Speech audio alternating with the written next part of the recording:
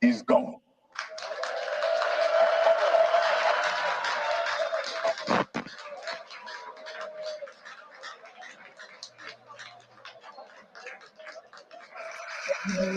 No longer justify an ever increasing cost and the wake of dry resources.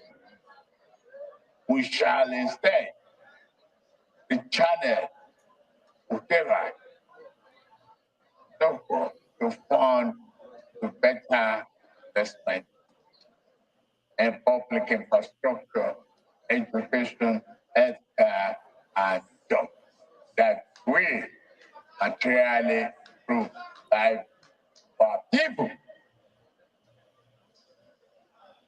Monetary policy. Though house cleaning, thorough house cleaning is necessary. The central bank must work towards a unified exchange rate.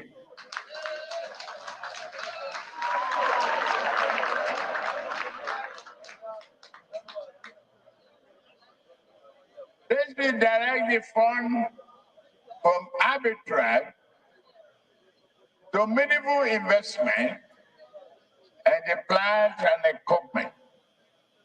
Jobs that are powered, that will power the real economy.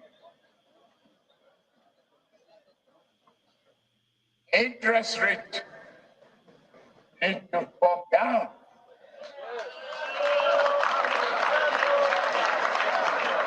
Currently too high. Anti-people, anti-business. We have to work on all of them.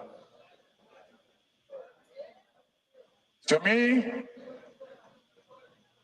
I know I've taken you through a winding time, a long time today. I will end this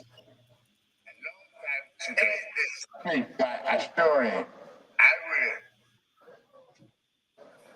end that the mandate they have given me is trust me split. The confidence is there. Hope is back for Nigeria. Just let us be united. Thank you. God bless Nigeria. God bless Federal. Your Excellencies, most distinguished invited guests, ladies and gentlemen, that has been the inaugural address by the new President of the Federal Republic of Nigeria, His Excellency, President Bola Tinubu, Grand Commander of the Order of the Federal Republic. Please may we put our hands together once more for His Excellency, President and Commander-in-Chief of the Armed Forces of the Federal Excellences, invités distingués, mesdames et messieurs, vous venez d'entendre l'allocution présidentielle de son Excellence, le président de la République fédérale du Nigeria et commandant en chef des forces armées du Nigeria, son Excellence, président Bola Tinubu, JCRF. Merci, Excellence. Félicitations. Thank you very much. At the end of the inaugural address, what we'll be witnessing next is the 3 hearty cheers.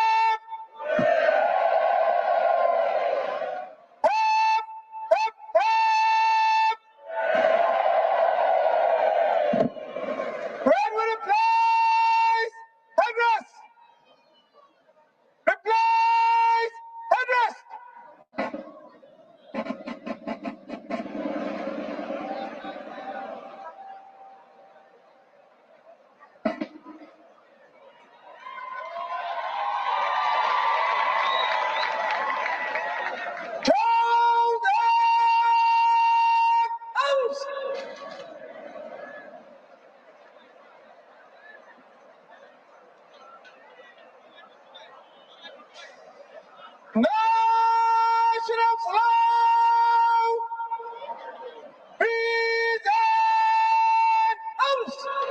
Excellencies, distinguished guests, ladies and gentlemen, please may we all rise for the 21-gun salute. Officers and warrant officers uniform are to salute, and may I respectfully request our distinguished guests not to panic at the sound of the artillery guns by the State House Artillery Battery. Thank you. Mesdames et messieurs, n'ayez pas peur s'il vous plaît. Le son que vous ont, c'est le son de ce qu'on appelle triple canon. Ça c'est à l'honneur du président élu, le président Bola Tinubu. C'est juste pour le respecter. Merci beaucoup. N'ayez pas peur s'il vous plaît.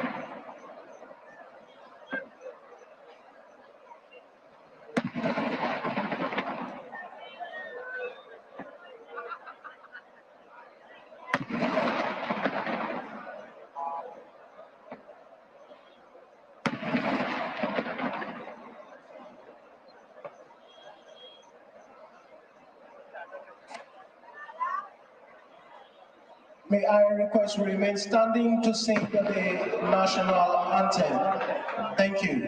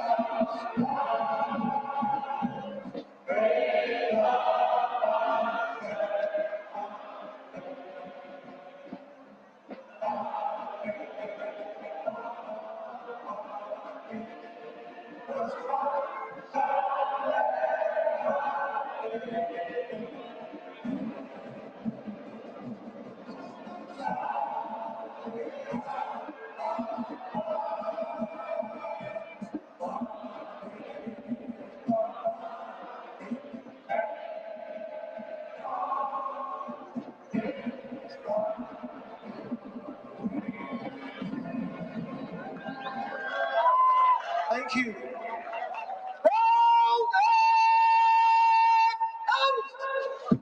At the end of the national anthem, the parade commander will now ride to take permission from the special guest of honor to march off the colors and the rest of the parade.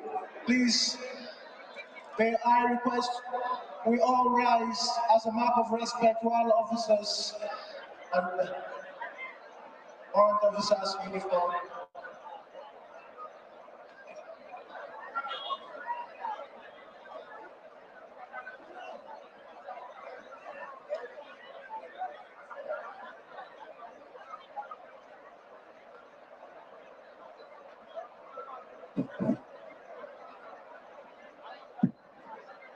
May I have your permission to march out the colors and rest of the parade? Presidential permission has been sought and graciously granted there by His Excellency, the Special Guest of Honor, which brings us to the end of today's unique and historic occasion, which is the swearing-in ceremony of the President and Commander-in-Chief of the Armed Forces of the Federal Republic of Nigeria. On behalf of the Central Organizing Planning Committee, members of the Nigerian Armed Forces, the Nigeria Police, we appreciate the Special Guest of Honor and other invited guests for being with us to mark this historic occasion, which is the President and Commander-in-Chief of the Armed Forces. All right, there you have it, the speech by the President, Bola Tinubu. You have to get used to that, actually. You have to get used to that because, I mean, what a speech it was. Because looking through that speech, some very key highlights. He spoke about agriculture, the economy, infrastructure, security, and some of them, I mean, the fuel subsidy, for instance, says is gone. They have to work towards a unified exchange rates. So it is gone. It is gone. Subsidy is gone. And you know the big talk about fuel subsidy to be or not to be. Different governments went back and forth about the fuel subsidy, but he categorical from the get-go that it is gone. And he said he will unify the exchange rate. There won't be multiple exchange rate any longer, and there will be a lot of house cleaning when it comes to fiscal policy in the country, monetary and fiscal policies. It'll be very interesting to see what economic analysts have to say in the coming days, Sean, because the president has tried to signal or give a very strong signal that he is going to be focusing largely on the economy. I mean, there was a very broad header for security, but the economy, even which had its own heading, was further broken down into the many different aspects. Very quickly on his inaugural address, or in his inaugural address, you'll see that jobs is very high up that list, followed immediately by agriculture. Then you see the talk around infrastructure, fuel subsidy, monetary policy, foreign policy, each one of them occupying their pride of place and, you know, focusing very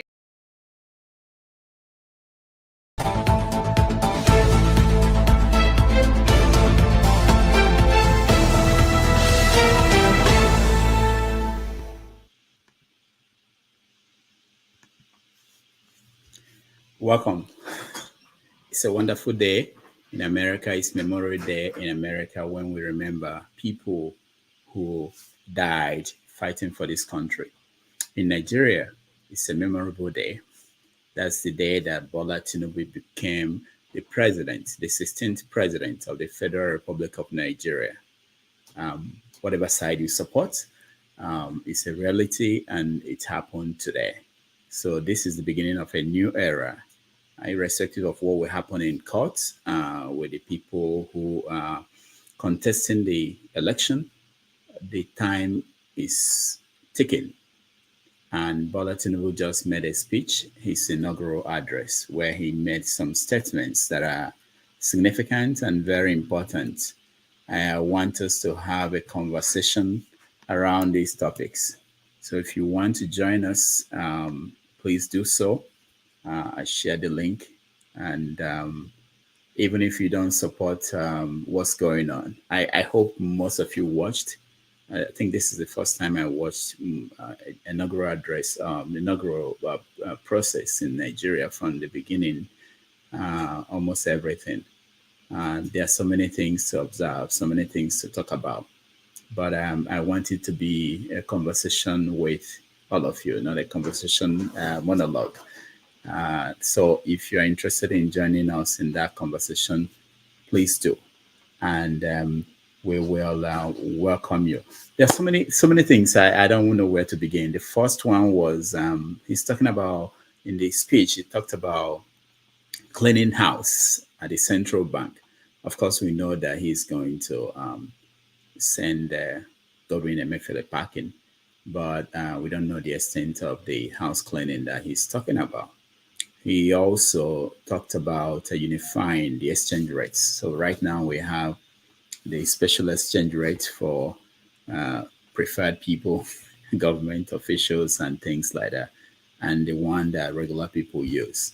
So he wants to unify that. The one that is interesting is the subsidy. Last week I think we talked about subsidy with a speech, an interview that Fashola granted the media, where he said that essentially subsidy is gone. So Tinubu repeated that today, but that's not the first time we're hearing that subsidy is gone. The question is, how is he going to implement it? And what are the fallout from that will most likely happen? So it will be interesting to watch in the next few days what will happen. I was thinking that by now there will be some appointments. He's been preparing to be president for a while, and should have some easy appointments that will have been made by now. If there are no ministers and there are no who is running the affairs of the country, so we hope that we will soon be hearing some news on appointments. We are going to talk to people in Nigeria. We're going to talk to people across the world. I know some people in Abuja. I'm trying to reach out to them. We are going to talk to them and get their view on the situation right there. What are they seeing, the people on the ground? In the meantime, let's take a break.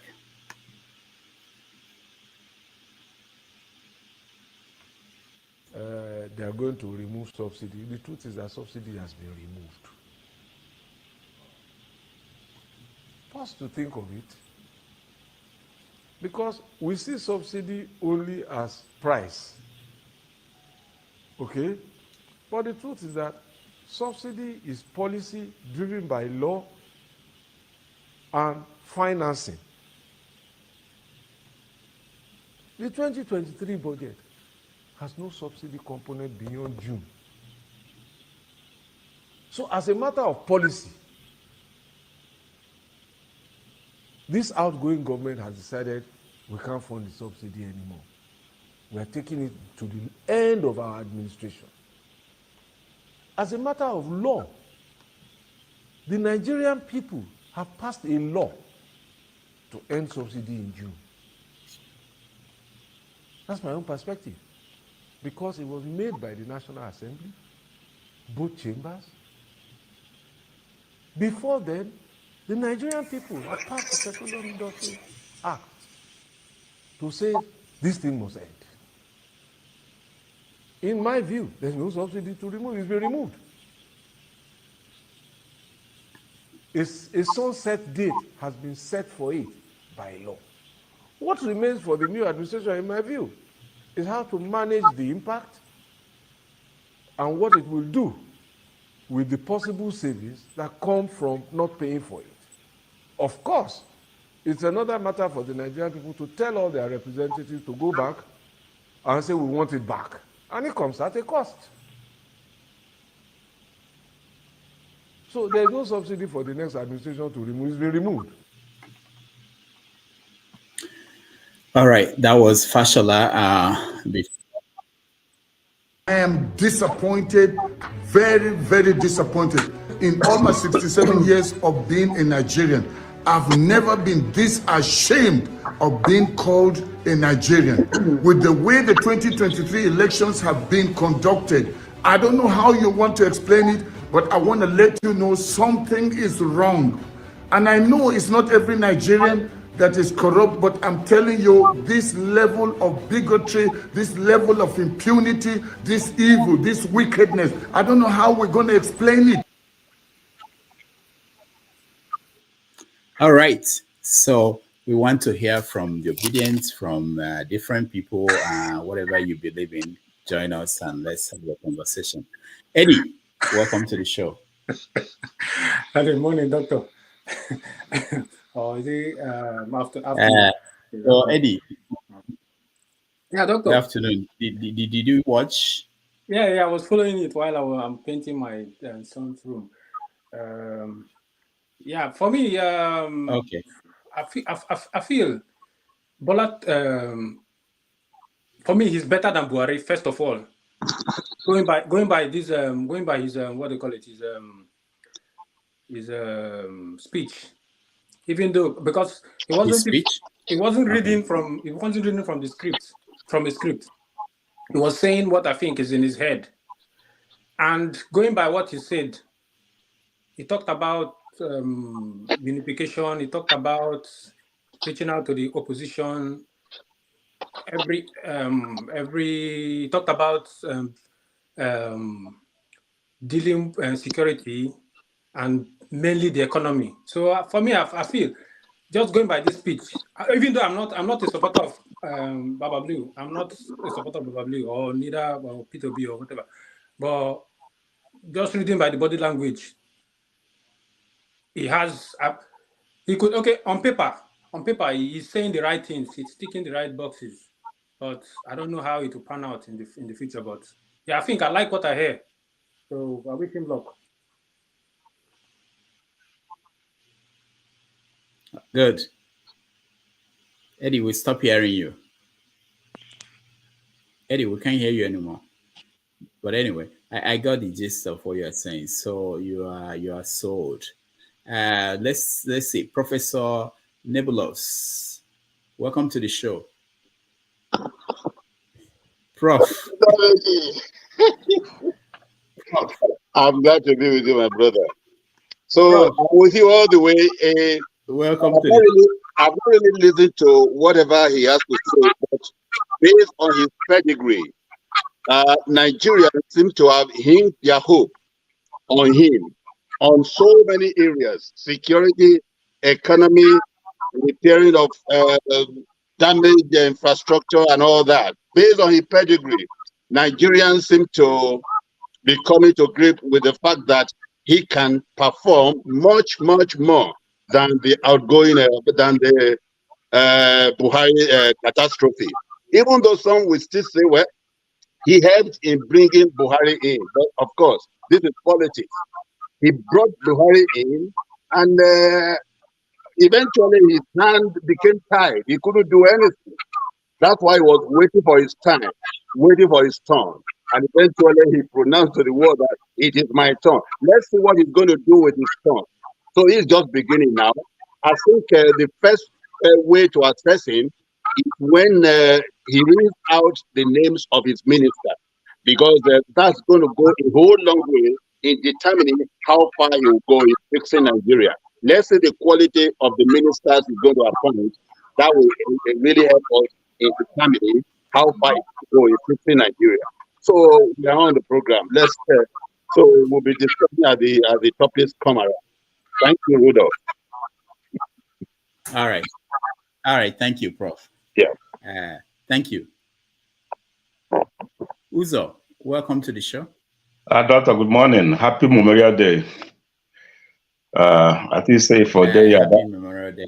If you have about Kio and some beer for your memorial, he's still here busy.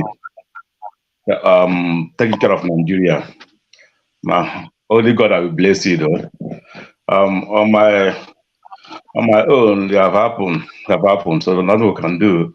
We are looking at minister. You only have to promote. Like you have so many super ministers already. Buhari, Buhari cabinet. Some like Fashala. You have to like from minister from we just like they promote them from. Jojo, are you coming out?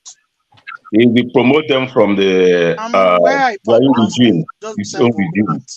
That one thing we're going to see. Going to just remove some and put some. He just like remove one and put one. That's what he's going to see.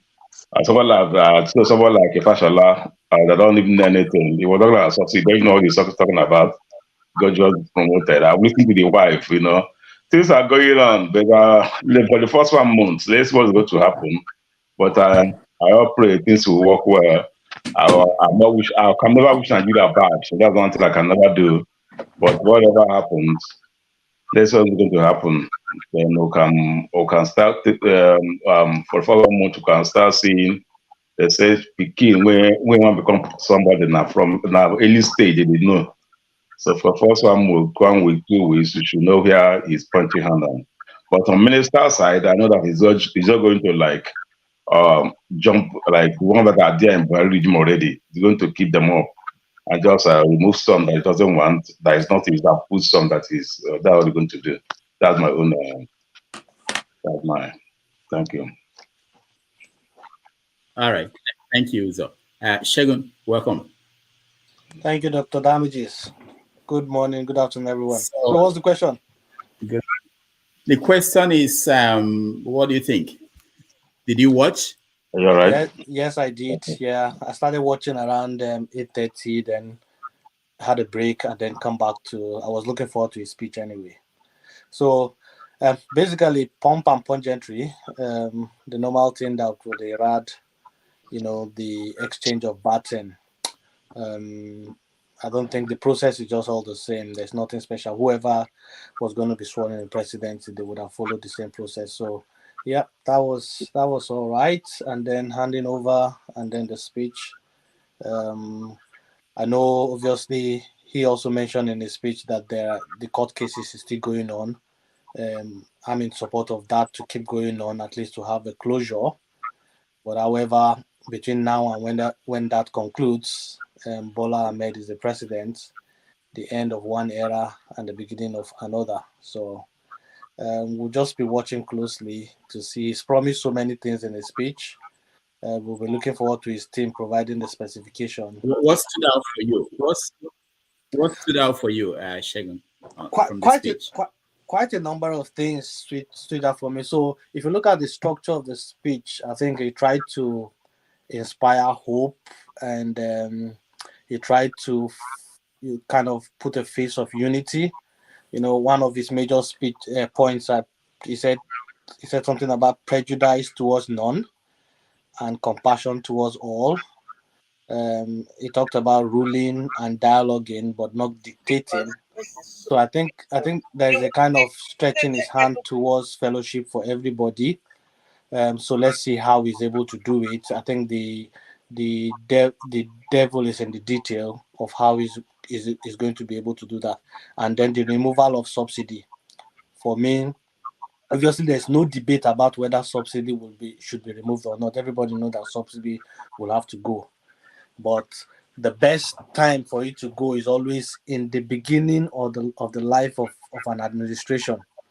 Because if you remove subsidies, there's going to be shocks and crises. But if you remove it at the early time, it's possibly you have time to recover, if you understand what I'm saying. So I think Buhari's government provided for subsidy to end at June 30. So from June 30th, there won't be any subsidy. It's going to get worse before it start getting better. I understand queues are already queuing up from news. So what we need to see now is how Tinubu hopes to manage the crisis of the removal of subsidy. So that stood out for me. His speeches were more pro-business. So again, a lot of reforms has to be done. We may not see movement in those areas immediately until all the house cleaning he plans to do has to be done. Another one that caught my attention, he said create agricultural. No. He talked about modern practices for animal farming. So again, I think that is, I don't know how he's going to push it, because that's going to be a run against what Fulani called their own natural way of life, which is the pastoralic, moving from one area to the other. If he's talking about modern practices, which could be ranching and all that, if he's able to do it, that would be good, because it's going to have impact on communal clashes and also help improve food security. But how he's going to do it, again, is the question. There are so many things anyway, but I think subsidy, modern practices stood out for me, and then those two major quotes from it, from the speech I extracted. So we'll just be watching and keep looking at what he needs to do. All right, thank you. UK, welcome to the show. Yeah, good morning, Rudolph. Good Yeah, morning, everyone. Well, how one are thing you? I want to say is that I didn't really like how things, you know, is going in Nigeria, because if if they don't set the good pace, which means the way the election, went by, will continue in that trajectory.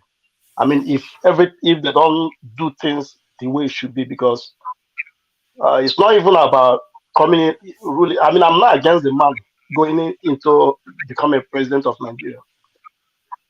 But one thing I see in Nigeria is that anybody can because if you look at how everything was going on, which means even any of us can rule the country. It's about determination.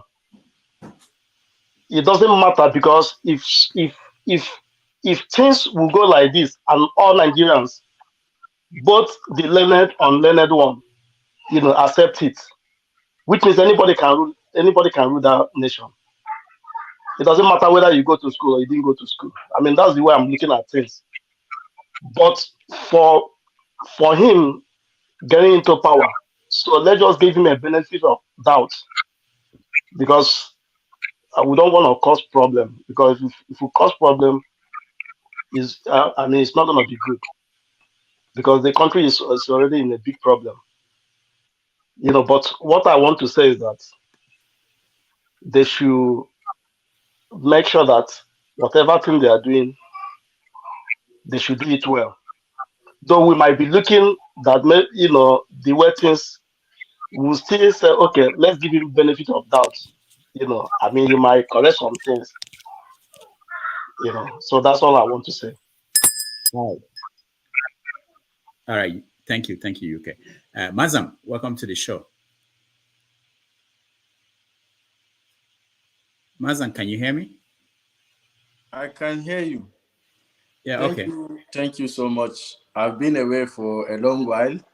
I know. I actually moved to another place, so yes. So that's it. But in the same country? Yes, I was in Scotland, so I moved to England. I got a new position as a manager in a company owned by a young man, a 45-year-old young man, who put in about 50 to 60 billion naira investment. So this kind of things is why we are not happy with what is happening in Nigeria, because you see, they have an enabling environment here. When are we going to do the right things in that country?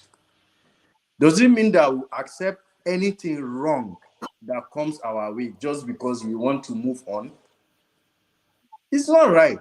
We can't be doing things the way things just come to us like that. It's not right.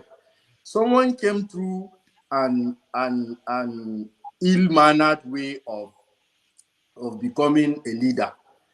Then we saw how their primaries went on. We saw how the election was conducted. We saw how everything, even last week, the court refused to sit. They absconded from their responsibility. And then today, we are having somebody who is a president. Just like the last person said that. That means we will accept anything that comes our way. So is that how we are going to be?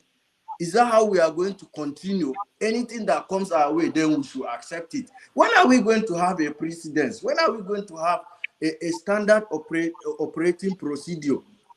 How are we going to move on like that?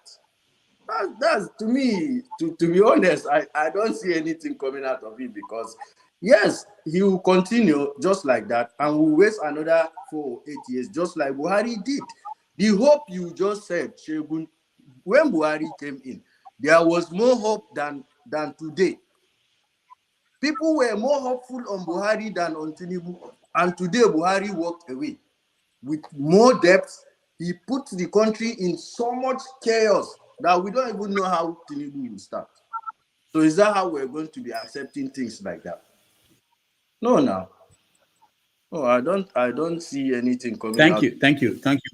Thank you so much. Sorry, Madam, I don't know if I mentioned anything about hope. No, you said he gave hope. so to me, I don't see any hope, because it's the same story, and for everybody and for nobody. That's how it is. Okay, well, I don't know. The same thing we had after the Civil War. The same thing. I don't know how that came across anyway. I can't remember if I said the word hope. I'm not saying he may be trying to give hope, but whether we see hope, so whether we see hope in his speech or not, is a different thing. For me, he has made yeah, for me, he has made his speech. We'll just be watching. Do I have hope? I'm a bit skeptical, but I can expand on that further down the line. What I think of his Yes, speech. because what I'm trying to explain is that you see in this country, it's just like you're looking for a visa to come to UK or to go to America or anywhere. They have laid down procedure what you must provide. If you don't have any of those things, you can't come in. And until we begin to put those rules in our country, we can't work. That's how it is. Yeah, I agree with you, but just to be clear anyway, it's not like I'm supporting the process Okay, that has I brought get him. you. Yeah. So I just get you. I yeah, get my first you. commentary is just on what he said. So, Oh, but not okay. on what. All right. All right. Yeah, Okay. it's fine. All right, Mazam, thank you so much. Ike, welcome. Hey, Dr. Damage, good morning. Good morning, everybody. I'm happy to be in your platform this morning. I just woke up. You can see me stretching myself. I only went to the bathroom to brush my teeth. And you can hear me? So, yeah, so you had no idea what happened today. I really didn't want to know what happens anyway. So that has been my stand anyway. So So, he so can be. what is your take on the speech that he made? That's what I'm telling you, my brother. I did not listen, and I'm not interested to listen. I didn't need to deny myself a sleep for something I do not believe in. I have to be a principled man, and that is where I was trained, and I'm still who I am till today. So I cannot continue to pretend it is well, or like Mazan said, I've said it in your platform on 1 million times here. Anybody that is telling me to move on from what happened to Nigeria in February 25th, is only just making the case worse, because I don't care what he says. He has been saying for a long time. So what will he say today that is different? So I really do not. I said it here last 2 weeks or so. I said that I'm not going to stop the inauguration because the Constitution, they will always inaugurate him on 29th of, just as he did today. But I said here on million times, he's not my president. He can be president to you, to some people, but as long as I'm still living in this planet Earth, Bola Tinubu is not my president, and he will not be my president until the process that make him excellency is corrected. And if he wins, then I'm going to be able to send a congratulating message written in gold to the Asorok to congratulate him as the president of Nigeria. But as long as it is right now, he is not. If you don't want to believe me, I don't know, listen to your former president, Jonathan, this morning on Arise. The situation we are here today, it was caused by INEC. And if there is anybody that is telling me that I should move on, even the people that are telling you inside their own mind, their conscience, they know that we cannot move on. But because of one sentiment or the other, they are telling me we should move on. Now, I said it on this week in your panel. I said Nigeria is already buried. So what are we talking about? You are trying to resuscitate a buried person. It is buried. So the process has been there, and he has been inaugurated today. Nobody is going to stop that. But if we want to follow the process, your constitution, which they used to swear him in, said today you must get 25% in Abuja. If you go to exam, they say before you get admission into University of Lagos, you must have 70% of English language. And if you don't get 70% of English language, how do you get admission in University of Lagos? So what are we deceiving ourselves as if we are just trying to, come here to waste our time, trying to debate what is not supposed to be debated? Thank you. Thank you. So we are going to, what we want to do is to talk about what happened today. So those who, especially for those who watched, I know that we've been litigating this issue and we will continue. But for today, for the at least first 1 hour, let's talk about what we saw and what it means. Adewale, welcome to the show. Thank you, Dr. Damage. It's good to see you again. It's been a while. Yeah, I know. Nice to see you. So, what's your take on what happened today? I see the hopes on the horizon. Unlike some people that are very, very pessimistic about the future of Nigeria. I see Nigeria rises above all the challenges that it's facing. Um, and what gives me that hope is the fact that despite you know, some of the trouble we've gone through, uh, people being uh, not believing the system, people believe that they're being robbed, people believe that they're being shortchanged one way or the other. I see the transition, even if the Supreme Court comes today and say, well, you know what, we're going to upturn the result of the election, and then we're going to have another person taking over. We've had a successful transition of power, and that to me signified that the country is on the trajectory of rising above all the challenges. Um, I watched power being transferred from one person to another, even though the same political party, the same political platform. But I see, that continue to maintain that, there's hope for the country. I don't share the same pessimistic idea that, the country is full of gloom and doom. The fact that Nigeria is still in existence shows that we can withstand anything. I watched the speech. To me, the speech gives me, what we expect because it seems the man himself promised a lot. And I hope he's able to deliver half of what he promised.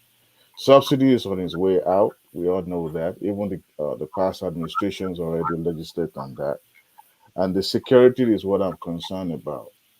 It seems the downfall of the outgoing administration was simply because of the insecurity. If security has been stable and guaranteed in Nigeria, apart from the election shenanigan, we would not be saying what we're saying. And then he's approached during the speech kind of the focus on the economy per se. I think it's more like changing that trajectory. So he talks about double taxation, which is gonna any direct investors is gonna look at the fact that they're not gonna be taxed out of their money. So and also trying to unify the exchange rate, which is a big deal. You're trying to stabilize the economy.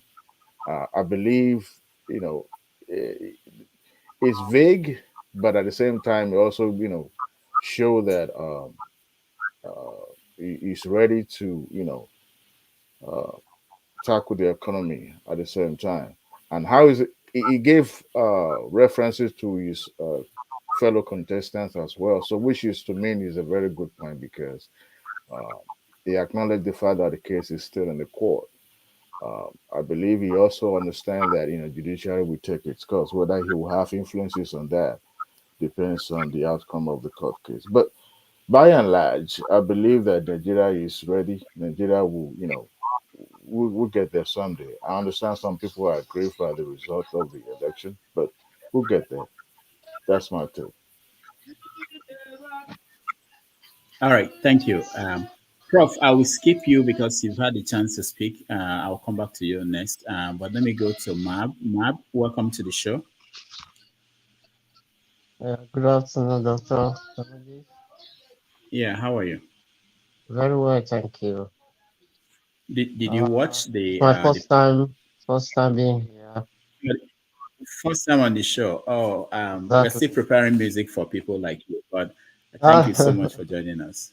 But I appreciate the program, and a lot of people, I can't begin to mention names, all kinds of good ideas and fantastic submission, sometimes argument, and it's all good.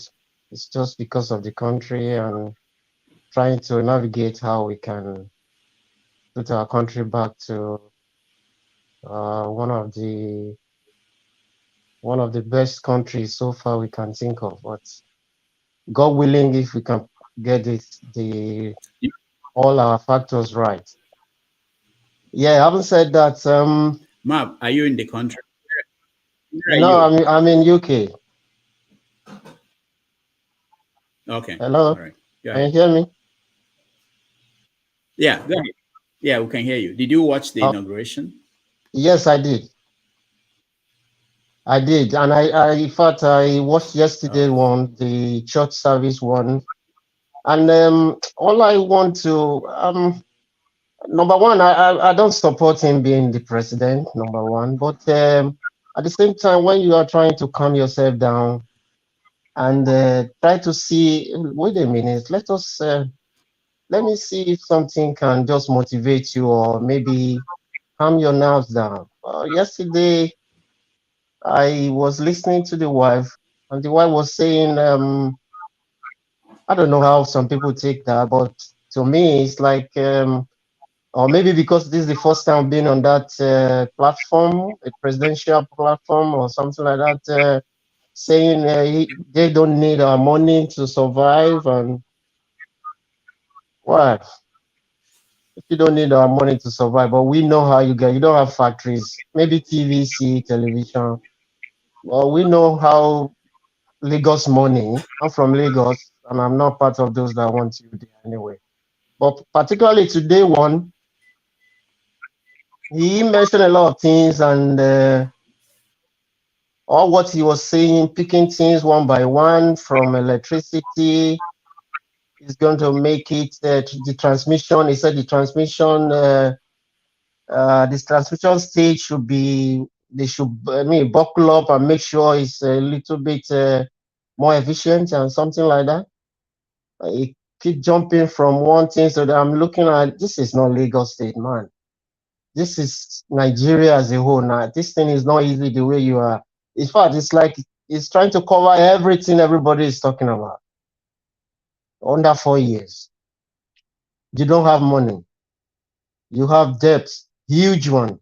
In fact, if you can sell all his property, I don't think that debt can consume that. So you have a lot of things to do. Okay, Why? Mab. Thank you. Thank you so much. Thank you. Thank you, Mab. We'll come back. We'll come back to you. Thomas, welcome to the show. Oh, thank you, Doctor. Good evening to everyone. Yes. First of all, I will say congratulations to Nigerians.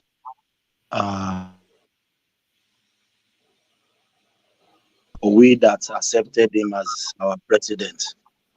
And for those people who doesn't accepted him, that is their own cup of tea. But what I'm expecting is, I listened to some videos that some obedient said they are forming their own parallel government. They are going to swear Peter Obi in another inauguration. I've been watching the internet and I've been looking for that inauguration of Peter Obi. I haven't found that. So, Dr. Rudolph, if you find that link, maybe you can share it with us so we can go and felicitate with Peter Obi too in his own parallel government. But I would say congratulations to Nigeria for we that accepted Ashiwaju as the president. Thank you. Did you watch the process? Thomas is yes, gone. I did. You did. So what stood out for you? Well, I pray for hope for Nigeria. That is it. The problem I'm having with Ashiwaju is just the age. But I think he has many good people on his side to make Nigeria great, to form a good cabinet so that Nigeria can be great. It's just the age. That is it. That is just my problem with Ashiwaju. Nothing else. He has done it in Lagos. He can do it again. Thank you. All right. Thank you so much. All right. Aaron, welcome to the show. Hello, nice to meet you all. Yeah. For me, I watched the inauguration with a lot of interest, but I also saw aspects that need to be worked on. I'm keen to see what the first 6 months of the Tinubu presidency will entail. I'm keen to see if he's going to continue a lot of the projects that have existed in the past, but I also want to see if he's going to make use of that which is now made available, such as the presidential hospital upgrades that Buhari did before he left. as president.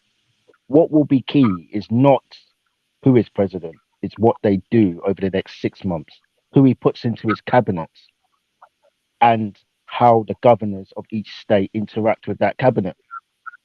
Where will the checks and balances be on what those governors do at the local level and at the state level? That is what will be most important. I will have my eye on that. As well, I will also have my eye on Shatima. Shatima will be very important over the next 3.5 years, because you have to cast your mind back to when Buhari started in 2015 and he was taking a lot of trips abroad. Who was actually in charge of the country? That ended up being, for many parts, Osinbajo. So we have to keep our eye on the vice president as much as the president. Because one thing we've all seen from Tinubu is his ability to delegate. So it's key to see the people he delegates this power to. Thank you. All right. Thank you so much. Open-minded, welcome to the show. Open-minded, can you hear me? Yeah, good day, everyone. Yeah, you don't sound excited. This is a very important day. You should be Yeah, I can hear excited. you. I don't know if you can hear me. We can hear you, but you have to speak up a little bit.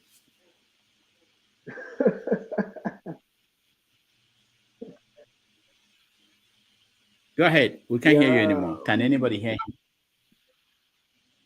about the inauguration, Speak right? up. Open-minded.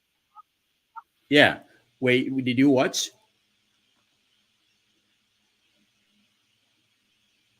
All right. Open-minded. We can't hear you. Something Yeah, is I wrong. watched. I Let's go watched. back to. Oh, you watched? Okay, go ahead. So, what did you see that was of interest to you?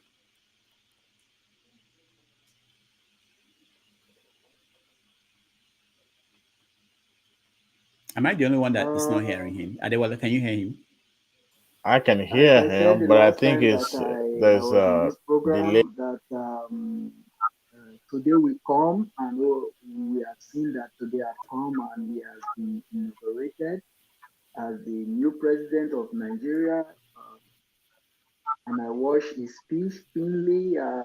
He talked about subsidy, which is what I was eager to hear, and that is okay. A plus. We are waiting what will come forward maybe in June, I think. I know it will not be easy at the first stage, but later on, probably we can see the benefit. Not that not that I like him, or I advise people to vote for him, but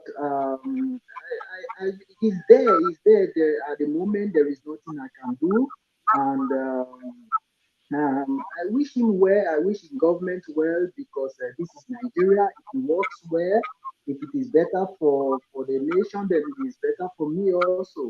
That is why I wish him well. That's why I will not wish him to fail. I wish him to succeed. But what I am interested in is his cabinet. I want to see the kind of people that is bringing on board.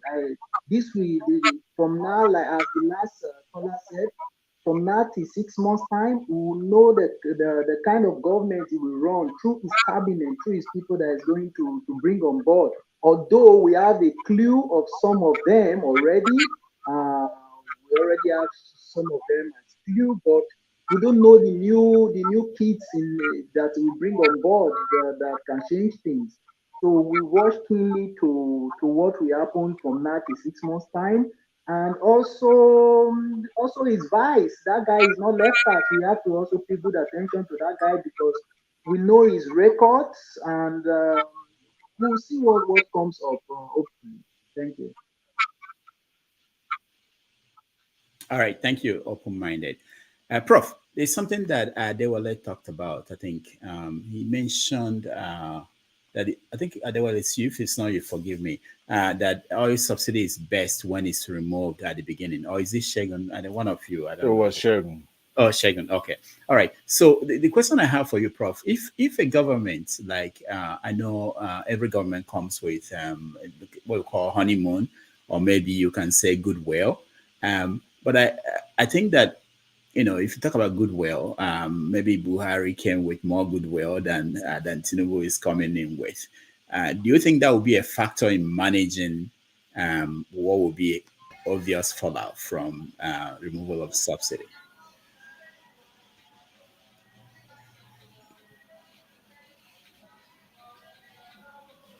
That's for you, Professor Nebulos. He should unmute himself. Yeah, Prof, unmute yourself. Oh, thank you so much. Yeah, talking of goodwill, I was one of those who actually campaigned for Buhari because we thought, many of us then, we thought he was going to usher in a good hope based on his pedigree as a soldier and all that. But all that belongs to history now because many of us need to regret our action. Now, talking of goodwill, the guy in position now may not have that goodwill. And if you watch one of Professor Nebula's show recently, I titled it "Tinubu Do Not Make Nigerians Meet Worry." That simply means that since you are coming with a lot of overhand, coming with a lot of what some people call legitimacy deficit, so he has to prove his mettle. He has to show that he is capable of ruling Nigeria. And how will he do that? It is by running an inclusive government. No, not like somebody who said, I knew those who voted for me, I know those who did not vote for me. And that reverberated throughout his regime, and he marginalized some people based on that statement. I want Tinubu, he should not do something like that by thinking that these people attacked him during campaign, and these people don't like him, and so it's going to deprive them of dividends of democracy. He should see himself as the father of the whole country. So legitimacy problem that he's having now will be neutralized by the time he begins with that good, initiative by bringing everybody in. One thing I will actually watch keenly, although he has not promised us, if this guy does not inaugurate or effect through federalism, through his own time, to me, Femi Adebulu, he has failed. There is nothing he can do that I can give him pass mark if he does not use all the goodwill and whatever political will he has or he can garner to keep Nigeria through federalism, where the component states will be independent and kind of have autonomy to be able to act instead of what is happening now that everybody will be looking up to for the goodies every month. This is an aberration. If we cannot correct that, to me, at the end of 8 years, irrespective of whatever he does, he will be a failure. That's number one. Number two, many can agree with me that if there have been responsive and responsible government all this while, the travail of a Kwema in the UK will not be. If they have spent our money well to establish world-class health system, with Kwemadu will not have the problem he's having now because Nigeria would have taken care of him and the daughter. So, if this man, Tinubu, that is coming in now, what I expect of him first and foremost is to see to that health sector, establish hospital that can take care of himself because he's going to be running a health care now for his health issues. He should be able to make that one situated in Nigeria. We don't want to see a president that will be running away for health. It's an insult. It's an insult. How many times have you seen the Ghanaian president running outside for treatment, or Guinean president, and so on and so forth? When the giant of Africa is doing all this, for instance, he just is a disgrace to Africa. So we want Bola Tinubu to right all these wrongs. And time he's able to do this, running an inclusive government, bringing all the foes and friends alike together, making it belong, and all the jackpot syndrome will stop. Okay, then we will know that this guy is succeeding. Like I said earlier on, it depends on the people he surrounds himself with. The quality of his cabinet is going to determine all these things. But he must not leave any Nigerian out. East, south, west, north, everybody must be included. But he must vet. He must vet the kind of people that are going to work with him. And again, like what the did, anybody who stole in the Buhari administration is given higher rank. So we want a change to all that. that anybody who defrauds fund, who defrauds the people, because that's what where we are today. There is no deterrent. There is no deterrent mechanism that can teach people a lesson. So when people steal public funds, instead of jailing them, then I think some technicality of the law to educate them. So if that is removed, and anybody who dare to steal is apprehended and dealt with, to me, he would be succeeding. So this is my take for now. I didn't listen to his broadcast. I've not listened. I've not had time to listen. I'm just saying this based on his pedigree. Thank you, Prof.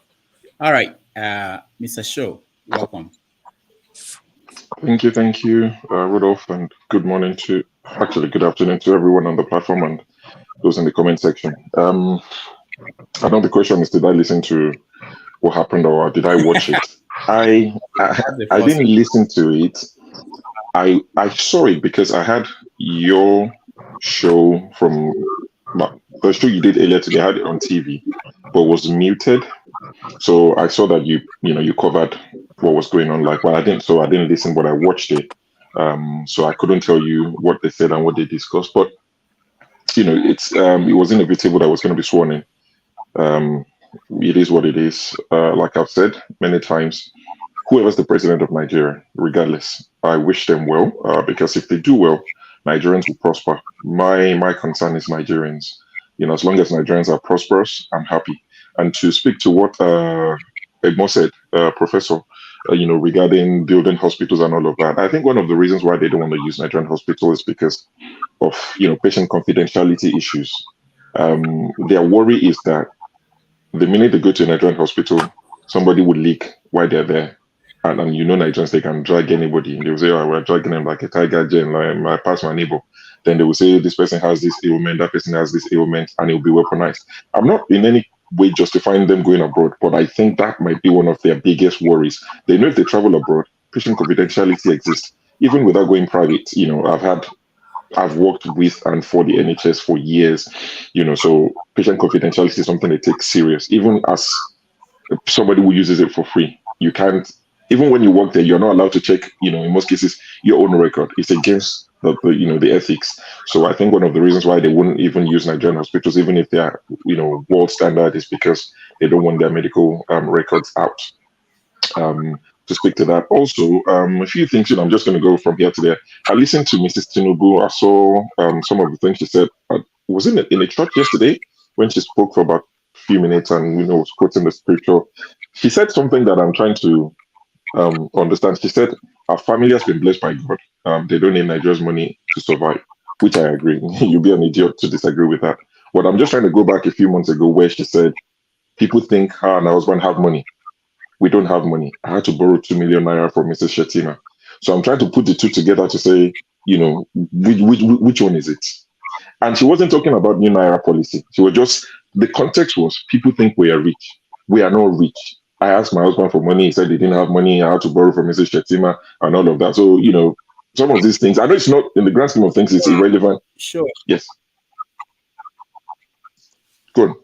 I was wondering, did you read my script, Dr. Damage's script?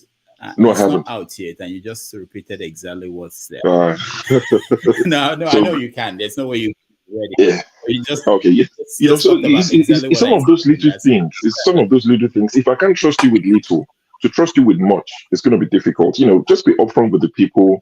Be sincere in some little things. You didn't need to tell us then that you borrowed 2 million from Mrs. Shettima to prove to us that you are one of us, that you're broke. No, you're not. So you're now saying that your family has money and all of that. I wish them well, because of Nigerians, not because of them personally. I wish whoever sits in that office, I wish them well. To the obedience, it's not the time to decide. Like I said on one platform I was on earlier, it's a tough one to take. For some of us, we knew what's going to happen from the day he was declared president. It was going to happen. Nothing was going to stop him. But if someone has benefited from going to court to challenge things like this, it's Peter Obi. He's enjoyed that. I know it was on a lower level or at a lower level, but the fact remains Peter Obi has enjoyed success going to the court. And that's why he's dogged, he's determined to say, you know what, I'll see this to the end. He might favor him, he might not favor him, but the man is determined, and it's called, on obedience, to be patient don't cause trouble, no anarchy. Let the court do what the court will do. When they rule at the Court of Appeal, I'll plead with the obedience, regardless of the result. You know, there's still Supreme Court. So even if we win at the Court of Appeal, we have to remain humble. I'm not saying don't celebrate, but don't treat it as if that's the final decision. And even if we lose at the Court of Appeal, we have to remain, positive, because there's still the Court of Appeal. I know it's almost impossible to trust the court. You're saying Ariwola, handled this occasion and is the Supreme Court justice. So all of those does not make for a good reading for obedience, but we have to remain positive. That's the best we can do. I'm not going to call on anyone to go out and go and cause war and go and fight and go. If I'm not going to lead it, I won't tell you to go and fight and go and do this and that. People can say what they like. My position is don't go and fight, don't go and cause any war. Peter B won't put his children in front and say, let's go and fight. So people need to be careful. And on this platform as well, because I'm one of the moderators, so can I please plead with people who would come later and start throwing words around and say, let's go and fight, carry guns and all of that. Aisha Yusufu's YouTube channel was taken down in the last 24 hours. I'm not sure for what reason exactly, but just to let you know, the things you say, they carry weight. So please be careful to what, I know people are angry, emotions are raw and all of that, but please be careful what you say so that we don't lose this channel. And if you send anybody coming here purposely to say things like that so that this channel can be taken out, please kick them out. Don't hesitate. Thank you. All right, thank you so much, Sure. Eddie, I want to get. I know that you are not. I don't think you're obedient in that sense, but I want to get two things that you think if Tinubu should do in the next 100 days, first 100 days, that will win you over to say that okay, I think he's on the right path, and I think I want to support him. Is there any two things that he could do that is important to you, or an indication to you that we may be on the right track in the next 100 days? Because that's the count. That's what the media always look at. What did you do in the first 100 days? Okay. Can you hear me? Can you hear me? Yeah, we can hear you. Yeah, we can hear you, Eddie. Okay. First, like Prof said, if he's when he chooses his cabinet, is it Prof or somebody on the platform said when he chooses his cabinet, he should reflect inclusivity. It shouldn't be like Buhari's regime that had, will I say, Buhari's administration that had people, most of the cabinet ministers from one section of the country. Because second thing I think he should do, second thing I think if he does will make me align to him, not like in the actual sense, is if he allows the how do I say, true federalism, like Prof practically said, true federalism. If he allows true federalism, like he said in his on his speech, if you listen to the speech, he said about state government generating their electricity and distribution and all that stuff. So that's one thing to say. I know that's something he fought for and in Lagos. So if he could do that, if he could allow that to play around the country. But that one has been signed into law. That one has been signed into law by Buhari. So it's already been signed into law. Okay. Because he made that that's part of his speech when I read the speech. So yeah, I feel if he implements most of the things he said. First of all, if you compare his inaugural speech to Buhari, if you put them side by side, the difference is clear. Even though I'm not a supporter for Tinubu, but the difference is clear. If you go through both speeches, you put them side to side, you could see that one was coerced into governance. Buhari was coerced into governance. He wasn't prepared. But I feel from what Tinubu has said, from the body language, I feel he's prepared because he knows that Buhari's administration was sort of shit. But yeah. So yeah, I think them two things will sell into me. Okay. Uzo. The same question. Yeah, what I would say, as Eddie says, true federalism will be the key. Everybody looking at, his appointment should be of people of like minds. When you appoint, for example, he can carry all the nations along, east, west, north, middle belt, every part of the nation to have a seat in his cabinet. That will really like But be a but good thing. who's who's who's hold Yeah. on. Buhari did that. It's actually required by the constitution to make sure that it's every state will have a minister. So it's not something that they can actually avoid. Like Minister of State And when for you say true federalism, the one I mean is that like the one you gave to Professor Koyomu, is that a minister? If Kami have come out today say that is just nonsense, just to carry people along. What I mean is this: if you want to carry people along, you got to have where they have the decision. Now you can't do a security meeting about status, no status, there's no status standard there. You can't do a security meeting in the southwest, no sat western Nigerian security meeting. When you're doing about their own village and know of the village people in that meeting. So what are they going to do? So that's what I mean. Not that by appointing people as the minister portfolio like Amechi and all those that are portfolio minister. I mean people that have a decision even in security level. That we are talking about Imo State. That there's somebody from that region that will tell you will tell you the meant going on there. How it concern his people. Somebody from the Burundi cannot be tell you why I concern somebody in the Imo State. Lay that behind. But my thing is this.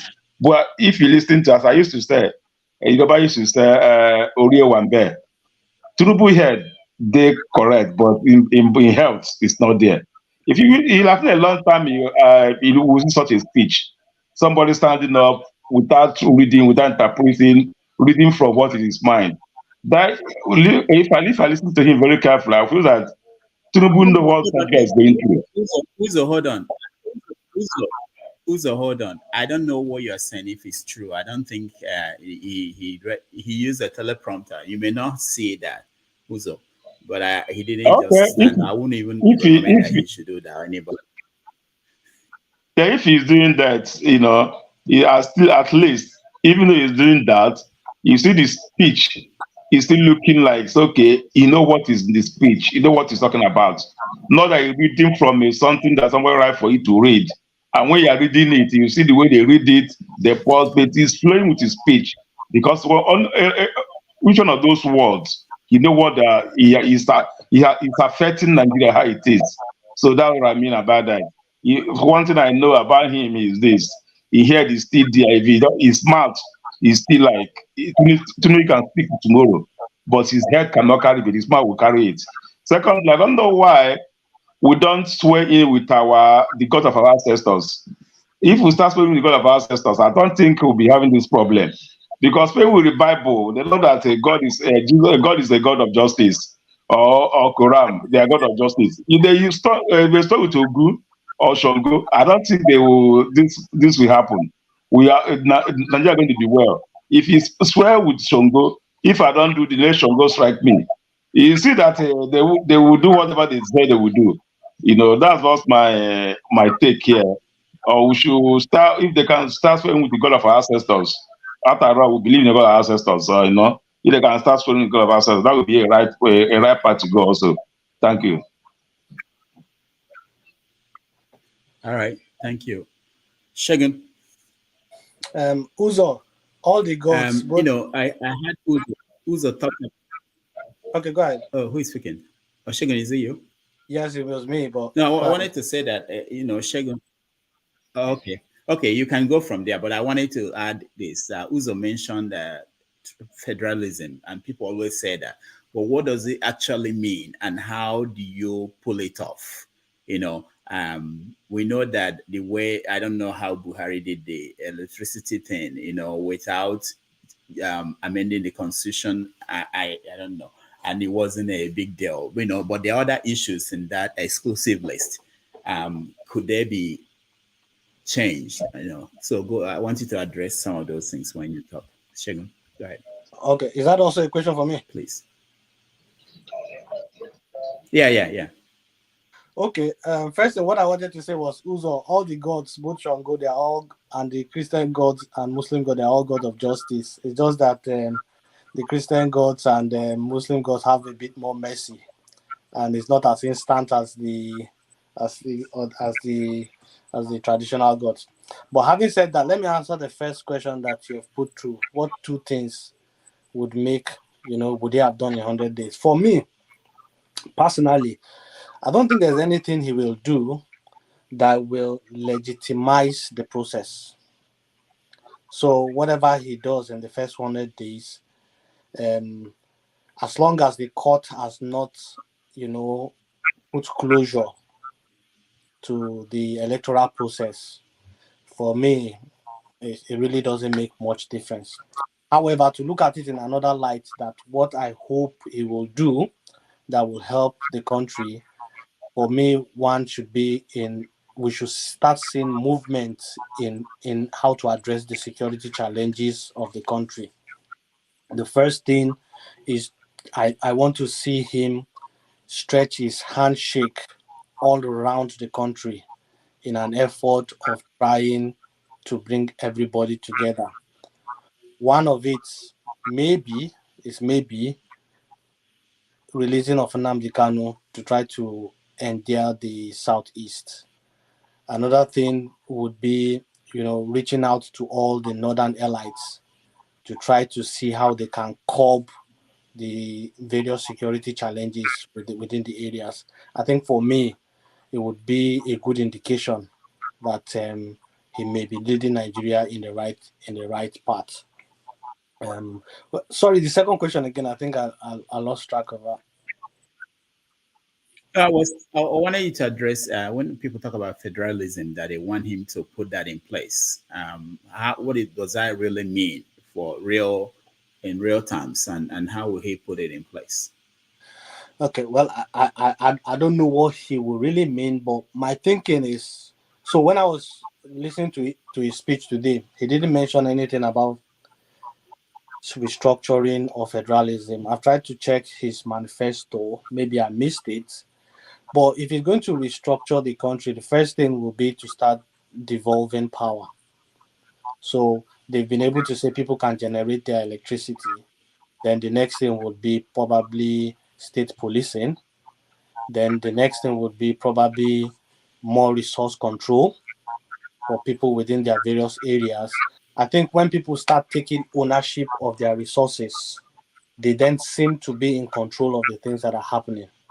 And then when people start taking ownership of their security, they then also begin to take ownership in their region. For me, because everything points to the center, that's why everybody's getting agitated. If everything is localized, people will concentrate their agitation, their protests, and everything to their own region.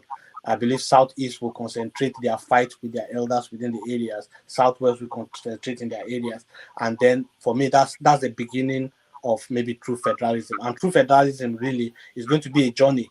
It's not just going to be one radical push that everything just turns around. So that's just the way I see things in terms of restructuring or true federalism.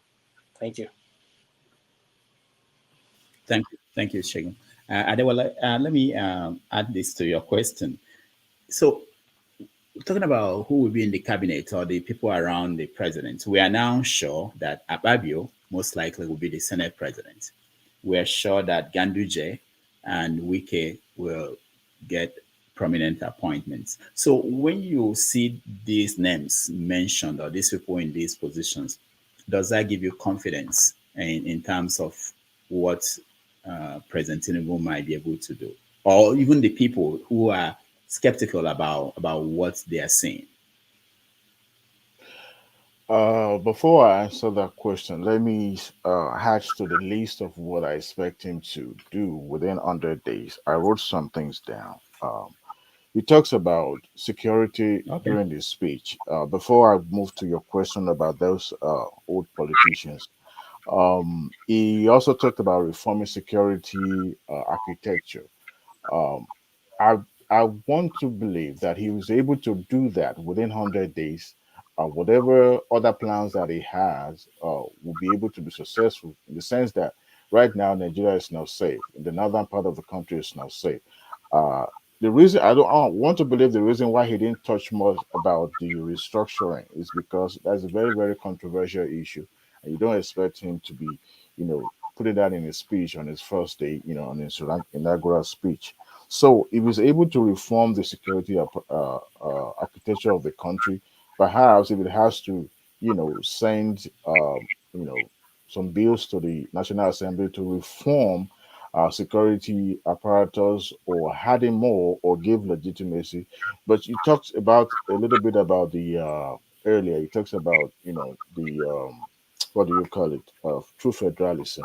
Uh, Constitution has to be amended, and how can we do that through National Assembly? And it's a very rigorous process. However, I believe he can do that. Also, he talks about power generation and identification of the country. I believe he can do that, even though General Buhari signed executive order. He can also codify that law into law by sending a bill to the National Assembly for constitutional amendment, and they can have that in our constitution so that there won't be much litigation in the future. Because I foresee that anything that is, executive order can be subject to interpretation under the Constitution. So I want to believe that it can also do that. And then the review of every political agitators that are in custody, including Nnamdi Kanu and all that. Within 100 days, it can, review that and, prompt the judiciary to speed up if there's a need to review and to release any one of them or to charge any one of them to court.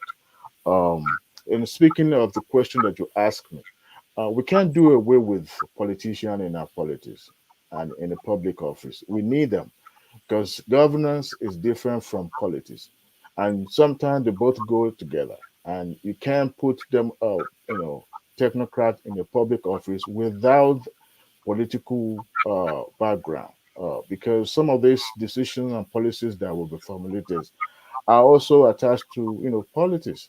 So you don't expect because we have stakeholders, and most of the time when these policies are being formulated, it's looking from the perspective of stakeholders. What do they intend to gain? What do they intend to lose? And so seeing Ganduje in his cabinet, it's not. I don't think it's going to be out of place because these are the you need politicians, all right, to be able to help navigate some of these uh, political entanglement that you might face. Some of these cabinet members might face in the process of carrying out their job function. But I get it. People don't want to see old faces and all that, but we cannot fend them away because sometimes Not just old faces, but faces that are, and they were not just old faces, but people who are quote unquote then they had dents. People had questions about their Mhm, credibility or integrity. So it's not just old faces. mhm. Who doesn't have blemish? We are human. We are prone to make errors, right? Now, I say that with all sense of sincerity. We are all human beings, all right, including politicians. We see these people as being, have a lot of baggages. But the thing is, tell me which of our politicians today doesn't have baggages? Who? If you dig deeper, you find something attached to their apron that you can use against them. But my take is that no matter who he is going to appoint, whether he utilize Ganduje, somebody speculate that Ganduje might become the FCT minister. To me, he's a low cabinet member. It's not like when you appoint somebody as in finance ministers or works and housing or power. So, but even if you appoint those politicians to place, I understand the sentiment that these are a politician that we don't want to be seeing. But in some cases, you need them for you to be able to navigate and get your policy right, so that can help you politically. So All that's right. my take on that one.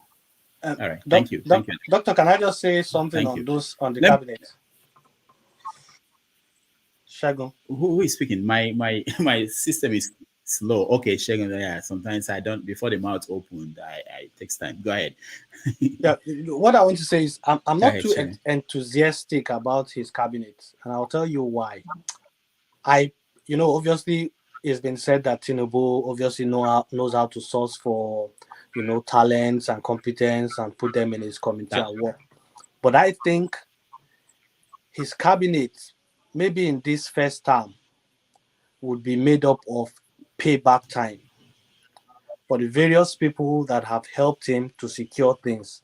He will try to reward them by putting them in position. And if you do that, then the competence that will probably help him achieve some of the aspiration will be diluted. So in that case, I'm a bit pessimistic about the composition of his cabinet. I'm only going to see people who has helped him achieve his dream of becoming the president just put in positions, and we won't probably see in the first 2 years infusions of talents like Obasanjo did with the likes of Okonjo-Iweala, with the likes of this other woman, with the likes of Amina, even El Rufai came to Obasanjo through some scouting of talent. So I'm not too enthusiastic, and for me, that is one of the areas. I hope I'm wrong, because I really want the government to succeed.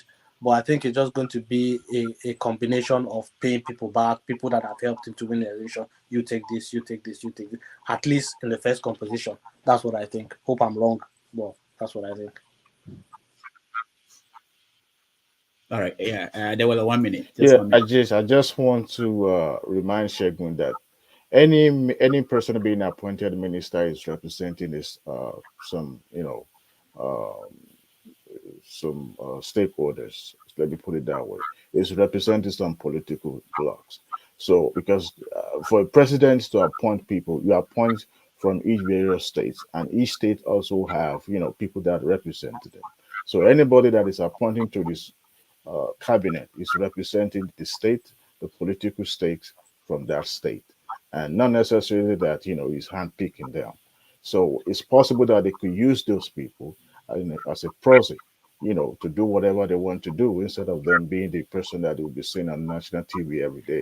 So I want you to look at it from that angle. Well, I'm really not talking of right. of representation. I'm just talking about the competence side of things. All right, let's go to TK. I will come back on the line, Aaron. But let me. He's in the dark. I'm guessing he may be in Nigeria. TK, welcome to the show.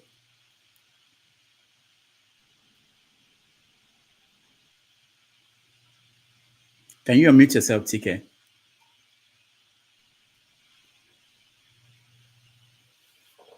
Hello, everyone. Good afternoon, everyone. Yeah, nice to have you. Yeah. First of Are you, all, are you as in Nigeria? regards the sure, I am. Yeah. Okay. Where Yeah. in Nigeria? You can see the environment. You surely know that this that I am from Lagos, to be precise. Okay. Did you watch Yeah. the inauguration of Bola Tinubu as president? I listened. I listened to it. I didn't watch it. I listened to it through the mainstream medias. So I listened to the last part of his inaugural speech, and well, relations to Nigeria, he has been given to the nation as the president of the country. So the next thing for him is to play fair and not behave like our past presidents that have left now. He needs to work so much on who will be in his cabinet. Because if I look at all the people that have been nominated, that be on the list, what we have been hearing so far, they are not people that we can vouch for really to push the country forward. So and he need and the first his first tenure, his first year is very very important because we are people of history. If you remember what happened in the first tenure of Buhari, his first 6 months was so important. His first year was so important, and from that time to the leave office today, what happened in the first year affected and negated to what we are experiencing right now in the country. So he should not make mistakes. He should not make mistakes. in who he appoints. If he misses it this year, in his first year, in the first 6 months of his administration, I don't know where we will be at the end of his tenure as a nation. Thank you. All right, thank you. Let me go to Sydney before I go back on the line. Sydney, welcome to the show. Well done, Dr. Rudolph, and every other person. Yeah. Yeah, good to see you guys and have a chat on Nigeria so far. So, should I just go on the question you just asked everyone? Yeah, go. Yeah, exactly. Did you watch the inauguration first? Did you And watch? I didn't really watch it. I just took snippets of it. Really, I was not. Okay. There's no motivation to watch it because it's same. Okay, there's nothing exciting going to happen really, and that's why sometimes Nigerians we think that something um, exciting is going to happen, but it's going to be same business as usual, same drama. They'll talk, they move on to what they need to do. And with regards to the federalism question, I think Shetima, in one of his outbursts, he said, "Federalism, my foot." So that's that's why you can't see it in his So statement, that's why you can't see it in his statement because that's what it is. It's because it's that's what not it part is. of it. That's what it is. That's what it is. That's what There's an echo coming.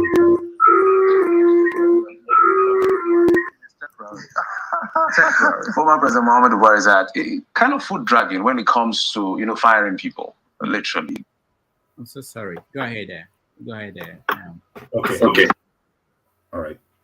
So, with regards to some of the things he said in his speech, which I've looked at, he mentioned things like doctrine and architecture of security. I don't know what that means. I think we'll check what he means in the next 100 days, what he wants to do with the security architecture and doctrine. Doctrine would be how they function.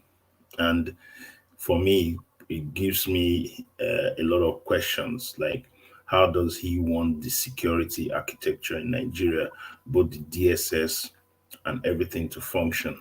Because one thing we must know about leaders is they cannot be different from who they have been. Anybody expecting Asiwaju to be all of a sudden different is wasting their time. He's not going to be different from who he is. Number one, Asiwaju has a penchant for capturing state. So the architecture will be state capture. That's going to happen, whether people like it or not. His architecture will be that. Secondly, is that he talked about house cleaning. So in the next 100 days, I want to see what he means by house cleaning in terms of the monetary policies. So saying house clean in terms of monetary policies. Definitely, one of the people he will clean is Emefiele. So Emefiele should be packing up his things, and then I want to see how he wants to clean the monetary policies, because he wants to bring down the monetary policies and the dollar and all that. So those are the things that we have to look at genuinely to watch out. In terms of his government, he has already told us his government how he wants to get his government, appoint his people. He's told us he's not going to look at he's looking at, and he generally, like I always said, he generally looks at competence and area of in specific areas. He would likely put round people in round holes, especially in legal, in terms of places like the medical side of things, places like finance. He would tend to bring technocrats, but technocrats that understand politics. All right. So if you look at him from his track record, you have to look at him from where he's coming from. What has he done? What is his pattern? And that's it. Will he be a president that will always be there to engage with us? No, I don't think. He'll be very elusive because that's his style.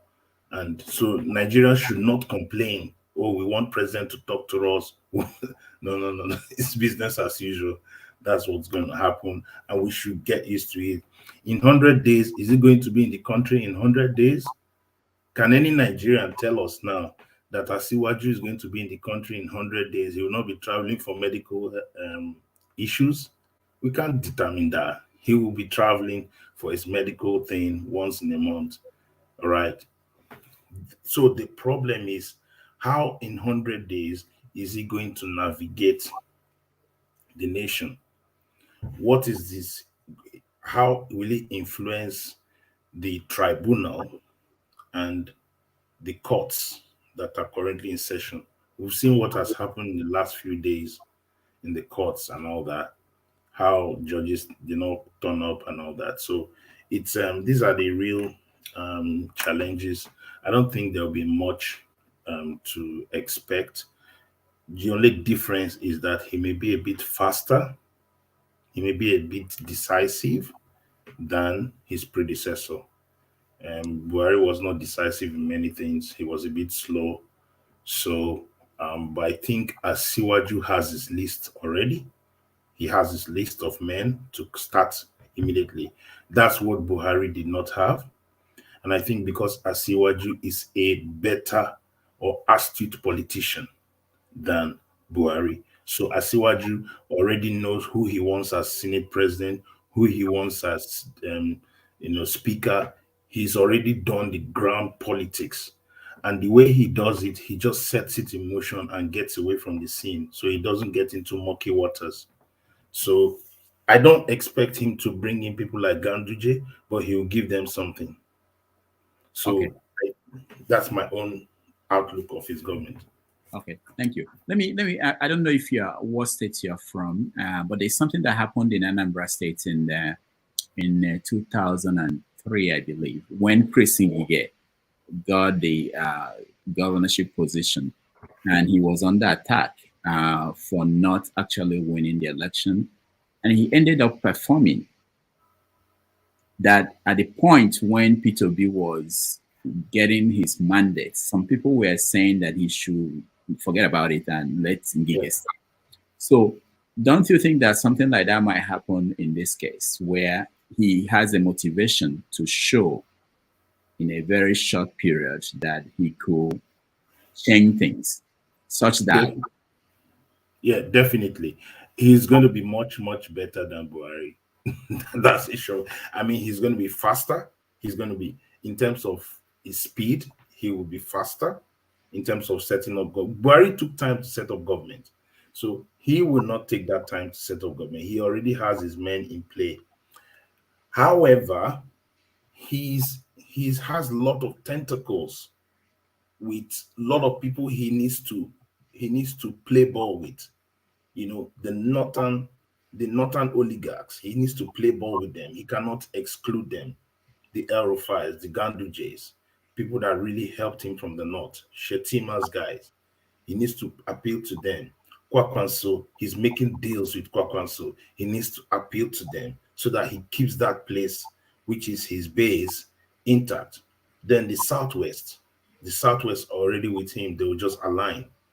Where he's having issues is the North Central, the Southeast, and the South South. Now, in the South South, how does he play with the people like Rotimi Amechi and Wike? Looks like he has abandoned Rotimi and he's going to play with Wike.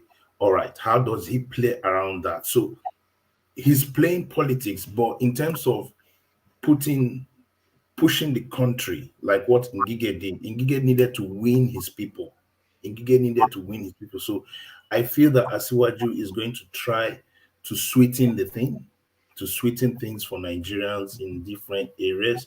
How he will do it, I don't know, because the truth is that he doesn't have the young people. The young people have zoned out from him.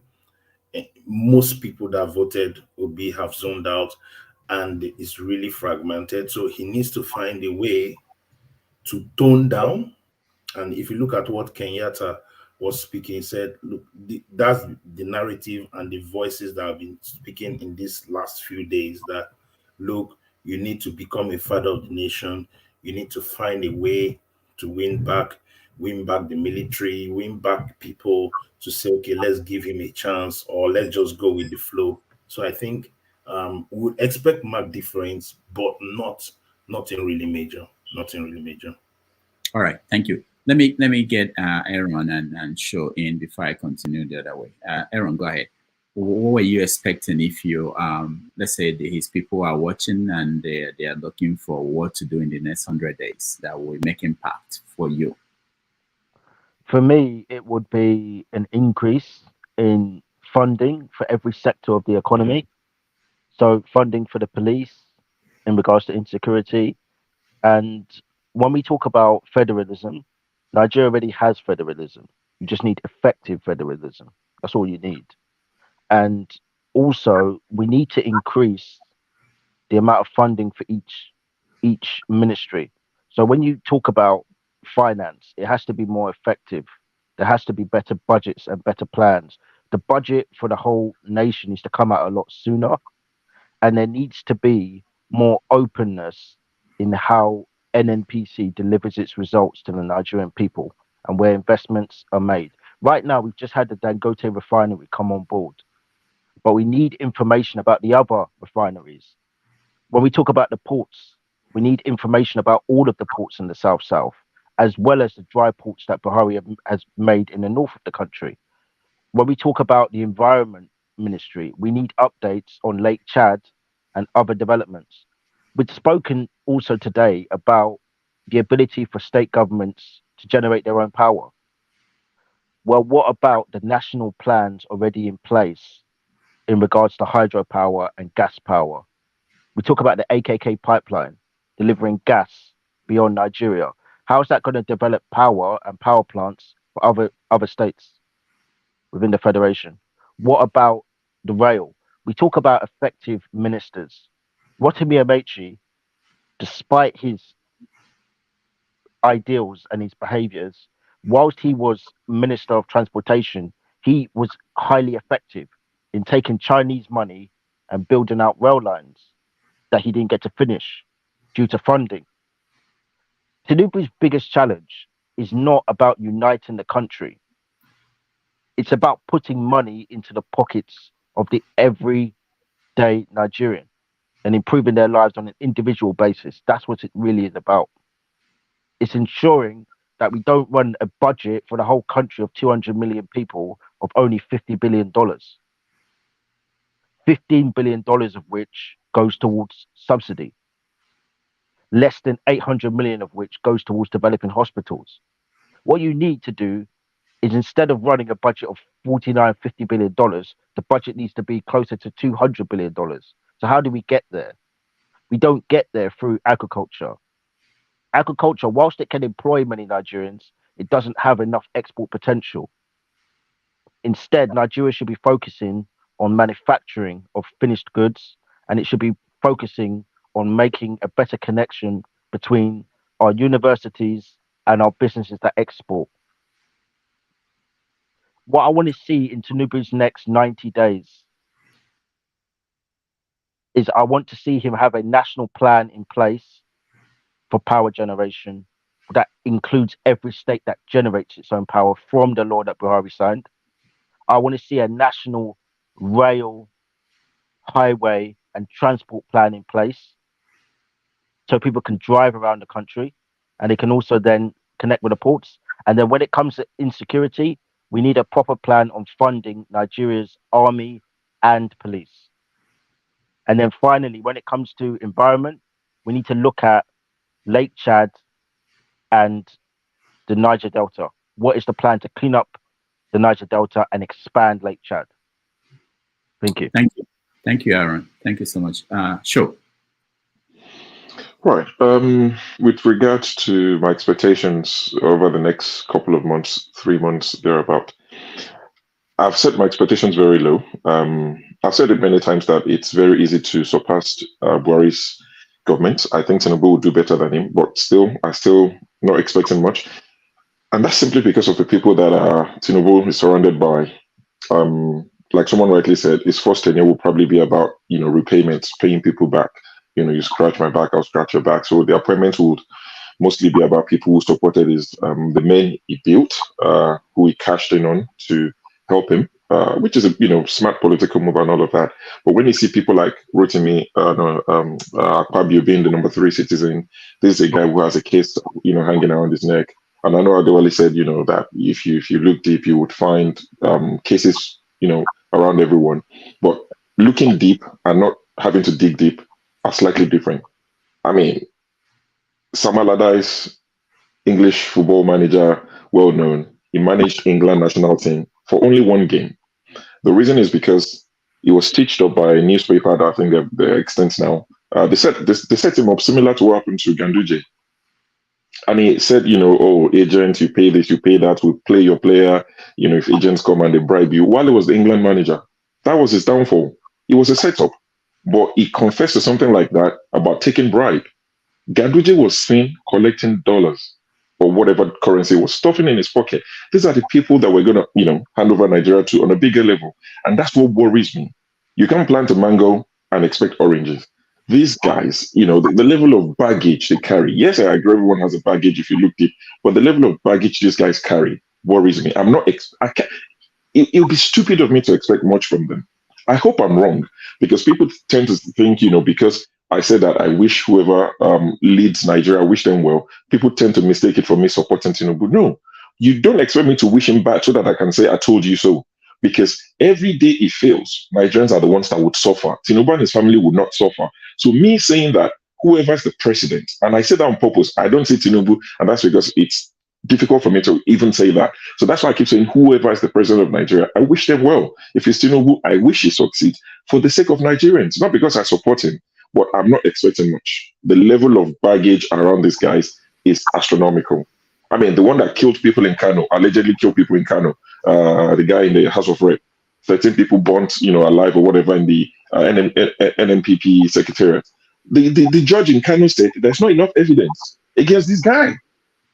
How can you say there's not enough evidence against somebody? So these are the sort of people we're dealing with. The level of corruption is crazy. Impunity is off the chart. And these are the people that will run the government. So how can you expect much from these people? They're going to borrow more money. You can tell. I mean, clearly we don't have enough money. They will borrow more money to steal, to consume. That is the biggest problem. That's my worry. I sincerely hope that they prove me wrong and do well while our case is in court. And I'm hoping that wherever they stop, that, if Peter Obi is given the mandate, if, the court rules in his favor, it comes to continue. Now, what I would want to happen urgently is for security to change. The level of insecurity in Nigeria, people are becoming numb to this news. We don't even discuss it anymore. The amount of people killed on, I don't like when they say people died. They didn't die. They were killed on a daily basis. 100 here, 50 there, 80 there. People are killed on a daily basis. And we have, we have a president. That's on you. One of your primary assignment is to protect the lives of your citizens. It's the people who are alive that would enjoy electricity. People are killed on a daily basis, and some people think it's a game. It's all politics, all not politics. It's all games and fun until your family becomes the board on which they play the game, until you become the dice that they roll. It's not a game. People are killed every day. The president hardly talks about it. The presidency experiences shock, or we don't want that anymore. So if Tinubu can please start by looking into security, the people need to be alive to enjoy the good roads. They need to be alive to enjoy electricity. So security for me is the biggest deal. Whatever needs to be done, needs to be done. Protect the lives of Nigerians. It's the least you can do for them. When they are alive, then we can now talk about electricity, because these are the things that will generate money. Aaron, Brennan talked about, finished goods. You need electricity to run that. So we need electricity. Sort security or insecurity, give us electricity. Nigerians are not lazy. We will make things happen. We will meet you halfway. But when you run a government and you just talk about irrelevancies, I have 14 wives, that's the proof that I can be leader in the house of, these people, they just go there and they just joke, they talk about BS all day, every day. So whoever, if the news can get to them, please, security is very important to us. Electricity is very important to us. Do those two things. and we'll carry on with the court case. Whatever happens in the court. Thank you. All right, thank you. Osita, welcome to the show. Hi, good afternoon, everyone on the panel. Good afternoon, Rudolph. It's been quite a while. I know. Some of you disappeared when they challenged. That's also something that we can have a conversation around, in terms of the commitment of the citizens. It's not just when the election is around the corner that people are committed to the conversation. It has to continue, irrespective of where we are at the stage. Go ahead. It's not for you, I'm saying. Yeah, definitely. What's been happening is most of the time when I come in, you're already handed over to someone. Oh, okay. So I've been staying, I've been communicating. Basically, it is how it is at the moment. Did you? Sorry. Did you watch? No, I saw a few clips. Okay. I saw a few clips, and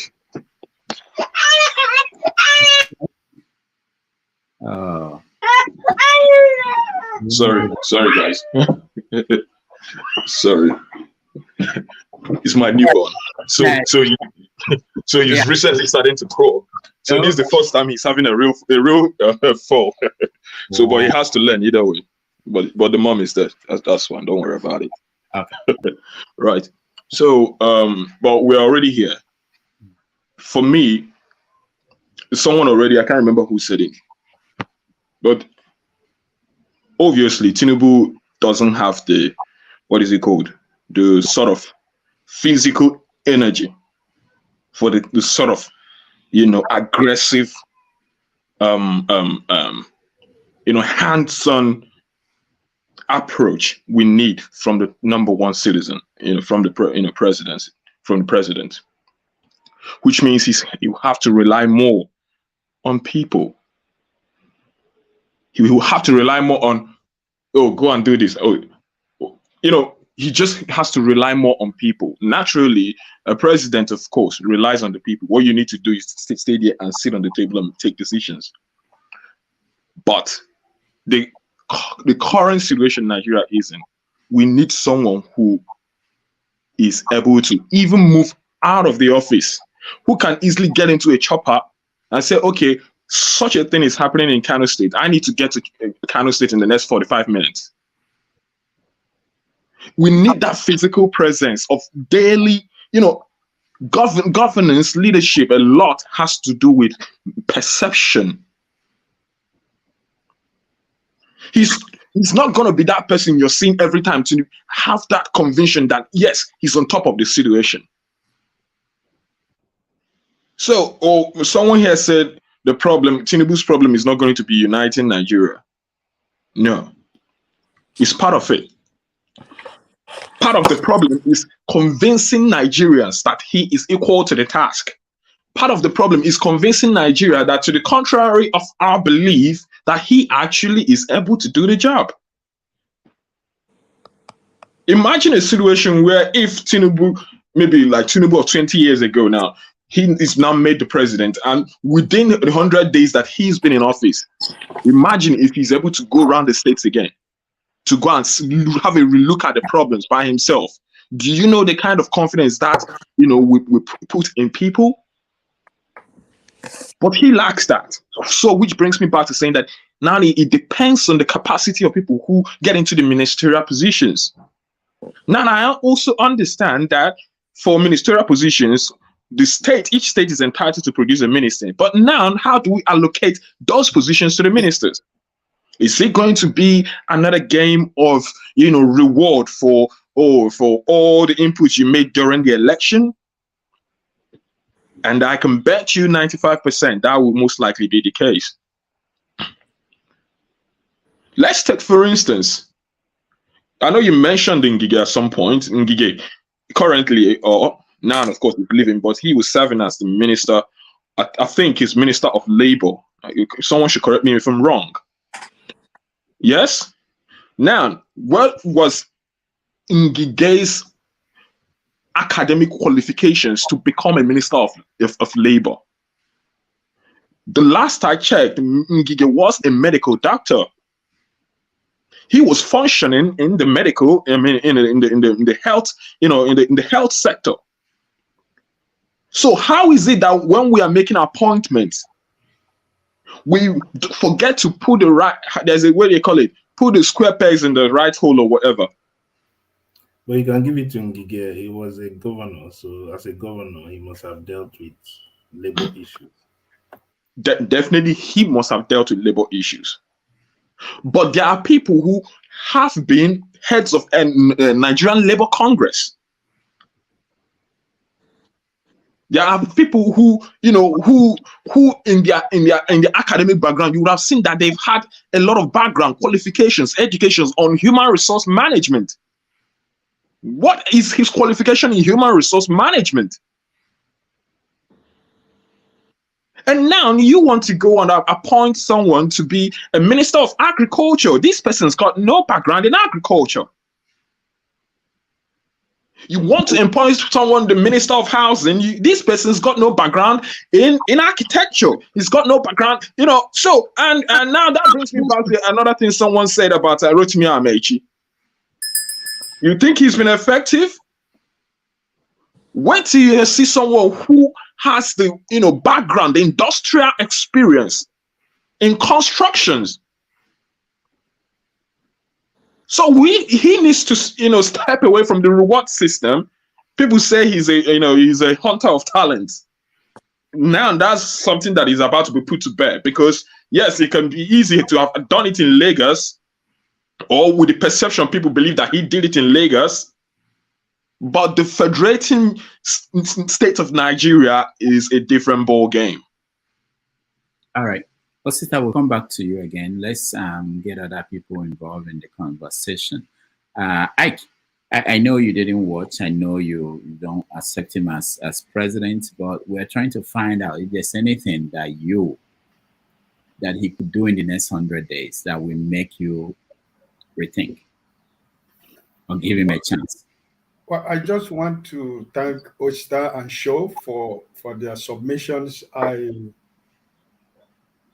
really completely agree with Oyster, my brother, and Show, my brother. First of all, let me start by the fact that the outgoing Minister of Education said that he has nothing, he didn't know anything about education before he was made the Minister of Education. And he performed very well. I don't know, my brother, let me finish. I don't care what he's performing. That's what we're talking about. What is he called? The Minister of State of Labor, your senior advocate of Nigeria, said his appointment was illegal, but he was there for 8 years.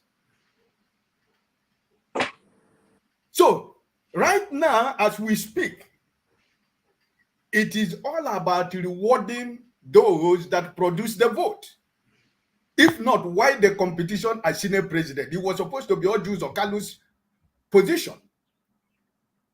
How is that supposed to be? But that is why he supported the Muslim ticket, with the belief that is what they're going to give him. But right now, it is clear to him that it is all about the vote that you produce.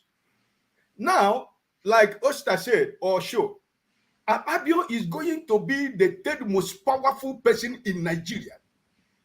A man that is so corrupt that allegations are around about him everywhere. But he is going to be the third most powerful man in Nigeria. So the construction of the administration has already been set up already. So what are we talking about? He's already telling you what he's going to be. El-Rufai, Gunje. These are the same people. These are the people who gave him whatever made him to be where he is right now. So like somebody talk about security, it was Show. At least if he can be able to secure the life of Nigerians. Like I used to say here, Nigerians have been killed and buried already. But if a person can wake up in the morning and walk from one neighborhood to another neighborhood without looking at your back, who is following you, at least Nigerians can be given the opportunity to go out for their daily bread. I'm speaking from the experience where I come from. I'm from Imo State and I'm from Olu local government. I used to say it here in your platform and other platform, Mr. Damages. If you go to Olu local government today, in many towns and villages, there is no any more young man in Olu because of insecurity. Because it's like Olu senatorial zone is where it's like that is the headquarters of ESL. So if you are a young man, they see you on the street or they meet you in a restaurant, you are a member of ESL. So everybody have decided to run away from Imo State to go somewhere else for their security. So I am expecting that the new administration will, consider more of the security of the life and properties. My brother who said, Aaron said, he mentioned areas that we can need to, bring investment, manufacturing, yes. But where is the infrastructure? We are talking about electricity. Is it not only in Nigeria that when people go to church on Sunday, when they ask them to pray for what they want God to do for them this week, they say, I pray that we have light for 1 week.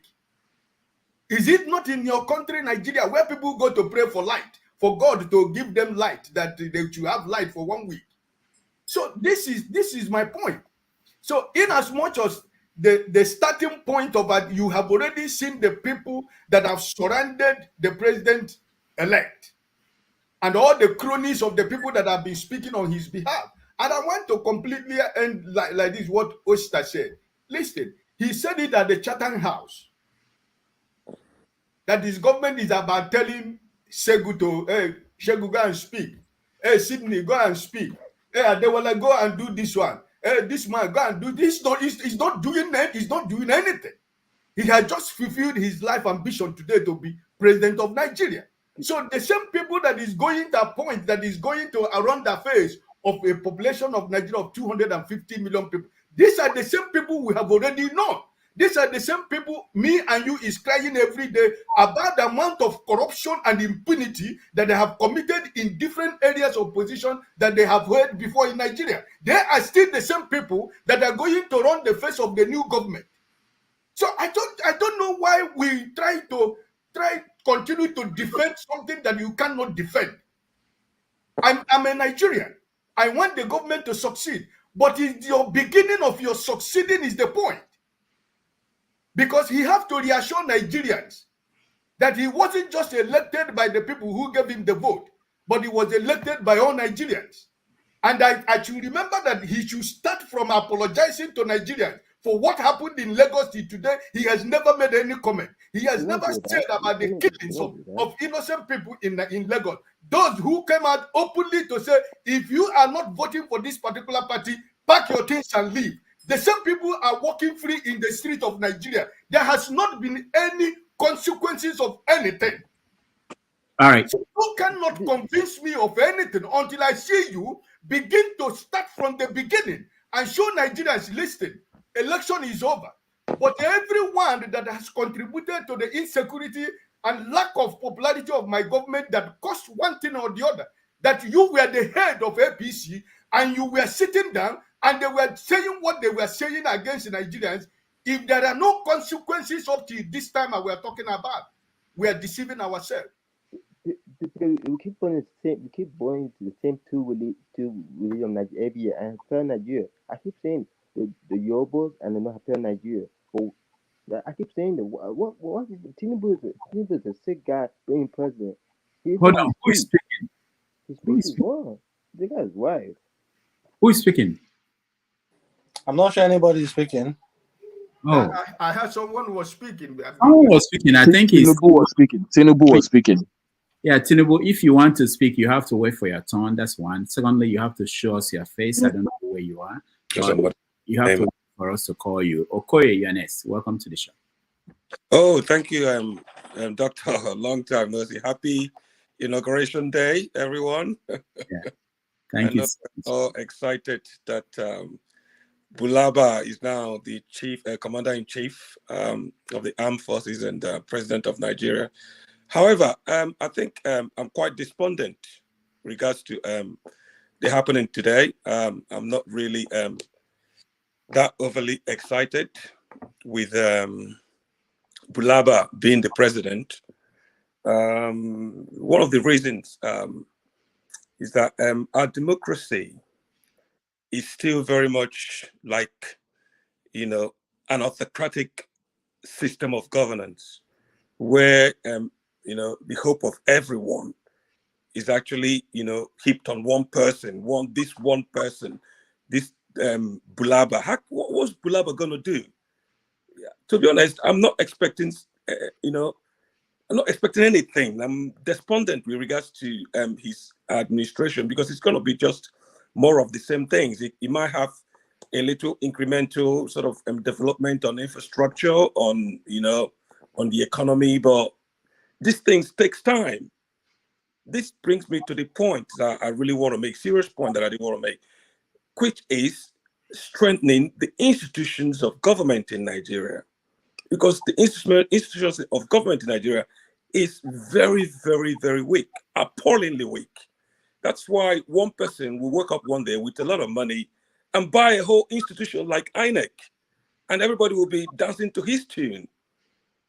This is, this is unheard of anywhere else, where where institutions are so weak and people is so desperate that works in those institutions are so desperate that anybody with money can come and just do whatever they want. Our judiciary is sold. There is for the highest bidder. Our police, the same thing. Where do you look? Where did you look to find any strong sort of institution that makes democracy to work? Because without institutions, there's nothing like democracy. Tinubu is not going to, do everything. It's through institutions that is in place that he's going to carry out his policies. And if those institutions are not there, it's not going to succeed. It's not going to happen. The same people will still, stuff their pockets with the money allocated for these institutions, and the people will still remain poor with little or nothing to write home about. So, okay. Let me push back a little bit. So, if this were to be P2B that was being sworn in, will you have the same position? Will you be saying the same thing today? No, I wouldn't be saying. I'll be honest. I wouldn't be saying the same thing because I know Obi wants to strengthen the institutions. That people talk about state capture. It's not about capturing a physical geographical area. It's capturing the institutions of government. That is how you capture a state. It's make it so weak that the top, call them technocrats that run those institutions are so dependent on you that even if they don't have any talent, people praise them as having any talent, but they just really, dancing to the tune of the Godfather, like we have in Lagos. People always talk about Lagos this, Lagos that. Lagos is still a shithole. Excuse my French.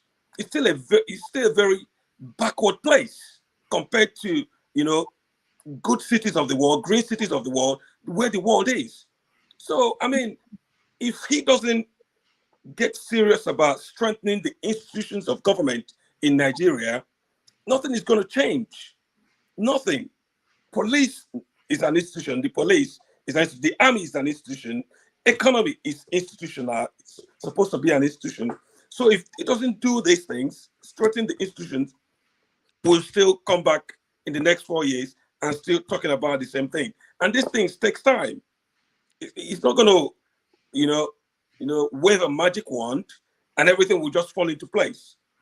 So I think, those that, expecting that things might change, that he might do this or that, please, they should stop, expecting these things because it's not going to happen. Even if it's going to happen, it's going to take even more than 4 years for anybody to see any effect of Tinubu's government. It's going to take more than 4 years because what is there, what is entrenched at the moment, is still more or less like Buhari.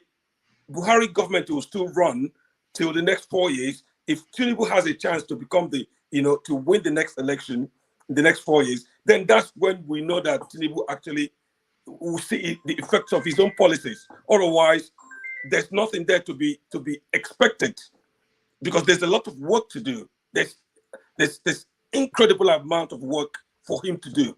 Where would it start? Security, the insecurity in Nigeria, the infrastructure deficit. He's now talking about removing the subsidy that everyone is relying on. You know, where is it going to start? The economy is in tatters.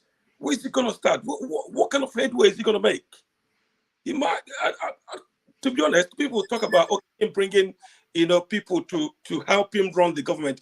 I'm actually thinking if he's a really, really smart guy that knows what he wants, he will get rid of all these old people that follows him around because they're all psychophants. Wike, Ganduje, what's their name? All these people should be gone.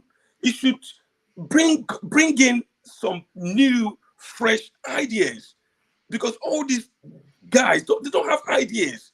Wike doesn't have idea. What idea has Wike got? What is Wike going to do? Or Ganduje, what is he going to do? Anybody can build flyover if you have the money. It's just being honest, doing what you say you're going to do. Anybody can build flyover. He doesn't build it himself. Use the state money to do it. So I don't see these guys as, having anything to contribute to Nigeria because Nigeria needs a serious Nigeria needs serious thinkers. They need serious people that can proffer, deliverable policies that target the people. And if that doesn't happen through the institutions of government, say goodbye to all this brouhaha about Bulaba, because we're going to come back next 4 years and still, if it's going to be there in the next 4 years, and still have the same conversation. All right. Thank you, Okoye. Electricity, welcome. Thank you, Dr. Rudolph. Bola Tinubu, the president, mentioned you today in his inaugural address. Point of correction, Bola Tinubu, our president. Yeah, I said the president, yeah. No, our president. Don't say the president. No. This is a technical issue. I was telling somebody that there's a difference between the way CNN talks about American presidents and the way BBC talks about the British Prime Minister. So CNN will say our president. The British BBC will say the British Prime Minister. They are British. They have to separate themselves from anyway, but that's the difference. Mine is a sense of humor because most people say he is not our president. But whether we back to the cockcrow, he is our president. Now, thanks for the opportunity given to me. And the day it has come, it has gone. I didn't watch it because I was at work. However, with due respect to his argument in respect to the health of Tinubu, I'm going to take everything from a different perspective, and you can give a pushback if you want to. Every one of us here right now, 2468, we all, whether we're in abroad or not, belongs to a constituency in Nigeria. And the section of the Constitution actually highlights the health of the president, if there's a concern, prior to election and when after he has been elected. So, if we are genuinely concerned about the health of the president, then we need to bring it to the attention of the legislative arm, who have the power to now put the president under checks and balances that our people, your people, are concerned over your health.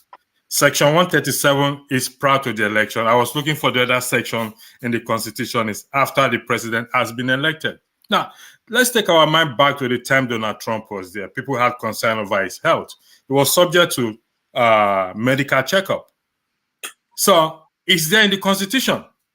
So the man has become a president. So if we're going to get things right, we need to get this right, start from now. I'm not concerned about who we appoint or not because they've been appointing people from time memorial and we've not seen a change. So we have to start to, like that man who came on the show yesterday, Dr. Arnold. And I think I pointed it out to you, Dr. Rudolph. You should make it as number one on your list that we need to start to, for a change to happen in that country. We cannot ignore this constitution. Take it to the market any day. I'll say it today. Today, the 29th of May, 2023. Maybe you will say I'm a prophet. I will take that to a position. if we are going to see any change in that country, meaningful change, then we have to start to talk about the constitution, the citizens, because it's already there. If you have concern for the health of the president, what needs to be done. So I completely disagree with Show, whatever, I don't know if I'm pronouncing his name, when he's arguing. Listen, if there is a crisis anywhere, even if Tinubu, as it is right now, if he needs to get to Kaduna, okay, he will get to Kaduna, because it's not the fire brigade. He's only going to inspect. It's not the police. He's only going to inspect. He can give order from wherever he is. Even if it's in America, he will give the order. Then he can go and inspect later. We've seen crises all over the world, in America, this and that. The president don't visit immediately. They only visit after it has happened. And it takes time for them to get there. So if we are concerned about the sanity of the president, it is highlighted in section 137. I can't find the other one, which is prior to election. There's another one which I will find, which is after he has been elected, when he's a president. So please, like I said, with due respect, we can talk from now till thy kingdom come. He is our president. It is our country. And let's focus our concern where matters. Like what Mr. Aruno said yesterday, we have to keep the flame high. And the only way we can do it, that was why I was trying to get him to commit to pushing for this election, constitutional. Unfortunately, he is not aware of the section I highlighted. So, and I understand where he's coming from. He cannot commit to what he is not aware of, which is a fair argument that anybody will put. So please, gentlemen, on the floor, let's focus on what matters. We all have constituency, whether we are in abroad. We have family back at home. This is time to be reaching out to them. Like I said, and I'll repeat again, over and over again. Let's make this journey, this fight, this struggle, a meaningful one. Starting from today, May 29th, 2023. I project 1 year by the special grace of God to push for this campaign of awareness of the Constitution. And anyone who comes on the show to say the Constitution is a fraud, either they pay the person to come and take Nigerians' minds away from the Constitution, or the person is just a total ignorant, with due respect. Because if you destroy the Constitution, if we tear it right now, we will have to write another one. And so please, let's focus on what matters. The health of the president is highlighted in section 137. When I get the other one, if I'm still here, I will bring it up again. I yield the floor to you. Thank you very much. Thank you. Ike, you're next. Hi, good morning, Dr. Damages, and good morning, everybody in the panel. First of all, I want to congratulate Bola Tinubu, the new president of Nigeria. I guess he have succeeded to get success, become president, his lifetime dream. There's nothing wrong with the lifetime dream. And that is the reason why, not until somebody is put on the ground, never count them out. He made it. But why did he want to be a president of Nigeria? That is the fundamental question. Why is it his dream to be? I thought he said that at the speech he made today. He listed. Man, well, whatever he said, why? But I didn't watch the speech, and I don't want to watch it. But if we go back, do Nigeria want to change? That is the question. Does Nigeria want to change? Because what happened during the presidential election wasn't the people that are on the ticket that did it. It's the youth of Nigerians that did it, not the people in the ticket. Because the people in the ticket, whether they pay them or not, they are the people that did the deed. And when we talk about INEC, talk about different infrastructures. It's the people, not the people that are elected. It's the people that are doing what they are doing. So for me, for Nigeria to change, it's going to be really difficult because you have to start from family, like from family. Hold on, Hmm? don't go too far. Is there anything that Tinubu could do in the next 100 days that will convince you that we're on the right track with him as president? Well, in the next 100 years, No, 100 days. Nigeria, 100 days. In the next 100 days, Nigeria have a big issue. I don't think there's anything to be accomplished in 100 days. I know that it's a cliche. America asks you as a politician, what are you going to do in the next 100 years? Yeah, in the next 100 years in Western world, there's things in place already that one can accomplish. But Nigeria, structurally, there is nothing in place. So there is nothing you can accomplish in 100 days because What about security. Security. You can't accomplish anything in the next 100 years because let's say, for example, you have to change police architecture. When you change that police architecture, you're going to give them firearms for them to do the work. To import firearms from Western world to Nigeria, 100 days is over. If you want to change the army, the way you want to hire more people in the army or in the police, it's going to take more than 100 days to train. So the problem is that it's going to be difficult to change things. But guess what? I think he have opportunity to be the best president in this modern time. When I say that, I'm saying that with a great insult.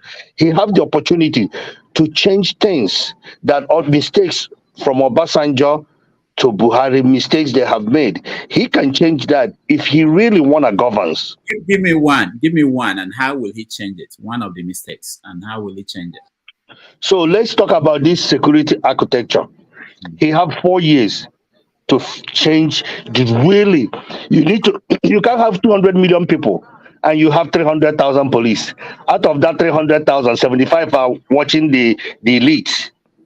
If you subtract that, you find out that that is number one. And number two, you're going to give them the training and pay them the way they deserve to be paid. Because if you hold them accountable, when I finish training you to be a police officer, you can't go outside and start harassing people and start checking cars and doing all those. Do police work. But for you to do that, you have to pay. That means you have to change the whole mindset of the police people. Right. Then you have to create the 911 like America have 911. You call the police. If you call police in Nigeria, you're going to die before they show up. So those are the things he can have. Put the right people, not these people, the old people, old politicians. By the way, Wike is not old. Wike is in his 50s. Wike is not even 60 years old. So when people say, oh, he's old, no, he's not old. But what it is that he has been in the system for many years. You need to do away with these people that have made the system the way it is now and find the new set of people. That is what I have. Thank you so much. Osi, welcome to the show. Yeah, apology. I need to step out. I sent a message to you, Dr. Rudolph. The section of the Constitution is section 143 and section 144. Emphasis on section 144 in respect to his health. Thank you. I apologize for interjecting. Thank you very much. Okay. Thank you. Osi, go ahead. Thank you.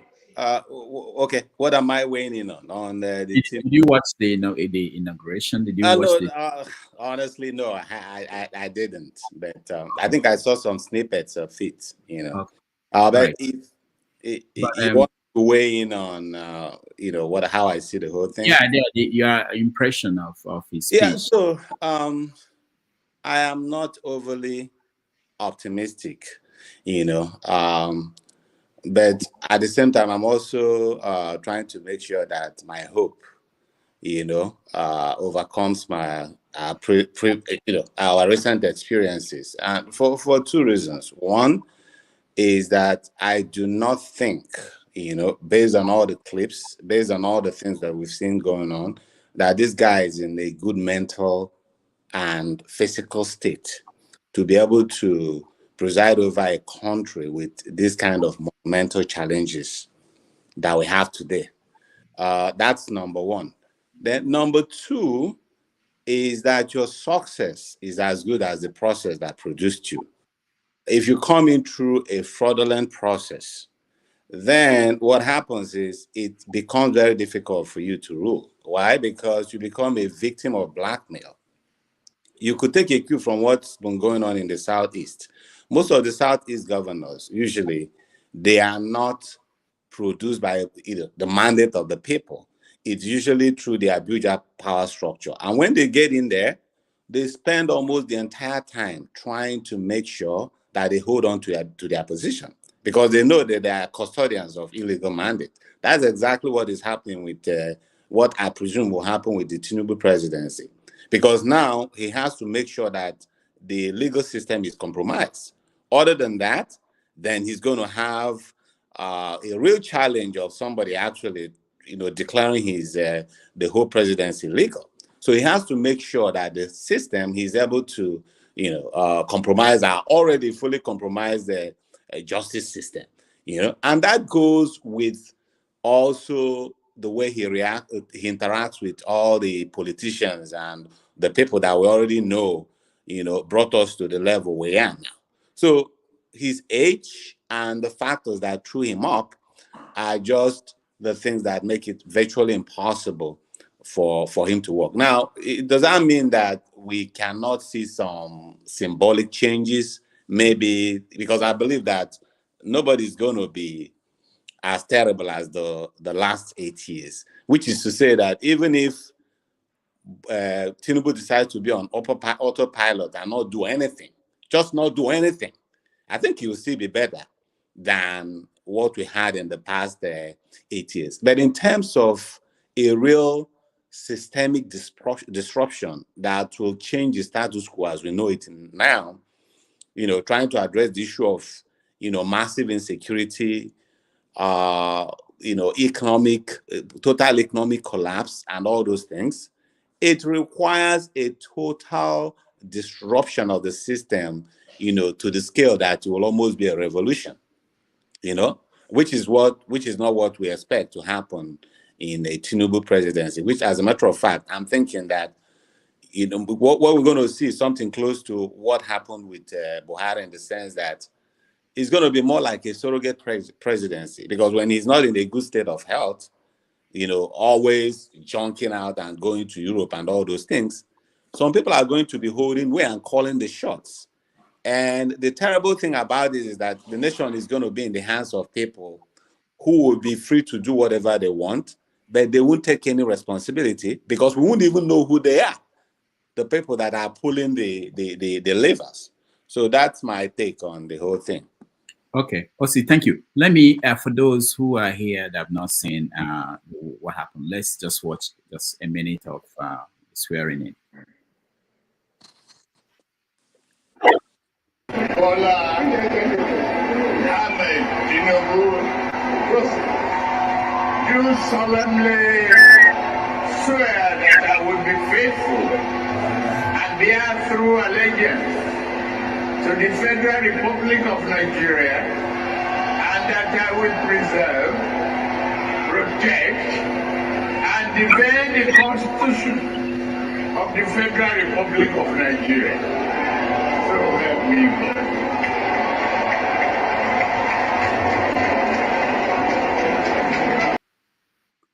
All right. For those who watched the whole thing, let me ask a question. This is general. He sounded very well when he was taking the oaths, but during the inaugural speech, his voice was not as strong as he was at the taking of the oath. Did anybody notice that? Yeah, absolutely. We did, And if you've been following him up, even when he accepted the nomination during the famed APC rally, it was the same thing. The guy couldn't even go the elevation where he made his acceptance speech. He was faltering from back, and you see his aides trying to come to his aid just to make sure that he doesn't fall. This is exactly the same thing we're experiencing. So, I mean, it's very clear. It's very clear that that was the case. All right, Janaba, you're next. Thank you, Dr. Rudy, for having me once again. I watched the inauguration speech and all the activities. I believe he was very present. I actually was looking for that moment of his own instability and all of that. And above all, I believe very well that Tinubu will do better than Buhari in many ways. I was a supporter of Buhari. If Buhari was not there today, I would say Nigeria missed greatly. But today I can't say that. And that's one of the reasons we have to give him a chance. Let's give him the next 100 days, 1 year to come and see what he can do. And by the way, nobody just govern the whole country without the citizens know themselves and also do to contribute in any way they can to the society. So the notion that it's all about Tinubu, I don't think so. Let's hold ourselves accountable. Let's do the little thing we can do in our own way and see how Nigeria will turn out to be. Not those that believe that today there is no tomorrow. I think if there is no today, there is no tomorrow. So I'm optimistic about Nigeria's future than ever.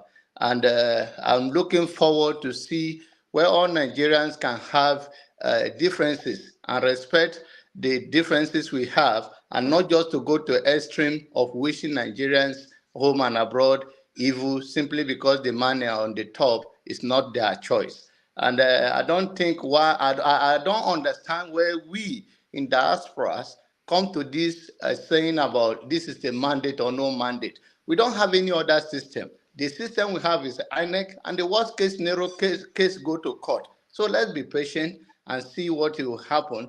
But I think that where you have interest, you should um, have have to be optimistic, and you have to work towards it to make sure that your investment is not wasted. And we have beyond investment here. We have family members, we have other people over there that we want them to succeed as well.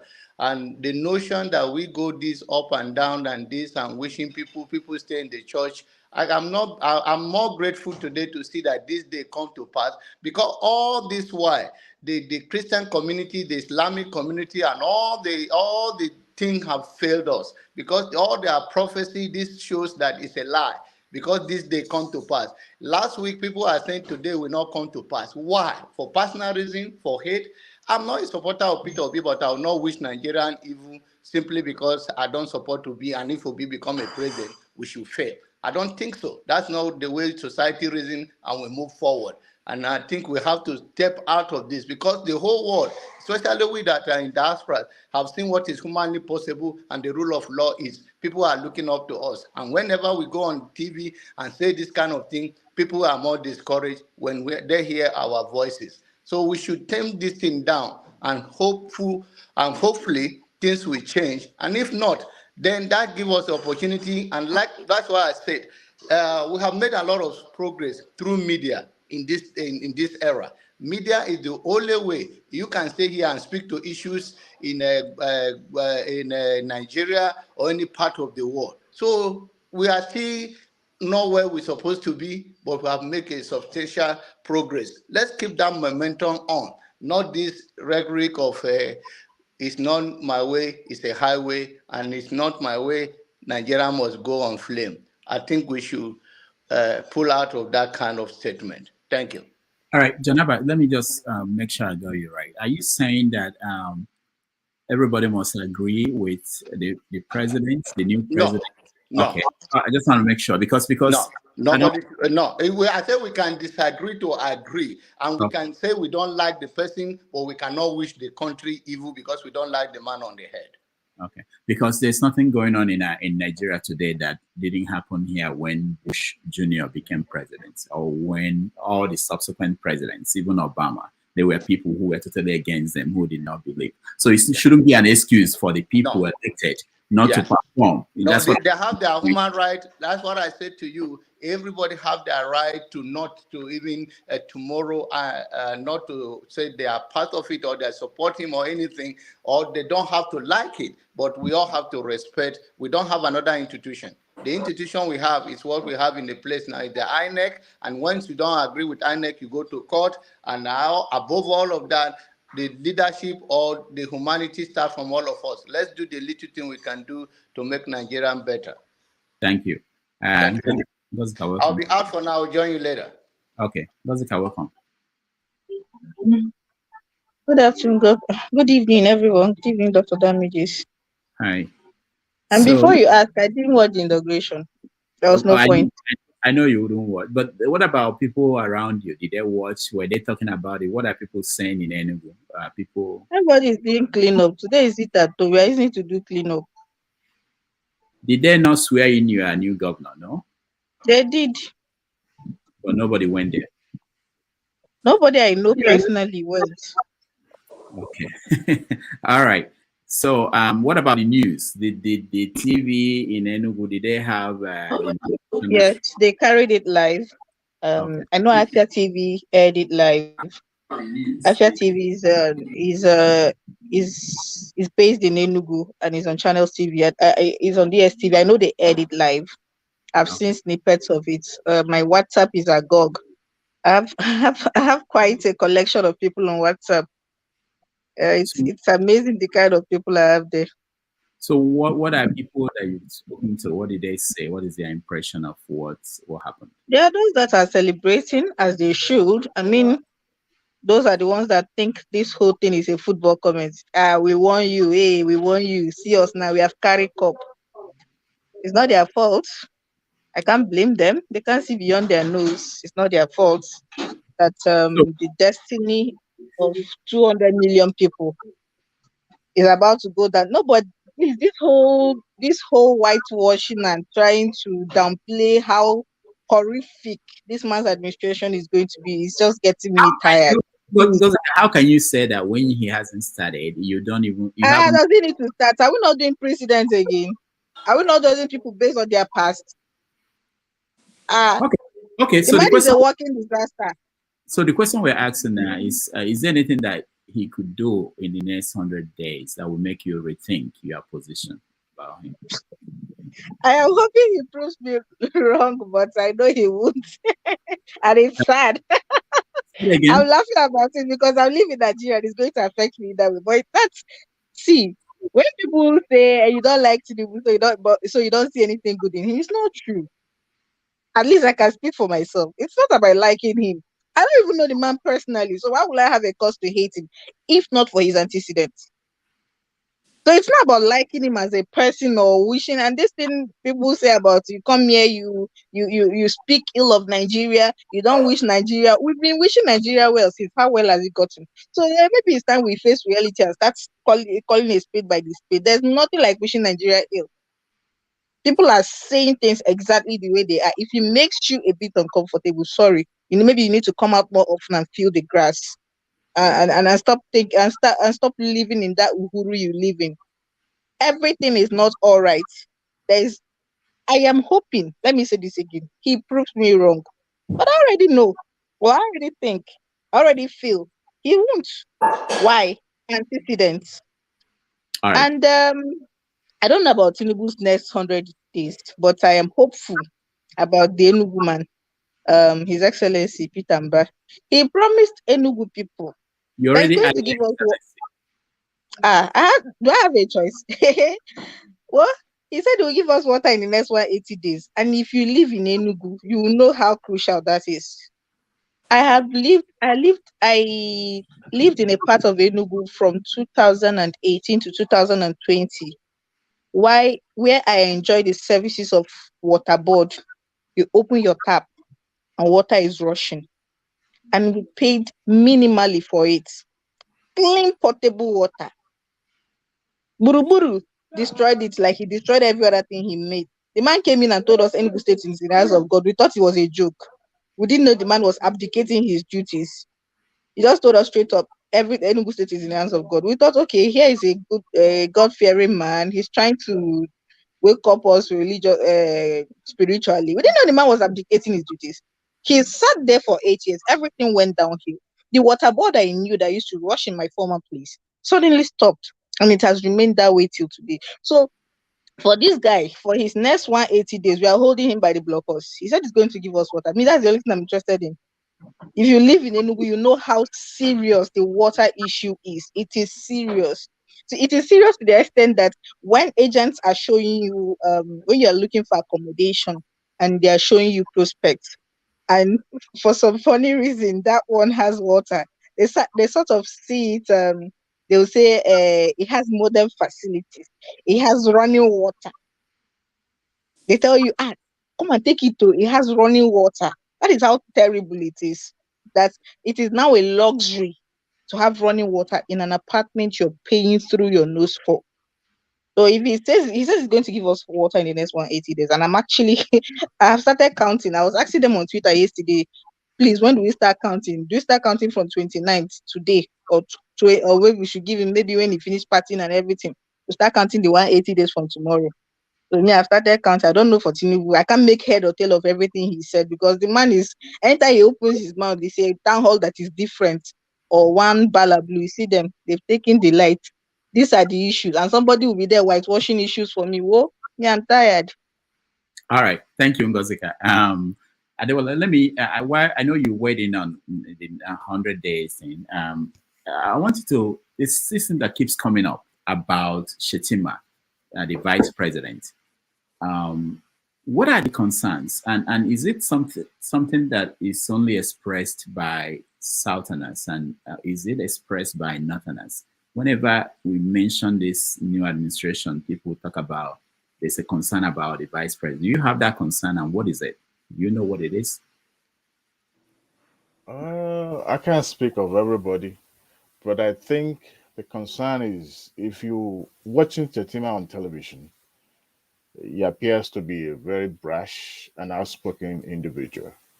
And in politics, you want to have somebody who is, has a temperament, who you believe that you can actually predict what he or she is going to say in the public.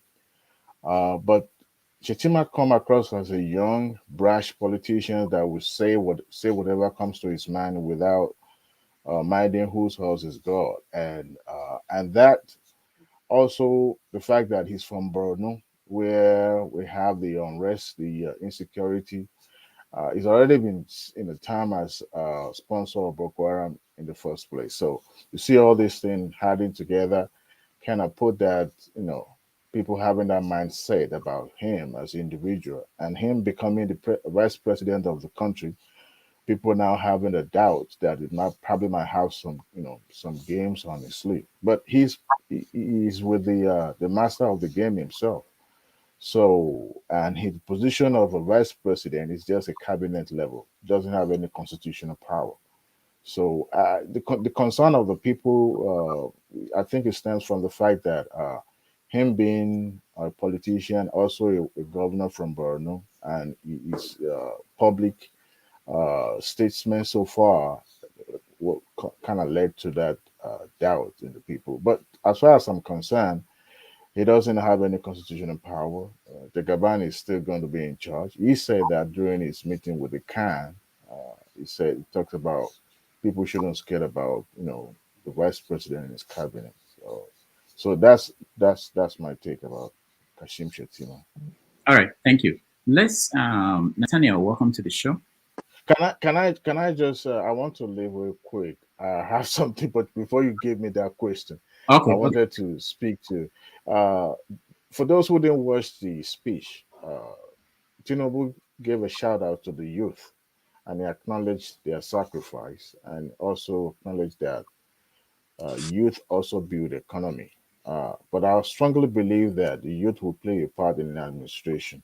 He also gave a shout out to the health workers, especially the nurses during the COVID. He gave a shout out to them during his speech.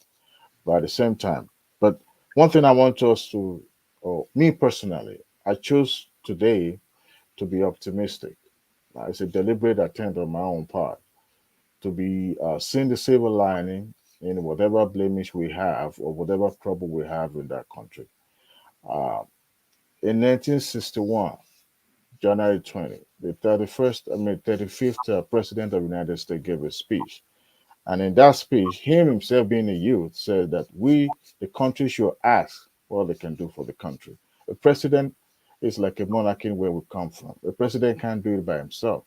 But Nigerians should also have an attitude and a change. We have to change our attitude. We have to be full of positivity. If we continue to follow this path of not saying any good thing about the country, we will remain in the same place we found ourselves. Nigerians can derail even a good plan, and even if you have God sent individual to Nigeria, Nigerians sometimes can be very, very, very, very negative. If we change our attitude and we embrace positivity, I believe we can make endways. Tinubu, God bless him. God bless the Republic of Nigeria. And that's what I'll tell everybody. Thank you, Dr. Dami. Thank you. Thank you, Adewale. Thank you so much. Nathaniel, welcome to the show. Good day, Dr. Rudolph, and good day to all your panelists. The last brother that just spoke, he said we should not be pessimistic, we should be optimistic. If we can go and study why Nigeria was created, I think his vision will be more clearer, so that in his own definition, he will know how to a kind of handle or do what is necessary so that Nigeria will come out of bondage. This man that is sworn in today, there is nothing that is positive that is going to come out from his government. Because if there is anything that will be positive, since he was elected or selected, the killings that is still going on in Benue, that is going on in Jos, at least by now, before today, he would have started saying something, how he will address the security situation in Nigeria. Nothing has been coming out from his mouth. And even the last few days, a few weeks before the exit of Buhari today, Buhari is still borrowing money when Nigeria is highly indebted. What has Mr. Tinubu said about this last day's borrowing of money? How is he going to handle all these things? So Nigeria has been programmed in the way it is, and the people that will bring solution are the people that will have alternative idea to the ideas these people have. I'm not pessimistic as human being, but this kind of groups, people that are ruling Nigeria. Look at the election that just passed. I never have faith in the election because the election has been rigged all over the time since even the inception of Nigeria. The people that are in the court, look at how judges were delaying that those cases didn't come up. And in the few days where they were kind of trying to table or trying to say something about the case, they swore in Tinubu. Where is this legitimacy? Where is it going to come from? So anything that has to do with their presidency is always fire and force, because from tomorrow, if you doesn't talk the way they want you to talk, they will come after you, and so on and so on. That is how Nigeria has been. So for me, I just pray and I just believe that if people that have alternative mind, like those ones that say we should not go and vote, I believe those people they have the best for us, because somebody like Brother Osi, I think he's one of these Igbo Congress man. I saw how people were insisting that Ekpa is the kind of the wrong guy. Nobody should follow him. We must vote. We must vote. Look at the result. What are we going to expect from Jagaban? Even when his boys were killing our people in Lagos because of election to vote or not to vote, what did he say? He did not say something, because we Africans, we have been programmed with this fake the fake democracy they gave to us. When the time of election, we'll be talking about ethnicity and religion. Nobody's talking about free education. Nobody's talking about water, as my sister said. Nobody's talking about hospital. But after the election, we'll now come back and say, oh, we want to do the light, we want to do this. It's all crazy. We should not have faith in them. If there's any good idea in us, let's think of how we put it together. We'll get alternative alternative thing to get away from this mess Britain have programmed all of us to do. That is the way I see it. And none of these guys have a national. For me to quickly say this, none of them have a nationalist mind. Does it mean that we go and wake Awolowo up from the grave, even the late Dr. Azikiwe, or can we go to the grave of Nelson Mandela? So we don't expect anything from them. They need to have a nationalist mind because Africa as a whole is a mess. The World Bank and all the rest is used to program Africa so that we will continue to be looking for greener pastures around the world. If we don't have a nationalist mind to get Africa out from this mess, from these wrong guys, it's going to continue. It's going to continue. So let's find alternatives. Thank you. Thank you. Bello, welcome to the show. Good morning. Good afternoon, everybody. Thank you, Mr. Rudolph, and it's nice. Thank you for coming on today again, to rock minds. Well, first of all, for me, I'll say congratulations because we have a new president. Whether we like it or not, we hate him, we whatever. We have a new president. And for me, I want to welcome him with an open heart. Like no matter what we think about him, no matter what we feel about him, he is our leader as far as today is concerned. And we can only be optimistic that good things happens to our country from today or from tomorrow because officially, his job starts from tomorrow. So, I wish him well. And, for the people who are pessimistic about, this man, that they don't really see anything good or they don't really expect any good about him. I'll just urge all of us because whether we like it or not, wherever we come from, we're all Nigerians. And if you do well, it's going to be for the betterment of the country, not just if we have electricity, electricity is not going to be good for only Yoruba or Hausa or only Igbo. It's going to be good for all of us.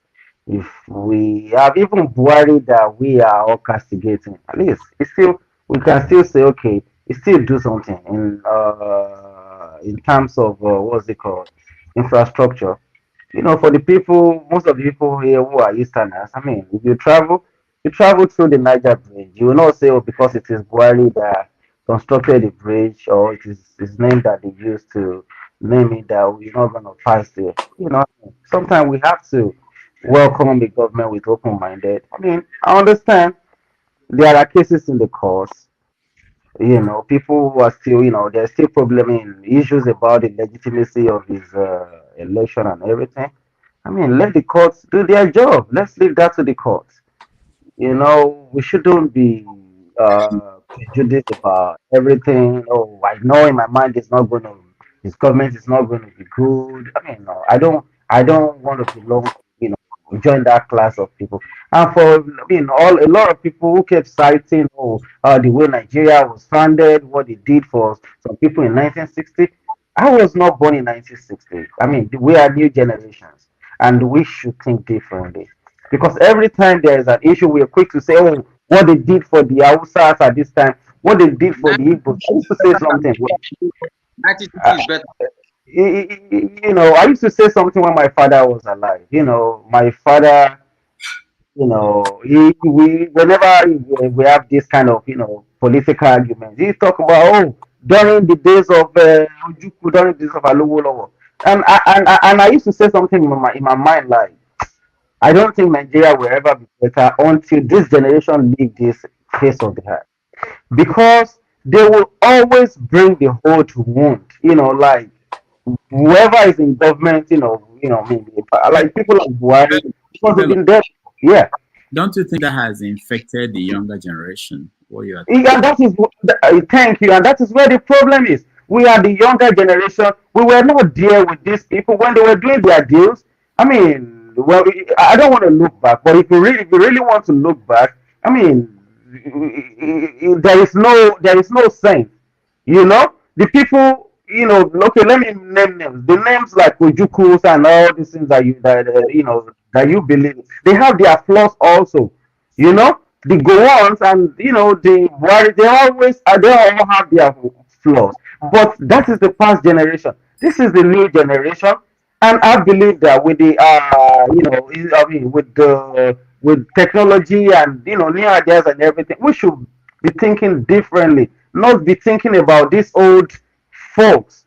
You know, on a good day, I mean, most of us that lives in diaspora, I mean, I still had an anger yesterday with some of my friends. Some of them Igbo, some of them South, Yoruba. We come to the table, we chill, we enjoy ourselves, we go.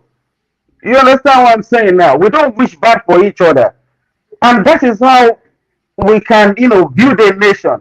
If we live in a nation, it shouldn't be about, you are Yoruba, so you don't deserve this. No, it should be about, we are Nigerians, Nigeria first, before anything. You were not there when they were fighting Biafra war, and I doubt if any one of us were there. But now here we are today. I think we need a kind of a reorientation. I understand the problem we are facing now. The reason why we have this kind of mentality is because of the way our country has been. Since the new dispensation. But I believe something. Since 1999, besides Goodluck Jonathan, all of these guys the old guys have been ruling us. Look at Obasanjo. He was there. He has been there. During the Biafra, during the whatever. I mean, Buhari the same thing. You understand? Even though, I expected something better from him too, but eventually, his government went the way it went. I'm disappointed in his government as well. But with Bola Tinubu administration, he's new. If he mess up, we will criticize him. But for now, let's just open our mind. Let's say good thing about Nigeria. Will be good for all of us. I pray, I believe. All right, Bello, thank you. Thank you so much. Thank you. Can I just say something? I want to drop off. What Bello said, please, if you can allow me. Okay, after you, Shegun, just 1 minute for intervention. Yes, 1 minute. Okay. Brother Shegun, Brother Bello said something about we should forget about the old generation and not to talk about the old generation. I still want to ask him let him know the same old people you are telling us to forget about, that see the same people that are still ruling, the same people who told you that you are the leaders of tomorrow, including the president right now. They are what is the age of the president? The one that we just took office today. What is his age? Thank you, sir. The point I'm trying to make to you, those old generation you want us to forget, they are still the same people that are sworn in today. Let a quick answer to that, sir. I live in America. I don't know where you live. The way America was founded, I mean, if you go and look at the story, America had its flaws in the past, the black people, issue and everything. But today, America will come together as Americans against any threat or any foreign enemy, regardless of your color or wherever you come from. And today, American president is it 70? I can't maybe 70 something years of I can't remember. Joe Biden is an old person too. Okay, so I mean, are we going to say because and now it's even seeking re-election? But no, we want to. We don't have problem with that. But every time we are quick to say, "Oh, these same people." No, and now let me come back to the same people that you're talking about. Tinubu was not there during the days of. He didn't rule us during the days of Baba Awolowo, Nnamdi Azikiwe, Amadu Bello. And due to his antecedent took him to where he is right now. If people are not good with him, they will not vote for him. Whether you like it or not, this guy got votes. Whatever you think in your mind. You ring election. All right. Did you read for him? Okay, okay, everybody. Bello, that's enough. Let's go to Shegun. Shegun, thank you. Yeah, sorry, I just want to drop off. I just want to say something, maybe a bit diversion from what's been discussed. You asked a question. I think you asked Adewale what the concern was about Shetima. Yeah. Yeah. Well, from news flying around and from what I just perceived, I think there are two things. Obviously, there is the news about whether he was a sponsor of Boko Haram at some point. So if you're bringing somebody that sponsored Boko Haram as a person, number two, that's a bit of concern. The other one is I don't like espousing that thought, but the other one is because of Tinubu's health, that you don't know if he's going to last long throughout his presidency, and then that means the presidency goes back to the north, which some people will then consider that's not free and fair. And the last one, I think, is from the way he's sounding, I don't think Shetima is a kind of person that you could easily tame, just like the Oshibajo was tamed when they saw the tendencies that he could probably do something better and outshine his boss. So if you can't tame Shetima, then maybe you could possibly be having the likes of Obasanjo and Atiku between Shetima and Tinubu. So that's just what I want to say. So I'll drop off at this point. All right, thank you. Sure, can you move to Richard? I will be back just a minute. Richard, you'll be next. Sure, can you help me? Sure, no problem.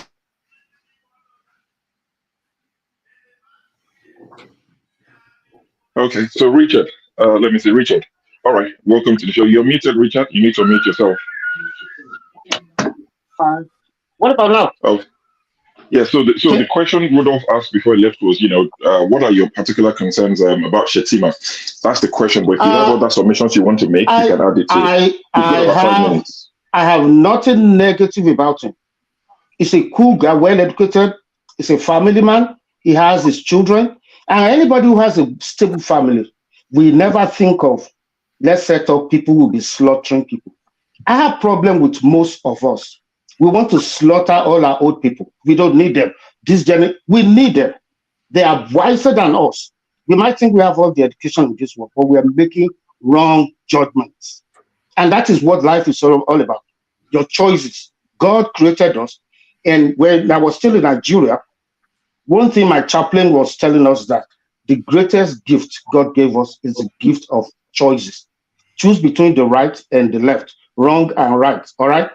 Now, Shetima was a commissioner, and Mamadou Sharif was the governor of Borno when Boko Haram started. So Shetima succeeded the former governor. Why is it that you're now saying that somebody, Sharif, thank you. Why is it now that somebody who was a commissioner is the one that started Boko Haram? I mean, I don't like this name calling. It's not taking us to anywhere. It's causing division. We are totally polarized now. We're not facing the truth.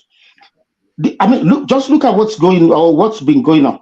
These people who call themselves youth, people like me, and almost everybody here, we are well traveled, well educated, but I don't like our judgments. Oh, the judiciary, they've taken money. I mean, I'm happy we have so many people who live in America here. We had a national election in November 2020, and Trump has a right to say that he was cheated out. Biden won. Why was he cheated out? He believed some states, most of them, they had Democratic governors. They moved or they shifted the poll during the game.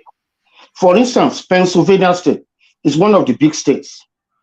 What they did is this. I mean, there are ways of casting votes in America. You either go there physically, you have 30 days to do that, or you mail your vote, your ballot. And when you mail your ballot, the rule is this. They must receive the last ballot a day before the last day of election.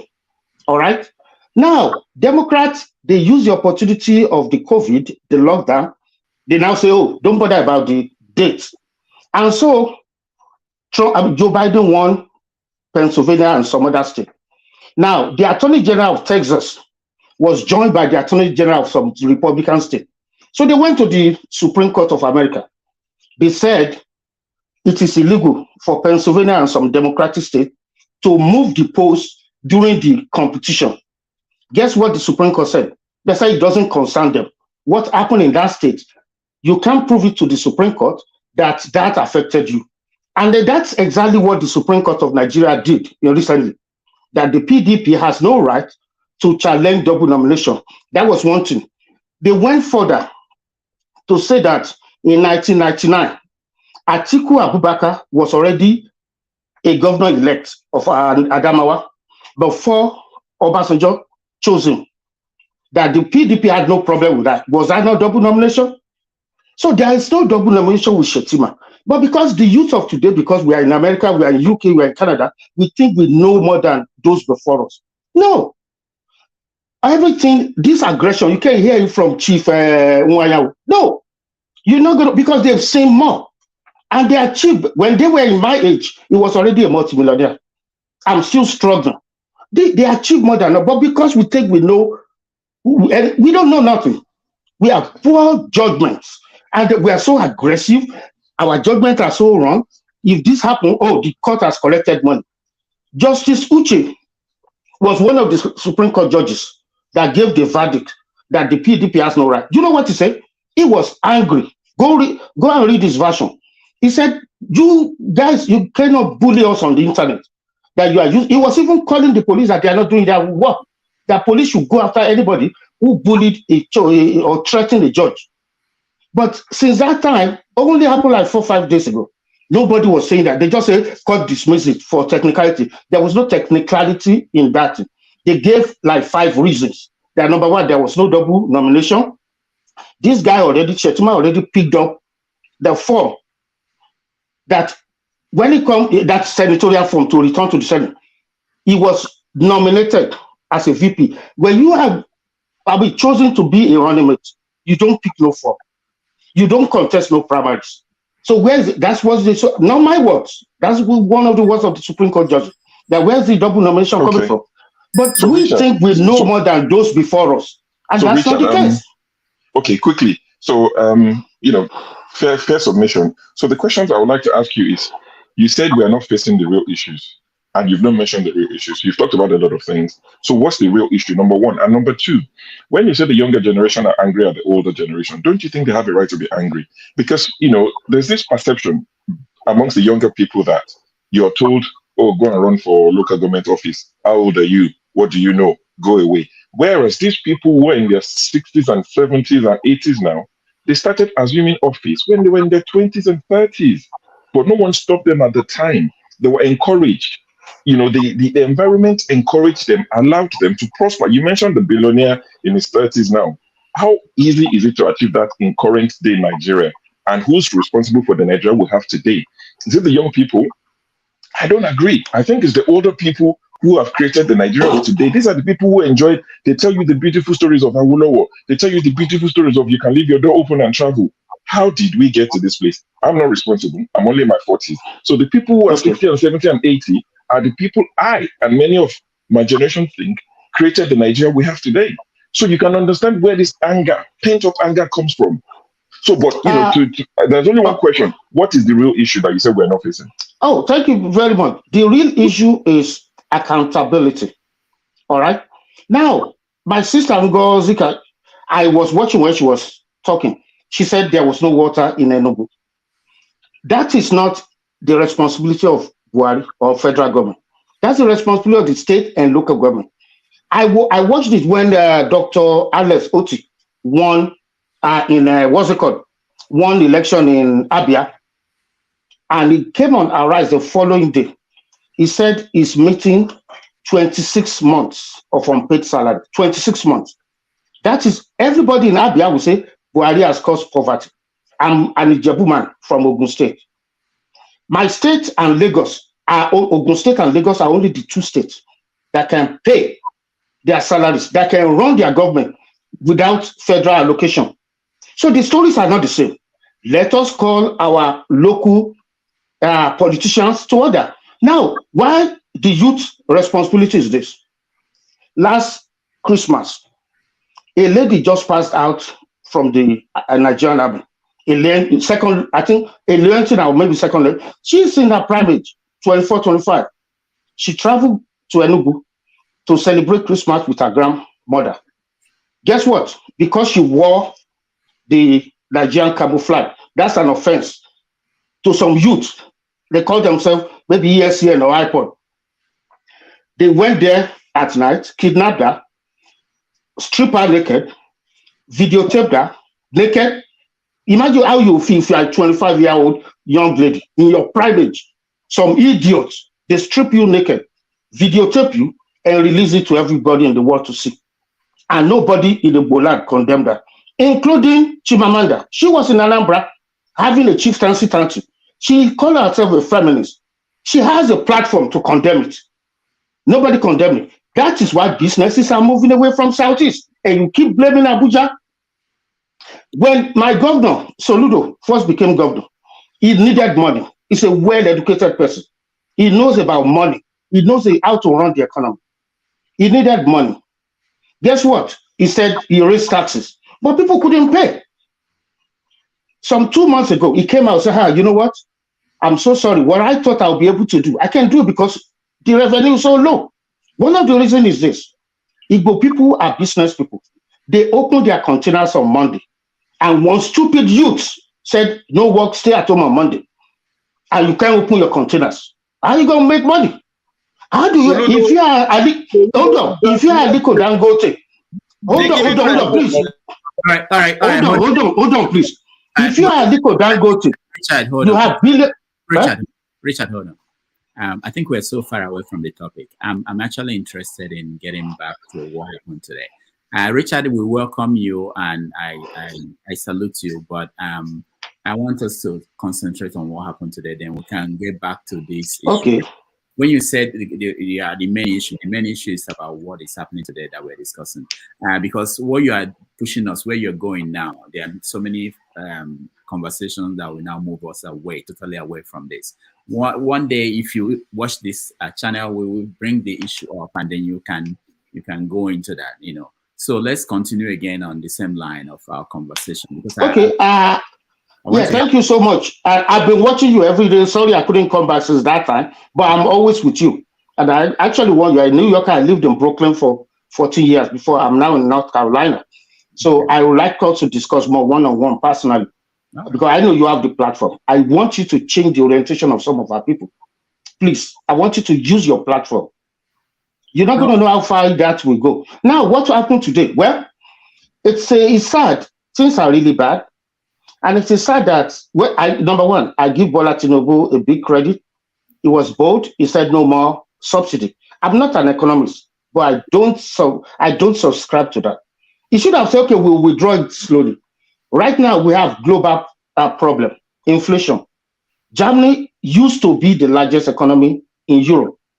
Only 2 days ago, they said their economy is now in recession. UK is going through hell. There's American legislators are lying to the people. They are printing money and they are deceiving us that they are raising the debt ceiling. They are printing money, spending money they don't have. There is global economic problem. If you remove the subsidy, now inflation in Nigeria will be like super inflation.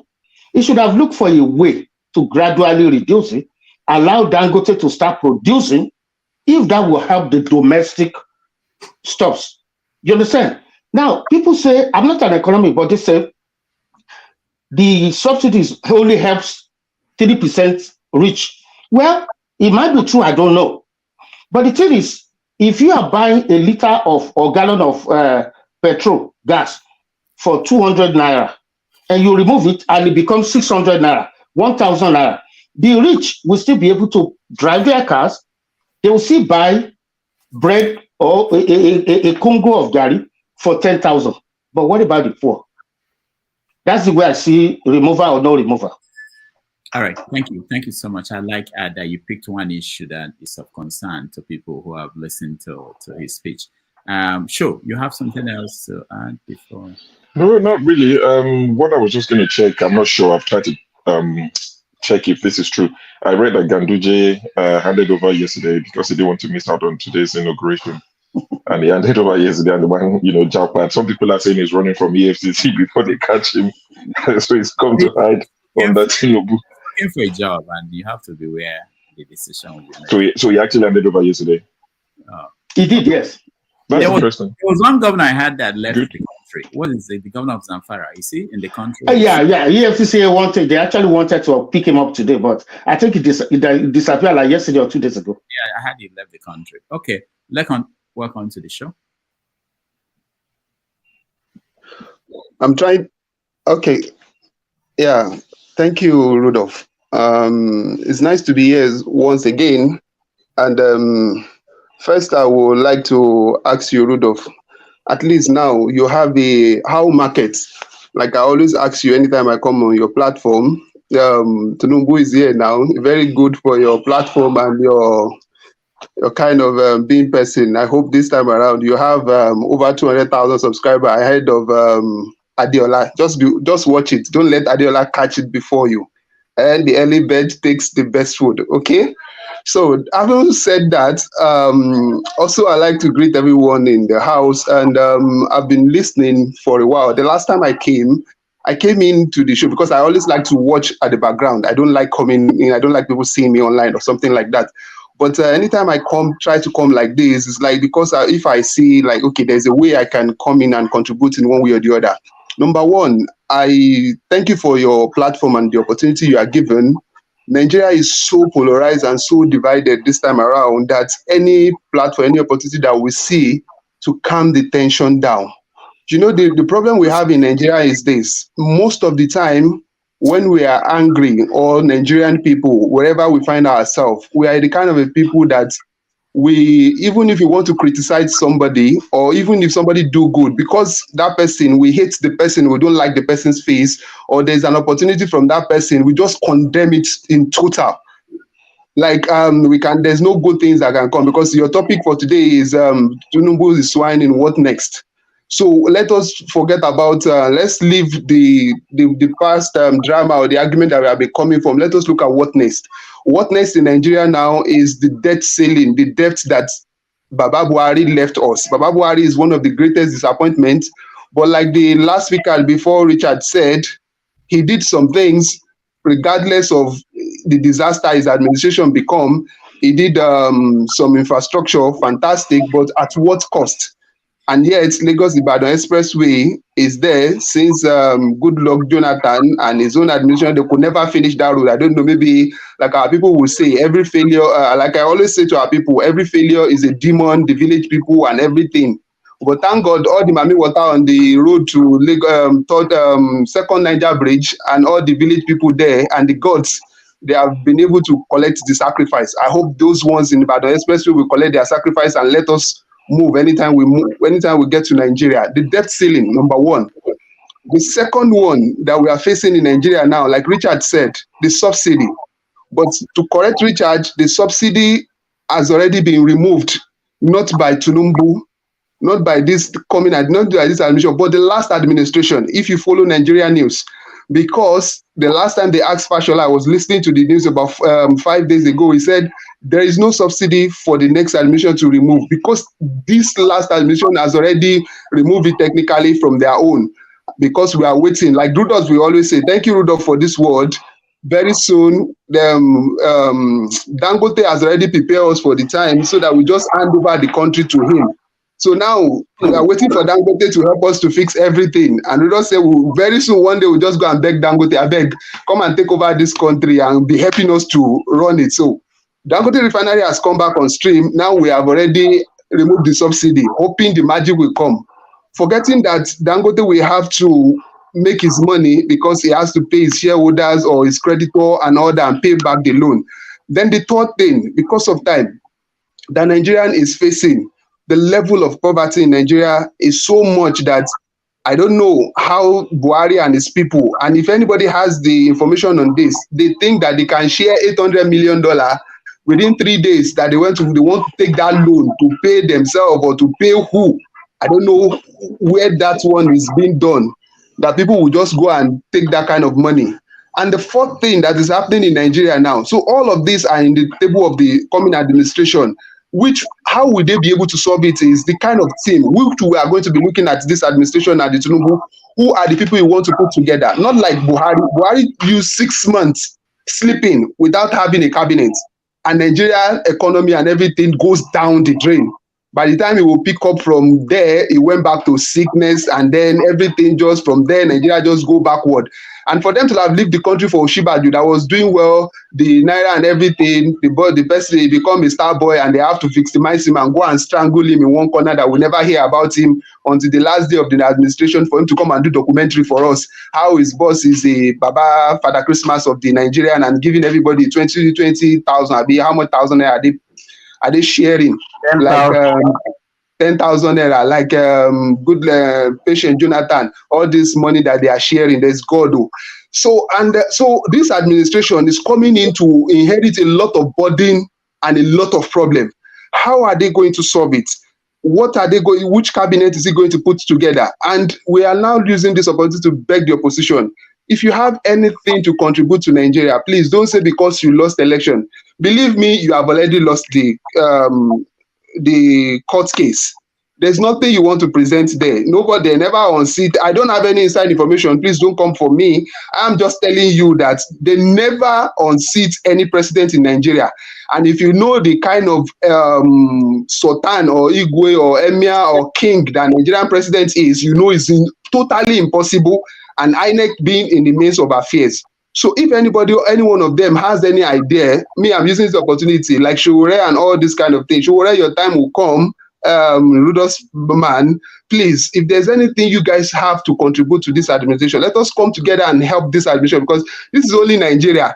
If you like, say Biafra and all these things, look at Sudan. They divided which year ago. One economy, South Sudan is totally in shambles. The other one, they are killing themselves. If Nigeria divide tomorrow, we'll start killing ourselves. So let us even go to that route. Like all this kind of sharing or dividing ourselves. How can we make Nigeria great? That is my own submission. Thank you, Rudolph. Thank you. Mama Echo. Leko. Yes, Mama Echo. We are not fucking moving on. Why? If you want us to move on, all my picking one and kid during this election resurrected for me. Did you understand me? Mama if Echo. You want us to move on, Leko and Bello. If you guys want us to move on, every of my fucking child that you people killed during this election. Mama Echo, I had to meet you. Remember the rules here. You can't use such language. Not here. I'm sorry. You can make emphasis without. I don't know why people think that makes it important. Oh, you guys can hear me? Can you guys hear me? Sure. Yes, we can hear you. So I don't know why people think you have to use certain languages to make your point. You can easily. Some people speak very softly and they make their point. You don't have to use certain words. There are kids who watch this. There are parents who put this on and they are cooking and their kids are watching. You can't be sounding this way. I want to say something. Osi, go ahead. Yeah. So thank you so much. And I just.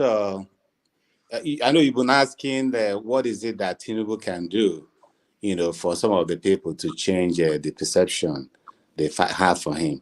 I'll key into that. But before, I just wanted to just respond a little bit to what Richard said. Richard is well-spoken, and I quite agree with a whole lot of things. But I also think that he had a way of pursuing a lot of straw man's argument and went just totally off the rail. When you talked about, how people in the Southeast respond to the fate of the young lady that was killed, that was totally wrong, because a lot of us put out statements condemning that, just like we condemn every killing that happens in the Southeast and a whole lot of other things. But there is a consistent pattern which we have noticed, which is the fact that even when the whole Igbo intelligentsia meets at a place and issues a communique, people like to take IPOB position and project it as the position of the Igbos. That is just totally wrong, and it's very callous. So I would want us to not do that. Before we make that kind of statement, let's make sure we have our facts. Hang on one second. So, but that's about it. Now, in terms of Tinubu, let me just say that even as we didn't believe that the process that threw him up was legit, we still wish him well.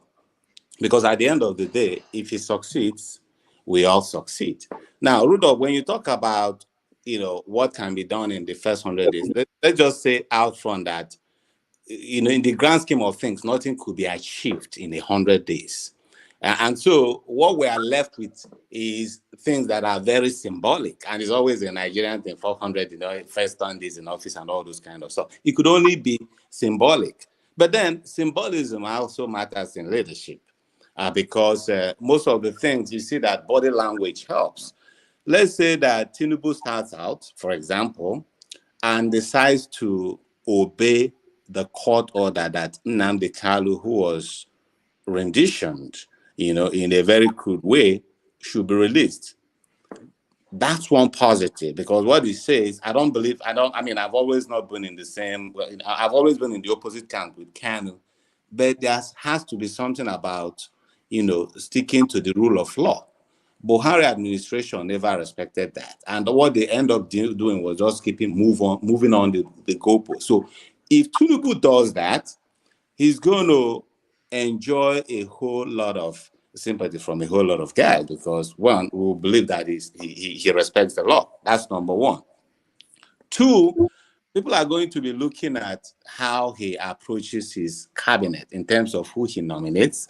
One, they'll be looking at the spread.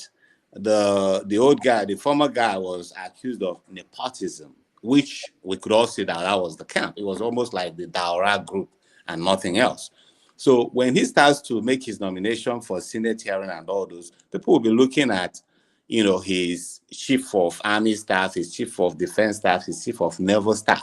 Does it have that kind of representation that makes people believe that this guy is actually a Nigerian president and not a president who is out to get those that he feels didn't vote for him? So that is it. Then they're also going to be looking at competency. Is he going to rely on technocrats who actually are able to look at the problem, identify it, and know how to solve it?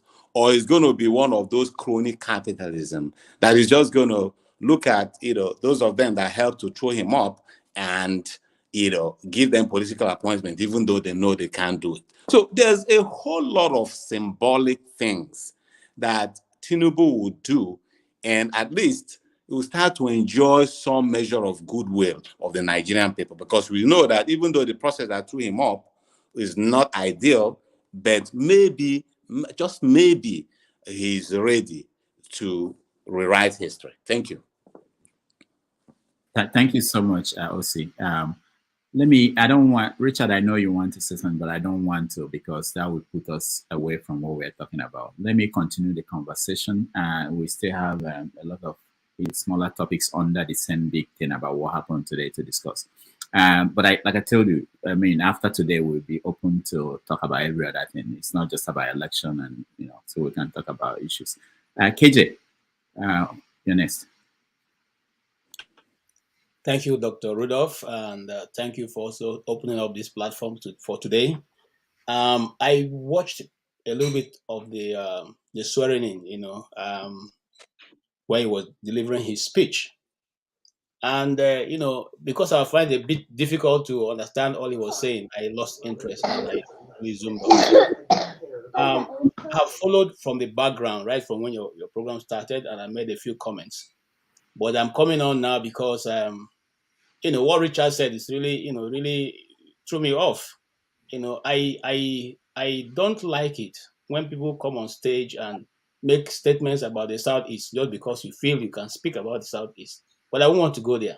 And I also do not agree with what's his name, the other guy who spoke after him, who was saying certain things. Look, moving on. Each time they say, let's move on. We said the same thing when Yara Adua came to government. He said, my election was not perfect. I'm going to do it. Let us move on. We moved on. The next person came, Jonathan. We moved on. The next person came. We moved on. Now we are now in the era of Tinubu, and we're still going to move on. When shall we stop moving on? When shall we now do the right things as other nations do their things? We're not looking for a perfect, election. Even if they have rigged the election and they just allow the beavers, just like the INEC man promised, so we can go there and look at the results. Nobody will complain. And people come here, especially those my Yoruba speaking brothers, and think it's a Yoruba thing. It's not a Yoruba thing. I don't care who rules Nigeria. I'm concerned about equity, justice, and righteousness. That is on which a nation is built. It's not built on moving on. Because if you move on today, tomorrow you still have to move on. Next tomorrow you still have to move on. When shall we stop moving on? And some people say, we are too impatient. Man, in my primary school, I read Adamu Chiroma as Federal Commissioner for Finance. In my university, I graduated, I have a master's, I still see Adamu Chiroma playing a role in the Nigerian government that I was 8 years old reading in the primary school. Come on, guys. What are we talking about? Are we so what shall we tell our children? So that Rudolph don't cut me off, let me quickly go through one or two things. And I believe that nothing is really going to change. You see, Tinubu is going to take some days now after this celebration today and tomorrow, and take maybe 2 weeks to relax and gather himself back, and then we'll now start making appointments. The country, like I said yesterday, is going to run on Shetima. You need strength. Those of you, I've been opportunity to be in a minister's convoy as a consortium, a media consortium. It is not easy to run in such an office. I'm talking about minister. I'm not talking about the president. You wake up most times 3 a.m., 4 a.m. You are still hitting the road. You have not even finished editing and submitting your report. Another one's coming. You can't do that except you are well. You are well. You are well. Nobody's concerned about his health. We didn't call him to the opposition. He gave himself for service. We should talk about it because he's serving us. He's not serving himself. Okay, it's not his personal company. And none of you who are here saying we should move on will give your company to Tinubu to run at this age and his health. Come on, man, let's grow up. Okay, that's what I'm saying. Thank you. Thank you so much. Professor Nebulous. Thank you so much. I'm happy to be back again. I lost out at some point. In as much as I wouldn't want us to dwell on tribal or ethnic sentiment here at all. We are talking about Nigeria. Okay, from the word go, I never supported Tinubu because of my own sentiment is because of his Muslim ticket. I saw it as a slap on the Christian fold. And the fact that he did not even grant interview to any local journalist or local media, I saw it as a no. That he doesn't regard Nigeria as anything. He went to Chatham. I have my grounds for him on those areas. But now he has been elected. Like somebody said, it's not easy to remove a president based on any court proceeding or whatever. It will cause chaos. That we know. But now, living with what we have now, my own is that if this guy wants to actually carry everybody along, like I advocated earlier on, that he must run an inclusive government, restructuring simply means one of the ingredients of restructuring. I heard Rudolph asking, what is this true federalism and all that? One of it is that making sure that all the regions are autonomous. Let them control their resources as it was before independence and shortly after independence, that enabled the likes of Awolowo to develop the West the way it is today. Allow that kind of autonomy so that, look, the reason why we have what we have, somebody is saying Chiroma has been coming all this way, yes, because the system allows it. It is that system that allows Deadwoods and other people like that to just occupy spaces where people can think should have occupied, is what I'm asking to be removed completely. If we structure the country, for instance, every region is able to generate income and be paid some taxes to the federal government. That is how we know who are really politicians. Let me tell you, Nigerian system now encourages laziness because the federal will always, distribute money every month So many of the states are not even viable. That's why they can't pay salary. The one that comes from Abuja, after they finish sharing it, they don't generate any other thing. They are waiting for another month again for the good is coming from Abuja. They don't generate anything. They rely on the resources from the Niger Delta, from the east and west and all that to thrive. What I'm saying is that if the country is restructured, everybody go back to your tent, O Israel. Now, that is the only panacea that will guarantee a kind of peace that will not let Nigeria dismember.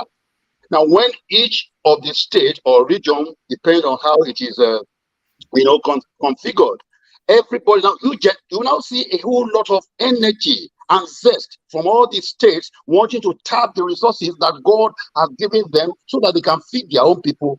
You will see heavy competition. I've been hearing this for a very long time. We want to make the Southeast, maybe Onitsha or something, the Japan of Nigeria. Japan. When will that dream come true? Turning Onitsha or even Aba to Japan of this world. If you do not restructure, if you do not empower the people, that dream will never come to fruition. It is when we restructure, give power to the regions, enable them level of autonomy to generate and and to actually then you see ingenuity of people actualizing themselves. As it is now, we all depend on Nigeria. Everybody just cutting from the cake. Nobody is baking. The one that people are even baking, they don't even want to contribute to the center because center always gives. And that's why our initiatives are dying. That's why we have the Jackpot syndrome, because the local people like states in state or another state, they don't encourage the people who are actually innovative in their land. Everybody depends on Nigeria. So that is the problem we have right now. Until we are able to encourage true federalism by way of restructuring, we can never make the Nigeria of our dream. That's why I'm so passionate about true federalism alias resource control. Thank you. Thank you, Prof. Thank you so much. So what we're going to do is, I have a lot of people who are in backstage and they want to come in, and a lot of people trying to join. So when I pull you off from the studio, you can stay in the backstage, and then we let new people come in to weigh in. OCO. Please, can I call it? Yeah, can you hear me? No. You need to hold on first. Not yet. I'll get to you. OCO. Can you hear me? Yeah. You can hear me? Mm-hmm. Go ahead. I'll greet you all. I just want to say my mind and God. And I was personally feeling insulted by Richard's statement. Richard, with all due respect, we all live abroad. You need to apologize to Nigerians, especially a lot of them. You can see where you were talking. People get angry. People emotions are very high, especially the Nigerian youth. I call myself used to come. I'm in my 40s. I will tell you this. When you finish this program, go back and hear yourself. Our words are very powerful. You can't come to social media and start saying that we judge the Nigerian youth, they do this, they do that. Listen, I would have gone way below this to give it back to you, but out of respect, I will hold my emotion back. The same Bible that will tell you, respect your parents, do this, the same Bible equally tells you, do not provoke your children to anger. This man has forced people like me out of Nigeria. I didn't stay here out of my own making. And God knew that I tried my best to serve Nigeria with my strength. I tried my best to sacrifice everything. Nigeria has never, the only thing that Nigeria gave me, which I remember retro, I came here with Nigerian passport legitimately. Have they done anything for me? Never. And I have never benefited from that same system. So you do not have any moral background to come to social media and talk down on Nigeria. I felt so personally offended by your statement. And sir, I would want you to make another video on your own side, apologize to us. That's on one side. Professor talked about, either professor or somebody about talking about moving on. For me, I have nothing personal against Tinubu. Tinubu has his own agenda. Tinubu is a Nigerian like me. He has his ambition. And he has said it time and time again that he wants to be his president. It is his turn. He has the right to do that. If you follow P2B said that I am not challenging Tinubu, I'm challenging the process. The process and that's what we are saying. What we are saying that let us know the process that has brought us to this, even from the time we have failed as a people. Let me be honest with you. If you move all Europeans to Africa and move all Africa to Europe, I give you less than 6 months. Europe will be like America, and America will be like Africa. Listen, it's all about the institution. It's all about the process. This process, we cannot say, let us move on. And whereas the same issue is still repeating itself on daily basis. How can you say move on? And that's what the move on we use after the independence. Because the problem we have that we forgot history. The same move on we have moved, that's the reason why everybody is still agitated. The Biafra agitation, if we are sincere to ourselves, even Rudolph may not accept it openly. He's an Igbo man. No Igbo person has truly been healed of Nigerian Civil War, unless you are just pretending. These are the kind of conversation we will ask. You talk about true federalism. Prof, I like that kind of line of thought. The Igbos don't feel, I'm an Igbo man, the Igbo don't feel that they're part of Nigeria. They are being sworn in. My family here, my relation, they are not even listening to the swearing of Tinubu. It's not about Tinubu, it's about the hatred in the heart of every living Igbo person you see outside the country, even within the country. And Buhari did not help matter. But if, like you said, if I were Tinubu should build on the mistakes of Buhari. But I don't see Tinubu doing that. From his appointment so far, you have seen that it's like it's a continuation of what APC has done. From his appointments, you can see it's like a written agenda. We are not going to allow that. Listen, let's say it like this. Let's assume that the vice president that just finished was an Igbo man. The president coming was P2B. I doubt if Nigerians will be working. All you'll be hearing, oh, Nigeria is only for Igbos. But you don't see Igbo say, oh, is it only Yoruba? We have seen Obasanjo. We have seen Osibanjo. We have seen see, you cannot remove religion. You cannot remove ethnicity to our problem.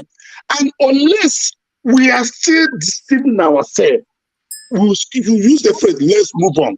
Before we move on, we must fix these things through dialogue, through conversation. Where have you gone wrong? Okay, I'll leave this thought. Before you start saying, am I supporting division? Yes, I'm supporting to an extent. If you believe that the Igbos are part of Nigeria, let me be honest with you. P2B would have the best card Nigeria will ever had to unite the animosity, the grievance in the heart of the Southeasterners. Unless if we are deceiving ourselves, no decent Easterners still see itself as a Nigeria. And that's the basic truth. Thank you. All right, thank you, Otsio. I don't want to, you see, that's the problem we have with fact-checking people. If I do that, that means we have to go back to you and go back. And there are a lot of people who are waiting. I would have asked you, for instance, what appointments did Tinubu make? I don't know what appointments you are talking about. He hasn't made appointments. But if you... When I mean the appointments, sir, I mean his party. Tinubu is APC. APC is Tinubu. He's part of the restructuring. They had by saying the Senate president go to this. Look at what they are giving. No. We must say ourselves the truth. Tinubu is part of the system. Osi, thank you. Just to make it clear to people who are watching at home, they might be wondering, like me, what appointment, because he has not. So, man of prestige, go ahead. Thank you very much. Do you know what we're talking about? I partially know what we are talking about. I think I got the gist, But before I proceed, to begin with. I did not watch the inauguration this morning. It's too early over here. I'm not going to waste my time coming up, to watch it, to watch the inauguration to the selected president, which I don't believe, but he's a Nigerian president. That's all good. But before I proceed, I have a comment to make. Just a minute before I proceed about Tinubu inauguration. This is regarding to Richard. I'm not gonna come here and insult you. We don't insult people here, but I'm gonna use a word for the statement you made, which I thought was gibberish. Just the statement, not you. About moving on and all that kind of things. And you use the analogy about American government about going to court and everything. You can't compare Nigeria with America. I mean, they have an institution that work. So coming here to compare Nigerian politics and judiciary with Nigeria, that's nonsense in my own opinion. That's just strictly my own opinion.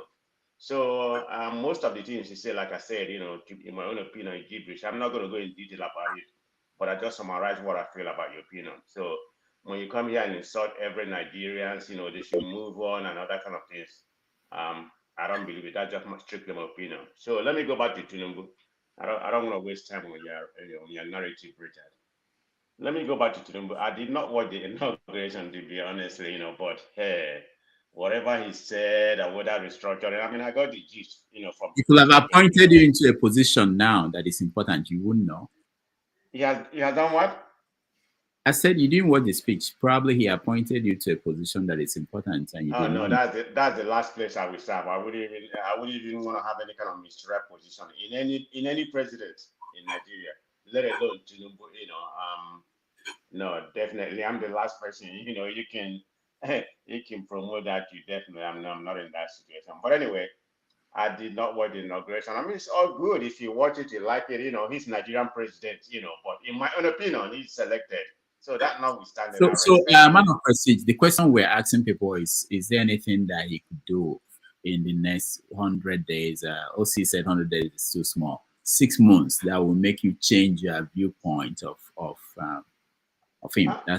Well, it's not about changing my viewpoint of the personality that is there being the president. It's about Nigeria, what he can do for Nigeria. So I wish him well. I want Nigeria to prosper, being a partial business person, have some business. I would like him, to promote any kind of, be a presidential that can promote any kind of business, in that regard. But notwithstanding, he said he's going to remove the subsidy. So I don't know how that's going to happen. I hope he does it right now, the first 2 years or whatever, take whatever, any kind of fallout that may come out of it. Maybe the last 2 years or the next 4 years, if he's still there. I hope he's still there, regardless of how I feel about him. I hope he rule for 8 years, long life for Tinubu. I don't know him personally, but I know about his antecedent, what he did, I don't know how he made his money, but none of anything about him is so unpredictable in that regard. So I don't know the kind of person he is. So definitely remove the subsidy, that should be a good team, but he's gonna suffer for it, regardless of the refinery people are talking. People are thinking Dangote refinery is gonna come and redefine Nigeria. And not so fast, people. It's not going to be that easy. Go and read the whole point about Dangote theory, how it's going to work. It's going to take a time, maybe 3 or 4 years, before we start seeing any something fruitful about that. So I would like, hold on, I'm not done. I'm not done, Dr. Rudolph. Okay. Liking to remove the subsidy, that'd be a good thing. I don't know about restructuring. I mean, Shetima is there, he already told you, restructuring my food. So I don't think the Northerners will like restructuring. But that would have been a good thing to start with, if they can restructure, Nigeria. But like I said, I wish him good luck. I'm a Nigerian. I don't support his. I mean, I don't believe his presidency was legitimately, elected. So, but that notwithstanding, a lot of Nigeria do. So it's a good thing. So let's see what happens. How you able to transform that country, in the next 4 years. Good luck, Tinubu. All right, thank you. People like Femi, they are very quiet. I know, Richard, I know I'll give you a chance to respond, but hold on first. People like Femi, they are very quiet, and other people will just be talking. Femi, welcome to the show. Good morning, Richard, and thanks for the compliment. So I did end up watching the entire inauguration, what have you. So something was going through my thoughts while I was, and it was intentional. I mean, this has nothing to do with whether it was Tinubu or it was Peter Obi. What was going through my thoughts was one of the very fundamental things I spoke about, which even the professor also highlighted. And it was how Nigeria is a complicated place, and the thing is, if we keep doing the same thing over and over again, we're gonna definitely keep giving the same result. It's not even like being pessimistic. I'm kind of optimistic only if Tinubu kind of goes the route of restructuring. How he and his people do it is, I mean, it's not for me to do. I mean, there is the one that applied for the job. Whether it will, of course, we know all the charade that the election brought up, and of course, I've often spoken about fairness, justice, and equity. And I mean, it's often it says that righteousness exalts a nation. Obviously, we're not righteous. We just hypocrite in Nigeria. We claim to be the most religious people, but everything we do is contrary. But having said that, if they can go the route of restructuring, because the truth is Nigeria is at its most divided level ever. And whilst one wants to would really want to wish Nigeria well, because just like John Abba, for example, has mentioned, whether we like it or not, despite our sentiments, we have people in Nigeria and we are betrothed to Nigeria. I'm not happy with the entire situation even up until this moment. But if we can go with restructuring, really, things. I mean, there's going to be maybe not immediate exponential change, but we're going to see changes because the fractures are there, and the only thing that can solve it is definitely restructuring. However, you want to put it or say it, with respect to and of course, something I kind of took cognizance of in the midst of the speech was he specifically mentioned something to do with creating 1 million jobs for the digital economy. You know, I since I was born, we've been hearing promises and is this words are cheap. Politicians anywhere in the world, even in America, it's not even a Nigerian thing. Politicians, they're for example, I don't see you, Rudolph. You can never be a politician because you have to be. It takes a certain kind of candor. It's like you have to have special skills to go to school of lying to be able to come up with figures. I don't know how it's going to happen, but let them start restructuring. Oh, thankfully they've Baba, no regret. Buhari has managed to put us in debt, so I don't even know where we're going to start from in terms of trying to fix other things that include electricity and whatever. Because if you don't fix certain things, I don't know where the 1 million jobs are going to come from. And you know what? Let me just skip it that way. God bless Nigeria. Thank you, Femi. I know it could be frustrating sometimes. Okay, Richard, let's hear Richard. Richard, go ahead. Oh, thanks so much for the opportunity. I quickly want to, because I'm at work, unfortunately, so I have to go back and fill more prescriptions. So let me just spend like 2-3 minutes. Then I'll be watching from behind the stage, and I'll be coming back and forth. So it hurts when people misrepresent your facts. Number one, I never mentioned anything like let's move on. I will never say that. There's a case in court, and when there's a case in court, we are not allowed to report it because we can't be before the judges. It's wrong. So what I'm saying is this. I mean, what I was saying is this. His sister, I forgot her name, was saying, "Oh, it's really tough in Enugu, no drinking water." So that's why I came in that, hey, it's not the responsibility of Abuja that we should hold our local politicians accountable. There is no reason why I think Governor Ikpeasu, I don't know the former governor of Abia, why should he hold people 26 months salary?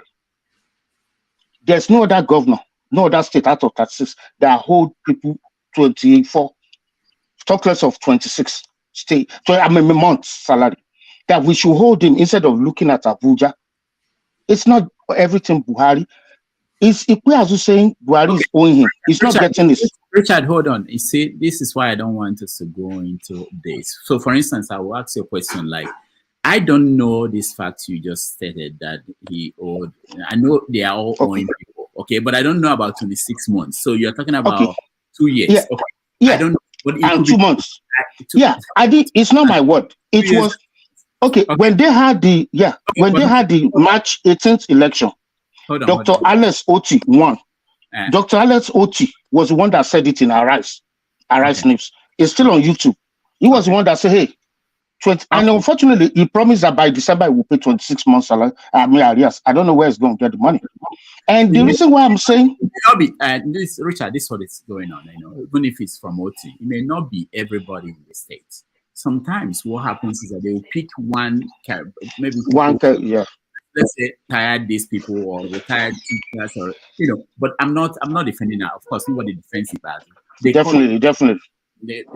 Nobody defends him, and I don't think Ngozika was saying that it's the fault of Buhari that Azo is doing this. And she didn't say that it's the fault of Buhari that they don't have water in Enugu. I don't think she said that. So that's what I'm saying. I don't want us to get into this. One day you'll come back and we talk about these things. How we present things. It's not that I'm not questioning what you are saying per se. I'm just saying that I didn't hear that from Ngozika. Buhari's fault that all these things are not happening. And she said the new governor is promising to give them water in Enugu. She didn't say Tinubu will give them water. So at least you understood where it to come from. No, that's exactly, you first asked her that, did she watch what happened in Eagle Square? She said she's not interested, that she doesn't have no hope in that. And then you came to the local, she said, oh, that governor, that she has hope in that. She doesn't have hope in Abuja, but she has hope. So that's why I'm saying she's putting the local problem onto Abuja. You understand? That it's not everything that happens locally that's the fault of the central government. Let's hold those local politicians accountable. And then we went further to say, okay, the elders, they're not giving us the opportunity. Then I said, no, we're also not doing the right thing. We're not channeling our energy, our anger towards the right thing. I said, by the time you lock down a state for 1 day in a week, it's hurting the economy of the state. They're not making money. Go to check National Bureau of Statistics. Go to their website. I'm from Ogun State. What Ogun State makes in a year is what 2 states make in Southeast. Then you're going to have economic problem. 1 state makes what 2 states makes.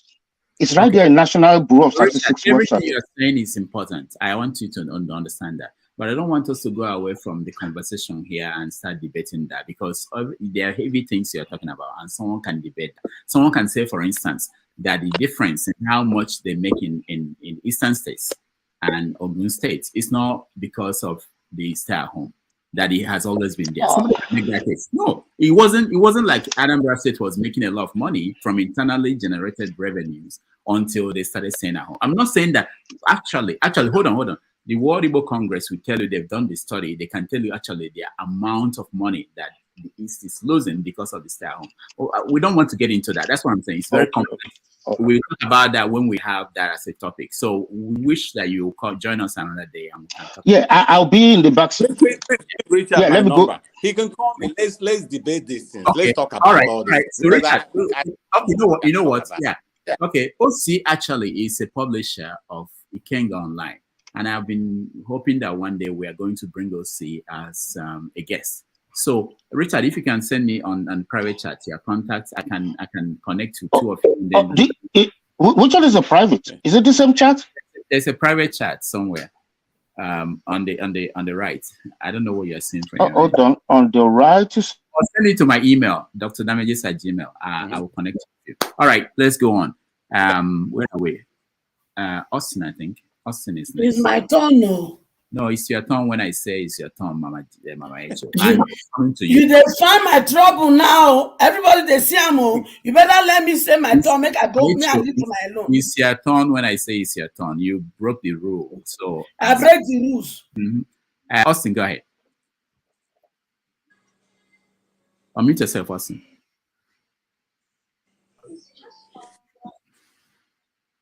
You muted yourself again, Austin. I think you're. Okay, Can you hear me now? Yeah, go ahead. Let me first of all say good evening, everyone, wherever you watching from. And Mama Aisho, I will just do a little bit so that you can call me, because I always respect you with any platform I see you. You say what is next from Tinubu regime? So first of all, my happiest day today is missing Buhari gone. So that have relieved a lot of things for me. He's gone, and he's gone forever. What I will be hoping for Peter Obi, by his grace, when he come here after this shenanigans of Tinubu sworn in, the second Niger bridge, the name should be reversed immediately away from Buhari's name, because he doesn't deserve anything for his name to be put in anything in Nigeria. I'm not anybody can insult him now, because it's the right to insult him is gone. Because good luck Jonathan received worst when he was even in office. Not to talk of somebody for 8 years, what he can implement for Nigeria is banditry, kidnapping, and all others. That is what he can implement. The government of Tinubu, that is what I'm going to hit up. What we are going to have for Tinubu is going to be similar with Buhari. Is his turn, is Yoruba turn. So he is going to act worse than Buhari, because in their own party, crisis is going to come. The Northerners is not going to see Tinubu like the way Buhari acts. They are not going to wait for him, because if they see him want to go to that route of Buhari, they will do everything to take him out. Whether he's sitting or he has all the military protection and everything, police, the Northerner is going to do everything to take him out, because they cannot wait, because they are too hungry for power. They cannot wait to see Tinubu go away. That is one thing you are going to see in his government and his APC gang. For his administration that he is celebrating that he won, which he never won one, he stole one, until the court decide. Because if people still say they don't have faith for the judiciary, for me as a person, I believe there is still one faith, hope left for me for the judiciary, which is the case. It's not only Labour Party, Peter Obi is in the court, PDP is also there. So there's a lot of resistance for Tinubu to face, because he's not going to do anything. For him to start with, he have to open the border to relieve the punishment Buhari have put on Nigeria. He should open the border first. That is what he should start with, so that things will start coming east for Nigeria people. Hold on. Austin, hold on. Is the border still closed? Yeah, it's closed. You can hear Buhari said before, about 4 days ago, before he left, he said he closed the border so that Nigeria should hungry and go and fight for themselves or they die. That is what he said. No, he said why he closed it. It's open. The borders are open. Why is things still very much expensive in Nigeria? When people cannot get food, they cannot get anything. In the world. Are you in Nigeria, Austin? No, I'm in the UK. Okay, I think so. I'm in the UK. Yeah, I'm in the UK. I know what it costs me. Every 2 weeks for people back home. I know what it costs me. At times I sit down and cry. I shed tears. So I still have family back home. I have 2 guests back home. I have 3 children here. So fighting back home, sorting issues back home is a big war we are facing. It's not easy for what Buhari have put us through. Now we were hoping that things is going to come out for good for everyone. When we see that Mahmoud Yakuba just derail the hope of Nigeria and turn everything into total black art. I listened to former head of state, the interview he had, I think about 2 days ago, General Ibrahim Badamasi Babangida. He said one thing about we Nigeria. He said Nigeria is a resilient people. When they ask him about the regime of Tinubu, He said Nigeria people will not allow Tinubu to do whatever he think he's going to do. He said Nigeria will come out for him, all areas. And it's true, we will come out for Tinubu. If he wants to surprise with Nigeria, what he's going to do before the court case will take him out from that place, he will try to fix things that is very urgent for Nigerians. Like what? So that Just give me one. Give me one. He's going to deal with the inflation. He's going to deal with the economic situation. Do you know how he could do that? He can do it if he wants to, because all the people who were in Buhari government who stole all the money, he can begin to arrest them, to retrieve money from them.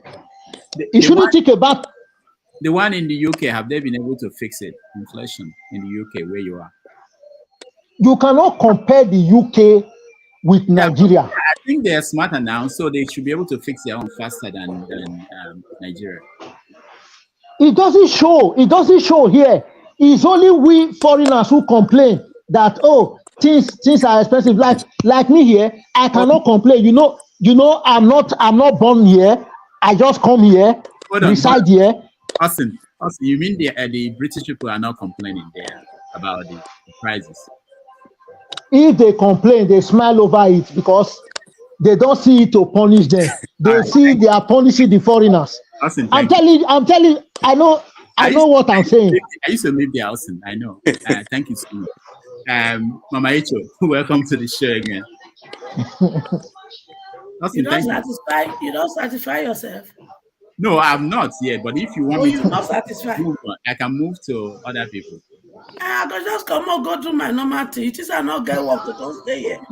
So Mama Echo, I was expecting that you are going to come and say you are sorry that you broke. I will still say it, but then you don't satisfy yourself. That is the question I ask you. So, but we can't allow that to happen, you know. I thought the first time Let's tell your people to stop telling my children to move on, because that alone provoked me. You understand? So I'm sorry. I am sorry. Make I do my talk. Make I come out. And to this, to the Nigerian youth, I know they don't care about you.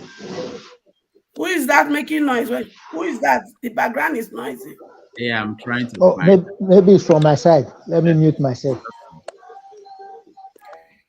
This to the Nigerian youth. I know your leader don't like you. They don't believe in you. They've dampened your hope.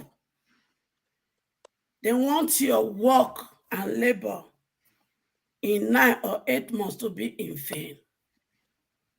I know how painful it is. I know. I know they step on our constitution today and they've destroyed it. I know how painful it is. So I want to say to you, be courageous, be strong. These wicked people don't define your tomorrow. You define your tomorrow yourself. For the case in court, it is not yet over, children, until it is over. For those who believe they don't unseat on a wuru-wuru president, you do not have the final say. The constitution we all believed in talks about president-elect, not Yakubu select. So the person on seat today is not president-elect according to the constitution of Nigeria. It is president-select according to Yakub, INEC, and all the people that buy my children to make sure he gets there. So for now, Chief Tinubu, you have parallel government you are running against. You people came in deceitfully. Your wife, few months ago, says she's broke. You people are broke. You people don't have money. And that she was even collecting money from the vice president's wife, which woman was she collecting money from? And she has the audacity to go to redemption camp And he was lying to our face that they are rich, that they are not coming to eat Nigeria. What a shame. Remi Tinubu, you are a sorry. You are a liar. Declare your asset. All of you declare your asset. Because a few months ago, you people said you do not have money, and you are collecting money from another woman. So how come you are going before us in ROCG telling us that you are so rich that you are not coming to eat Nigerian money? So you have started a journey with lies and lies. So that when you people start looting, Nigeria will not question you. You are just there for a period of time. According to the Constitution of Nigeria, you people are not president-elect. You are president-select.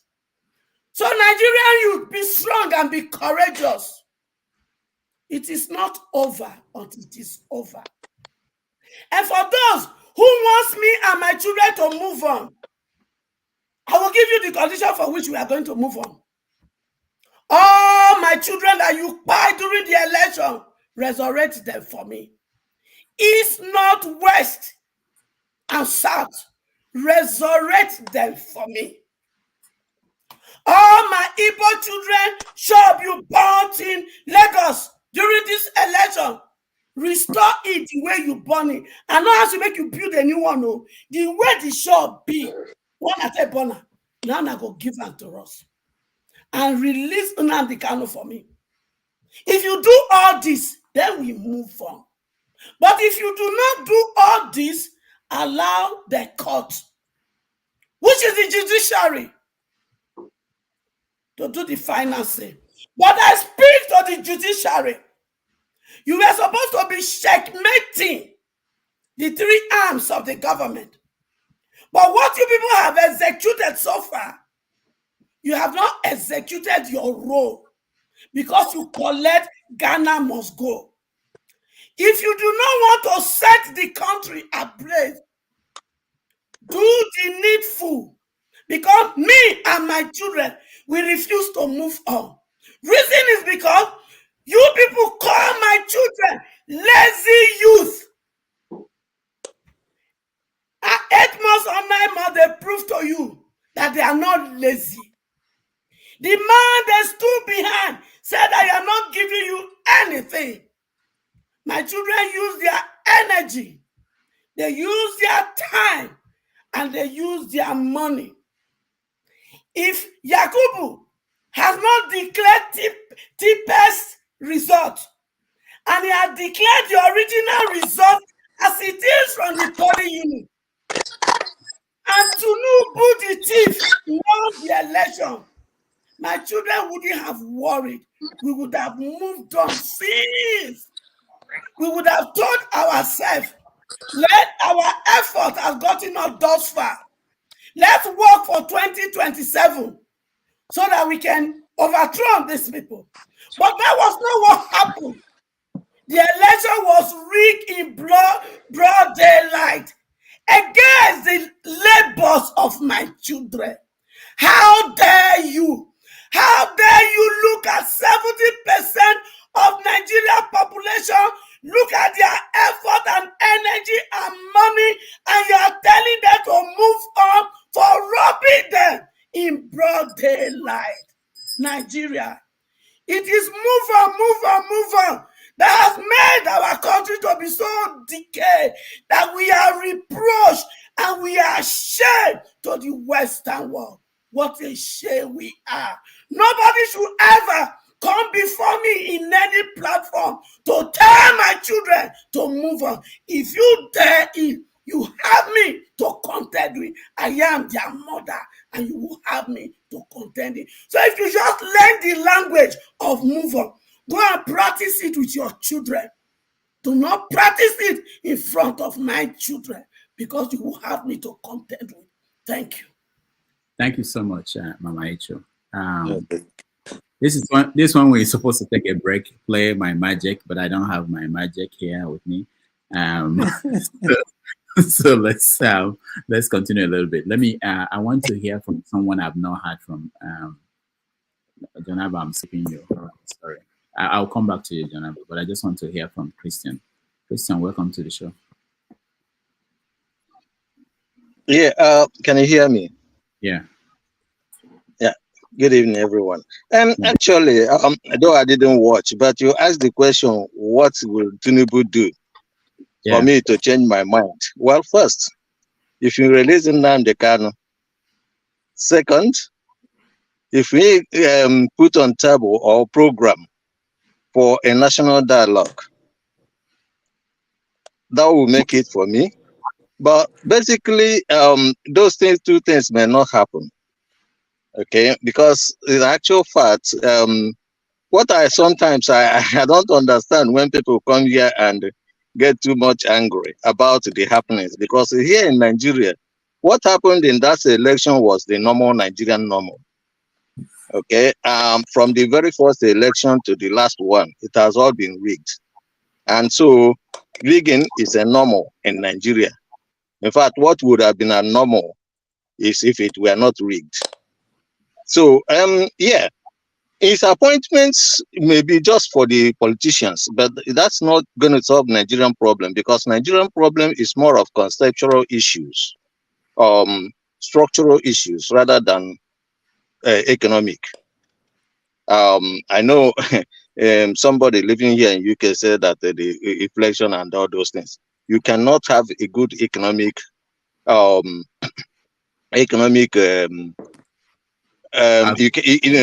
fact, you cannot have, unless there's no have economic growth unless you have a good environment for it to happen. And therefore, for him to even to start having economic environment means that, first of all, everybody will buy into that concept of Nigeria, and which is not yet done. So yeah, I guess he will still have much problem on his hand. And if he leaves, he might still be living with this problem, leaving it behind him. Thank you. All right. Thank you, Christian. Jonaba, let me ask you, because I think you've said something about what we're talking about. Let me ask you, what's happening in Benue? Did they swear in the new? No, did you monitor that? Because we are blaming everybody for facing the national federal government. Nobody cares about the state. I know in your state there was a change in the governor of the state. Did you watch? Today I watched the presidential election. I can find out in a little bit what happened in my state of Benue. Oh, okay. Go ahead. So, somebody mentioned Northerners, and Jonaba is from the north. At least technically, Benue is in the north. So, Jonaba, I asked this question about Shetima. What is it about Shetima that when his name is mentioned in conversations about Nigeria and the new government, people feel that there's something to be worried about? Do you have that concern? No, I don't have that concern at all. Shetima is a Kanuri man from Borno State. I said it during the election process before the election date. I mean the voting date. Shetima is a very seasoned politician. One of the things that I've observed here is that we all talk from our own way of how we see Nigeria. Most of us, we leave the East, enter the airport, and we do not have relationship with the northern, the eastern, the western part of the Nigerian, and that make our view of Nigeria very narrowed. Shetima is a Kanuri man. It's not Hausa, but then if you look at a typical, and I grew up in Borno State, and I went to school in Borno State. So I know Borno State very well, not just Maiduguri as the capital. I know it's like that's where I grew up. So Shetima, with the last time they were showing picture of him having dialogue with the Boko Haram member. I can't confirm that for sure, but I said that to you guys that there is nothing wrong even United States of America negotiate. There's nothing wrong if you mean it for a good. Can you mind? Somebody talking to me. United Use States your of phone. America negotiate with their Take this enemies blue. if I'm at on the all other one. uh, there is a reason to do that. And the last time, if you watch the handover of power, he said he nominated an Igbo man to be his chief security, and he nominated a Christian brother to be his chief of staff, just for to include everybody in the government. That is politics. I'm not saying that make him a good anything, but that is the politics. And we don't play politics. Me and my brother, we are two different persons in our belief in politics. You have appeared on your show several times, but we never go after this show and we become and he said that is a do or die because it's a politics, it's a game, and he's entitled to his own opinion, and I'm entitled to mine. But I've seen that in this place, so many people is like, people is so brutal that if it's not the way they want it, it's highway or it's their way or no way. And that's not how politics or life goes. Life doesn't go that way. Setima is a good guy. He's going to do well. He's a man. He's a man that when he says something, we have two type of leader. There are stooge who can manipulate and he cannot even deliver because somebody will be telling him what to do. If a good leader that is have a mind of his own, have a clear vision and follow up, he will deliver. And I'm wishing him and the Nigerian people the next good 4 years. And it's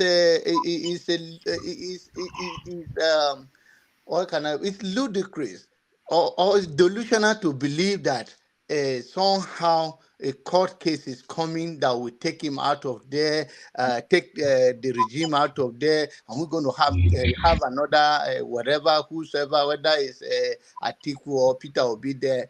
I don't think there's no way for that. So let us accept what we have for now and work with it and see how Nigeria can be transformed, or there will be any changes at all better than what we have experienced in the past 8 years. And that is what I'm looking for. And I'm somehow optimistic. I'm not in their government. I'm not an official, but I'm hopeful that Nigerian people also will hold them accountable because they are aware.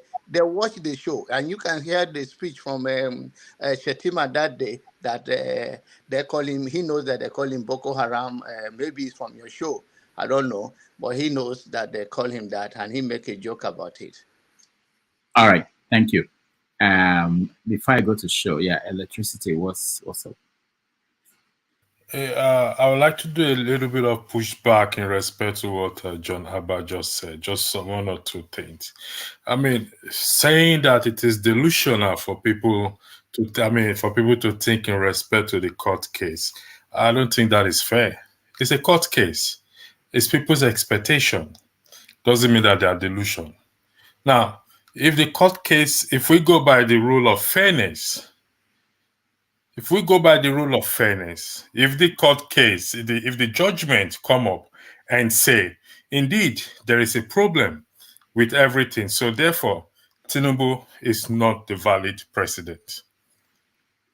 If it goes that way, listen, let's look at if we put things in context. Let's put things in context. For example, the case that Atiku took against Tinubu, I read the judgment. It's a fair judgment. But if the judgment comes and it says, oh, Obi don't have a ground or Tinubu don't have a ground, you can't say people will have that belief or people will wait to that side, that delusional. I don't think that's a fair statement to make, particularly coming from a pastor, with due respect to your position. Because even God himself talks about fairness, equity. So if we're going to apply equity, we need to put our argument across very well. Now, I am in support of people moving on, but on the ground that let's move on and let's start to apply the principles of the Constitution. I was here earlier and I told Dr. Rudolph, I said today is the 29th of May, 2023. Then I was going back the videos I did back years ago, 6 years ago, when Kanu started. I now saw what I said there.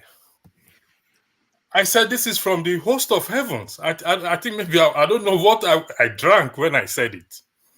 I said this is a proclamation. Not just drinking. Maybe you smoked something. You have to think about that. I said this is a proclamation. I'm going to read it out in letter that the way it is. This is a proclamation that it's just here. I'll just bring it up. Come on, you open. Give me 1 second. Yeah, it's up here. It is hereby declared by the host of heavens that not until Nigerians begin to promote and implement the provisions enshrined within the Constitution, along with the help of God, will there be a positive change. I did that 6 years ago. I just saw it again. So let's move on and let's back at the right tree. We're backing at listen. I don't care who is the president. I have to be honest. Even if it's Peter Obi, I'll be telling you the same thing. Even if it's Atiku, I'll be telling you the same thing. Whoever is there is not the issue. We are backing at the wrong tree. I will say this again. Put it on record. We are backing at the wrong tree. I challenge Show what he said in respect to Tinubu's health and this and that. And I highlighted section 147, section 137, 143, and 144. It's there. Let's do the right thing. So if we're moving on to do the right thing. Tinubu is the president of the Federal Republic of Nigeria. It doesn't matter how anyone feels about it. But for change to ever happen is for us to actually be talking about the provisions of the Constitution and create an awareness, educate people, and push from there in respect to the legislators. They are our problem, not our president. Our president is not our problem. Buhari was there for 8 years. It's not our problem. Your legislators, our legislators in both houses are our problem. And until we, the citizens, start to do the checks and balance, we will continue this talk for another 4 years. Tinubu will become, listen, well, finally, the president has, the power is vested on the president to appoint INEC chairman. Now, the House will do checks and balance if it's possible. I mean, how do they call it? They will do vetting. They will do. They'll bring him to their whatever it is. Because of the relationship between the executive and the legislative arm, I said it here that MC Oluomo may be the next INEC chairman. So, guaranteed, Tinubu will be there for the next 8 years. If you like, doubt it. Tinubu will be there next 8 years until you and I stand up and start to do something. I yield the floor. Thank you. All right, thank you. Let me play this. Hold on, everybody. Let me play this small video of Tinubu, something that just came up when he was signing after the swearing in.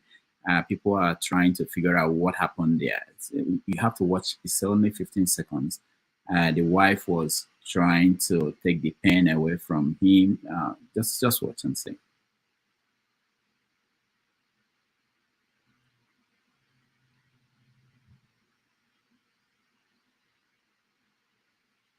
Okay, maybe we'll have to do GoFundMe and get me a new computer.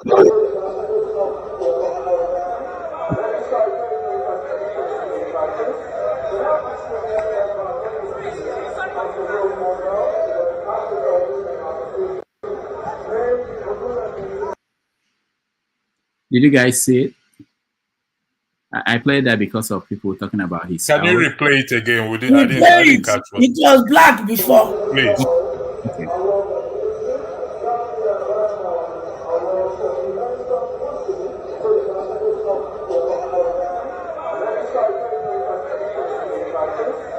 Yes, he was struggling with the wife. Yeah, I think she was trying to take the pen from him, and there was a kind of a bit of struggle there. I don't know. All All right. right, are you just So yeah. So This is what you're going to be seeing in the next no, decade. there are people who are dedicated to. There are people Everybody's who, going to be old. I'm not here casting about this, that, but this is what you're going to be seeing. So this is just the beginning. But anyway. yeah. So hold on. We're going along the line. I think who is next? I think is. No, let me talk. I want to eat because the guy mentioned me on and called me. It's a very serious allegation of calling me a pastor on the platform here. You do not see pastor attached to my name here in the first place because I come as a neutral person and I don't want to be attached with any religion for whatsoever. And I have to the due respect to all the people who call me pastor. I don't have a problem with it, but there was never a time you watch me making my statement that I make it on a religious line. I speak as a free man and I speak as a man, not as a religious leader. And if I even follow that, my church will be dismissed. There will be nobody, and thank God you're not paying me that anyway. So it's a good day. So Dr. Abba, he's telling you the truth. Mama, don't go cut me No, short. he's telling you the truth. No, And as a leader, you are your supposed to truth. You are stand the by one the that even truth. tell children to put a. You telling me tell the truth. The truth tell that I us tell the you to truth. decide from. You You are apologize. representing God, and so therefore you are supposed to speak the truth and stand for justice and stand I for stand for fairness. justice Don't and call fairness, black, but I'm not going don't to speak call on black issue that white for us I here. don't have clarity on, and I'm not going to talk Then on stop assumption. becoming a I'm pastor. not Go going to and talk remove on it in your assumption. church. Don't tell them resign in your church. Resign. What are we going to say? You be should brother? resign and apologize to this law for Resign, even or we telling go your call you children to brother. carry knife But and as stone long in as their you remain pocket. a pastor in your church, you cannot be coming to come and tell us otherwise. If Mr. you're not Stroke, brother, go and Mr. resign and become brother. Okay, That's true. don't worry. Resign. Okay, Mama H.O., I don't have a problem with you. There are people in this life that doesn't offend me. So you are one of them. So the issue is that you see, any person will get problem with me, I like her. You know why? No, I don't. Because your There's no problem don't reason pay for that. my bills. There's no reason for me to have a problem with you. You like you. The issue is that Dr. Rudo and electricity, I have respect for you guys and I'll continue to be myself on this platform and I represent myself. I do not represent the ministry. I do not speak on the behalf of my ministry. I speak as a free Nigerian on the platform and I speak on the political issue and that is where my stand is. And things that I don't have fat on, I'm not going to speak on it. And I understand you say it's a delusional. And if it's not delusional today, there are pastors that slept in the church yesterday to today, that this today will not come up. Let us not be hanging the hope of our people on hopeless situation. But if that works for you and it take you to the next day, hoping that there will be better day, it's okay. It serves that purpose. But the truth is that in the next 4 years, even if Tinubu is not there, you will have Shetima. So for you to say that the court issue, well, fact you don't have on, let them go and make their case. We will see. So I'll see you guys later. Thank you. Thank you. May I say something to Mr. John Abba before you leave, please? I want to leave myself. When I made my reference of deletion, you said people who are expecting the judgment to come and Tinubu will be removed. And with due respect, John Abba, being a pastor doesn't necessarily mean you have to own a church. I teach the word of God. And I talk politics. And God is interested in politics. For crying out loud, when I say equity and fairness, you go to the scripture, you will see equity and fairness there.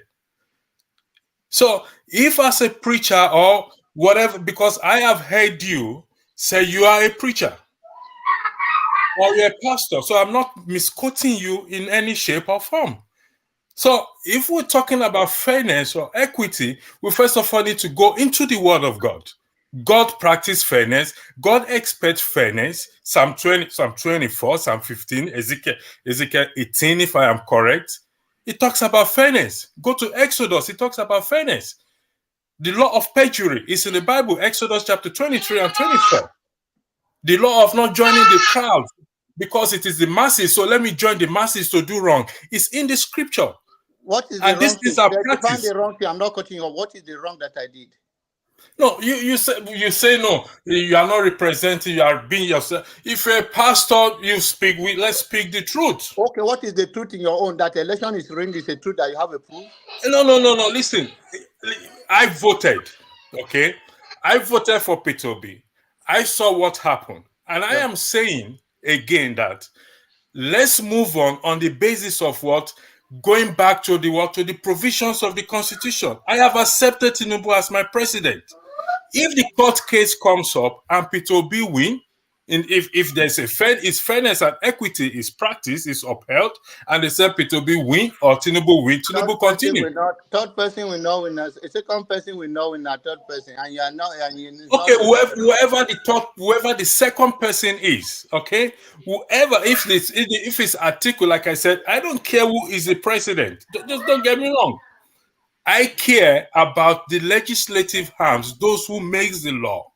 That is why I said the problem is. So if we are going to practice, we cannot remove fairness. Just because I'm a preacher doesn't mean God I'm is not going not to a come God here. of fairness. That's the problem you are looking at. God You is say a God what? of- God is not up to fairness. Fairness is not in the agenda. If it's a fairness, or there's no Bible that will tell you say God is God of fairness. God is God of judgment. So you cannot use judgment and No. fairness. John Fairness is Abba, what? John Abba, Fairness with is due what? Yeah. respect, What is fairness? don't do this. You are too No, much you for don't this. do that. You are talking about fairness. You are talking about judgment. So you go to court now and it's a fairness they'll use to judge you. What are you Then talking if John about? Abba, I yield the God floor is to God you. of judgment, God will judge Tinubu. I yield the God floor, will please. judge You need the floor Tinubu. too. I'll see you again later. Bye. Electricity and mama. Bye. Bye. All right. If God So is God of judgment, he will judge Tinubu. He will I have judge to him be without fair to fairness. Rudolph. I have to be fair to everyone. We have to practice fairness to each other. If God is not, if a sin against man is a sin against God. So you So have if I, a category. You see, let's us not bring John religion Abba, here. you've spoken. Please, I give you the. You are because you are still referring to my issue that he does. You are misleading people in No, this way. You are I move on misleading from people. you, John. You are John, misleading people. Please. John, are you the mislead us? if you say I am John sorry, with Abba, due you are the respect, one John, misleading us if here. you say I You am are. misleading people, then you have to substantiate your allegation with fact. All right. I have done that to you. You say God is God of fairness. What is fair? Fair is like you are now trying to say the election that you don't have the result. You are not an INEC until they think that let them go and prove in the court. But as But far that as is what I am saying to you, that even don't say people are delusional if they are expecting the judgment to favor whoever they want to good favor. luck. That Okay, is what what I'm I should saying. Don't say? say they Good are luck. delusional. Good That's my luck. point. Good luck. Good luck to you I too. want to good luck. Right? Good luck to you too. I wish you all the best. Thank you, brother. All right. So this is It's what happened. obvious. Say John Abba don't collect a Ghana must go when he go Nigeria. Now make they come here, call the yakpata for our face. This is what happens when we don't follow the rules. We don't, it goes chaotic. I enjoy it sometimes, but I don't think people at home like it. I just removed Mama Echu again, because one of the things we said here is that you don't make accusations. It's obvious that John Abba collected money from you. Don't just say things like that. I don't know why people can't argue on substance on the issue. You can disagree with somebody on anything, but you don't have to just say, it's not right. All right. What happened was that my computer was frozen, so I couldn't mute people. I couldn't do anything. So that was why it lasted that long. But anyway, the Priest of Peace, welcome. Thank you. Thank you so much. First of all, I want to congratulate everybody that voted in the last election.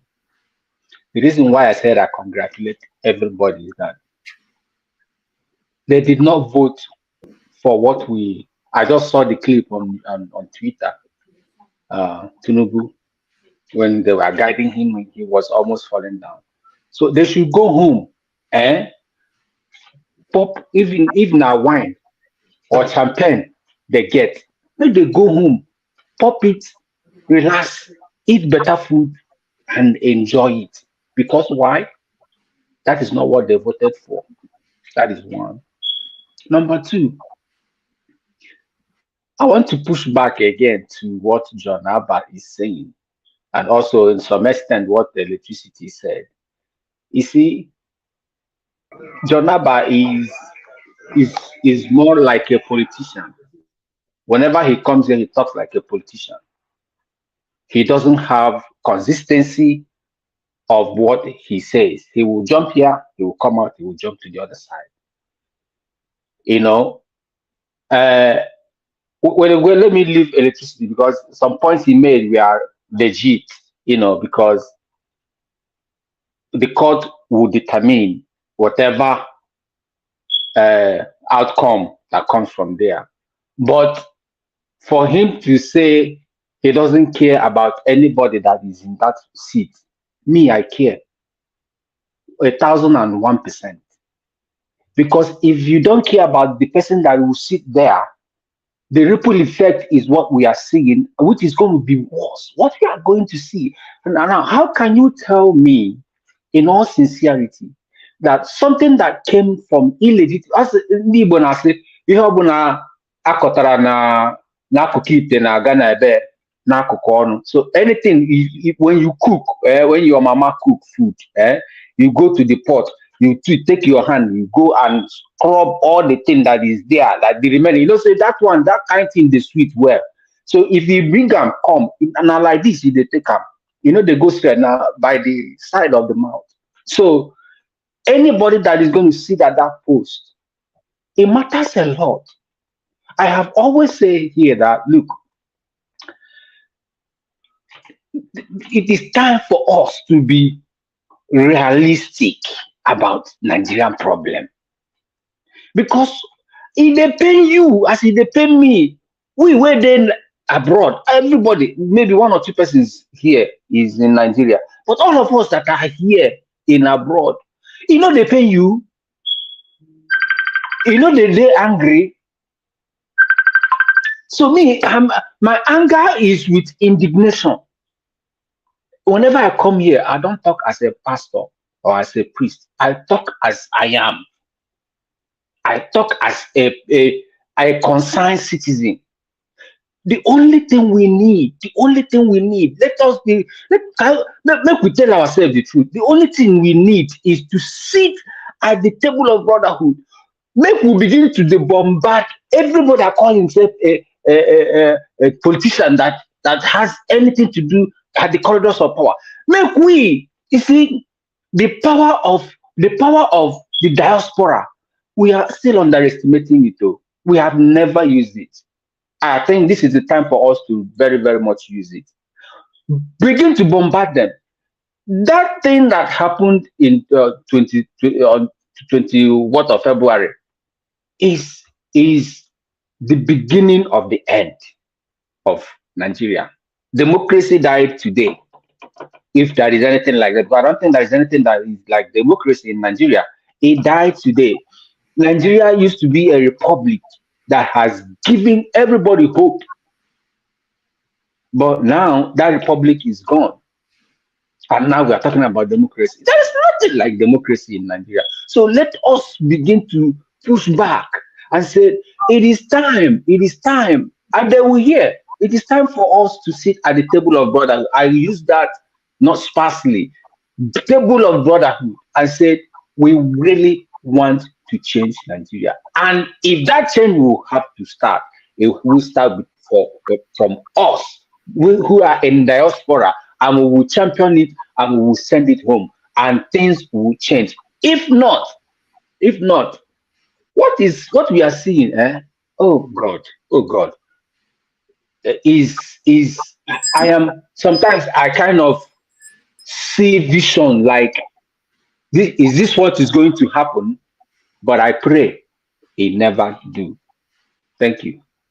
Thank you, the Prince of Peace. I will have asked you how did democracy die, but I want us to move ahead and move on to other people. I would say I will answer if you want me. 30 seconds. How did he How die? did he die?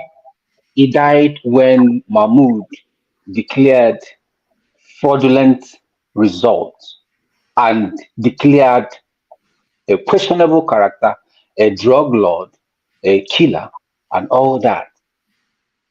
Declare him president elect, and today he was sworn in. That is the end of democracy in Nigeria. No, there's no gainsaying about it. It is pure and simple. All right. Thank you. Prof, go ahead. Unmute yourself. Thank you so much. I've been listening with keen interest. Don't let us be too hard on our country. Like somebody said earlier on in his submission, that many of us are not happy to stay here at all. I know what I'm saying. So we are all eager to go back home, but we are looking for home to go back to. We want Nigeria to be settled so that we can call the place our own, so that we can be fulfilled. There is something called universality of humanity. If someone had told me about 10 years ago, I mean, let me just say about 15 years ago, while still a professor in Nigeria, that because we use America as a bastion of democracy, we always refer to, oh, this cannot happen in America, this cannot happen in America. My dear brother, Rudolph, you'll bear me witness. You live in New York. If someone had told you that a man of Santos, what's the name? We don't even know his real name. George Santos. Yes, God bless you. If someone had told me 20 years ago that a man like George Santos will represent not just an aspect of New York, but the most elitist area of New York, that man will be sworn in to represent them, and up till now, they've not been able to enact that aspect of the constitution that is called a recall, to call that man home, that fraudulent man from head to toe is fraudulent. That guy will still be in the capital, I will say it's a lie. Come on, don't talk that about America, but it's happening here under our nose. So don't let us be too hard on our own country. There is no perfection anywhere. And somebody also made mention of one of our number one enemies. So I was even thinking Rudolph will bring that one of these days so that we discuss it. Now, our National Assembly. That is where the real evil is. It's not the executive. We have to deal with the National Assembly. That humongous amount of money they are earning. Now, Rudolph, I know the YouTube is replete with their photos of sleeping in the red chamber and all that. Are these people? These are people making laws for us. Sometimes some of them will wake up suddenly when they hear uproar. So that's what's happening. And they say, okay, they just raise up their hand without even knowing what they are. These are the kind of people that are making laws for us. The Nigerian youth, you focus the attention on these people, that amount of. I even advocate a system where our legislature will be part-time. They don't have. Look, why is it that place has become a home? It's kind of home for all the businesses that have failed. All those who have failed in their businesses, all those who have failed, who have been sacked from bank, sacked this thing, and the ex-governor that have stolen all their state dry, they now go there and be sleeping, and yet we'll be paying them money. This is the area the youth to really focus attention on. These are our enemies. If we're able to deal with such people and make this thing part-time, then you will know those who are really ready to serve the people. They are the people who will go to the National Assembly, because these people are now going there to further their thieving mechanism. So those who are really serious, they don't even have space in the National Assembly because it's a money-making venture. You need to spend a whole lot of money. There is nobody who had his whole hard-earned money from his own business, private business, can afford to go to the Senate, except those who have stolen one way or the other. That's the system in Nigeria today.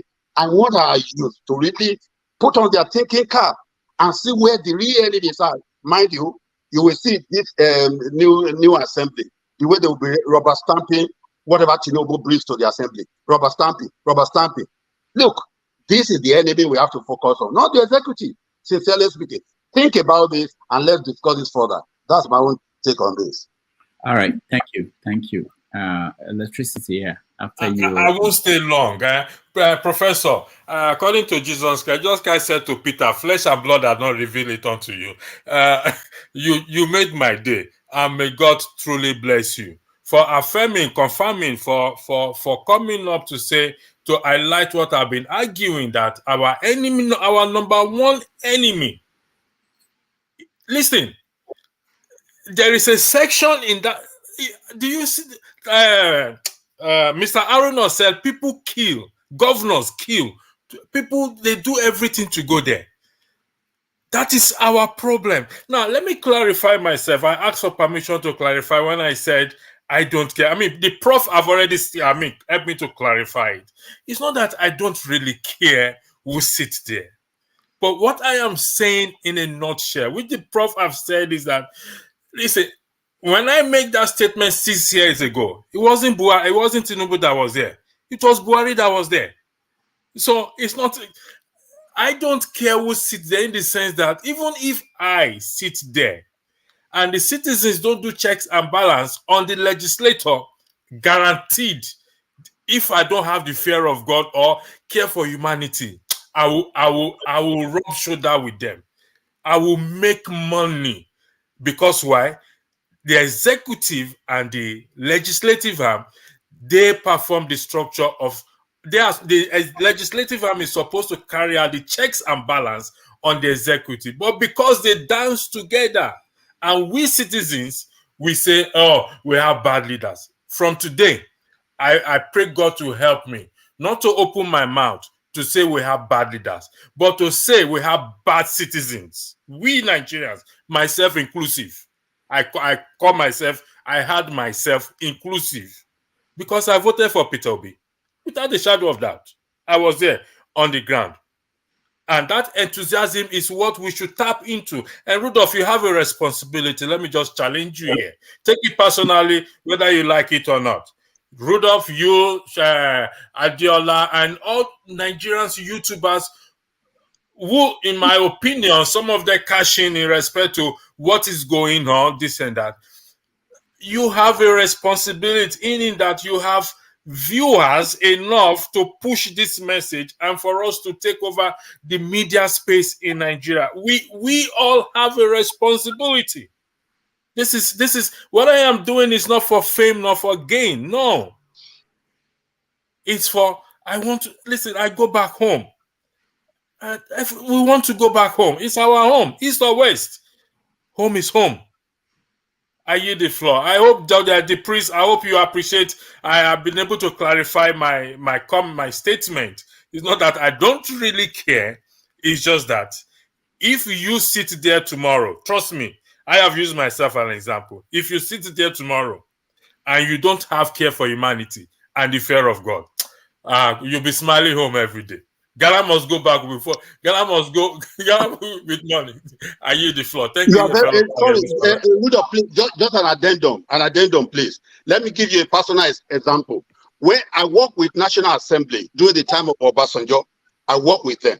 Now, to tell you why I have this passion about changing that National Assembly or even waging war against them, because they are our number one enemy, there is this particular man. I won't mention name, but if I describe him, most of you will know.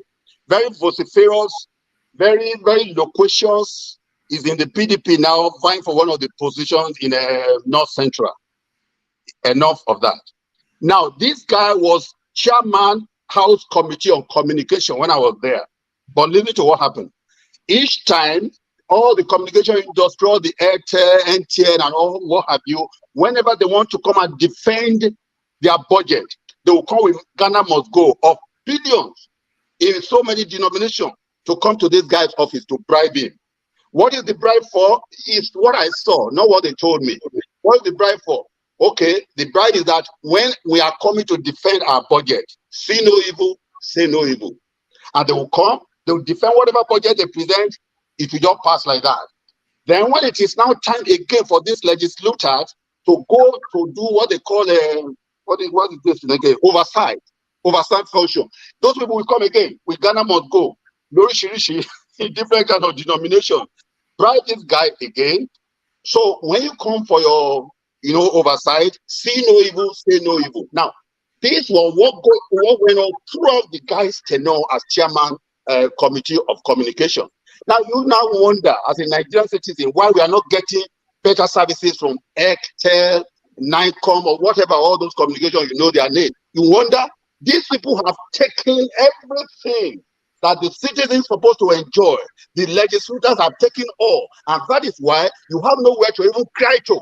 You have nobody to protest to, because they have the backing of your legislators. These are the kind of people we have there that must be dealt with. Is what I saw. Nobody told me, oh, I saw this thing. It's still happening today. That is the problem we have. Thank you very much. Thank you. Christian. Yeah, Rudolph, sorry. A number of issues. First, on the issue of Shetima and the things he said, during that investigation. Actually, when I listen to people, I always interested in not just what they said, but the implied meaning of what they said. When he said that he appointed the people that he appointed, he's talking to a number of audiences. One, it was alleged that in his there was a leaked audio tape that he was alleged to have berated Igbos. Then so when he said that he appointed Igbo as chief security officer, he's talking to a number of audiences. And again, the most important one is when he said that he appointed a Christian northerner. The agenda is northernization. And therefore, Christians in the north felt marginalized, during that election. So he was talking to them that, please, you will protect your interests. But you see, when the guy that was talking about people being deluded about this court case, I think people have to live with reality. I'm actually, I'm not a believer in Nigeria, as you must have noticed. One thing about the reality about Nigeria is this. Obi, you asked Obi a question one time. Obi said that Nigeria is a car with a knocked engine. And now he's trying to repair that engine. And he's not a mechanic. I think you asked him that question, what changed? And he never answered that question to you, satisfactorily at least.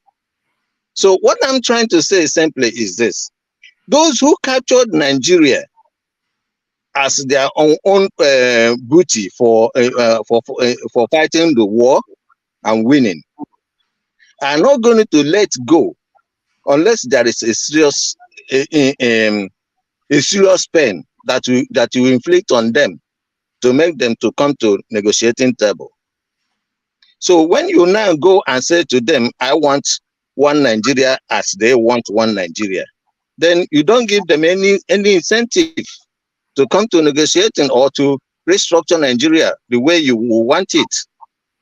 Now, on the other hand, again, let's look at this issue of people trying, in essence, is that the problem of Nigeria is not changing the personnel, or people will say go to the legislators, put your satellite on the legislators.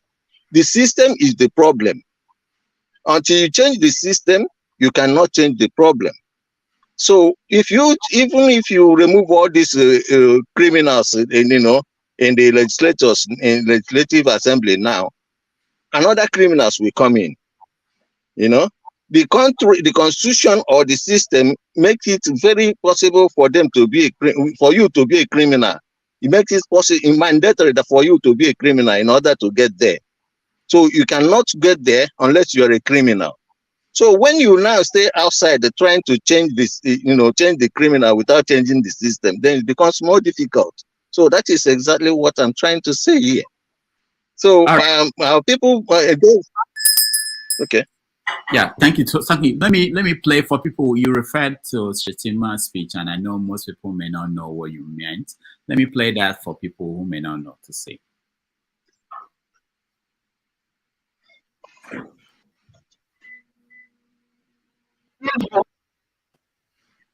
Administration. I deliberately picked an Igbo man, a Catholic, to be my Chief Security Officer. Stand up for recognition, please.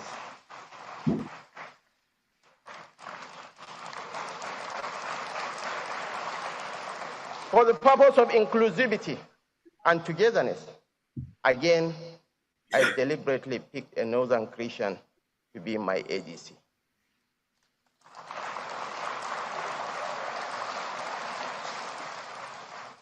So the so-called founder of Boko Haram is going to be protected by...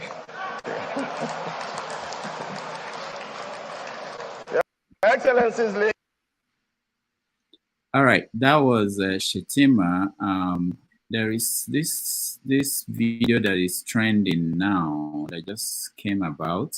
It's a continuation of the fear that most people have about what is going on with the health of our new president.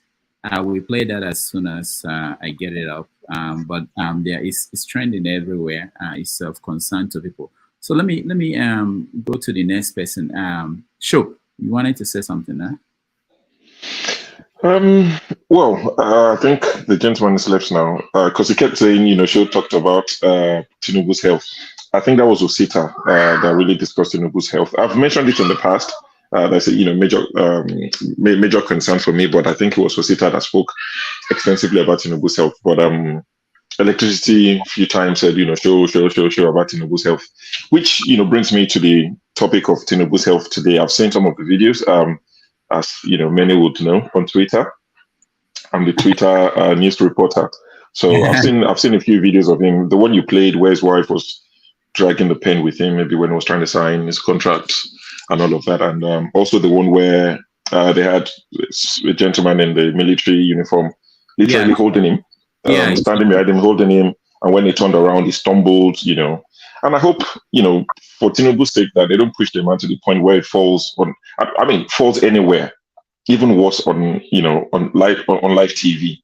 The man, he stumbled, he almost fell, and there was nothing there to trip him up. So these are some of the concerns that people raised, and they said, "Oh, you're not a physician. How can you diagnose a man from the TV screen? You live on Twitter. You live on fake news." This was on national TV. He struggled. It was going to fall. So the demands of presidency is going to make his health even worse. Eventually, Shetima might have to do more than a VP would normally do. Nigerians have been given Tinubu. It's been given to us. What can we do apart from wait on the court? And that brings me to what John Abba said, because my question to him would have been, when you say people are delusional, I'm not sure if people, actually understand the English grammar, and people just throw words around. So when you say people are delusional for having faith in the judicial, in our judicial system, so you're saying they have mental health problems. That's what you're saying, basically. When someone is delusional, you can say it's a form of mental problem. So if we say we don't believe in the judiciary, you say we're crazy, we're obedient, we complain, we cry everywhere. Now we're saying we hope that the judiciary will favor us, or at least give judgment. But you're saying people are delusional for even having any expectation. Which one is it? We are not allowed to have hope. And if we say we don't have hope in the judiciary, you say we're crazy, we're lunatics. Which one is it? So people just need to come correct. And also on a lighter note, this is an industry that people are not focusing on.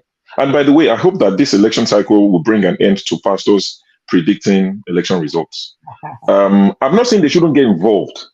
You can get involved. You can galvanize your members. You can speak to them. You can nudge them the direction to go. But please stop predicting election results and all these things. When it's World Cup season, they're predicting World Cup results. All that madness needs to stop from pastors. I'm not sure what happens in the on the other aisle, the Islam, with the imams. I'm not sure if they get into predicting who's going to be president, what visions they saw. Even if you saw visions, just keep it to yourself. We don't need all of those distractions, okay? I hope that this will put an end to it. Of course, it wouldn't, because people forget quickly. So it takes me to the industry. So just quickly, this industry, every 4 years, it's just occurred to me that people will cash in as pastors and imams. The way we think, especially when someone like Abati, when he said the evil spirit in Aso Rock and witchcraft and all these things, noise and all of that. people would actually have people, alphas and pastors, come and cleanse their offices before they go into office. I'm sure you believe that. They will have their GOs and their imams. Because I saw the video of the new Kano governor. He was offered the seat of Ganduje. The man pushed it away. And he took a smaller seat and he sat on. I don't think that's because he just hates Ganduje or Ganduje smells. But he was literally offered the seat of the ex-governor, the man who left yesterday, and he refused to sit on it. He grabbed a different seat, a much smaller one, and he sat on it. That's probably because the imam has not come to cleanse the house and, all these things. And, imam can't cleanse the house, or the pastor or the daddy, Gio, mommy, Gio. They would get something, beautiful to take home, a package to say thank you. So that, that's an industry that, it's a 4-yearly cash out industry. So for those who are thinking of what to do, every 4 years, you can be sure if your word is good, they will call you to come and cleanse the office, the state house, the seats, the chairs, and all these things. All right, thank you. Let's see if I have the video. That there are so many versions of the video out there. I think I sent you one. If you check it, yeah, I think I saw that. So let's see if that plays. The titles in the Nigerian ideal spelled out a number of. Okay, this is a small one. I'll go. Get You had the inaugural address. President Bola Ahmed Tinubu. The titles in the Nigerian ideal spelled out a number of. Go. You. Now, I'll come to you, KJ. But let me show you. Said something that I hope this will be the end. Just like everything about Nigeria, it won't end unless there is consequences for that. If I come in front of my church and I tell them this will happen and it didn't happen, and they still continue to pay tithes to me, why would I? Exactly. So it's the same thing with everything in Nigeria. It's about lack of consequences, and if we don't have KJ, honest. Thank you. Thank you, Dr. Rudolph. I was beginning to think that I was part of those celeb crayfish in this place. But anyway, I have enjoyed myself so much. And this is actually a holiday here. So this is really keeping me very much entertained and educated. I want to bring us back to, because there are so many things people have said, which if we follow, we'll probably go away from your topic. So except you have to introduce a new one. If not, I'll just go ahead and talk about other things. I like the contribution of the prof. And of course, my friend Sho, even though I don't like the last part of your comment, but it's okay. I mean, we can also disagree to agree. That is how life is. I would like to say, for if Bola Tinubu really wants to, and I'm not one of those who is after him, for crying out loud, the guy has the right to be president. That's not what majority of Nigerians, I say majority because over 63% did not vote him. So we're majority. Nobody wants him not to be president, and a good one for that matter. But we're saying he's coming into the governance with a lot of baggages, health baggage, corruption baggage, and all the little tripstones that have been left by this other government, which he has to try to cover. If he doesn't cover it, he'll become enemy number one, and they'll start plotting how to bring him down. We must know that about the Nigerian politics. That is real. And then the prof talked about, the National Assembly. I think Rudolph, maybe you may consider it. It's a good topic to discuss. Remember the first time I came here, I said, you cannot go into Nigerian politics and make a headway if you don't have millions. That's how they've written it in the constitution. That's how it is. You just have to have money to make any impact at all. And that's not going to change. If Tinubu wants to make headway, first and foremost, the very first thing I want him to do tomorrow morning is to declare Nnamdi Kanu free, release him from prison, and pay him all the cases he won in the court. Pay him and let him go, because the court has already declared, the appeal court declared that he has no case to answer, and he should not be prosecuted by any other court in the land. This is the ruling of Nigerian court. Okay, so that will help the Southeast to come together as a bloc and deal with the small here and there criminals that run around and calling themselves IPOB. Not everybody, and then IPOB don't speak for the Igbos, and IPOB doesn't even issue out statements that are not in line with good governance of Igbo land. So that's one. Two, someone asked about why Shetima and why would we accuse Shetima. We soon to forget when the bombing of the Nyanya motor park was bombed. We were looking for one Boko Haram leader called what's his name again? Kabiru Sokoto. Kabiru Sokoto was being looked about until he was found in Adamawa State government house in Nasokoro, having dinner. I mean, having breakfast with this same man who's now vice president. Shouldn't we be worried? That's why the DSS arrested him. Has anybody asked why was he in the government house eating and drinking? Okay, that gives cause for concern for any nation who want to go forward. That's one. Yeah, somebody made a statement that he didn't form it, and it was what's his name now? The Bunu Sheriff. It's true, but who is the Bunu Sheriff? Who is Shetima? They are all in the same camp. They are all in the same camp, and they're not going to change. Then we should talk about the issue of restructuring. And when I say restructuring, I'm not necessarily saying because that's where the North will probably, the oligarchy of the North, and I'm not talking about the whole Northerners. They will not accept that. But we can actually give powers to the states to be able to start their own airports, international airports, and be allowed to bring in things. And people can actually, if I want to go to my state, I can land in Port Harcourt if I feel like, without having to pay unnecessary costs. They should allow the seaports to open up and the waterways to open up in the east.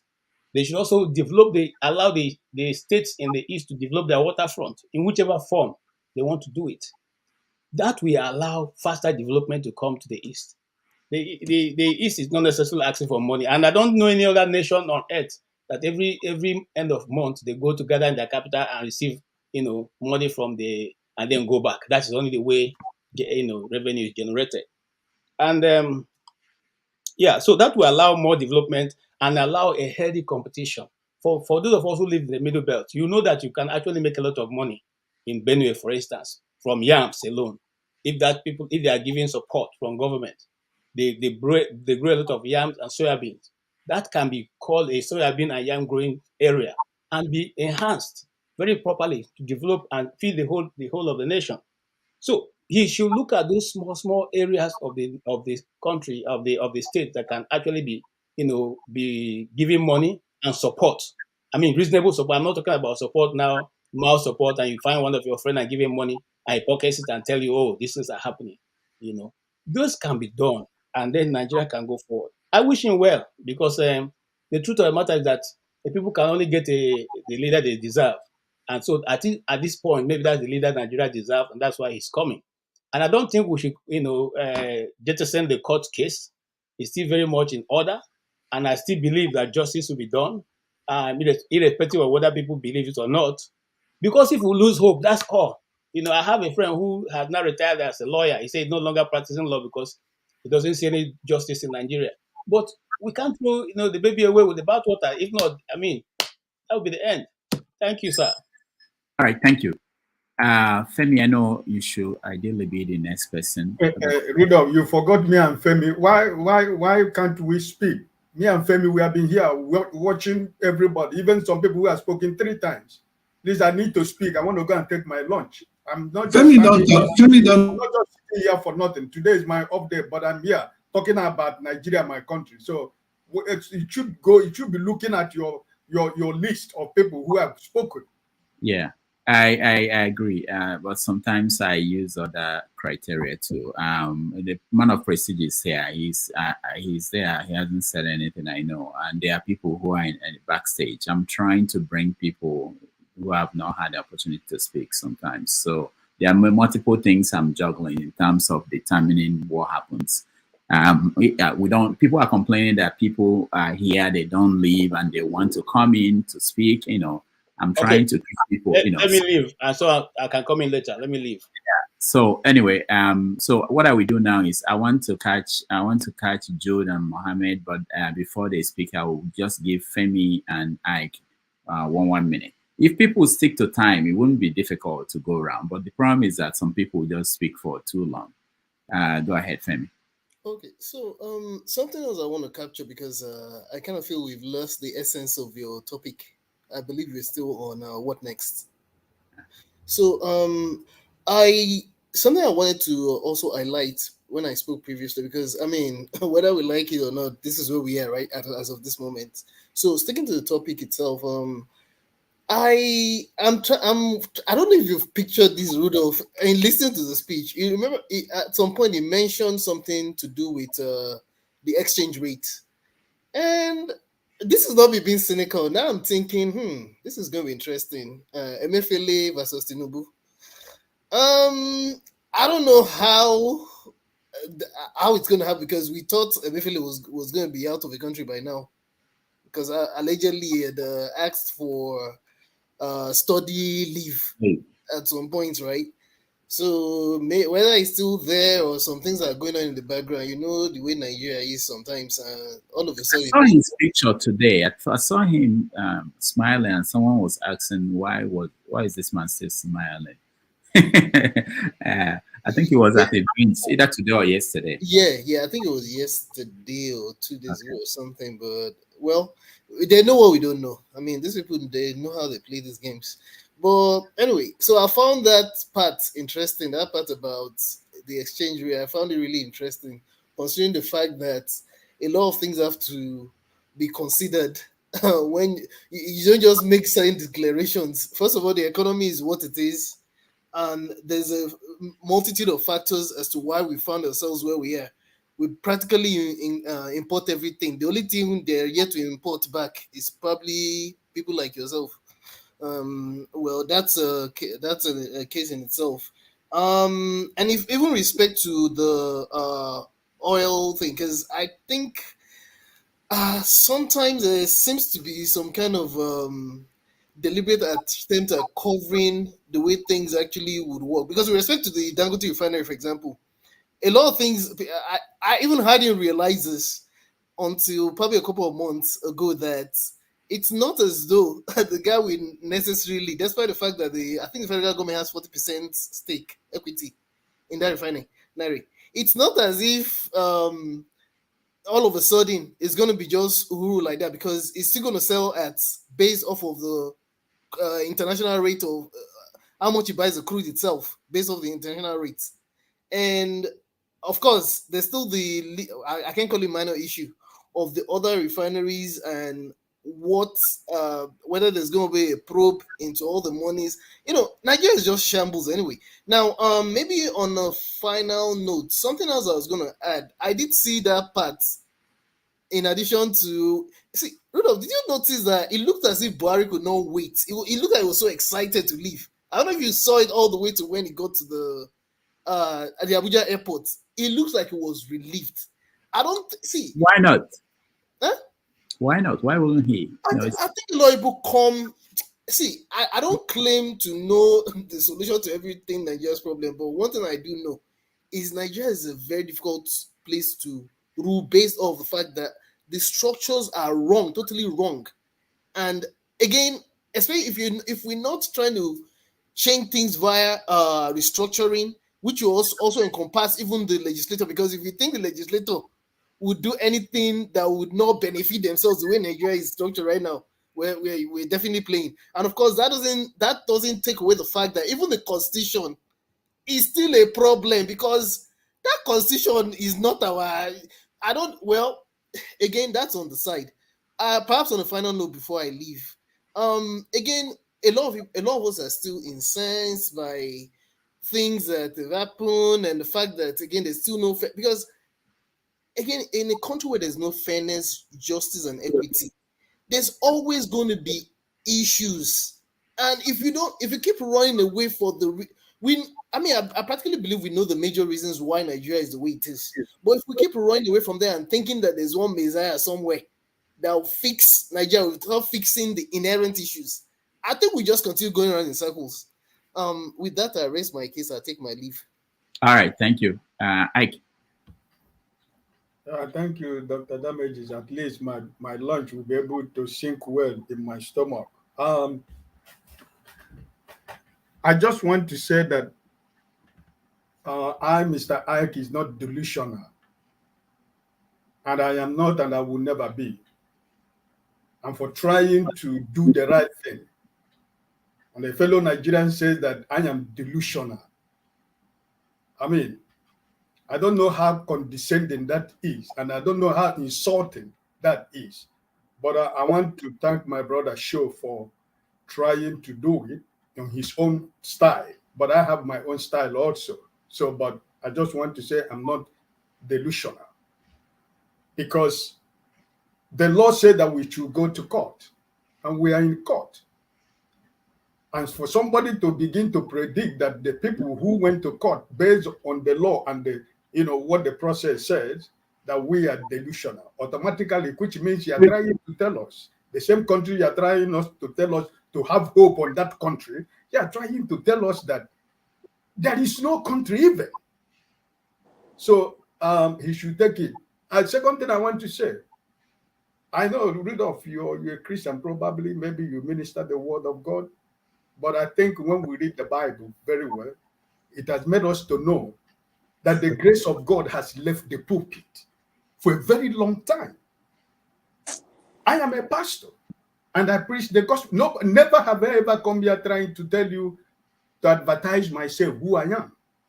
I work, but I'm also an ordained pastor of the servant of God. But I am telling you that the grace of God has left the pulpit for a very long time, more especially in Nigeria. We don't talk about any other thing as men of God in Nigeria more than prosperity and miracle. We prophesy when we have not been asked to prophesy. That's the problem of the pulpit.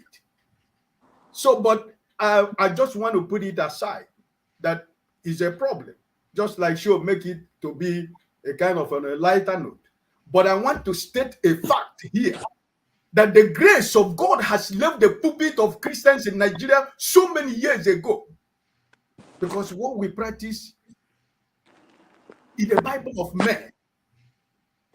So that I put it aside. The last thing I want to say before I leave for somebody to come in so that I can go have my lunch is you saw we seen the videos, like everybody have said there, nobody is saying that Tinubu should not succeed. But we can see, just for today, we can see how many videos we have seen concerning about the head of our new president. But also, I want to remind us, you who live in the US, you know how young Obama was when he became president. And you saw how old he was when he left. So this is what it is. So mentally, physically, the president we have right now, I don't know, but God is the person that gives life. And also, I want to let you know, the professor, I really enjoyed your commentary and everything you said based on experience. But I want to remind us, Peter Obi run the Anambra State with UPGA as the whole members of the State House of Assembly. He had nobody, but he was the governor. He fought the state. He fought the power that be in Anambra State, and he succeeded for 8 years. Look at the people that were elected today in this new president National Assembly from Labour Party. Some of them are just like common men like us that has no money. But the power of the people engineered them into power. Those who has been there, but Senator Baribe confessed, it was tsunami. He did not even win election. But because we know Baribe is a good man, he was a good senator. Nobody want to fight his election because he never won. The Labour Party man won. This is what my fear in the National Assembly, as the professor said right now, is the money bag, just like the professor said. Some of these younger people, we say that they are new. When they walk into that place and see what is going on already because of the leadership of the National Assembly. Money has been distributed everywhere. And you can't tell them to fold their hands. I don't know how many of them will say, no, I'm not going to take money. Because at the end of the day, they are minority. But what we are begging them to say is that speak the minds of the people that have sent you to the National Assembly. We know what is there. So, but I know, actually, that this is why my fear, my own personal fear, not every other person's fear. These people who were elected under some smaller party, my fear is that they will be bought over. Few of them that cannot be able to withstand, the pressures of the National Assembly, they will decamp. Because this is Nigerian politics. Because first of all, they will tell you you're a minority, your bill is not going to go anywhere. And for your bill to go to somewhere, you have to do this, do that, and do that with us. So this is my personal fear, but I hope that my fear is wrong. So I just want us to know that I don't care, like KJ said, I never, Rudolph, you can bear me witness here several times. I don't care who is the president of Nigeria. But it is the process. It is the process that I am after. Because you can't change what we are talking about now when the system and the process and the foundation of everything is based on illegality. And people are questioning your credibility as the president of a country. You have only 37% of people that supported you. And every other president in America where you live, they were once a governor. So Nigerian case cannot be different. Some of them were senators and they became president in the United States of America. So what I'm trying to say is this. Somebody said, P2B have never said that he's challenging Bola Tinubu that he won an election. But he said, if you want to be called an excellency, it is the process that made you to become an excellency is what I am challenging. And let that process play out. So for somebody to tell me that I am delusional because I believe in the process of rule of law, come on. All right. Thank you. Thank you, Ike. Sorry, I leave to go take lunch. I'm coming. Don't push me out completely. I'm going for lunch. No, but if you're backstage, you are occupying space too. We have limited space. So that's the problem I'm trying to make understand. Okay, give somebody. You can come back anytime. Yeah. So, okay. God bless you. Yeah, I'm not picking on anybody. It's just that people want to come in. Jude, welcome to the show. Hello, Dr. Damages, and thank you all our listeners and fellow panelists. The reason actually why I came in just because of what Abba, the very insensitive comment that this so-called Pastor Abba made. Personally, I feel offended by that statement because some of us that, when the election was stolen and they said, okay, if you feel you have stolen, go to court. And P2B now went to court, or Biden now went to court. And then we went to court, they now got reversed back again. The same people that say go to court if you feel dissatisfied about the outcome of the election.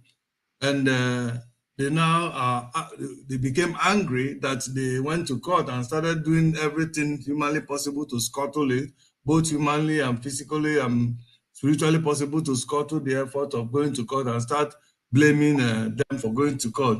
And now somebody is coming to say that we are delusional, or people who are believing that at least the court, they are not expecting the court to rule in favor of Obi, but to do justice, to rule based on the evidence that will be presented before them and give justice. That is what everybody is expecting the court to do. And someone is coming to say they are delusional.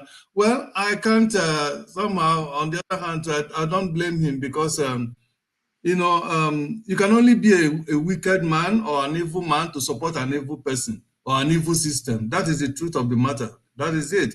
No righteous person, no good man will support an evil man. Okay. Dude, let's go back to the conversation for today. I know that you are reacting to Janaba. He's not here now. Let's not focus on that. Let's just go back. Okay. Let's go back because I wanted to put that out there, and then also the issue that Shetima is a good man. Nothing is a good man without that Shetima stood for in Nigeria, and even the 2-year-old child in Nigeria knows who Shetima is. And Abba is coming here to say that Shetima is a good man. Well, let's leave it because it's not here. But perhaps I thought maybe he will be. For the topic. Yeah, the topic for today. We wanted to know. Tinubu is now president. Which way or what next, right? Yeah, no, the reaction, that is how we framed it. Okay, so first of all, your reaction to what happened, if you have any.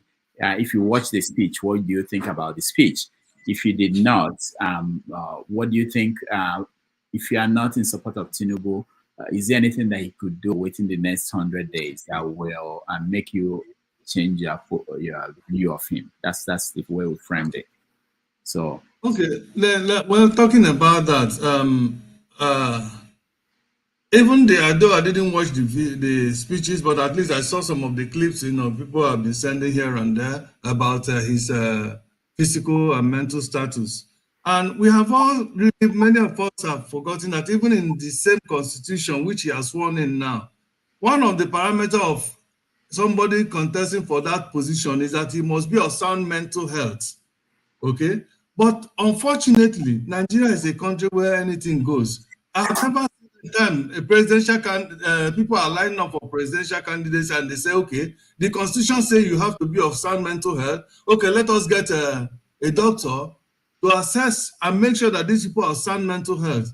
But even if at that we're not doing that, and there's nobody that cannot see clearly that Tinubu is not of sound mental health. Look at, he almost fell on the stage. Somebody who is incoherent and all that. And how is that man going to be able to lead a country in Nigeria that is at this brink of demise, of collapse? Not even at the brink. Nigeria is already collapsing. And is that somebody that's going to be able to resuscitate Nigeria that is already at what is the ICU? Okay. Now, what next? Let me tell us what next in the next 100 days. Tinubu's administration, at least I'm 100% sure is one of the efforts he's going to make is that he will make another executive order, whatever bill is going to pass, to see that nobody, come 4 years' time, no party will get him to go through, if he survives till 4 years' time, to go through what he has gone through. He's going to institutionalize corruption in Nigeria. You see, many of the things we are saying is corruption now. Tinubu is going to make it legal so that nobody can challenge it anymore. Because you can't expect somebody who came in on the vehicle of corruption to leadership to go and dismantle that same vehicle with which he came in, knowing that he also needs that same vehicle in the subsequent election to go further, to finish the 8th term. There's no way he can do it. Okay, so Nigeria, just brace up for the worst. Is it Buhari administration that we're all crying? Just brace up. We might end up in the next 1 year, sir, be praying, please, Buhari, can you come back? All right, thank you. Thank you so much, Jeff.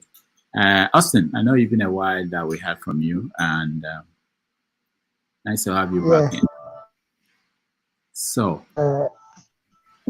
just as my brother just said that what next again for Tinubu administration for maybe for 6 months, because I don't know if he's going to be able to make it to even 1 year. You can see that Tinubu cannot take Nigeria anywhere. We all should accept that. He's not taking us anywhere. This is a man, in public, they pretend all is well with him. But inside, they carry this man like baby to sit down. Even you can see the officer standing on his back during the inauguration. He was the one trying to put his dress to enrage him not to fall down. So there is nothing much we are going to expect, just as I said for Buhari. During Buhari implement banditry, he implement kidnapping. So Tinubu, as my brother just said, is going to implement the highest level of corruption. Even Mahmoud Yakub is not going anywhere. He's still going to be there for Tinubu to use for another 4 years. If he succeed, that is what I'm saying, because Mahmoud Yakub is already there, is not going anywhere. So the only way we can move forward as a Nigeria, we need a sincere person to come in to dislodge all these people, just like what happened in Ghana. That is what we need. We should not expect anything from Tinubu. He's already has his cabal that is going to work for him. Shetima, as you see, Shetima is not in the picture. I'm telling you the truth. Shetima is not going to be in the picture because Tinubu is not, Ikaba is not going to let Shetima do anything. If you believe maybe Shetima is going to have anything to say, whatever happened to Tinubu, you will not hear it for 1 year. Just like what happened to Yaradua. Before you will even hear anything that happened to Tinubu, Shetima will not know anything because they will not give him space to Tinubu. So let me just go straight to what we will expect from Tinubu more. What we will expect from Tinubu, because we no longer have constitution in Nigeria. So everybody can do anything in Nigeria because nobody is going to respect his government. Nobody is going to appreciate whatever comes out from Tinubu because the constitution is dead today.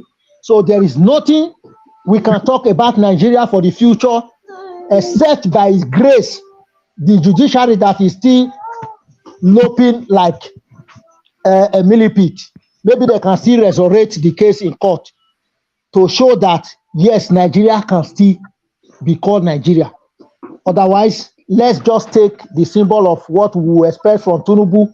Not 6 months, nothing is coming out. And Rudolph, please,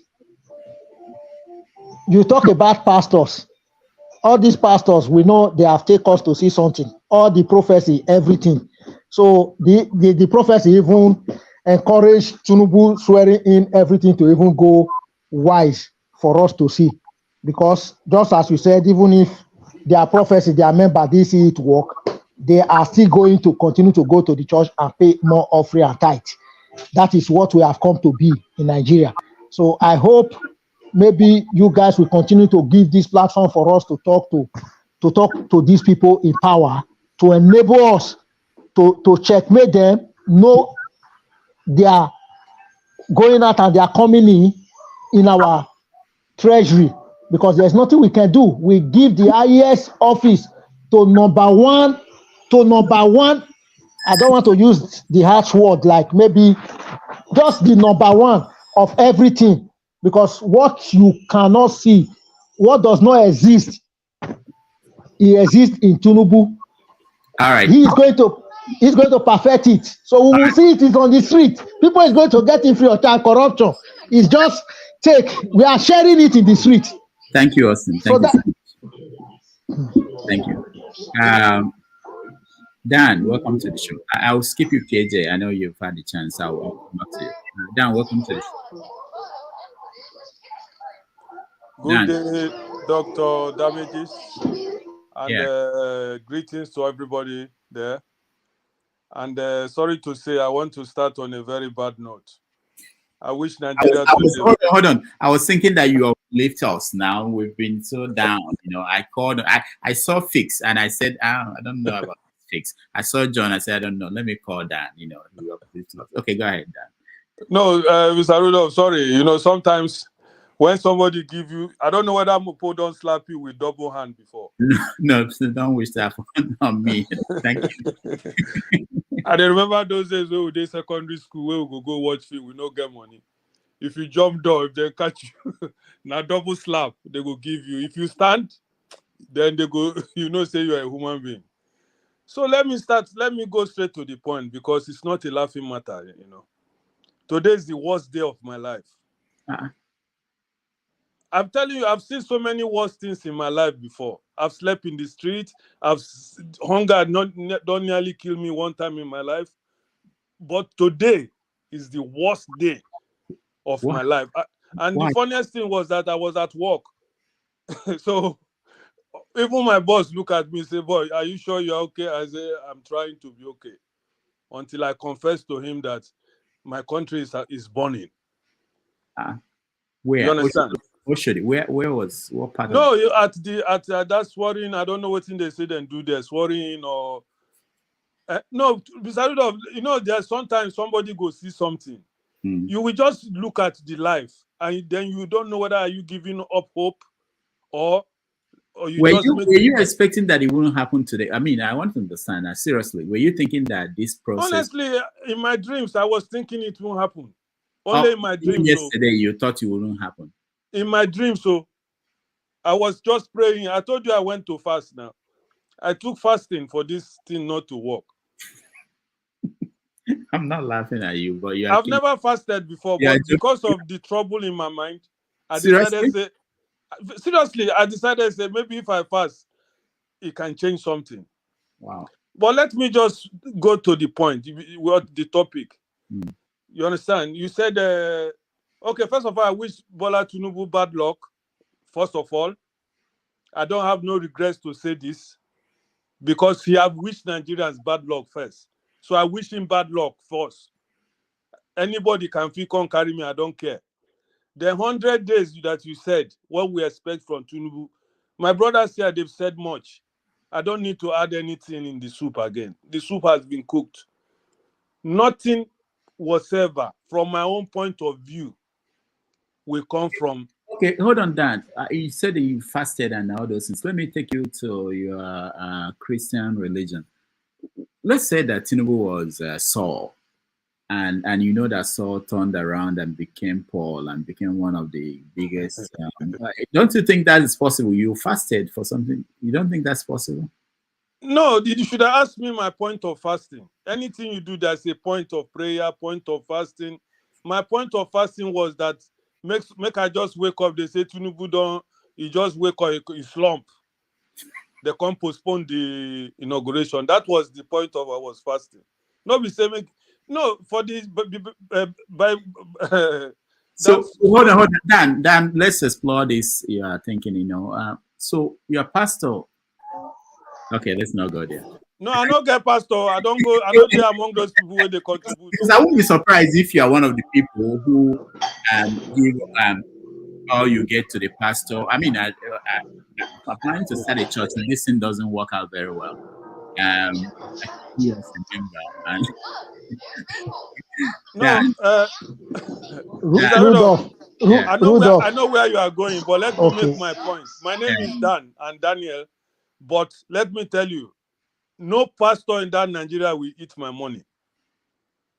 Because most of them, I know most of them. Not the big ones, but I've seen friends that I know personally.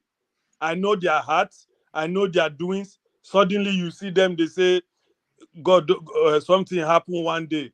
He go 6 months Bible college. He begin wear tie and suit. And I know them properly. So I can imagine what can this man, there's no Saul there turning to Paul. Honestly, Mr. Rudolph, to be honest, I tell you, today is one of the saddest day of my life. No, my surprise was that as of yesterday, you were thinking that it's something that could stop that. What happened today? Yes, that was what I was thinking now. That Dr. Haruna, didn't you see Dr. Haruna, who was, you know him as one of the obedient people, talking yesterday that it will happen? What he was saying was that we should come up and block the road so that it won't happen. But me, I know Nigeria, there's nothing like blocking road. They will just kill people anyhow. No, he didn't say it won't happen. He was saying, don't misquote him. He didn't say so that it won't happen. He was talking about if at the end, after the judgment, and it didn't go well, and other things, but not that anything could stop what happened today. All right. No, it was my that's if you understand. Sometimes when you are confused about something, and your wish is that I don't want this thing to happen, then you start going through those type of trance that I went. I say, make I fast, maybe when I go just hear breaking news, Tinubu don't fall down, they don't postpone the election. That was what I was fasting for. So let me just they bear my pain. They listen to the other views. Thank you, Dan. Thank you so much. Mr. Thank you, John. Welcome to the show. Hello. Good evening, everybody. Good evening. Yeah. Dr. Damage. Good evening. This is my first time here. I just saw you on YouTube. I got interested, and let me just click the link, and here I am. You are welcome. Dan, help us. What do you sing in your church? You are welcome. No, I don't know that type of song. I'm not part of that song, bro. I'm not gonna lie. I told you, Dan, you were supposed to compose music for us to play for people like John. When they come for the first time, we play the music for them. Okay, brother, the kind of compose where I go compose for you, no be today, because today Brother, no worry. Your mind not even they okay for now. So let me just at all. My mind, I cannot think anything right now. Yeah, I can see that. See that. Okay, John, did you watch? You not let her tell us things about 100 days for Tinubu. You just take him as from his submission. At least that will give us courage to know waiting will come from Tinubu 100 days. Is it my own view?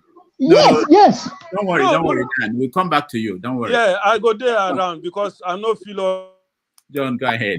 Okay, so good evening, everybody. It's good to be here, and I want to say thank you to everybody. I enjoyed the different kind of mindsets and perception that I've seen so far. Some funny, some weird, and some optimistic in the way they think and everything. I don't want to correct anybody because everybody's entitled to his own opinion, but some of the opinions makes me to laugh. When some of the things Dan said, I was really cracking up and stuff like that.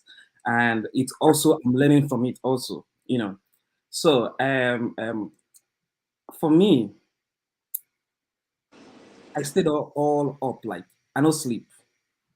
Because first of all, I was interested in Nigeria. I'm not in Nigeria, but I'm very, very much interested in Nigeria. Like every small thing, I'm into politics, even though I'm young. So I'm trying to read history, what happened and how we got to here, because I found out that I was not taught about all this when I was young.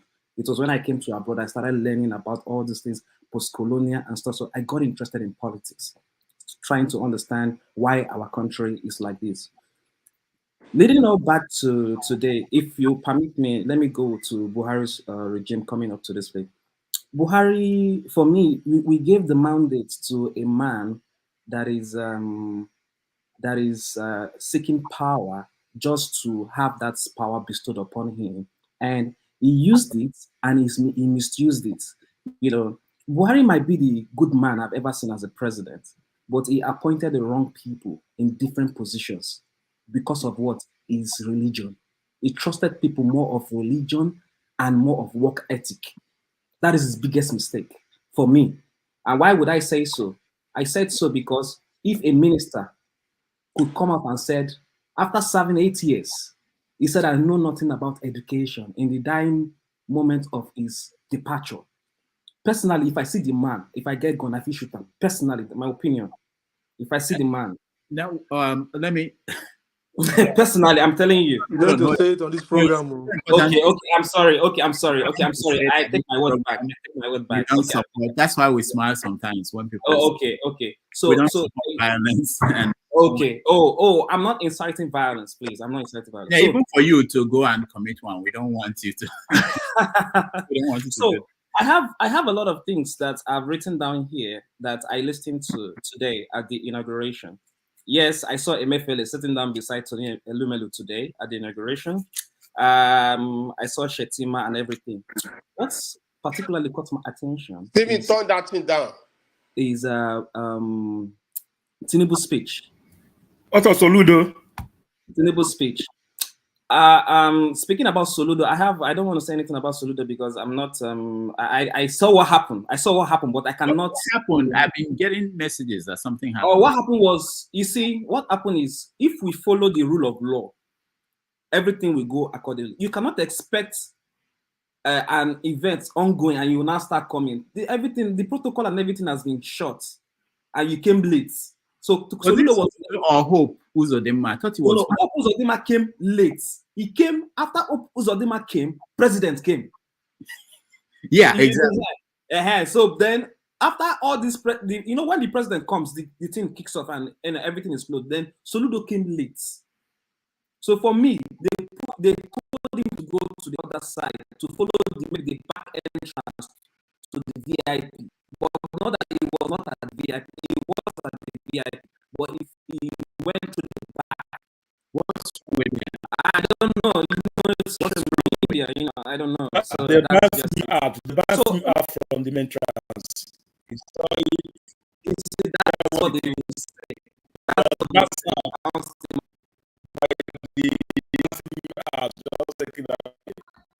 Sorry, Rudolph, sorry, let me just So- correct something. That is a normal protocol.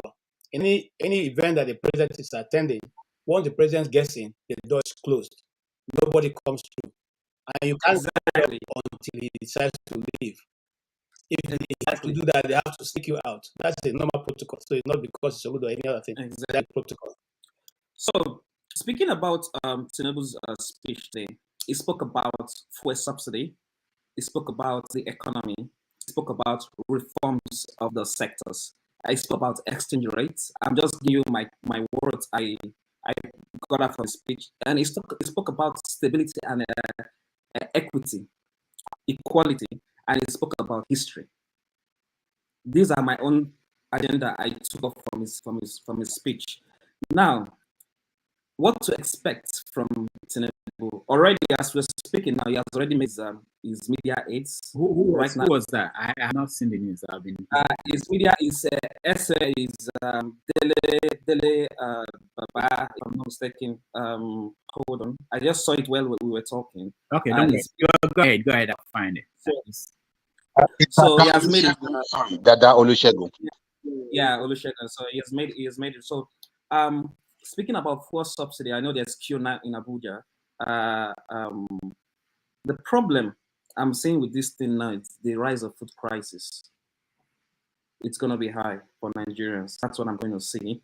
But I think for me, I like, in as much as everybody's opinion here is, they stole our mandate, they did that. I want to give Tinubu benefit of a doubt, and I like what is happening at the moment. I'm not a Tinubu supporter, but I want to give him a benefit of a doubt. Why? The ratio of people who voted for Tinubu, the people that wanted Tinubu to be president is lesser than people that want him to go, that doesn't want him to be the president. Let's say 30% of the population wants him to be president. Why 75% does not want him to be the president? So my perception now means for me is Tinubu would not want to mess up because he knew how tough the race is. There's P2B there coming in and waiting for him to mess up. So if he miss, and again, don't forget about my generation coming up. I've seen P2B. There's another generation come before me who have seen how the election is. So Tinubu will not want to mess things up. He will want to put things in agenda so that he will not give room for other people because he will want to perform. He will want to outsmart a lot of people. So I want to give him that benefit of a doubt that he is going to surprise. Some people said he's going to fail, but me, I feel he's going to surprise a lot of people. In as much as his mental and health, well-being and stuff like that, I've seen he has already talked about reforming the police already. He has talked about so many things and is hitting the ground running. So for me, I want to just give him that small space. Let him do why P2B do his things in the courts. Let him do his thing and let's see how it goes in the first 100 days. So I will not want to judge. I want to see how he performs, how he appoints, because who he appoints will affect his progress. So I feel like he will not want to mess up. That's my belief. And I just want to keep it short and simple so that other people can say what they want to say. Thank you, John. Thank you so much. We always like new ideas and new perspectives. So, Rotimi, welcome to the show. Thank you, everybody. Honestly, a lot of things that I really want to say has been said by John. This is my first time ever joining a live things like this. It's like I don't even know how to. So, and then most of the time that I really wish to join something like this, I look at people's names, honestly, and then when I see, a whole bunch of tribe, either Yoruba is a whole bunch of tribe, or the Igbos or Hausas, I kind of don't want to really join that kind of stuff because it looks like everybody's mindset and ideology are just based on that tribe. regardless if you're Yoruba. So I look at all this name, Okechukwu and stuff like that. I was like, can I join this thing? And I listened to everybody's conversation. It looks to me like, everyone was kind of like the same direction. So I said, but let me just join. But to my 100%, surprise, and this one guy just come from somewhere. His name started with J, that John. And then I'm like, okay, here comes the same thing. And then I just realized that his conversation was just way more different. I did not vote. I live here in Arizona. However, I only, in my mind, I supported Tinubu because of his track record, not because of any other thing. Because, sometimes it's not even easy to move a state from maybe number 20 in Africa all the way to number 6, whatever the number was before you get to that point, up to, there are some facts that we cannot really deny. I have my son here, he's 22, he lives in this house with me. He voted for Obi, all his friends. Sometimes they make jest of me that, Daddy, don't worry, you forget, you follow the old people. But I never try to change their mind because I believe whoever emerge, we can always pray for him. You know, um, straight to my point, because like I said, John already said almost everything I want to say. You understand? So Tinubu is surrounded with a lot of things, atrocity, health. Honestly, I like the guy, but I also worry about his health. I can never deny that. I like him. Do I want him to become president? Yes, I do. However, I still worry about his health. And at the same time, I came to realize that this mind, this our heart that we are using to live in this world, is owned by God. If somebody did not die, nobody can take the life away from him. Buhari came in with this different kind of health issue. Nobody ever believed Buhari will ever survive 8 years. And a year before the end of this Buhari's regime, Buhari came out to be like a sound health. Like everybody was just even surprised, like, why is Buhari so active like this? You understand? So people who have passed in this world, nobody ever believed Yadwa was going to just pass like that from the beginning of his regime. If we are talking of the worst election in our own history in this Nigeria, we can always go back to Obasanjo, where 2000, where the population of the state, the result that came out in that state is more than the population of the people that live in that state. But the thing about it is a lot of things open in this world because we are in the world of social media. It's more open than the 2015. There are a lot of things that is happening now that has never happened. This federal capital of a thing, Buhari never win his federal capital.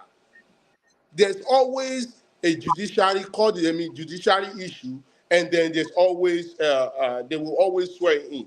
But the reason why this is even more like too loud is because everybody now have access to talk these days because we are all on social media. That's what just makes the difference. They're always in court until they change that law that, okay, we have to make sure the judiciary finish their thing before they swear in anybody. It will always happen. It's not a new thing. The only difference is because we are all on the internet now. We can all see. We can all talk. That's what is different. Everything is just the same. We had one argument with one of my friends, and I asked him one day, I said, what is your major reason why you don't want this guy to be the president? You will come to realize that a lot of people will not give you the real facts. You know what he said? He said because he held on to Lagos for 30 years, and now he's becoming president. He wants to control the federal and the state. I was like, look, you're not basing this thing on merits. You still base it on because somebody is holding this thing and is holding this thing. We need a track record. I believe in Obi. I believe Obi will do. I just think Obi might face a lot of problems because of the way he might want to approach the whole thing. And those people, those tabas, those house of rep and everything, they're all corrupt. They will attack him. He might have even lot of people, but I just believe Tinubu is a negotiator. I'm only worried about his age. I mean, not even his age, because Joe Biden, we are all in advanced country. Joe Biden, if we want to talk about age, Joe Biden is even older than him. Joe Biden fell 2 times. He fell when he was on the, I think, U.S. Air Force step. Was the second time, because me, I'm a news person. I watch CNN. If I show you my TV now, it's CNN. And I don't watch only CNN. I watch CNN and Fox. The reason why I like to watch both stuff is because CNN will not say something about Democrats. I will hear it, a lot of bad things about Republicans. And when I go to Fox News, I can hear a lot of bad things about Democrats. Then I can do my comparison. And it's another reason why I listen to TVC and Arise News. Because there are some things that Arise News will never see. They will cover it up. And TVC will cover stuff up. So that's how I get my, most of my distance. And the second time that Joe Biden fell was when he was riding the bike. I don't know if anybody was able to see that. I'm telling you, everything surrounded Joe Biden as well. And we are all here in this country and thinking because somebody is old somewhere, that they cannot do anything. You understand what I'm saying? I think we should give him the benefit of that. And then that my brother, I know his name, I know he's talking out of anger. That he said, it's the worst, thing of his life and stuff like that. We are all in abroad. If we start talking about this country that we call our own country, we still have Okay, Rotimi, thank you so much. So let's just pray for this country and see how, let's give them benefit of the doubt again. So let me just stop here and then let other people talk. Thank you, Rotimi. Henry, yes. Yeah, thank you, Mr. Rudolph. Good evening. First of all, I supported Obi not because of where he came from, or I didn't know Obi. I didn't know Obi I don't know about Obi. But when I saw some videos online where he was addressing people, and when they were interviewing him, they said, "Who is this man?" Then my brother called me from Nigeria and said, one man, I should check Brekete family. Obi is there. I went to Brekete family. I saw him where they were interviewing, where he was talking, was so passionate about Nigeria. Then I went to check about his record. There's no place you can say Obi was arrested or for corruption, any other thing. He said a lot of things about how he changed the educational system from Anambra State. It's the security issue. I saw everything about him. That's why I supported Obi. But Tinubu, if Tinubu were to be younger than he is now, that would be okay. My father is 98 years old, man. He talk fluently. He move fast for his age because he's not sick like that. But we know Tinubu is sick. Okay, God, every time we call God, do America always say God give us good president? Mr. Rudolph, all of you there, most of you are in America too. Have you heard about anybody say, may God give us good government, may God make us have a good road? Have you ever seen something like that? It's only in Nigeria we always call this God. We abuse this name God too much. God already leave you people already in Nigeria, in Africa. You should know that. Because he gave you everything. He gave Africa everything. But it's less for us as a citizen, as a human, as citizens to bring the right leader. Because we haven't rulers. Okay, because we don't have it. We don't have it. We have everything to change their country. We are talking about we live in a Western country, America, UK, Europe. We have 24 hours electricity. Do Nigeria have it? The track record of Tinubu was a half track record. I don't see no track record. Lagos still look like slum, where they have everything: airport, international airport. They have a seaport there. It still look like slum. Let's forget about this Lagos, this island, whatever they call, banana island, what they call them. Go to real Lagos, there's two real Lagos. Go there and see. People live so below poverty. People sleeping under the bridge. So if you want to say Tinubu have record, we don't even know where it came from. We don't even know his family. We don't even know it. My father didn't know where he went to school, primary school, secondary school, high institution. Then he knows where he worked, where he retired. My father didn't know it tomorrow. But this one don't have it. Then we should just Nigerians will have the younger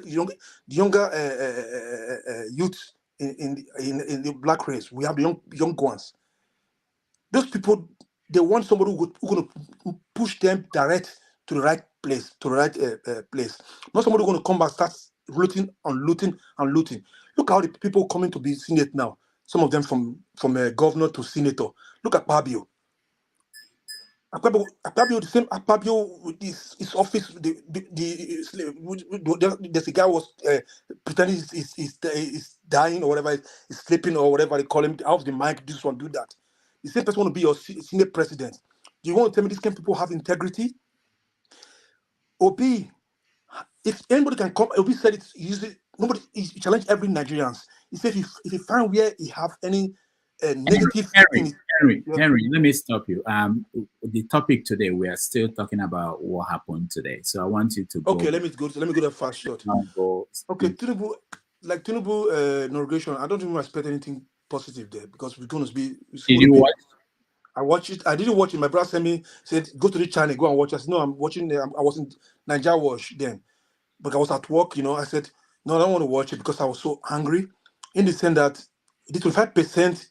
We have, some people will say we have rule of law, constitution, whatever. But is it right for the judge to run away from the court on the day they're supposed to talk about it to the 5%? Is it right? Huh? Is it right? Nigerians look at the inauguration today. It's like they're doing ceremony of somebody buy. It's like somebody buy. There's no celebration like that there. When you inaugurate new president, you see everywhere, home and away. I come home, nobody, they said, everybody, they say, no, they don't have light to watch TV. What do you expect, Mr. Rudolph, from Tinubu and his gang? What do you expect? Tell me. The question I have for people is, for you, I know you don't support him. Is there anything that he would do that will make you reconsider? Anything they can do right now, if they should go and let us see the results, that's all we're looking for. That's the only thing we're looking for. We can see results that, okay, he really win the election. Why not? We wish him well. Okay. Henry, thank you. But they are jack this. Mr. Rudolph, you are a journalist. You can investigate this election that passed now. You didn't do your research. You know the fact. They're taking us for a ride. This is not right. Thank you, Henry. Vital information, please. Okay, go ahead. Crave your indulgence, coordinator. I understand that Chief Aleu Dokwesi just passed. Yeah, no, we've got the news. I showed him here more than an hour ago. Yeah. Okay. Yeah, when I get to KJ, he may have to tell us something. I wasn't in television in Nigeria, so I don't really know him other than, but KJ may know him personally. Yeah. My time is off. Yeah, because so far. Henry, we are trying to focus on the inauguration and what happened today, and what if there is anything you are expecting from the new president. Like I said, direct now. You kept going back to the past. Okay, like I was saying, the Nigerians, what they need is just want to know if Tinubu really win the election. Yeah, but it's not Tinubu that we do that. What you're saying now, Tinubu will not and say. No, Mr. Rudolph. Yeah. Nigerians are in pain. A lot of Nigerians are in pain. We should not pretend about it. We knows it. They are jacked this. Okay, why are they? What is the haste of inaugurating Tinubu? What's the haste? What's the what? The haste? Okay. Yeah. Why? Tell me why. No, they say, Henry, I don't want us to talk about something that we don't have control about. This is the process that has been in place from the time they announced the results. and that's what we are talking about. What happened? It's not. We can't change it. That you're asking me now. Why did they not? Nobody. This is Buhari Pro Mass is coming. If you Buhari didn't Pro change it Mass. yesterday, huh? The what? Buhari Pro Mass is coming. Okay. Yeah, so you can say that. That's okay. Yeah. What I want to do is I want to we have passed through the election and we have to start. I want people to be. We have to start thinking, not just about. I don't care about solutions. We should not even try to think something could be better going to happen. Okay, yeah, that's legitimate. That's okay. For not 6 months, watch out. Okay, we'll come back here to talk about it. That's the point. That's okay. Yeah. Uche, welcome to the show. So can I say something? If you can. Hi, Dr. Damages. Sorry. I've always wanted to. Oh, sorry. Hold on. Let Uche speak. I'll come to you for a minute. Okay. Uche, go ahead. It's going to be the first time I'm going to talk to you, Dr. Damages. Thank I've been a follower since the time you always carry bell and you do your journalists, your shows, right? Yeah, so the subject matter today, I'll first of all want to make some introductions and make some key definitions, right? So let's first get this concept. The strength of any nation, right, when you're comparing countries, depends on the collective mindset of its citizens, right? So you and I make a country. All of us here, we make a country. And I feel one fundamental thing we need to consider is to, first of all, identify what are the key problems or challenges Nigeria is currently facing, and as well, what kind of milestones are we going to judge Tinubu on? Let's say for the first 100 days, for the first 6 months, based on how feasible it is for him to solve those problems. On my list here, I can see that one of the key problems would be terrorism, the growth of terrorism, the insecurity, as well as the religious fanaticism, right, in the country, right? Because as a Nigerian, I might be biased in this answer, but I don't think Nigeria is, like, when you want to compare countries, I put Nigeria in the top 3 countries in the world, because our true potential is not where we are today, right? And if you add 80 years to our lives, right, it's not going to matter if I'm a Yoruba man, I'm an Igbo man, I'm an Hausa man. Whatever impact we leave, the way we live our lives today is going to affect our unborn children. So we can't run a government or run politics or a thing of like something we just gamble, we just say, okay, after 8 years, let's just try, let's just see what happens, right? That's the mess that brought us here. Why we are not competing with nations that we should compete with. If you remember 1996, Nigeria played Brazil and Argentina. Maybe 98. I was a little kid then. That there showed you what we could do when we come together as a country, right? What Nigeria did there, a lot of countries can't do it. Like, we played Brazil, we played Argentina. Sorry, I'm deviating from the subject matter, but I'm only trying to raise a point here. So Tinubu is the president. Good. What are those milestones that we should say, okay, after 100 days, right, we should know what kind of government we're going to achieve. And the process by which he became the president is also important, because, right, the violence, the electoral process, these are things that we need to solve. 80 years to our lives, all of us here, we're already dead, right? So what kind of life are we going to leave behind? And if we try to sound politically correct, and we're sounding politically correct, not trying to identify the real issues that we're trying to solve, we're just going to just talk, and we'll end up not like finding solutions that will make us compete. I want to see a Nigeria that can compete, because our true potential, you and I know that Nigerians are really smart people. Where we are today, we've done it in the music industry, we've done it in the academic industry. So it's surprising why Nigeria is not working, right? So once again, I would like to just keep it brief, and thank you so much for giving me this platform to air my opinions. So thank you. Uche, thank you so much. We appreciate you. Q, welcome to the show. Q, you look excited. Is it Q or am I getting it? Oh, CJ. Oh, I'm so sorry. From my end, it's like Q. Okay, CJ. Sorry, so much. Sorry about that. Oh, hi. Good morning. Yeah, how are you?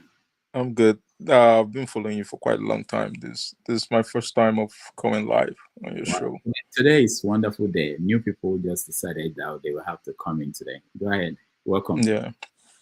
So for me, I think the problem in Nigeria, I would say politicians, police, and pastors. These are the three problems we have.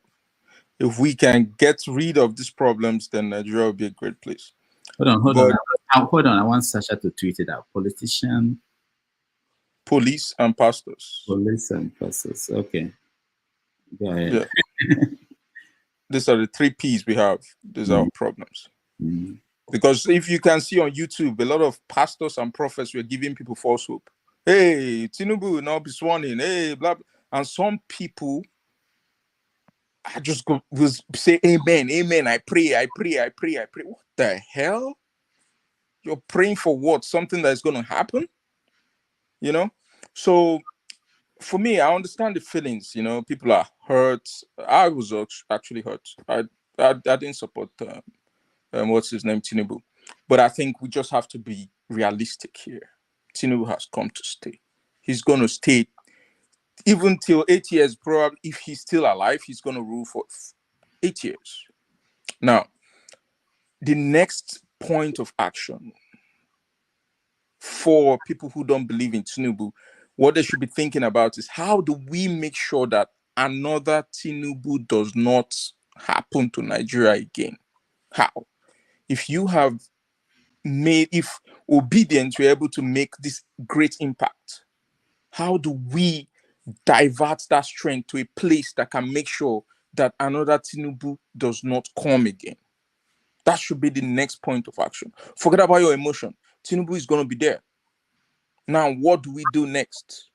Now that he's there, that's the question to answer. And once you answer that question, then you go for it. Now, a democracy of a nation is as strong as the strength of the institutions that are supposed to checkmate the executive. No politician is going to do anything good for you. No politician on earth, even in America. No one. No politician. Every politician is there for their own interest. You have to make them do what you want. How do you make them do what you want if you don't put pressure on them? How do you put pressure on them? Creating those institutions to checkmate them. And that's the reason why I believe in what Prof said. Now, what do you guys have to do? Channel that energy to the people you elected in your National Assembly. Even if Obi we are to be sworn in today, Obi can't make any changes. He won't be able to do nothing. The institutions, the democratic institutions are bad. If, for example, he comes in with his executive power, make changes, when he leaves at the end of 8 years, Nigeria, the next person that comes can drag Nigeria back. So what do you do to sustain that changes? Institutions. Now you have a National Assembly that makes 13 million naira every month, excluding the allowance. Multiplied by 1 year, they are making $200 and something thousand in a year. Why? And they sit only 6 months in a year. Why? Why can't Nigerians and obedience channel their energy towards that institution? This is the institution that can create that enabling environment for other institutions to be independent. You, for real, Tinubu can be sworn in today and decide to sack the Chief Justice, sack all the whole judges who are handling his case. Nothing is going to happen. He has the power to do it. And there will be no justice. Now, how do you make sure that he doesn't have such power in future, or the next president that comes in doesn't have such? Pressurize the National Assembly to make sure that the judiciary is for sure independent. Make sure that the president doesn't have the power to appoint the Chief Justice. He doesn't have the power to sack the Chief Judge. He doesn't have the power to sack judges. Make sure that he doesn't have, INEC is truly independent, that there's a law that makes sure that the president doesn't have the power to appoint and sack INEC chairman or any rec. People can actually apply for the INEC chairmanship job and be interviewed, and anybody can get it. You don't have to know anybody. These are the things we need to put in place. We need to strengthen our institutions. We need to make the National Assembly, if possible, if they have to amend the constitution or make a new constitution, we need to work on the National Assembly. Right now, we have new people there from Labour Party and other parties. What makes you think that those people are saints? Man, they go give them Ghana must go, they will carry up. They don't go remember when they suffer. They will take the money. It's now you guys have to start putting pressure. Otherwise, you're going to see a lot of them start decamping. Put pressure on them. This is the right time. Channel your anger, your emotions to those people in the National Assembly. Tell them what you want. Tell them you want the independence of the judiciary. Tell them you want the independence of INEC. The true independent INEC should be able to make their own budgets and submit to National Assembly without any, like, judiciary should be there should be their own tier of government entirely independent of the executive. Tinubu should have no power over them, or any incoming president should have no power over them. That's the only way democracy can be sustainable. Otherwise, even if you bring a saint in that office, even if the saint does anything good, when he goes out, another bad person can come in and the person will mess up the system. So that is the only solution. Thank you, CJ. Fix. Thank you, Dr. Damages. I greet you. Good evening. How are you? Fine. Okay. Thank you, CJ. You spoke. I think you talk my mind small. You know, one for I want to start like this. What I'm expecting from Tinubu, one, please, nothing should happen to him, or even if they are going to remove him or not, let him stabilize everything, because the signs that I will get first is, because when I hear I've forgotten his name. When I hear our former president, the first thing that comes to my mind is nepotism. So from his appointments, that's where I will start to score him. And again, if somebody mentioned about Nnamdi Kanu, if that man can swallow whatever Nnamdi Kanu have said about him and he frees him, you know, that one will go a long way too. Then let's not just say people will carry Grandma's goals and all that. Me, I want Tinubu to surprise me, you know, let him surprise me. I'm saying that he might not do enough because of his health. What will suffer in our former president's hand every time going abroad because of sickness and all that is too much. And this one now we have gotten now, it's quite obvious that it's not healthy. You know, that's one of the challenges that we are going to be having. And again, let's not until court will remove him, let's not write him off completely. I want to say there is somebody that I'm just like a mini Tinubu. Let me make example of my state, Ebonyi State. Before Omar he came into office, many of us, like me, I grew up hearing many things about Omahi and how he's a bad man and all that. But when he went to the office, even the people that he locked up after the 2007 election that they hijacked, he locked a lot of youth up and all that. But today, he's using them. He's using them and giving a lot of my people distance, empowerment. You know, and he has transformed Ebonyi State in a way. But if you think about him back in the days, you won't believe that he can do such things. Because anybody that knows Ebonyi State very well, you know that Ebonyi State is if not the poorest, but one of the poorest states in Nigeria. But he has tried. So what I'm saying in essence, until they go put Obi for us, let him not, because me as I dey Abuja here now, I no go like make bad things come dey happen for Abuja like this now. So it no go funny. So let him just If he's not going to make things right, let him just leave us the way we are. Let the thing not get bad again, because this is where former president bring cash policies and all that. It doesn't favor us at all. The small money where you save, you have to use it and buy naira to continue staying alive and all that. So I won't wish him to go bad and all that. Thank So you. let him be healthy and not use our money to be treating himself and all that. Thank you, Fix. Thank Thank you you, very much. Fix joined us from our. Can you mute yourself, Fix? Please.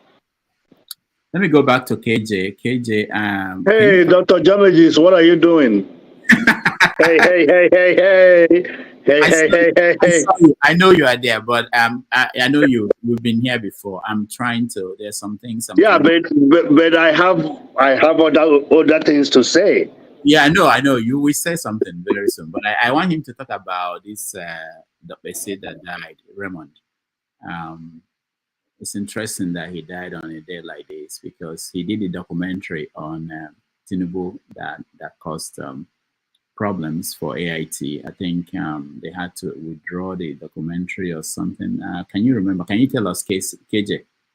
Yes, Chief Raymond Dakwasi, a very great man, and why do people say he is a great man? What did he do that made him great? Chief Raymond Dakwasi was one of those who fought the military government. Okay. He was in the forefront of fighting with Nadeko and all those, those people. He was also the first person who was able to untwist the military government to allow for independent radio stations and television stations to come on board.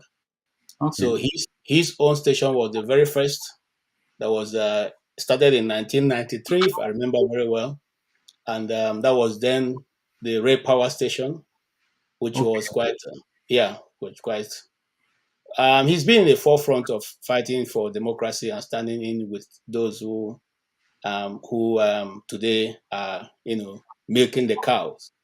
And so Raymond, he's also one of those who was able to actually, because when his station started, it brought a lot of enlightenment, to Nigerians. So many things were discussed. At many times, he was in a loggerhead government because of some of the content he allowed on his station. The last one being the one of Tinubu that, the station had, they were fined by NBC and all that. Not because the documentary itself was out of place, but because, these people always try to protect their own and not allow, the bad things to be said. That's why they sneak around looking for who to ban or to who to fine for all kinds of things. But shortly after that, he handed over his station to his son, who now runs it, who is his direct son, Dakosi Jr. And they announced his passing. He actually announced the passing today. Before now, he had been with Atiku, and he was one of those who helped Atiku go around the nation. Especially, I remember following some of his trip to the east, where he made a very formidable remarks about what to expect from PDP if PDP was able to win. He has been in the forefront of Nigerian politics and in media for a very long time. He has a very wide range of staffs. His television house could be compared to any major television house, outside of Africa, because it had all the gadgets. Whether they are properly used or not, that's a different thing. Yes, and then he has a very formidable, very stubborn, very crack and journalist working with him. One of which is Benga Aroluba, who we all know. The Nigerian government didn't like his program at all because he was one of those who really used to quiz those people who come to sit before him, and that's called State of the Nation. So it was very popular, and of course, because in Nigeria they don't like to hear the truth. Most of the people who are in government, not all Nigerians. So that program was eventually moved, out of the prime time. After that, he's a polygamist. He has about 2 wives or thereabout, but he's a very good man. If you had a brush with him, you will not go out without seeing the positive part of him. He's always trying to impact and help to develop, especially those in our industry, the media. So he's somebody that Nigeria will miss him. The media will miss him. I don't think his people who have taken over will be as pragmatic as he is, but he was, very good, and he's developed AIT to the point where it is now, that you can actually one of the foremost stations to be on the internet. So he's done a lot, for the media in Nigeria. The media will miss him. Okay. Thank you so much. You see, that's why we like different people, different viewpoints, experiences in life, and they contribute to the conversation in a different way. So, thank you, KJ. Ike, unmute yourself, Ike. Yeah, thank you, Dr. Damages. Even you don't begin to do Pasha, that Pasha way you just did. But anyway, a lot of things people have said is good, but my advice for Tinubu for now is number one, complete overhaul of security architecture. Nigerian security architecture have failed because it looks like army, who's supposed to be safeguarding the nation, is doing stuff inside the nation. I don't think that is how military are designed to work. Then the police, who's supposed to be doing the work of what army does, have failed because of monetary aspect of that. Then secondly, they need to start thinking about the dependency in oil. Our income is in oil. That's all we do. I think he need to start thinking about the next generation, what they're gonna use to provide income for Nigeria. I think that this is why Obi resonates to people, because Obi put things that are obtainable, things that we can see, and things we can believe in. That is the reason why Obi is the ideal person for Nigeria. But for me, I'm telling Tinubu, he need to reduce the dependency in oil, and he need to think about youth. These Yahoo people, these Yahoo boys, the only reason why people are doing Yahoo is because there is no job. But if you can organize a training system where these kids to replicate what the Indians do. The India is the biggest IT thing in the world. Every company use them. So those are the things that he needs to be thinking about in his tenure.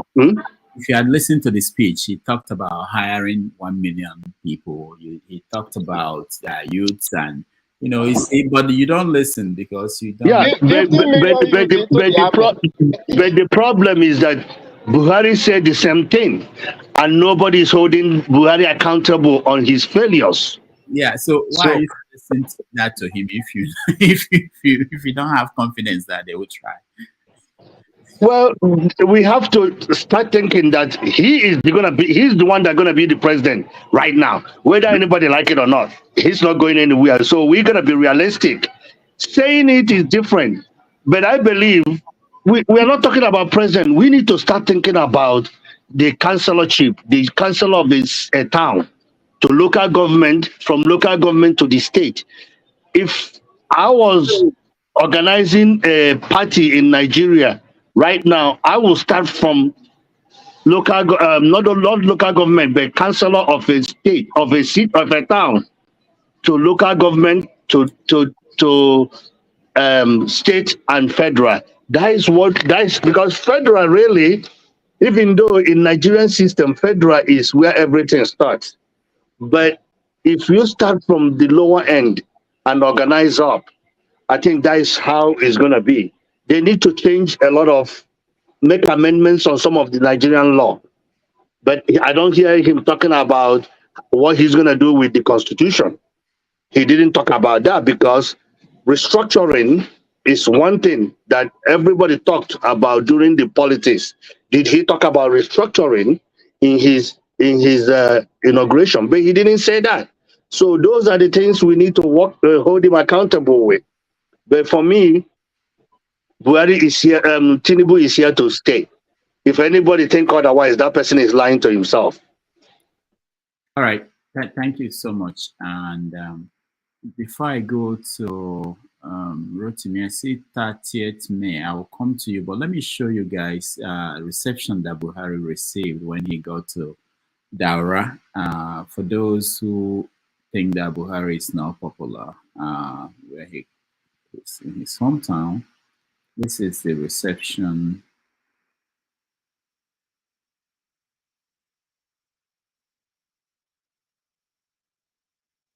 You guys see that? Give us video, not photo, video, please. You think this is fake? So he's very happy to be home. These are prominent people now. We're talking about ordinary citizens. They're not there. Huh? All these people are not ordinary citizens. I beg you, this regime stuff. Okay, you good now? All right, okay. I mean, if that's how you say it. But it's interesting to think about what he's going to do for the rest of his. Mr. Ludo, 1 minute, please. Did you check about the new governor of Abia State, the inauguration? You saw how the crowd is? Oh no, I didn't see that yet. Go and see. That is how love is. Go and see. Okay, I've been sitting down here since. Yeah, I did see that. Even Sanusi was there. Ahmed Dati, Ahmed was there. That is love. Go and see love there. More like not Abuja. It was more like how would I put it? It's more like a welcomed scene by the people. Yeah. For the people. Carnival of the people. It was joyful. Yeah. In my opinion, that's what I saw. That's it. And then that of Benue also was quite. Benue is made up of mostly Christians, so the square, the Apeaku Square, was filled with ordinary people who had come from everywhere in Benue to come and receive their new governor. So that of Benue and Abia is, totally different from every other one I've seen so far, because of the acceptance of people to the person who they voted. The security was so loose there. People were not scared. The governor was not scared. You see people very close to the governor. Yeah, but for me, in as much as we want to talk about those people, but I think I found the other ones, because they were dramatic ones we saw on the news. I'll take that of the NMPP and the NMPC, the parade and charade and everything that went on. Even the governor could not even sit down in it.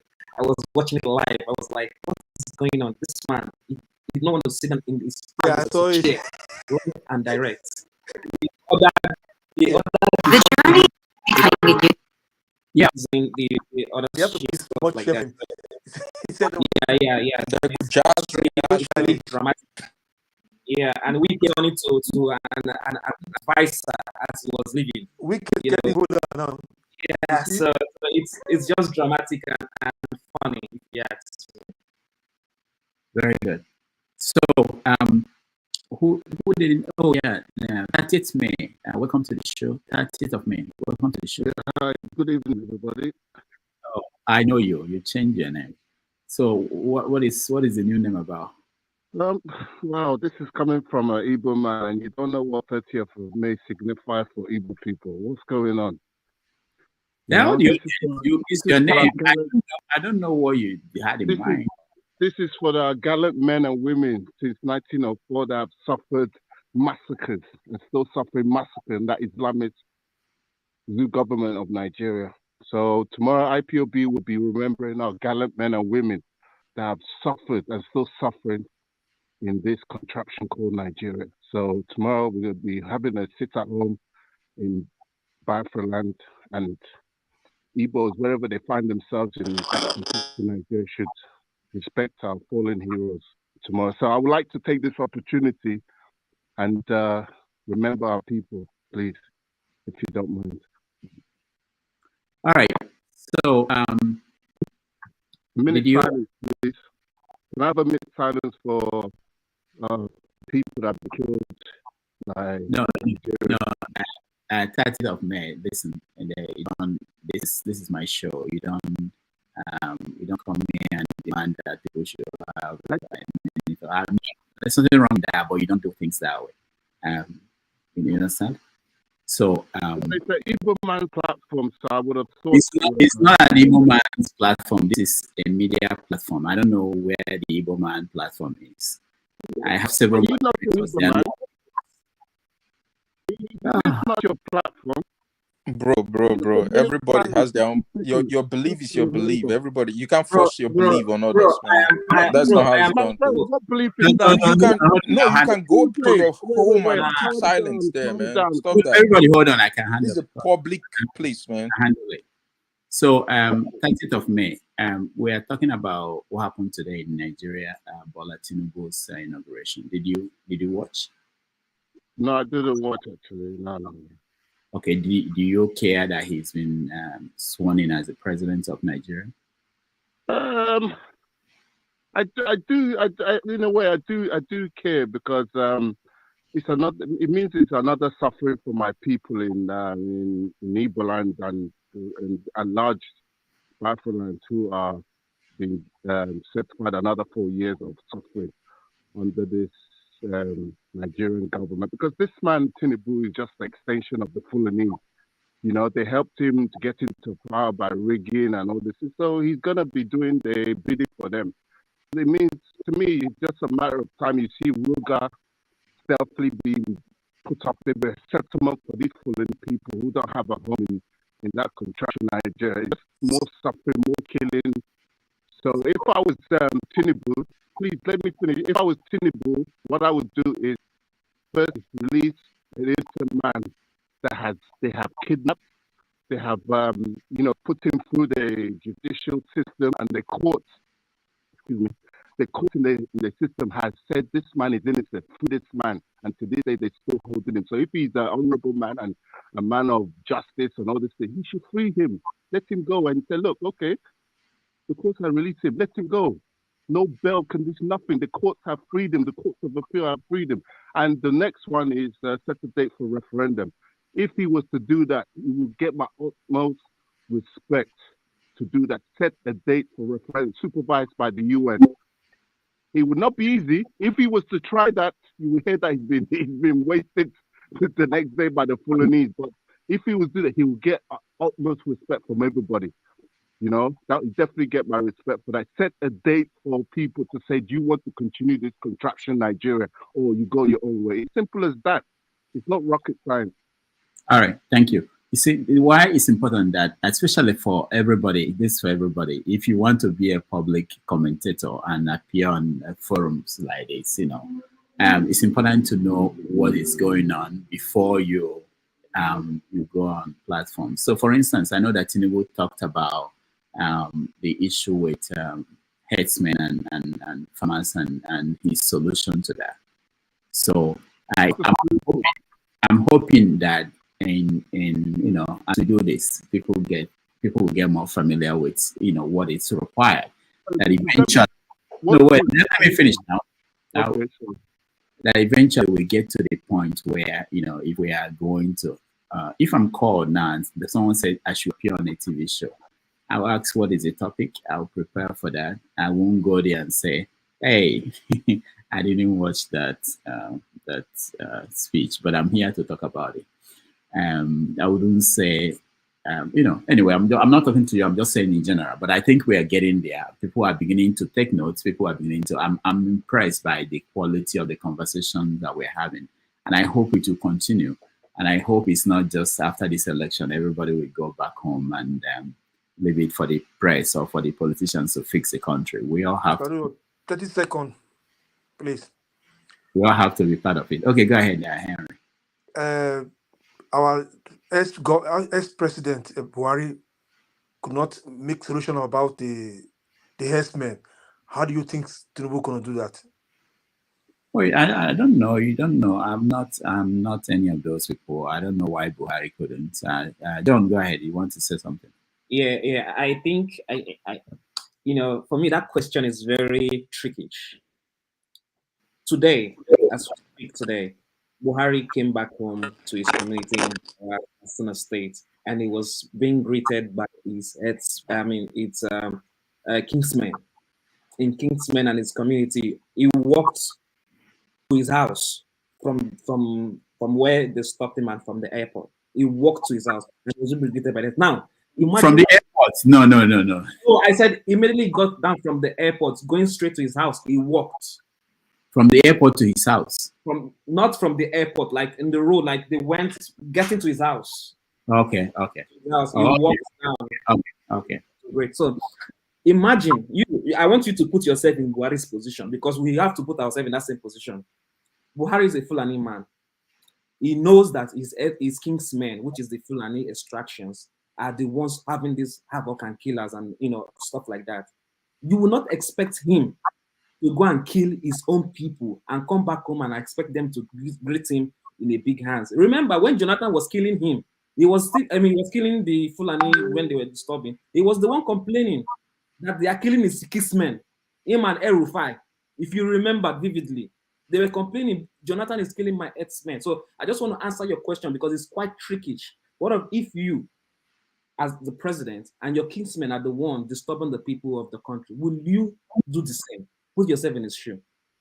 Obasanjo, when Obasanjo was president, the APC, they were having a lot of conflicts in Lagos and other places, Shagamu, with Hausas and other people. Obasanjo was the one that ordered the arrest of the person who is now the, what's his name? I've not slept in 20 hours. I'm trying to find somebody that will help me host this show. I can't even think about, but you know the person I'm talking about. Obasanjo ordered his arrest, and you have to, I think if you want to deal with Gani Adams, yeah, good. Yeah, exactly. So he did. So it's all about style and which one is more effective. I don't think Buhari's style was effective. That's why he failed in that regards. Yeah. All right. Let me see. So 30th of May. Let me ask you again. So what are you doing personally tomorrow other than moment of silence? What are you doing? Well, sitting at home is not compulsory for the diasporan leaders, but I will be joining IPOB members in my region where I live. And when I finish work, I will be having my own candlelight vigil to try and remember my people massacred by this Islamist Zoo government and still being killed that are illegally detained and all this thing. So yes, that's what I'll be doing. Do you are you part of the government in exile?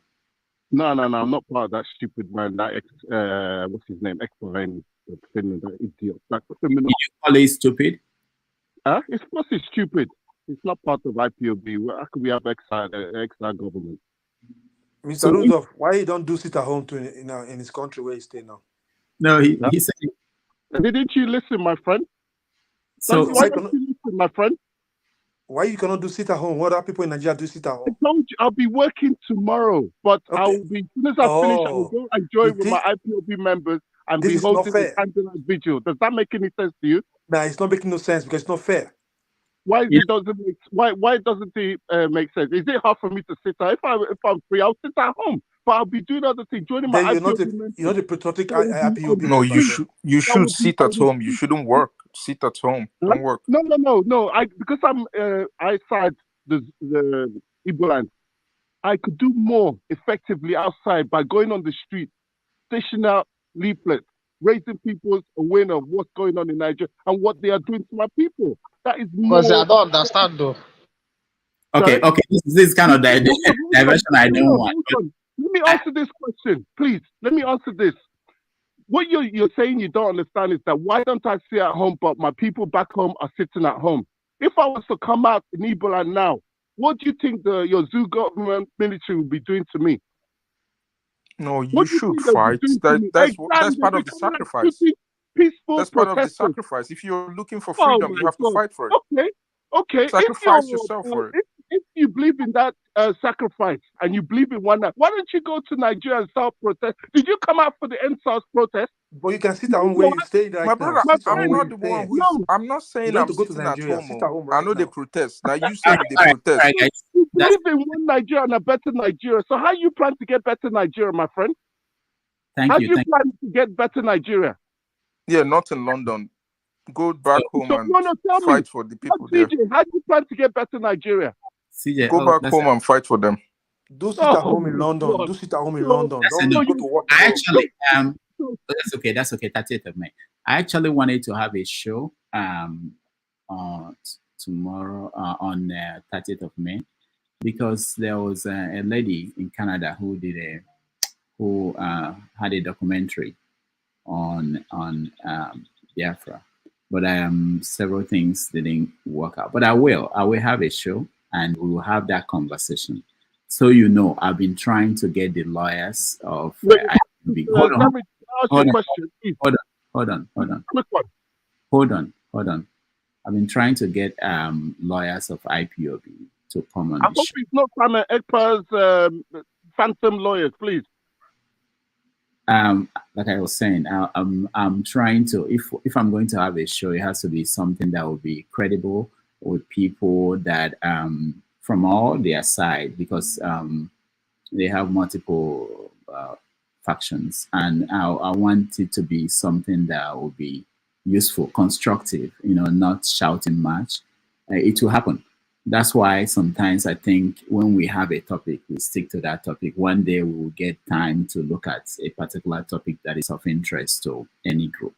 So we will have that conversation. It's unfortunately it wouldn't be tomorrow. I hope to be around then.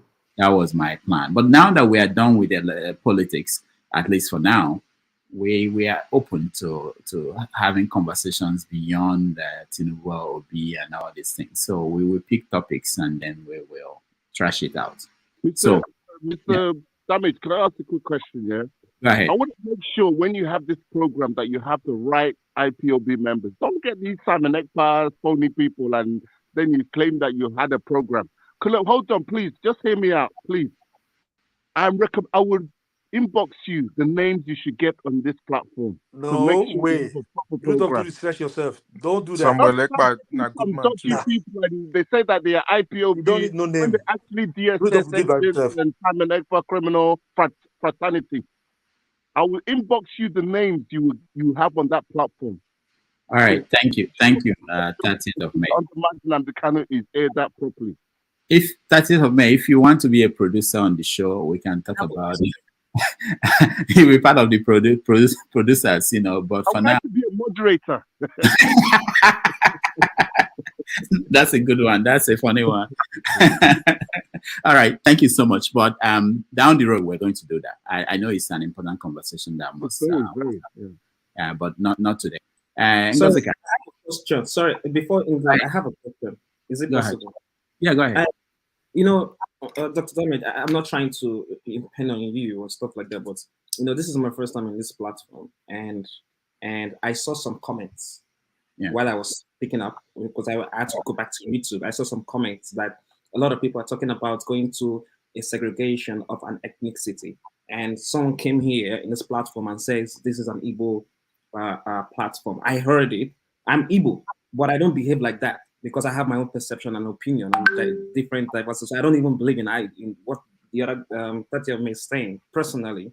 But is this, because I have to ask, for him to come out here and say something like this, you really have to clear the air for me being a first timer and listening to all of this. Yeah. Wait. Can I answer him? No, he didn't ask you. No, I want to. No, please. No, don't worry. Yeah, thank you so much for your help. This is the thing. It happens all the time. So some of us sometimes we study what is going on in platforms like this. So I didn't invite anybody here. I didn't say please come on the show. I'll call you at home, come on the show. It's open to anybody. And the quality of the show depends on the people who decide. I'm not Igbo, I'm Benin, so it's not. No, it's okay. Forget about. Yeah, I'm not worried about that. So the show is open to anybody. Anybody can join at any time, and people have come in here from different backgrounds.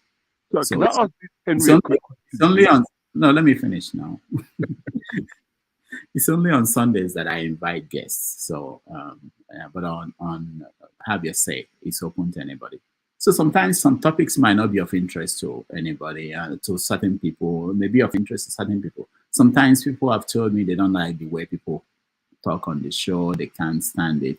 There are some older people who are at home watching, but they just don't like the language and the way people shout and certain things. So you don't find them. There are younger people who feel that we are not organized. They talk to me. They say, that people who are like 18, they want to know, they want to join this. And I hope that one day we'll get a panel of young people who are less than 20, 25, and have a conversation with them. But sometimes it's for now, this is developing. This is just about a year that we started this. So we are learning, we are trying to put in certain things in place that will help make it more useful to everybody who is listening. That's our goal. But we don't control who comes here. We don't have, for me, I don't have any agenda. I have moderators who are doing very well, wonderful things. I'm comfortable when I leave it for them. And so it's not that. It's something that comes up in Nigeria. Two things come. If you're in the public space in Nigeria, people will say that they paid you money for whatever you are saying that they don't agree with, or because you're saying it because you're from here. These kind of things. It shouldn't stop anybody. It has never stopped me. I've been in the media space for more than 25 years, so it doesn't. There's something I've not had. So, I don't worry about that. But I know that people say things like that, so it's okay. People can, people even pay money to make sure that it's put up, and I indulge them. Yeah. All right. Gozika.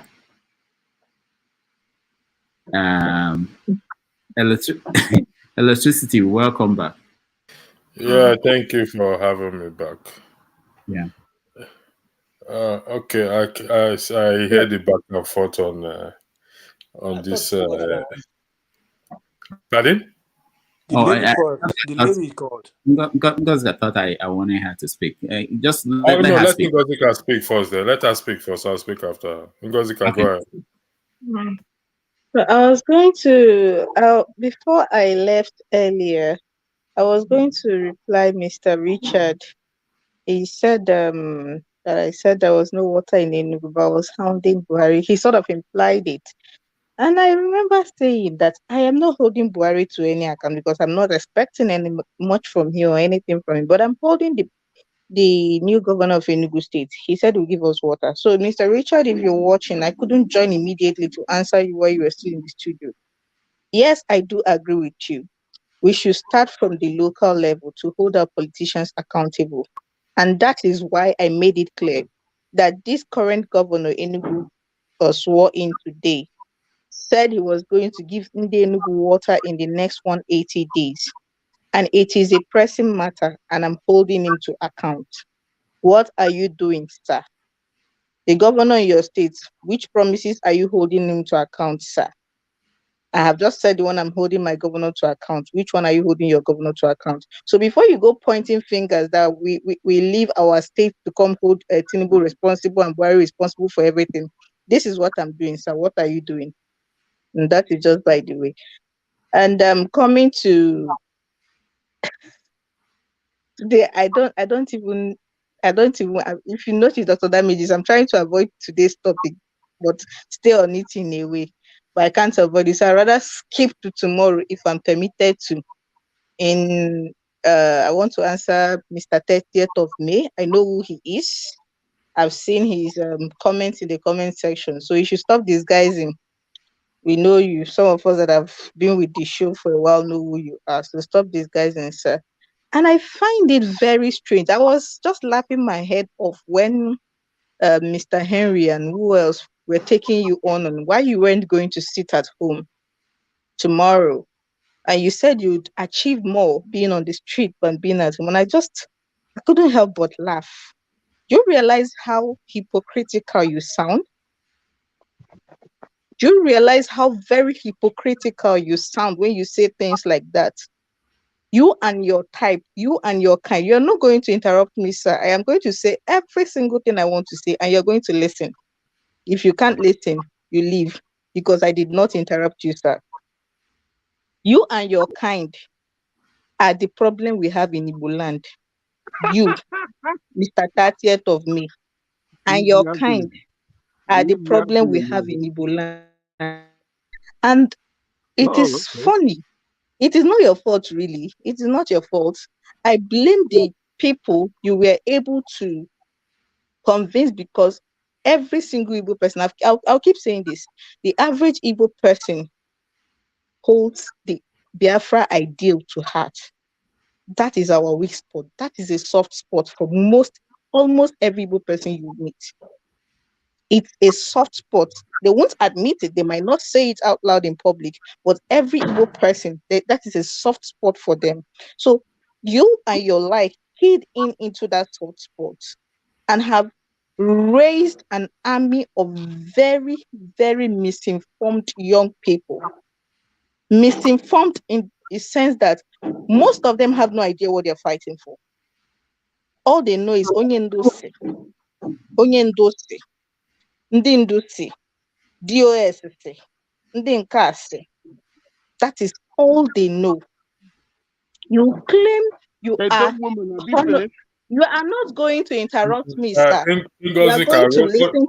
Ngozika, Rudolph, with due respect, could you ask the man to at least have a degree of decorum? I've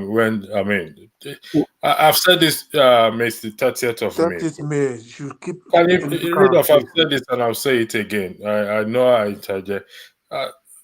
We have to behave. Ngozika, don't be upset. Just stay there, please. Mr. 30th of May, when you were talking, I don't think anyone was making gesture, even when Rudolph was trying to. Have a degree of respect, for crying out loud. Just a degree of respect. If you're going to portray IPOB in this manner, then it's ridiculous. You're a matured man. We're not here to play. You think most of us don't have things to do? Don't do that, please. Do what? What did I do wrong? All the gestures you are doing, it doesn't make sense. The people were doing gestures when I was talking. No, I don't say anybody did gesture. I don't think so. But the way let her, even if she's yapping anyhow, just let her talk, please, with due respect. Wait, no, Mr. Man. The people that were doing gestures when I was speaking, I didn't say anything. I didn't see anybody, but let her speak, please. This thing is being watched live, for crying out loud. I don't understand. Let's maintain decorum, please. Sorry about that. I apologize. I yield the floor to you.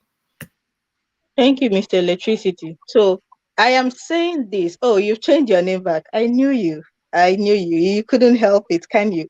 So I'll keep saying it to your face. And thank God you had the courage to come to the show today, and not your usual vile comments on the comment section. You and your likes are the problem we have in Nanibu today. And God and nature will hold you to account for every single life that has been lost in this, what should I even call it? Do you know the people who hold your words to heart? Do you know the young people that you've managed to confuse on what you pretend you're fighting about? Do you know the extent they go? And you sit here and you laugh and you make all sorts of silly gestures, and you think I'm just going to let you off. Do you know the impact of what you are doing, the long-term impact? These people hold everything you and your kind say to her. They take it serious. So forgive me when I come here and I point at you and I say you are the problem. And for every single one of them that lose their life in this stupidity, you are responsible. Their blood is on their head. Today I'm sitting at home. The rest of almost the whole of southeastern states have moved on. I was saying on a lighter note the other day that Enugu people like soft life.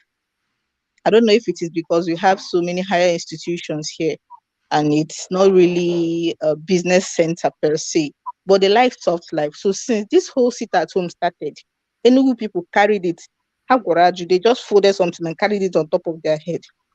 Every Monday, we have structured our life in such a way that there is nothing like Saturday again. Saturday is now weekday.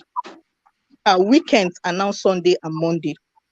So when people say, sorry, see her, she's sitting at home and mother, you don't understand that we have structured our life around this. It has become a part of us. It is sad, but it is what it is. Some of the eastern states have moved on. I hear a friend of mine telling me the other day that, neighbor, if you don't come to work, you are in trouble. Sit at home or not. No, it's not like that. If you don't go to work and you tell your boss, I sit at home, there's nothing they can do about it. Because actually they have good cause to be worried for you. He's the kind of army Mr. RBL and his like are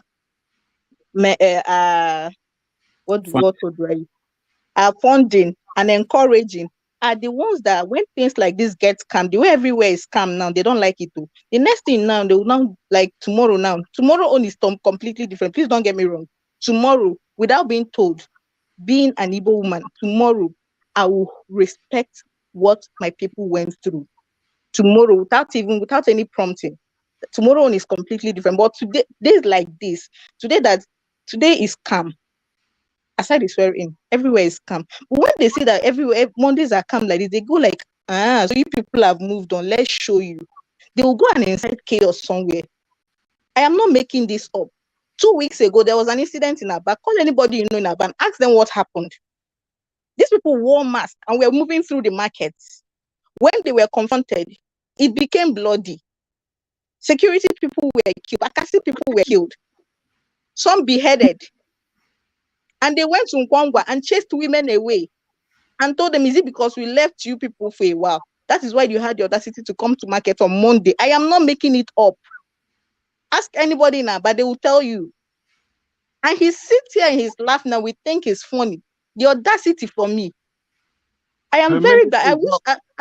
I wish more like you who are always in the comment section making mouths. We have the courage you had today. I actually respect your courage today to come here, even though you were trying to pretend that it is not you. But I knew it was you from the get-go. I wish more people like you on the comments who are always saying these things and saying one thing and doing another thing. We have the courage to come here and show their face like we are doing, so that when the chiefs are down, we know who to hold responsible. Tomorrow, I'm going to join it. And because for the last time, what you mean is you are not doing anybody's any favor. If you feel you are fighting for Biafra, which you are not, if you feel you are fighting for Biafra, which you are not, getting kidnapped, that's what you like. That's what you have some decorum, sir. Will you have some decorum, sir? You're bloodthirsty. Will you have some decorum? Thank you. Finally, you did. If you feel you're fighting for Biafra like you claim you are, which you are, why don't you take the suggestion of one of the people on somebody here made and sit at home? You can't, because your employer will probably fire you or sanction you or something. But you are forcing people every single Monday. Every single Monday. Children no longer go to school. On Mondays, some of them had to make do Saturdays. Sit at home every Monday. Then maybe we can take you serious and stop all these things you people come here to do. All right. Thank you, Godzika. That's why I said this is not a topic that I want us to add into what we're discussing today. But let me hear from a younger person. And John, what do you think? Just to round it up. Unmute yourself. Take it to the side. Because there was a lot of things said. Sorry, I was a little bit distracted. There was a lot of things said. I don't know in which area. Is it on because I think Ngozika went towards the IPOB and the situation and why Tete Lome was talking about the IPOB situation. So I don't know which one you want me to. No, you mentioned about history, and when you hear someone like RBL talking and the people pushing for. Oh yes. Yes. Okay. Let me start like this. I'm actually a student here in Berlin, in Germany. I'm studying my master's degree, and I came upon some post-colonial studies. Back in Humboldt University. That's where about Einstein went to university. So I went through, in my beginning of my conversation, I went through the post-colonial era. I was trying to learn how we started from and how we get to be where we are today with the marginalization and everything. That was when I was talking about some of the key points Tinubu spoke about today in his inauguration. He was talking about his exile, his history, and how General Gowon stood by him, helped him. Even like I think he always, most of the speech to Gowon, he said it in his inauguration speech. That was what he said. So speaking about history for me, like I said I want to learn more about the history of our country to where we are today, including how the Civil War became, a thing, and why is it that most of the Igbos are being marginalized? Because there's a reason. Because could you believe that in a study here, they said that Hausa language is the most spoken language in Nigeria? I had to correct them and said, I don't think that's so. It's what they hear or what is on Google or something like that. So I had to tell them, no, there's also some languages speaking in or being spoken in Nigeria and stuff like that. So me speaking about history is me. I want to learn because I don't know much about history. I want to learn about. I don't know about history. But if I want to go to 30th of May, I don't want to. I don't want us to go back to. I want to learn.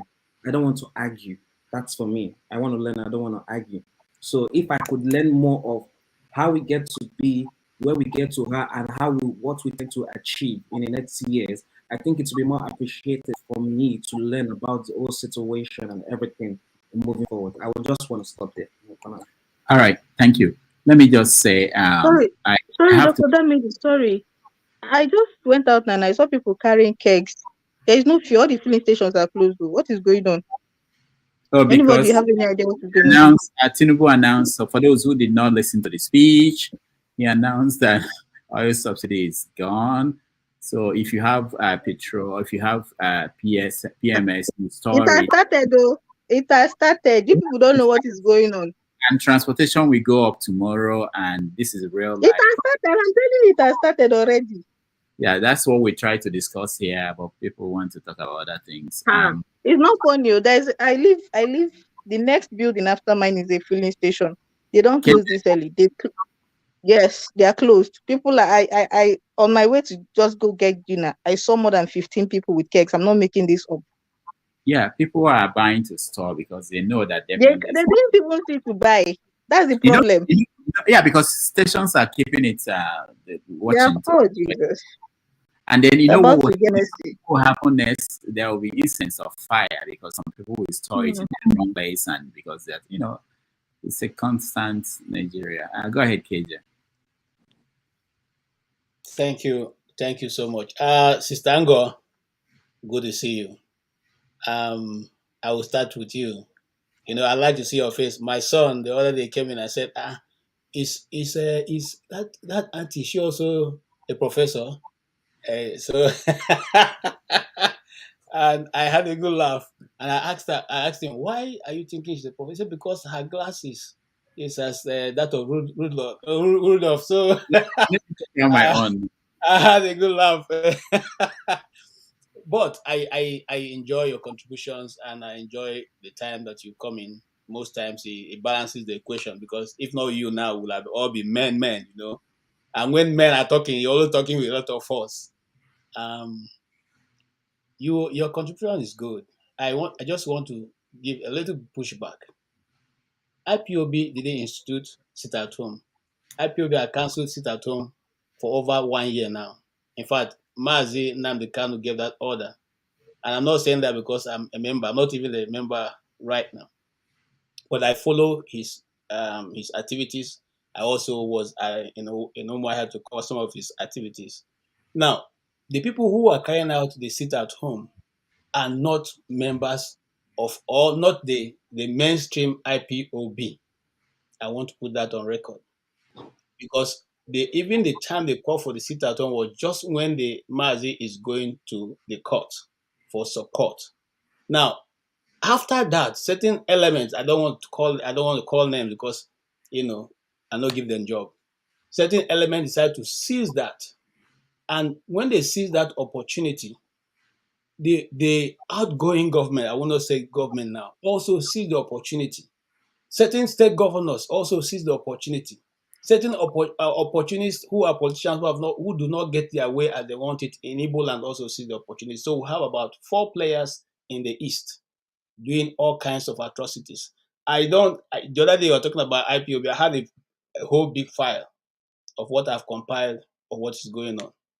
Now, unfortunately, no one wants to, follow the right thing because they're all making money out of it. They're all making money out of it. And that's why some are shouting, stay at home. Some are shouting, don't stay at home, because they are all looking for it as a political weapon.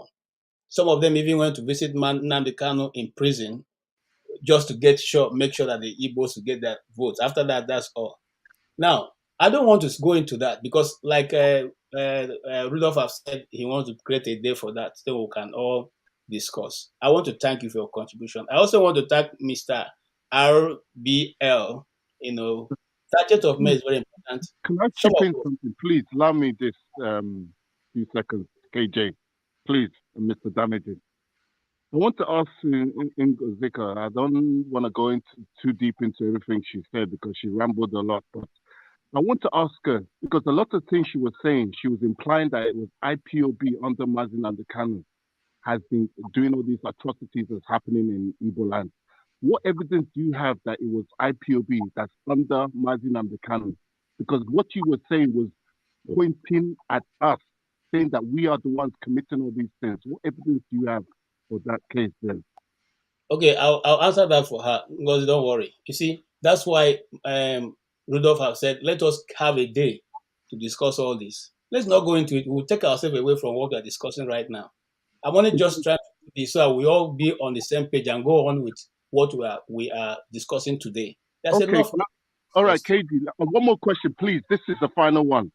Now, Ngozika, she said that, okay, let me put it this way. If we want to remember our people that have been killed in this Nigeria, how do you suggest that we should go about remembering our people that have been dying under the Nigerian government security forces and whatnot since 1904? How do we go about remembering them? What do you suggest? Okay, this is better for this these is my people. suggestion. Yeah. First and foremost, Rudolph has this platform. He has set out the rules. And so we all follow it. It's either you follow it or you go start your own and then create your own rules. Now, secondly, I am Igbo. I lost more than maybe 7 uncles in the war.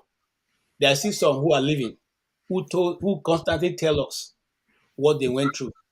I can't bring that. I can't bring the way I'm going. I'm going to still remember them. I'm going to still keep that. But I'm not going to force you because I don't know the pain you are going through. It may be less than my own, it may be more than my own. Okay? In my community, are we forcing anybody? If you go to my community, they left the place where the war destroyed. They're living a new site. So it's a constant reminder whenever you pass there that this was where the war destroyed. So what I'm trying to say, Nessa, is that just like you said, it's not a 30th of May day here now. It's a Rudolph show that we're in. I would like to say that I have never come up with we should run our day where we choose. must sit at home. All right. Thank you, KJ. Thank you so much. There's no need to go further. I want to thank everybody who joined me. I'm handing over the show to Electricity. He will moderate from now on. I have to take off. I've been up for 20 hours, and I will see you guys Saturday. Thank you, everybody. Thank you. Thank you. All right. I'm out here. Thank you very much. We will pick up from where the point Ngozika raised. I've heard it to the oil subsidy issue. We are not there, but it's going to be a very painful experience. What can we do from here? I want to keep the discussion neutral. It is not because you all will agree with me. The Hausa man will carry the keg in his head. The Yoruba man will carry the keg in his head. The Efik man, the Bibu, everybody uses fuel in present day Nigeria. So let's push that tribe away first. There. Okay, I yield the floor. Go ahead, sir. Okay, thank you. Here's what I would say. Here they say election has consequences. We are just entering the first consequence of elections. And you see, the thing, economy levels everybody. The economy levels everybody. And as we're going to witness from today, just like Ngozi has already told us, it's going to start. And you see, the problem with the Nigeria situation is that even those who have it now will hold it until the prices go up. That is even the bad part of it. And so once the fuel adds 10 naira, the market women will have to add 20 or 30, because remember that they have to pay every agro on the roadway, especially in the east. The east is the worst, because if you go up north, you probably not get a lot of that roadblock. But because the constant roadblocks in the east will also have their own, addition. In Lagos, the agro also in the streets will add their own money. So it's going to be an all-rounder. At last, like the Nigerian palace says, everybody go chop breakfast. It's going to be served to all. All right. I'll skip my comment for now. Thank you. Ngozika, go ahead, please. So I this whole fuel subsidy thing, it's one topic that saddens me. It saddens me because it's when we could have done it. I don't want to use when everything was still all right, because there has never been a time that Nigeria was all right. But I believe that if they had allowed it to push through in that 2012, maybe by now we would have been over the effects of the whole thing. But they didn't, because they probably thought they could use it as a campaign tool. And now we are where we were. The people I saw carrying kegs, let me tell you what they would do. If it was just inflation going up, maybe it would have been okay. Dr. Damages said something about fire outbreaks, because people are going to store it in very, very unsafe condition. People are going to try to hoard it and then try to store it, and these things could lead to fires. But that's another aspect of it. The other aspect is the queue, the stampede.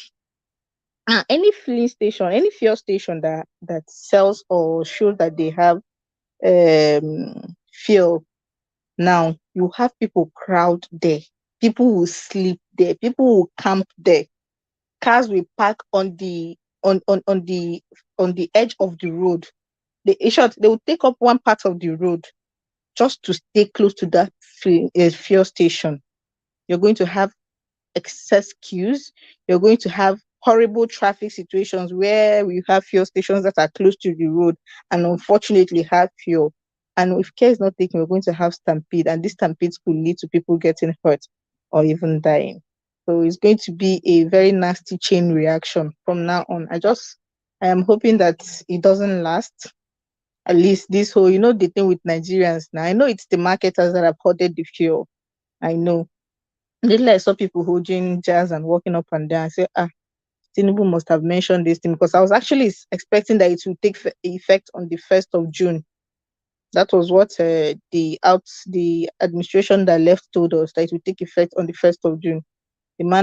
It turns out our new president is impatient. He couldn't wait to the 1st of June, so he just activated it.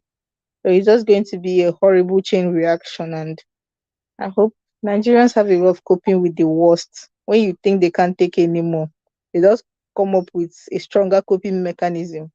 So yes, we'll get through this. I just don't know how long it's going to take, but we'll fine. We'll be fine. Okay, I share I share your optimism. Does anyone wants to weigh in? Before you, one of my fears is this. I remember back then when there was fuel scarcity, and we went through it. People hoard fuel, and I mean they store fuel inside their houses, and it leads to a lot of accidents, including their houses getting burnt and people dying. I have that is one of my fears in this issue. I don't know how this will play out, to be honest, but it's gonna be very tough for people on the ground there. And for those of us who think it's not going to affect us that are in diaspora, don't forget, fuel is not just petrol. The subsidy is not just it's going to affect even aviation fuel as well too. So like I've always said, and I'll come back to it again. I know there's an issue of every one of us, like the IPOB man. We are seeking for succession.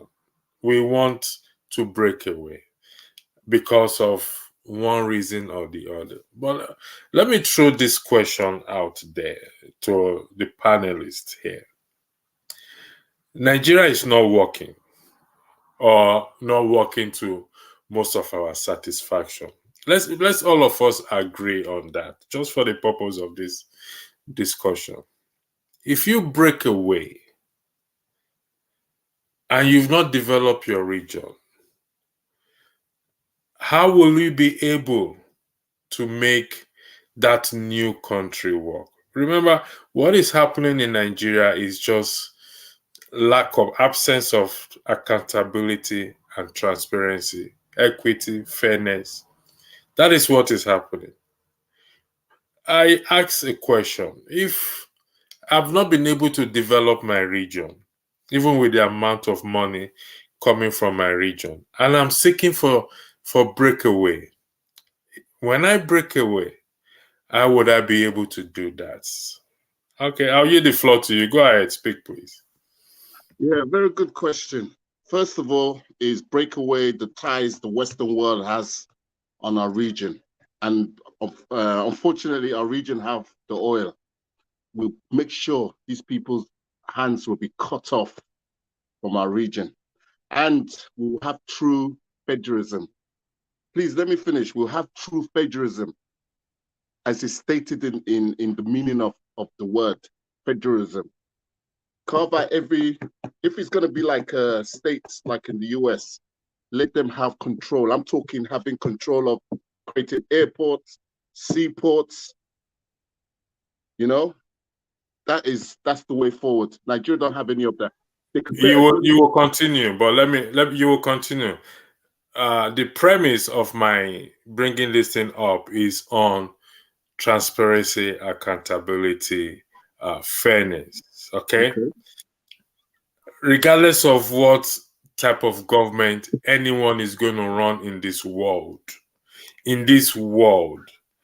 regardless whether it is federalism, whether it is a regional government, whether name it, it will be based on transparency and accountability. As Nigerians, myself inclusive, and yourself, we've not been. Okay, you are not in Nigeria. Okay, Mr. KG, the man said he's not in Nigeria. Okay. Can I speak? I'll come to you. He's still speaking. I'll just interject him. Okay, you are not in Nigeria. You are an IPOB man. Okay, so and this IPOB will also be based on transparency and accountability. Would that be correct?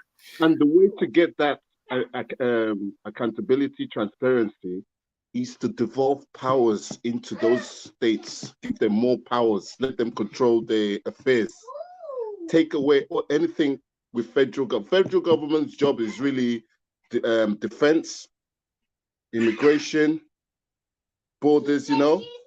That is what the federal government's role should be.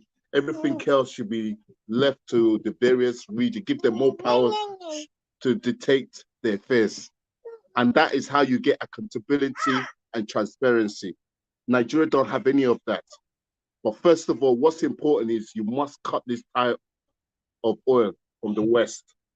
That's why the West are continuing to support Nigeria. Every time election, they come and say, oh, we don't want any interference on the election and all this thing. But when there's killing and mass poverty, they're nowhere to be seen.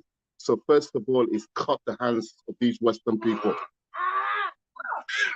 When you say cut, I'll come to you, Mr. KG, please. When you say cut the hands of the, I know, John Okoli, I'll come to you as well, too, please. When you say cut, I know you are not saying it's a literal cutting of their hands. Okay, I understand that. It's a figure of speech. It's a figure of speech, is it? But what exactly do you mean by cut their? What are you suggesting? Because there was a video by one lawyer, something. I don't have the video. I don't know, Rudolph, I'm not. I think I should have logged in rather than. Okay. Anyway, I would have played the video for you when the lawyer was saying He wrote to the embassies, he wrote to the British embassy, the German embassy, and everything. So what you're suggesting is these people should be cut off completely. Is that what you are suggesting? Yes, because Okay. by then Okay. So they are the one controlling us. That's what you are suggesting. Yes, I mean, do you have your own working refinery? No, you don't. One of those things of cutting the hands of these Western governments and having influence on your affairs is creating your own refinery, dictating, and also having a meter at your refinery. Because from what I understand it, is they don't have a meter. So they go in there and claim as much as they want and then come back and say, I only took a pint of oil. So you have to have meters. You have to create your own refinery. That's one of the ways so you can dictate the prices of these oil at OPEC. You'd be a major Mr. KJ, Mr. KJ, please stay there. John Okoli, do you want to weigh on this matter? Okay. Or you have a question?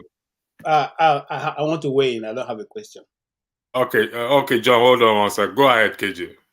All right. You asked a very pertinent question. How do we, if we want to go on, how to make things work? This is what I think, and I've given a lot of thoughts on these things. It's very easy. Someone said here that Nigeria is a very difficult, complex country to rule. That's not true. Why it's difficult and complex? Because we are always trying to outmaneuver, the law that's been set on ground. You only become difficult because you're trying to outmaneuver, make laws that will suit your friends and your cronies.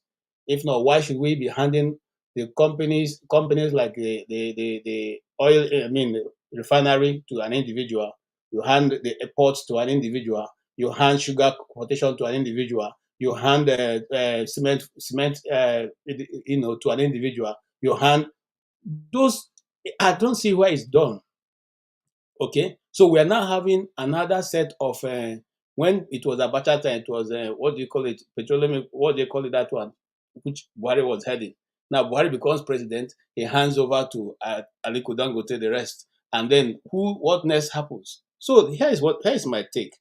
If we truly want to build a united nation, a united state, a state that we all can belong, first and foremost, you allow the states. Let me not say region now, because I will have just jumped and say, you know what, let's go back to the regional governments.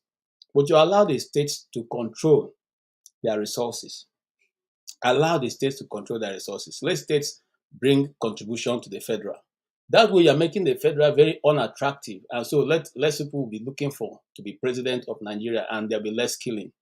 Now, when you do that, the power will be reduced. The money in the federal will equally be reduced. People cannot develop their states. And I said that with all sense of responsibility. Because right now, you remember, the mineral resources found in some parts of the north belong to the states.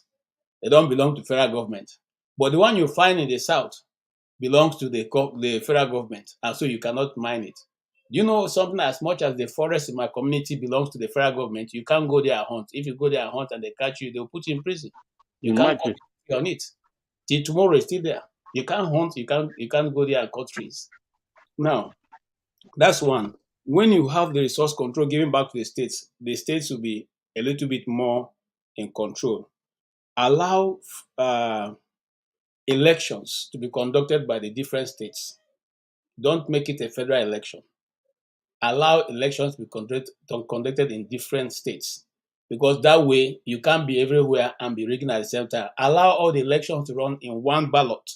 If you are doing for local government, governor, whatever, let it run one day in one, different sheets. When you go to vote, you vote for everybody on one sheet.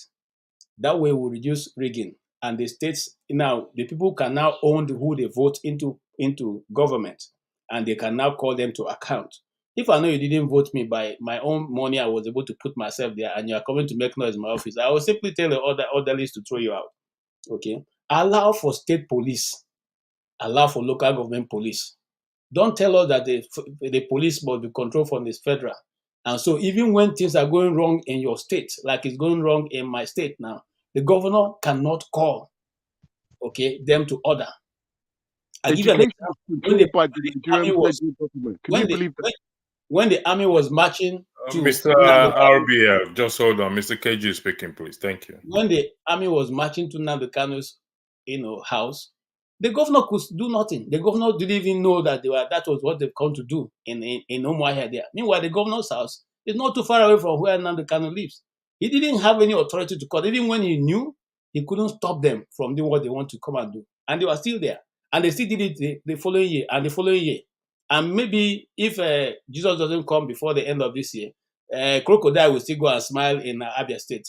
Is okay. Now, so if the governors have some control, I'm not saying, listen to what I'm saying. I'm not saying that they become perfect overnight too, because they will still abuse power, but they can do it to a certain level because the people who will be there will know the localities.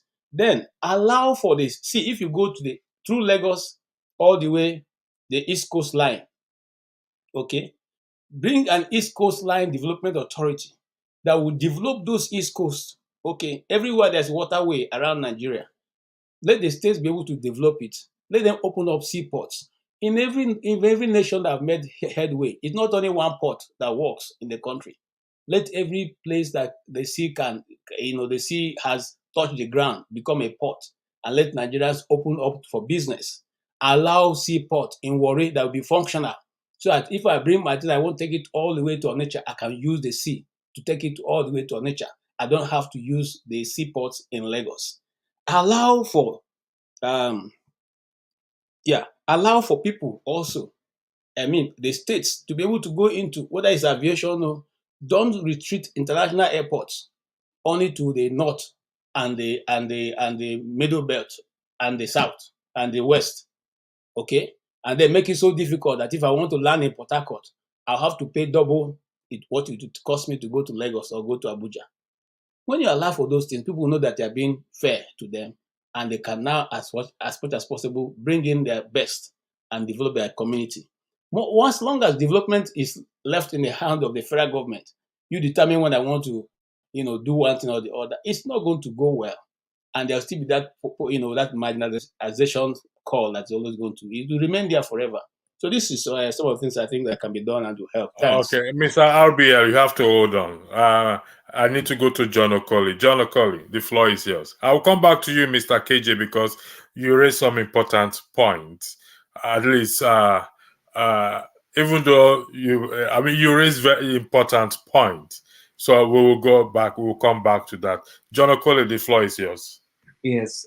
In as much as I want to agree, I want to agree with some of the things RBL says, but not. I'll still have to criticize some of the things they say also. So, and if I remember what most of the things Mr. KD just said remind me of everything P2B has been saying, like the way he structured it. I just remember when P2B is giving a speech and everything, and it's just in line with what KJ said, which is a very good thing and very, very valid point. But I would like to start back to you started with subsidy. So I would like to go a little bit back to subsidy and talk about, because I think that was what Tinubu said, and you said how people are going to fare, how people go see them, people go hear them. Even January said, I hear them. I know what I suffered, with fuel. I was going up and down. I was also buying naira with naira, then. But with the fuel issue, it's gonna be crazy. Trust me, it's gonna be crazy now.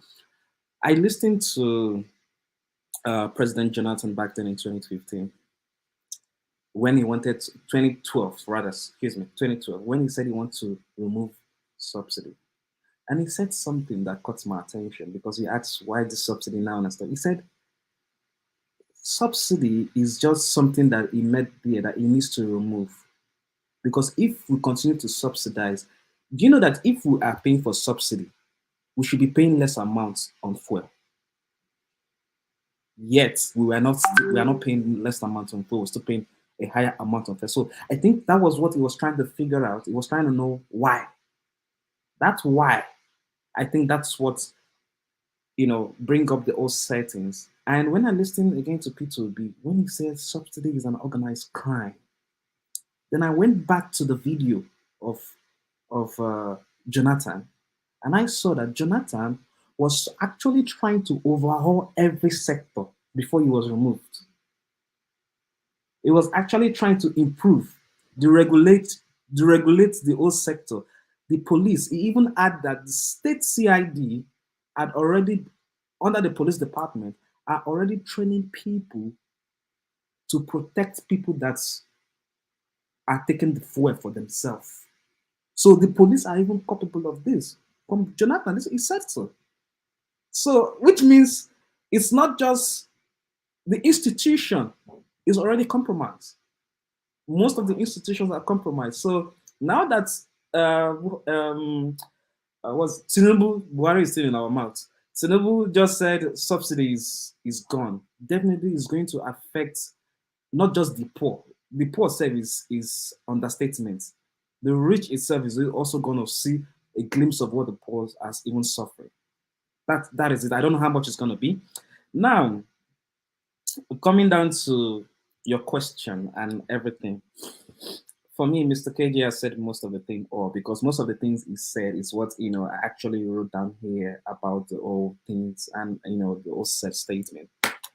Number one problem I see in Nigeria is the rule of law is not working. The rule of law is not working.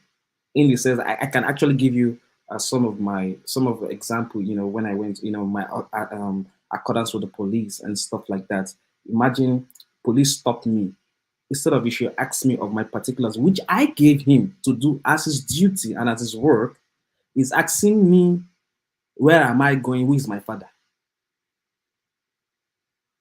Did you get that?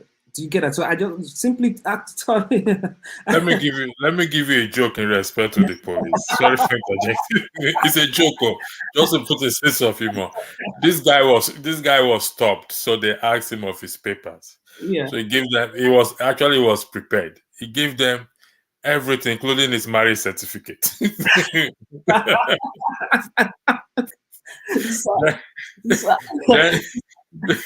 Then they said, okay, everything. They said, okay, why are you driving alone? The man said he's not alone. No. I have God the Father, God the Son, God, and all the host of angels with him. They say it's overload. If we're arresting you for overload.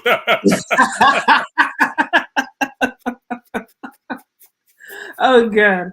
We're arresting you for overloading. It's a very funny experience. Go ahead, John. It's a very funny experience. It's also a very weird experience because that day, that was when I found out that even me myself, I'm guilty. I talk about the rule of law. That day, that was when I found out that. Do you know that even 90? Could I say 90? Let me just say 90. I might be wrong. 90% of Nigerians do not know the Nigerian Constitution. You are not wrong in that. Okay, you are not wrong. 90% here. So don't know the Constitution of Nigeria. And once you start creating, because I look at most of this policing in America, and I see when the drivers or the citizen quote the Constitution to whoever on authority, you see they maintain because the rule of law is what is being obeyed. If Nigerians start looking into that perception of looking at the rule of law, like somebody was killed yesterday night at Orogun in Lagos for no reason, straight bullets, killed by police officer. Normally the guy should face the law, but people will just protest and everything will just die like that. It's not supposed to be so. So, and for me, again, the reason why, speaking about this IPO issue, the reason why I feel personally, the only reason I feel personally Nnamdi Kanu is talking about we want our own institutional integration is because of what? Marginalization.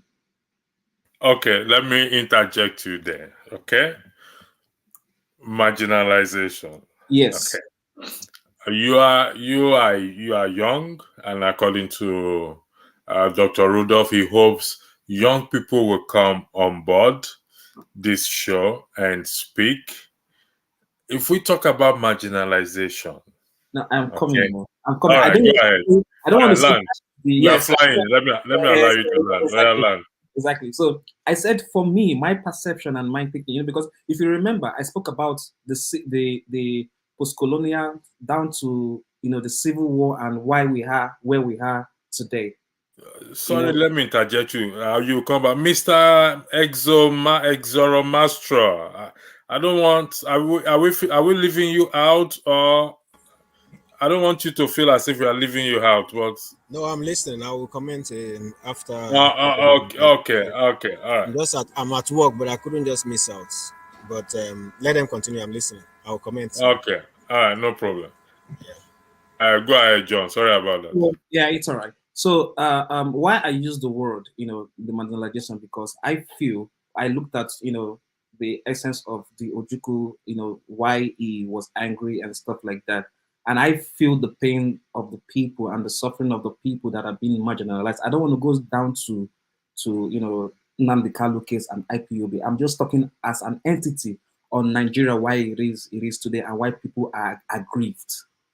I feel there's a section in Nigeria that is not being taken care of, which is supposed to be equity, and that is why we have a lot of what do you call it, discrepancies of this one I want this one I want it, because you will notice one thing in Nigeria now: ideology is not being bought, but positions are being bought in Nigeria.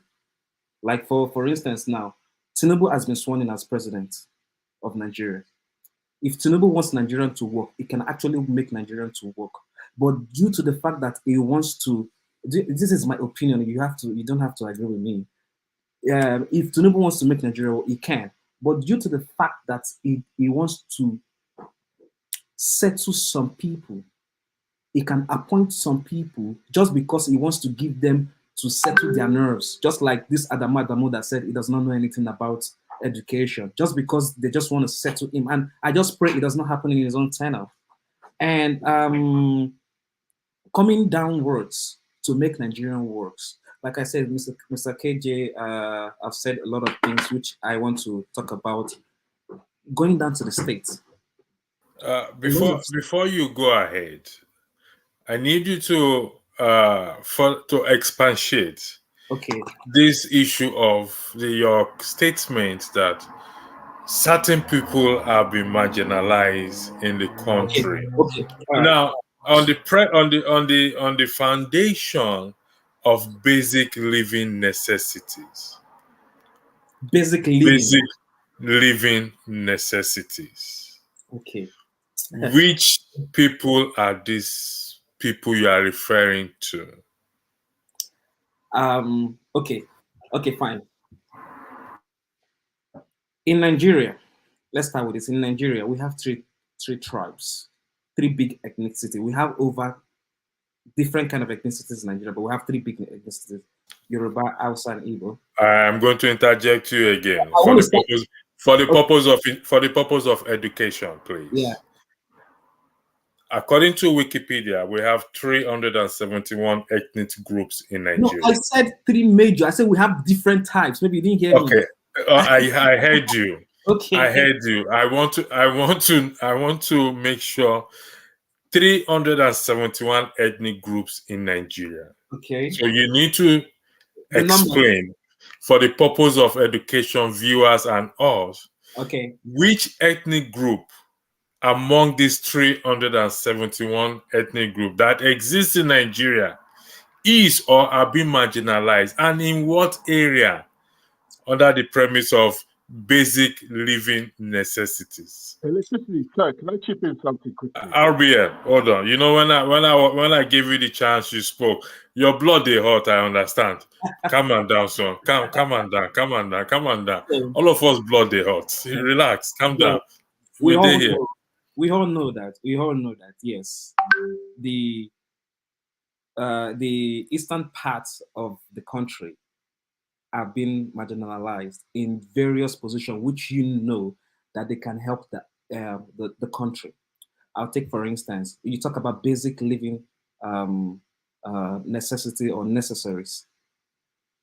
I grew up in Lagos. And I grew up around what do you call it? This Igbo men that market, this market area, Ladipo, Alaba, trade fair, to be precise, trade fair. And I was there when Atiku Abubakar and Obasanjo opened that market. That market has transformed to what it is today. Now, the country knows what those ethnicity or those tribes could do to the economy. Yet, they don't give them that chance. And the only person that was given that chance to do something, there was something being done. The governor of Anambra State, which was the central, the CBN as of Obasanjo area. And to today, that's one of his proud achievements. He said it today that I am happy I used him because he challenged me and he gives me the right direction to go.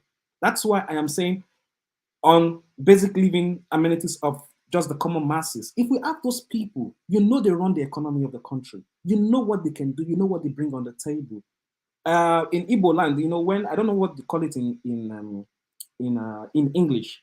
When I was growing up, they say this boy, Onaba boy. I don't know how to put it in English. You see them, give them 2-3 years. They've established themselves to the market, become somebody, help another people to help the economy. That's the fact. All right.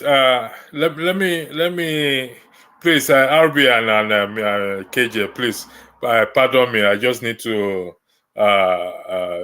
bring some more information out from our professor that is educating us. Can you allow us to chip in? Then you can bring your own, because we all have our own information regarding what John Colley is trying to explain. Yeah, you are going to rebut him. You're going to ask him questions. No, what I'm saying is let us chip in what he is saying before you chip in, because you're the moderator, so you can put everybody's ideas together and then bring your own conclusion for what you believe. Okay. All right. Okay, chip in what you want to chip in. Mr. KJ, I apologize for that. Talking about marginalization, it's not only marginalization, it's much more than why we agitate for freedom. It's much more than that. But let's go into this. You said something about the ethnicities in Nigeria. You believe it's 371, according to, what's your source? According to Wikipedia. Wikipedia, oh my goodness me, that says a lot for that. But I don't believe it's over 300, whatever, ethnicity in Nigeria. They bundle people like Ikwere people, for instance. They are Igbo people. Like it or not, they are Igbo people. Opobo people. RBL. I'm coming to somewhere. Okay. RBL. Yep. Let's stay on track. Okay. Okay. All right then. So you say over 300 is a lie. It's not more than. In fact, Nigeria's population is not more. I don't even believe it's more than 100 million, in my opinion. But anyway, let me go back to this marginalization. It's much more than marginalization. You talk about what they. Okay, everybody in Nigeria is marginalized. Of course, everybody's marginalized. But let's talk about the railways. Where are the railways in Nigeria? Are they any in the east? Where are the railways that the British built, like in River State? Where are they now? Are they in the east? In fact, they are uprooting all the railway lines that they used to be there. They uprooted them to make sure we don't have railway. You know? And okay, let's talk about the federal whatever in the east. What do they have apart from prisons and police stations in the east? You know, let's look at the roads. Who are in charge of building these roads, these federal roads? Is it not the federal government? The East has the worst roads in that contraption called Nigeria. Is that not marginalization? Okay, now let's go back to this. To me, it's much more than marginalization that we agitate for freedom. Mr. LV, did you listen to the? I think you're getting it wrong. Did you listen to the Mr. question? RBL. I'll be specific based on the question he asked. Yeah. You know, he said, "What will it lead to the basic living amenities of the common basic man?" living necessity. So I wasn't going general. You know, you're going general. I was being specific. He asked the question on marginalization. When he said that we believe that people in the East are agitated because we feel that we are marginalized. Electricity. I think I have to round up. Maybe I will join you when I'm at home. All right. Thank you, Isaiah Master. No problem. Thanks for having me. Giving you the kind of things that other regions in Nigeria enjoy while the East is deprived of those federal things. Is that not marginalization? So what? Okay, let me narrow it. Okay, wait. It's you I'm addressing now, Mr. Okay. RBL. Yeah. Until Buhari left, that he signed the bill that each state should develop their own power generation.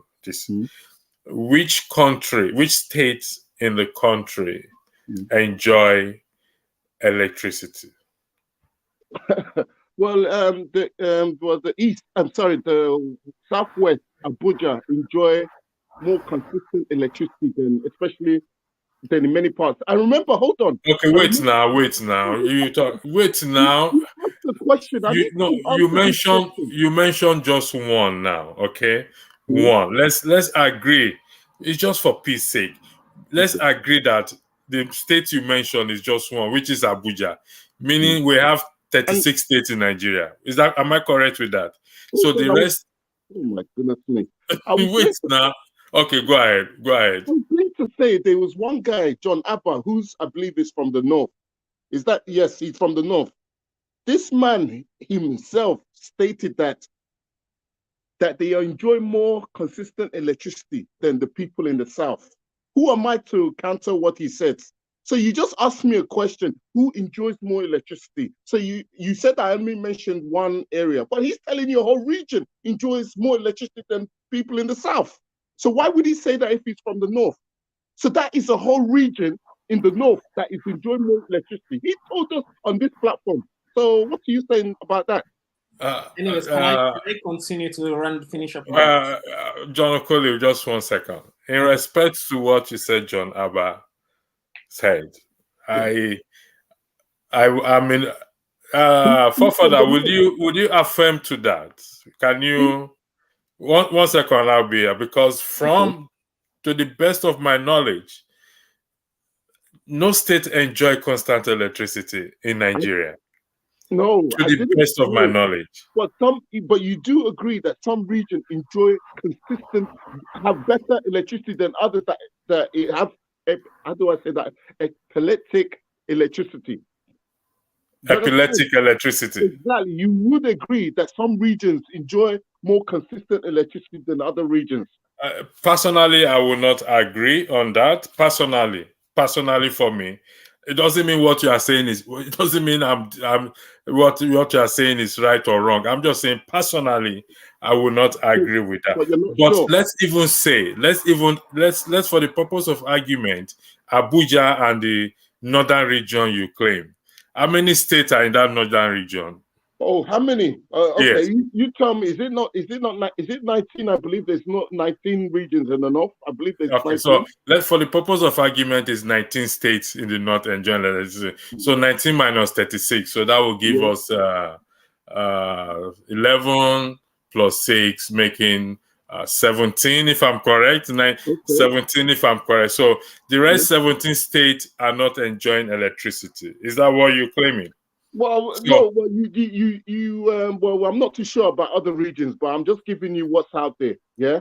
But the East is not anywhere near enjoying consistent electricity like in other regions. I cannot get back for the Southwest. Now, Lagos. Moving forward, Buhari has given each state that power, that everything to generate power. Are you aware of that? So where is the source of the power coming from? I mean, what I'm asking you is, do you agree? Are you aware that Buhari signed into law for each state to generate their own power? They can sign anything, yeah, but at the end of the day, you're still gonna be into first hurdle. But my question goes back to you is, if you were to have electricity, don't you agree there has to be power from a source from that electricity to come from? Where is the source coming from? Have they built hydro jams in the east, in the southwest, and all that? RBM, are you listening? Can you just take a step back? Yeah. There is a law that has been passed. Yes. Moving forward. Yeah. I'm agreeing with you for the purpose of this and that. The past has been messed up. Yeah. moving forward, even in your state, which state are you from? Which state are you from, please? I'm from. I was born in River State. Okay, you're from River State. I'm not from River State. I said I was born there, but I'm not going to say River State. I'm from the east. Whichever state you are from, you are now have to hold your governor and your legislator responsible in that aspect. But no. You cannot jump away from that question. They signed the law. You're happy with, they signed the law. That's good enough for you. But you're not asking the question. You're not asking the question. Okay, they signed the law into law. But where is this source of power coming from? Why haven't they went and built all these sources in various regions? You've not asked those questions. You're just happy that, they've signed the law. That's good enough, so there's no marginalization. That's not a good answer. That's not what you should be happy with. So my question you're asking me, where is the source going to come from? Yes, where is the source of power coming from? But I'm not the governor of your state. So do you think that a state alone can build a whole hydro dam if, say, they want to do that, or nuclear power station in order to... Firstly, you are against the Federal, now you're against the state. I'll come back to you. Just hold on 1 second. John Okoli, the floor is yours. Arabia, you just took us way back. Way back. First of all, I would like to say, if you want to say something, you have to bring an evidence to prove your statements. Which I think the power of a sector, we should leave it. I don't think there's any. I've lived in Duse. I've lived in Kano, and I live in Lagos. So it's all the same. So it's not just one particular state. If you ask me, on my own experience when I traveled. So what I was speaking about, we talked about the marginalization and the business. So what I was speaking about, we talked about choose the economic side of it and choose the people who have been marginalized that can help the economy to grow based on the basic living of a common man. And speaking about this, to improve the same country, I said something like this now. All the old state governments rely on the federal level, which is not supposed to be so. If there can be a change from that constitution, every state has its own autonomy to take care of the state. For me, I believe all the governors are very lazy because they rely on the federal government for income or for what they take, back to their respective states. Work for your state, generate income, generate revenue, give a policy that will help your state to help that state to develop. Like for instance, we talked about a lot of why is the country not moving forward and why is this. I love. Let me take for instance Governor Wike. In as much as I don't like some of the things he say or he do, but I always like the fact how he tried to make River State like one kind heaven. He talks about it every time. He engraves it. He even fight the federal government on one, I think, is it on oil well or something? So I don't know what it is. He fought the federal government and he won. And he said it's for the states. If we can have governors who fight for the states, to develop the states to look like the heaven they want it to look like, Nigeria will be a safe heavens. If you ask me, if we have every state, I want my state to be better than this state in the policy, in making their citizens like living very, very well. What does it take the state government if they're generating a very good revenue to give free antenatal to the people giving birth, giving their child money every month or something like that? What does it take the state government to do to make life easy for them? You don't have to wait for the federal government.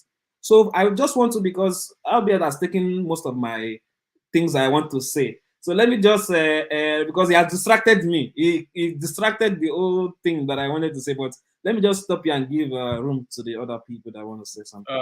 Mr. KG, thank you, John Okoli. Mr. KG, you highlighted some very important point in terms of the ports and the airports, and it's how we will see these things being actualized. And that has also been my dream, because really, Warri Port is more or less I don't know, a shadow of itself. It's not functional. We can also have another port in Bayelsa State as well too. Like you rightly said, I don't have to. I need something in Warri, then I'll ship it to Lagos. Then I'll not transport it again to Warri. It doesn't make sense. I totally agree with. Even though yesterday we were on the opposite end, and today we are we are on the same end in terms of how we're going to achieve this in this present climate. I recognize the past, but we're not going to dwell on it. And I'll be you are not going to take us into that past. Buhari have signed a law into there's for each state to generate their own in the context of electricity. So let them deal with it. Forefathers, wait, before you go. Where are you? Forefathers. Forefathers. Yeah. Hello. I'm going to hand over to you soon, please. So are you still there? No, I'm here. Can you hear me? Yeah, I can hear you. I just want you to know that I'll hand over to you soon. All right. So don't run away. Stay there. I'll be here, but you hand it over. So it's going for. Listen, you heard the subsidy is gone. It's gone. And people are starting to buy fuel. They will buy fuel. We don't know how much they will start to. And you know, in Nigeria, anything that goes up does not come down. That is a rule of law. That is one of the rule of law in Nigeria. I don't know who invented that law. So it goes up, it does not come down. And my argument electricity. Yeah. You said the subsidy is gone. Is it got the speech Tinubu made at the inauguration, or is gone? It's going to be different. After making the speech, he's going to go back to the cabals to talk about the speech he made. Okay. Right now, from what Ngozika made us, before Ngozika made me to be aware, I was talking to people in Nigeria. They said, oh, bros, things don't cast for here. I said, as it cast, everybody go stay for darkness now. At least the generator said, don't try not to make noise. So, I said, this is the reason why I've been telling you, all citizens, the problem of our nation. And if you guys were here earlier when Dr. Rudolph started it, a professor, I can't pronounce his second name, came up and highlighted the same thing we're saying, because he said he worked in the National Assembly and everything, and that our major problem, either in state level or federal level. So when I mention National Assembly or the House, I'm not referring to just the federal, state level in every thing. He said they are our number one enemy. So this is a new regime, but the people have not changed. The laws also have not changed. I pointed out, before I hand over to forefathers, I pointed out a statement I made 6 years ago. I've forgotten. Believe me or not, I have forgotten that statement I made 6 years ago. And I read it out. Now, before I read that statement out, I told Dr. Rudolph on that show that today is 29th of May. Until we all go back to the Constitution and take it serious and become part and parcel of us, there will be no meaningful change in Nigeria. Then I went back to my YouTube videos, not forgetting that I already said that 6 years ago. And it's still the same thing today. In fact, that one I said it like a prophet, that all the hosts of heaven are declared that until Nigerians go back to the Constitution, there will be no meaningful change. It concerns us. And Dr. Rudolph has taken it upon himself that we will start looking at the Constitution and preach it to our people back at home. Electricity, do you know why there will be no meaningful change? Because they have weaponized poverty. By weaponizing poverty, they can use people at will to do all the crap they want to do. I disagree with you that there will be no meaningful change. Let me tell you why I disagree with you. If people weaponize poverty, that means they did something. Also, equally, we can also do something. to what? To change people's mind. It's called the renewing of the mind. Now, and that is how we can address this. We have to renew our mind. And Now, I did a video yesterday. Hold on one second. You said, I listen, I will push back against any negative narrative. Take it or leave it from me. That is just me. It doesn't matter whether I'm moderating here. Any negative narrative, I'll push it back. It doesn't mean I dislike you or this and that. Any negative narrative, I am going to push it back, because that is the campaign I am running. Because I believe we are well able to what? To make it. If you are saying that they weaponize poverty and you want to go your own region, don't forget that there's what we call in school the carryover. That same thing that they have in their head, they will carry it over to whatever region you want to go. And for you to get that thing out of their head, you have to start to preach certain things. Even the Bible, Romans chapter 12, verse 1 and 2, tells us that for us to renew our, and admonish us to renew our mind. And how do we do that? Using the word of God. For Nigerians to get things right, we have to start to renew our mind with the Constitution. Forefather, I hand over to you. The floor is all yours. Oh my God. As for I want to enter floor, me I want to enter please. Yeah, thank you. I want to enter silly for flat and a floor be your me na silly. What I mean is, I have hand over to Forefather. Leave. I am not the moderator. I am here, but I have hand over to Forefather. So he's the one. I need to thank electricity today. Forefather, before you go on, Arubian, all right? Arubian. One thing I learned is that we should learn to listen, or I said we misinform people on some certain things. You may be right in what you are saying, but the way you present it will make people think very, very wrong about it. Okay, what did I say? You present your cases here, and like people like everyone will start tackling you. That's what I don't understand. But John, thank you very much. Is this? RBL. Now from hello, also. RBL now from day one. He be Baba 2 picking. I know. So when they try to they corner they talk here. Me I dey here for now. The place when I go look me for faith, they rubbish the hard work that the youth put into this. Me and now, I go wear one pint and trouser with una. They don't remove you to 3 times. I hate you. No. Again. See, those children work so hard. And for throw away their hard work for their faith, they say, it no matter. It matter. We will not they move on. I don't give you an arrow BN. Make you go tell your Tinubu. Mama Icho, I don't think you know RBL. RBL is IPOB. RBL is IPOB, but it's not. That's why I said, not this RBL, not this one. It's not. This RBL is not Tutu. This one is proper IPOB. Let's break Nigeria. Go your way, I go my way. This one is Wait, they cannot spot on. He knows me. I don't meet plenty. Not this one. This one. This one. Me. I don't meet plenty places. This one doesn't like Tinubu. You are not say they laugh. Me. I don't meet plenty places. So those why want to make we move on. Make una go tell una unconstitutional president. Say the only reason why me and my children go move on. All the people when buy during this election, make they resurrect them for me. Because they die untimely by. Now they hear me?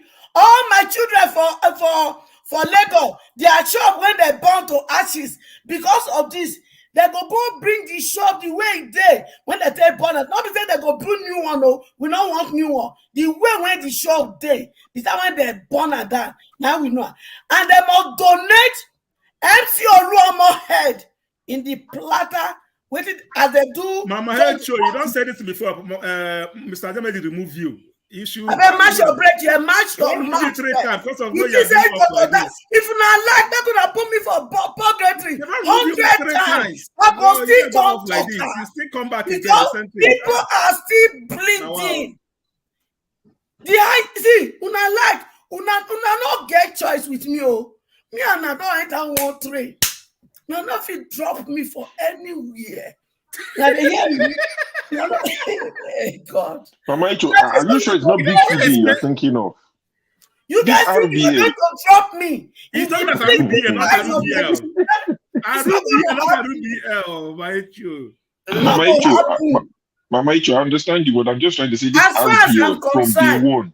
wait, is as far as I'm concerned, now 2 parallel government there for Nigeria now. who from The constitutional one, which is one when they give to now, the constitutional one, we are waiting for the court to give us our mandate. yeah, So those when they don't go inside Kovu. They can't make agreement with Kovu say it has not been done before. Oh my issue. Thank God say Nnamdi Kanu no convert you into IPOB member.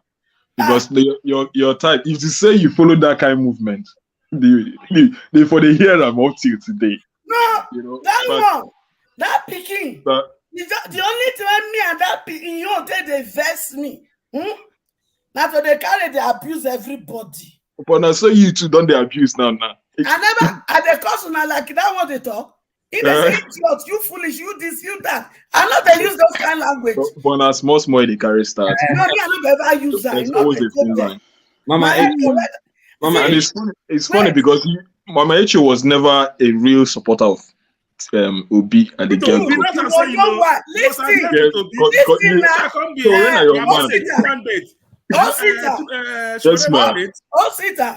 Yes, ma'am. Today, Obi is not my favorite. I hear and wear. But you see, I be mama. My pikin not go labor. Finish make I open my crocro and then one person gonna take out for my pikin hand. It's not gonna happen. Nigerian youth has labor for it. And those are the people I'm fighting for, not to get it clear. Okay, I get you now. But the thing is this. I am not fighting for Obi. I am fighting for my children who has labor hard. The thing is this. Showore is my man. Okay, I think let's try to get some order. I think let me give my HO 2 minutes to round up. Okay, take 2 minutes. People, please let her have her say, then we can get back to normal flow of discussion. Okay, please go ahead. When you come to Showore and Obi, na 2 children when I born, okay? Some children follow Showore, some follow Obi. Till tomorrow, Showore is my man. Because if you say I win right now, country for don't settle, if for don't reset the government. But Obi na Soto type. So because in this Soto and my children, hear the word, go and publish everywhere. My children supported Obi. That is their choices. Let's say I get all of them 100%. 99% follow Obi. And they work for it day and night. Their labor, Agbado, the unconstitutional president, he open mouth to say they go labor in vain. And he can't plan for the vain work. Then he can't give Ghana must go to wait till that professor non-entity. If they can't deliver my children mandate for midnight. So because of my children, now they take this angle. So those one of the publishers for newspaper that say, Mama, I don't know. Tomorrow, Showore is my man. Come 2027, I will work hard for Showore. Even before then, I don't start my work for Showore. Because go get your PVC. I don't need PVC. I'm a kingmaker. You hear me? I am a kingmaker. Shebina said, now Godfather is the entire Nigeria presidency. Now Godfather is and modernism won't work together. But may they not come with the angle of rigging, no. And may they not come with this style of MC Oluomo.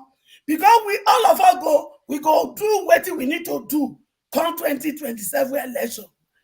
So that any person do beggar, we to go do beggar, not we don't go wrong for them. So now come to this. We can never move on.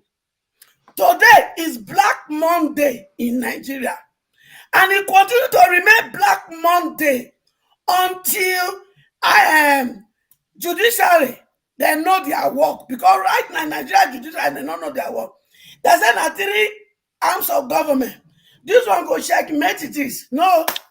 Mama Echo, it was supposed to be 2 minutes, so please take this in 15 seconds You to run. be here for 8 hours. How many of the minutes I take for you? Me, I just come 5 minutes ago. I never said it. Yeah, I did then on a talk. Now wake me up, so I did hear on all of things. I just came in inside my dream self. So the way forward be say, number one, henceforth, make any person not come any platform. Come they tell my children, say make them move on. No, if I catch you for that platform, me and you go wear one. But let's just start this threat where they trample for platform. For they close the platform for us. So. I think hold on. See, Mama Echo, they don't use the language they should move on. Is that I agree with I agree with you. I think what we have to also be careful is that YouTube may not know the difference between the Nigerian banter and the kind of what is a real threat. You see what I mean? And the last thing we need is the Rudolph comes here and he starts telling us that they gave him a strike. I don't use any language where they say put to you down for this. I said maybe I know they tell my children make them move on. I say if I tell them, me and I go wear one trouser. Now, when in YouTube, make the Google make they put up inside interpretation. They won't. They will just Google. They don't listen. All those Indian people that are behind the desk, they will just strike you, and that's it. Mama Echo, I've watched you for a very long time. I'm sure your minutes are almost over, but let me just chip this in. A lot of times, this is what I've observed. A lot of times, you're making very great arguments, very nice points, and you're hitting the nail on the use your warrior spirit. Something you don't know about me. Not just the warrior spirit. Please let him finish. I think you are going to hear something positive, actually. Yeah. And all of us, we have different ways of delivering speeches, but for some reason, yours most of the time it comes so aggressive and combative. Because that is the warrior spirit in me. No, the Osita. I don't tell Mama, calm down. Mama, hold on. Mama, calm down. You get who I be. You don't understand me. Listen, Mama. Listen. Aspect of me. Mama, there is a warrior aspect of me that I hate impunity. My grandfather was a warrior. Mama, sometimes now listen to your Pekin them now. Sometimes too you too listen. Now they provoke me initially when my boy they smart. But Mama, wait, I never talk anything now with they provoking now. You see, I never talk anything with they provoking. Because you and I have been on platform for almost a year now. You get, and if we're going to be having real conversations, nobody's saying that we're moving on. We all know that the case is still in court. Good. Okay, but as days go by, other things are developing. And we need to keep having conversations healthy enough to help us plan, to help us accommodate, to help us adjust. Nobody has moved on. We're still looking forward to what the court case might be. But Nigeria on its own is moving. So is in every other part of the world. We need to also keep on moving. The people we're fighting against, they are developing strategies. We also need to be developing more strategies. Okay? So I came here because I thought, maybe people were about to start talking about, okay, what's going to happen with the subsidy, with this new government, what are we expecting to happen? Someone, how else are we going to improve, making conversations that can improve Nigeria? The office of the presidency, above every other thing, everyone knows I'm a diehard obedient. But for now, the office of the presidency, according to constitution, must remain functional. The person in the office, actually not who we like, actually not who won the election, but I mean, from a legal perspective or from a Nigerian setting, this is what we have while we are waiting the court. Should we now stay on standstill till the court case comes? If anyone remembers, when Obi tried to remove Ngige in Anambra State, it took almost 3 years. What makes any of us think that removing a governor will be easier than removing a president? And I think this process is capped in terms of timeline, and that was because of some of those type of cases. So I think it's about 60 to 90 days, if I'm not mistaken, the entire process that will be involved. At least within 6-7 months, we should know. 80 days. Yes, 80 days. 180 days. Yes, ma'am. I heard you. No, sorry. How many days? I need to be clear on that. 180 days. Wow, 180 days. That gives us 180. That's 6 months, isn't it? Oh, okay, that's fine. Okay, so we've gone almost 4 months already. Of so what? Yes, ma'am.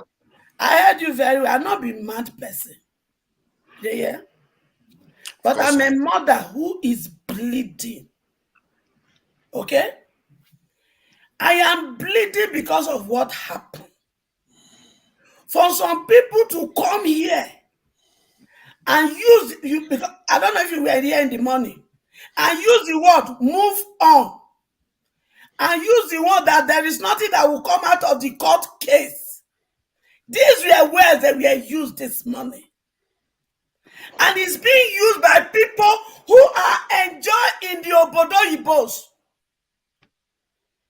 It's heartbreaking. And for someone like John Abba, that claimed to be a pastor, will still come here and be trivializing what happened. It breaks my heart. Yes, Dr. Udo was right. Children listening to this. Is that the kind of language you wanted to learn from? A lot of our children who are of age, from age 6 in this Western world, they follow us through the electoral process. Some of them cried. I have a video of some. That we are crying and we don't want Tinubu. It is Obi. We have children. Those children have not forgotten the evil they saw. They are still in pain. And as a counselor, I know what it means. And we come here to tell them to move on. Those children have not been healed. Mama Rachel, I agree with the point you're making, and I defended you. No, but you have to remember now, Mama Rachel, you know now, it's been going on for a while now. There are other people here. You have to also respect them now. Before I wake up, as all these people not be talking. So I'm like Uzo just came in and the show just came in. I just came in. Osita just came in. But you have been talking for the last 10-15 minutes now. It's not fair now on them. Okay, don't you think so? You don't have to go anywhere. You just have to be fair to other people. That's all. You don't have to go anywhere now. You see, when did they cause it? Did you see what causes trouble here? You see how many minutes you want to talk before you consider it unfair? How many minutes I don't tell Mr. Man? It's well over 10 minutes. Moderate, you be problem. When you open your mouth, they talk, they run like pararara. I know. But when people correct me, I take it on. See, when people correct me, I take it on, and I take the hit.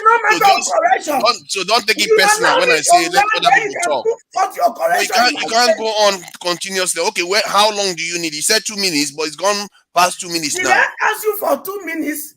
Did me, Mama H, open my mouth? Or you accepted in 2 minutes? Sorry, Mama. I was only answering Osita. Mama, I'm so sorry, Mama. This is my person of meeting you. Good day, ma. When you were talking, forefather said he's giving you 2 minutes. You exceeded the minute. He said, "Okay, I give you some extra seconds." Maybe probably you did not. I didn't hear you. Number one, my original talk. He said 2 minutes. Oh, okay. Then please, can you? In my the original one, you already spoke for more than 5 minutes. Let me finish. Mama, can you just learn and let other people talk? Forefather, not bury me before my time. I must die. Nobody will bury you. Let's not do that. Nobody's Ask burying you. Mama how many minutes you need. Make your time herself. How many minutes do you need? Uninterrupted? Yes. Good. 1 minute. Perfect. You see? Perfect. Let's but go. If you interrupt 10 minutes. Don't worry, I would never do that. And if anybody does that here, I will kick them out. That will teach them. Everybody out. Now 10 minutes. I was just joking. Just go ahead. So, Osita, it's not that I don't understand you people. It's not that I can't talk calmly. Now, two aspects of me night inside here. One is warrior. And the warrior outside of me, he hates injustice, impunity. So when people see impunity, injustice, and unfairness, and they just make peke, this warrior go come out and not they control. But if you not come from that angle, as I be bedroom voice, I go take and follow you talk. So tell your people, they don't provoke me. My children are bleeding. They are still crying. Some are the verge of taking it. So we can't be using this language to sustain them, okay?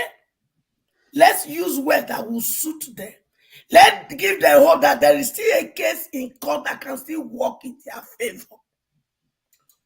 So that at the end of the day, whatever happened, I know they would have been getting themselves used to whatever is on ground.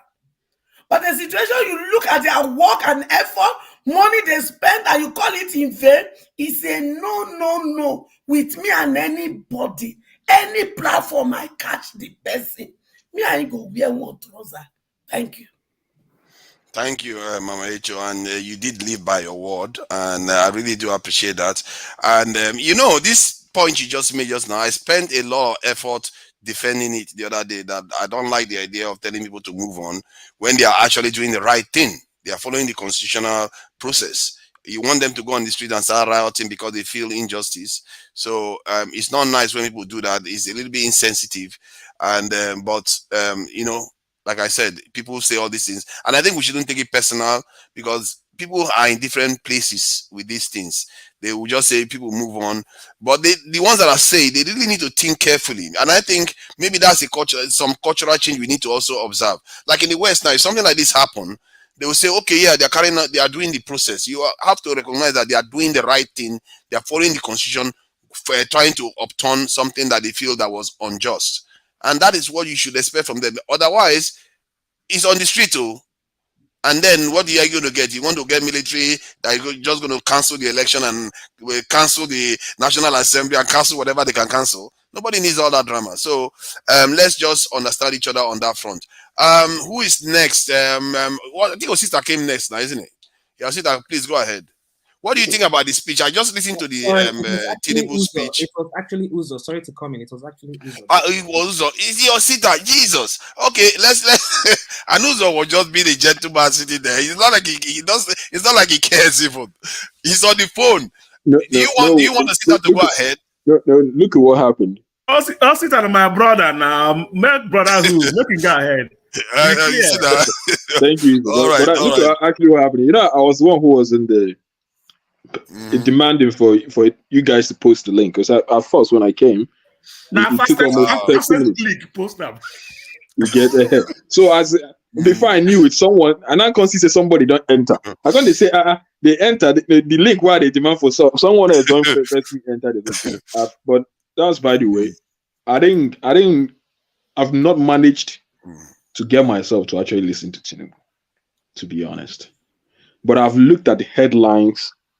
I know he said he's removed, subsidy must go. So I don't know to what detail of how he said it will go. I don't know, because I know that the designated time, the time designated for it, I think is sometime in June.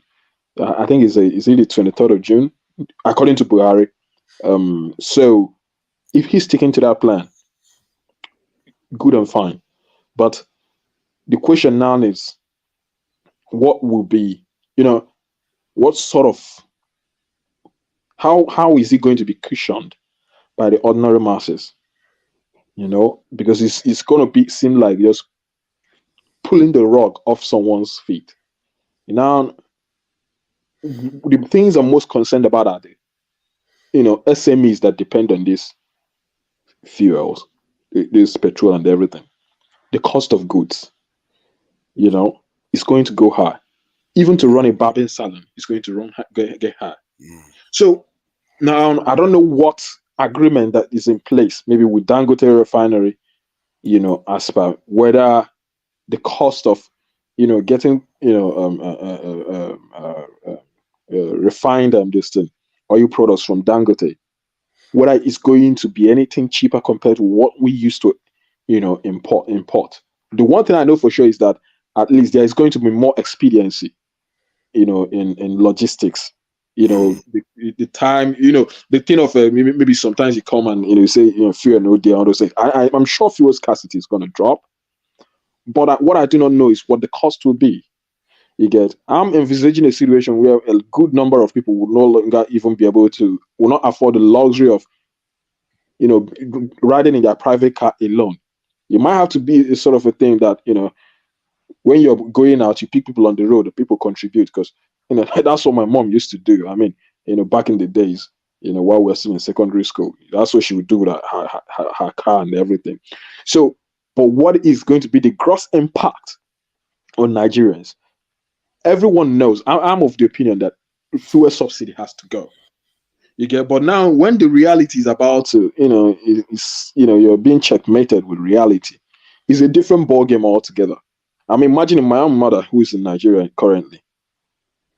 My dear, I'm sure she's going to be calling me more often. Oh, fuel no day. Oh, fuel no day. Cost of fuel don't day high. That all that sort of a thing. So that is where I'm looking at. But on the other part, although this is what I think that's one of the major things you spoke about. I think also people has mentioned that he tried to say calming things to the opposition parties and stuff and all of that. But like I said, I didn't hear that. Those are the things he's expected to say. The other thing I am looking at is our conversations moving forward, which is sort of one of the things that electricity has done quite well, trying to bring us to a point of more constitutional awareness. If anyone remembers what I said the first time this result was announced, that what we are looking for,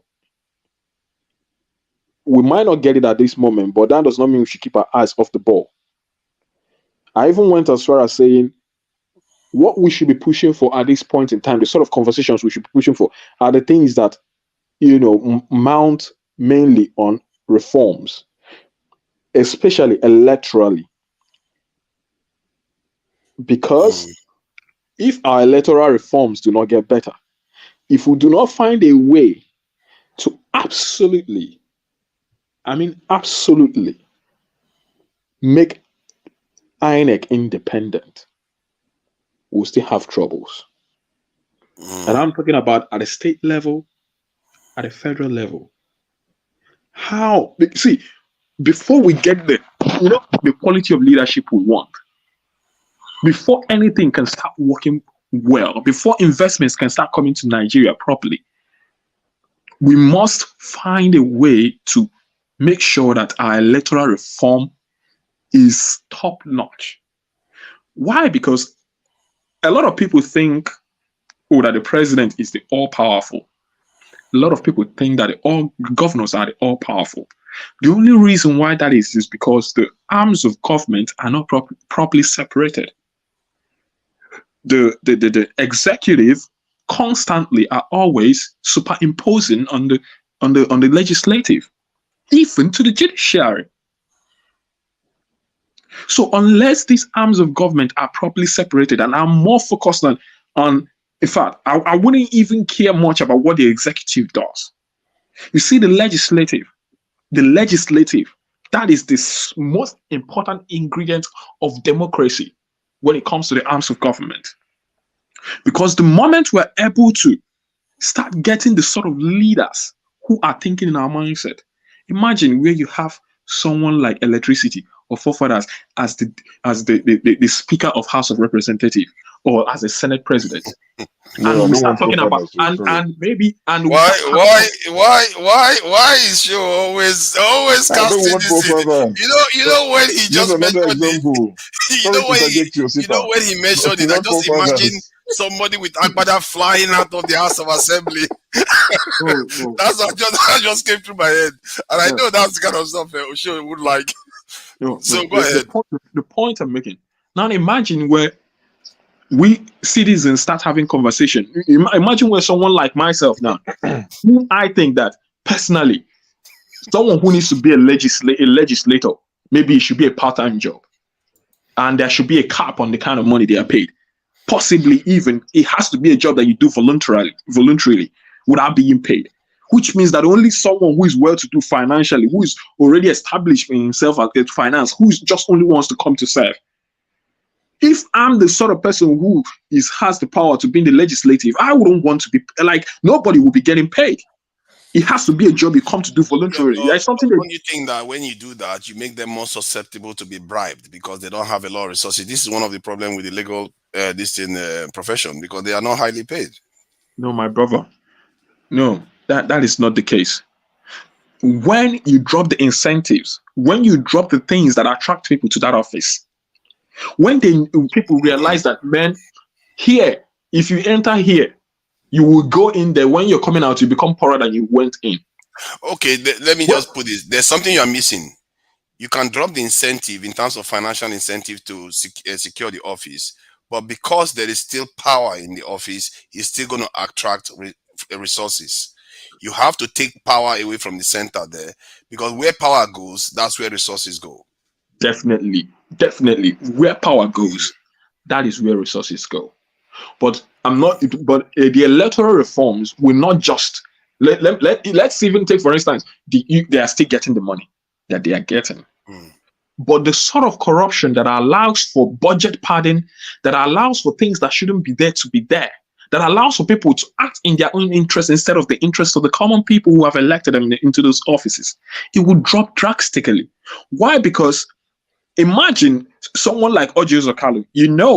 I'm not from Abia State, but I would not want Oji Uzor-Kalu to even remain in the Senate. I don't know for any reason why someone who is as notorious as Oji Uzor-Kalu is Can we leave Oji Uzor-Kalu? Is he the Antichrist of Nigeria? I'm sorry. No, I don't. Why is it always him? We'll listen to you.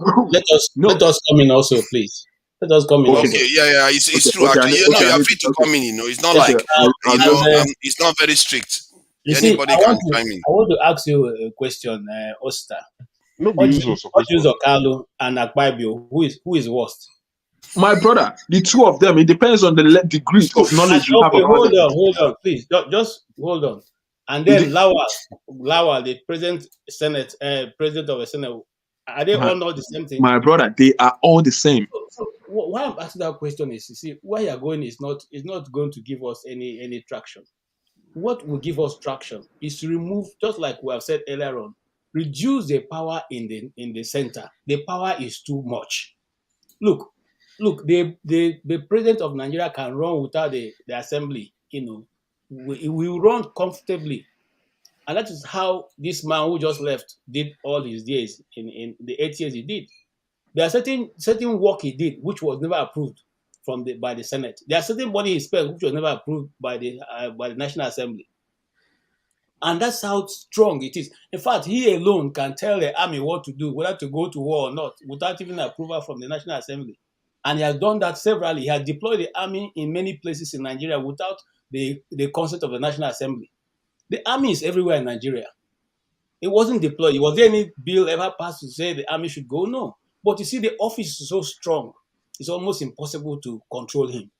Can I respond quickly to what you're saying? The constitution is skewed towards one direction. Let us sit down and harmonize those things so that we know who is who and where we're going. But this thing you were talking about, we're all running within the same circle.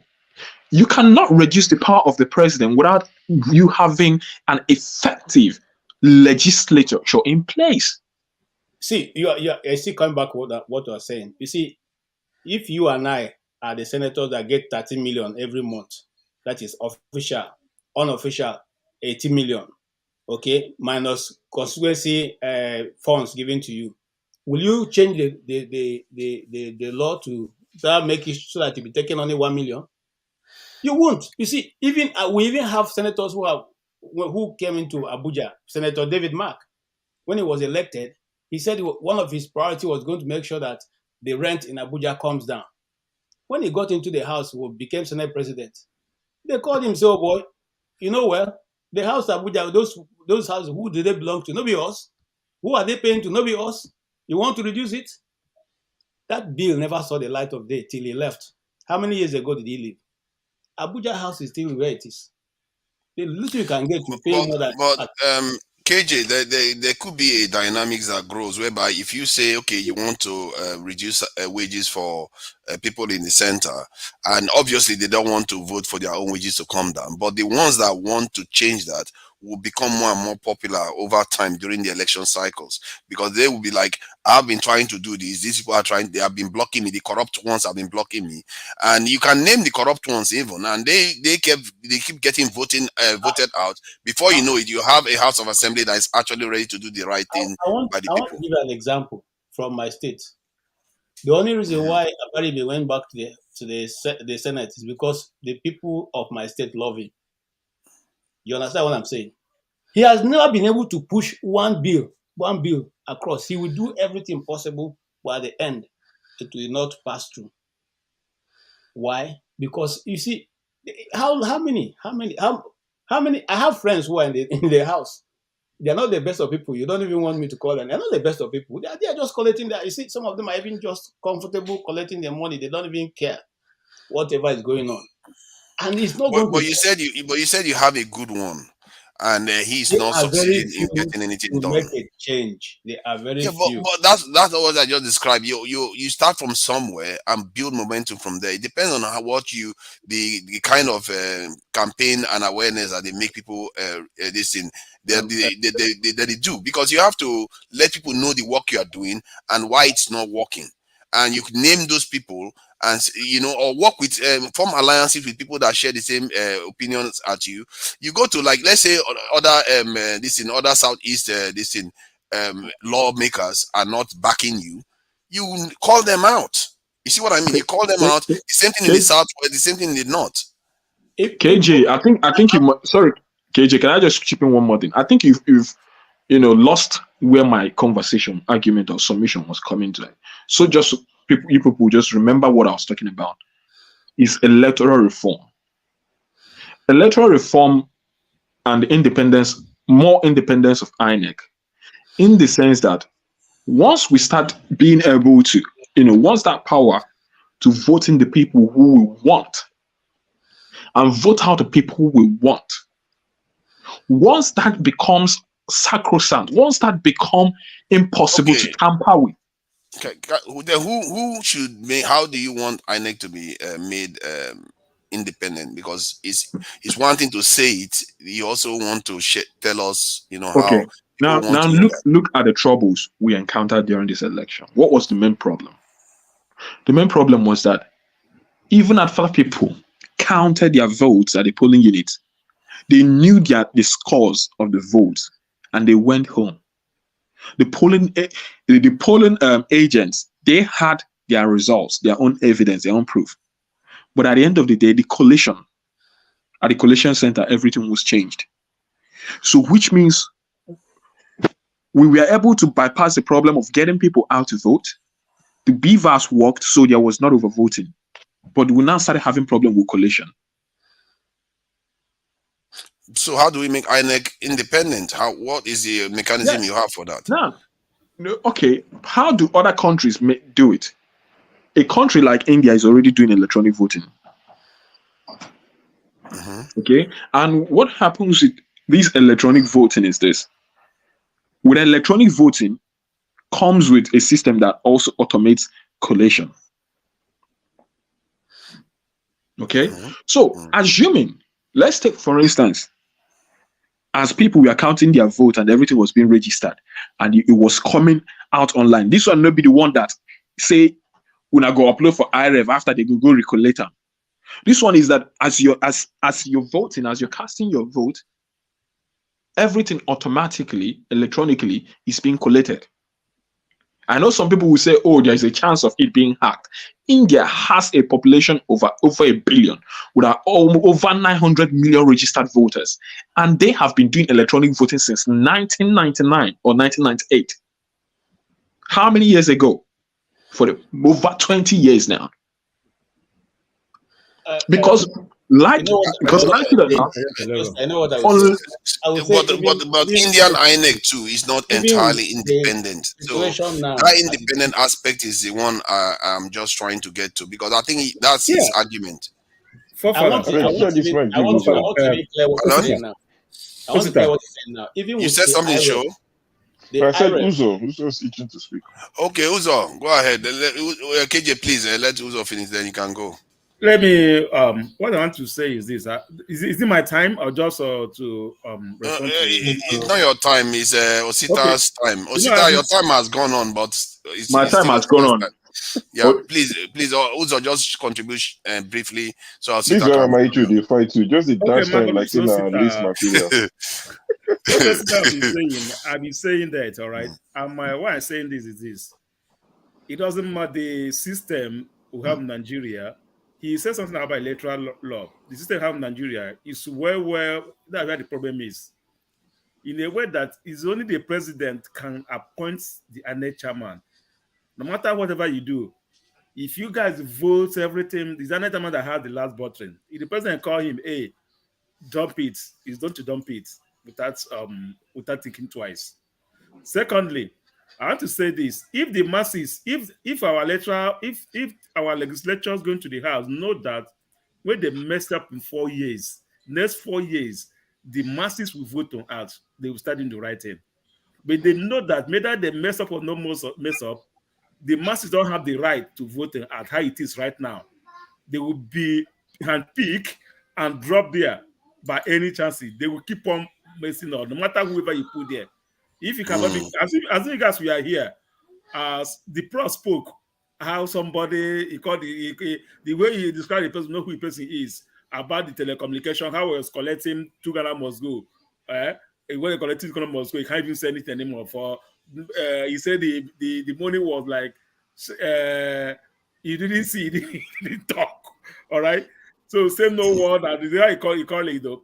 So that's my own, because if we can have let me say, how INEC can be independent. How can be independent? Would that be controlled by the governors? The governor of your state will appoint, will be our next chairman of the state.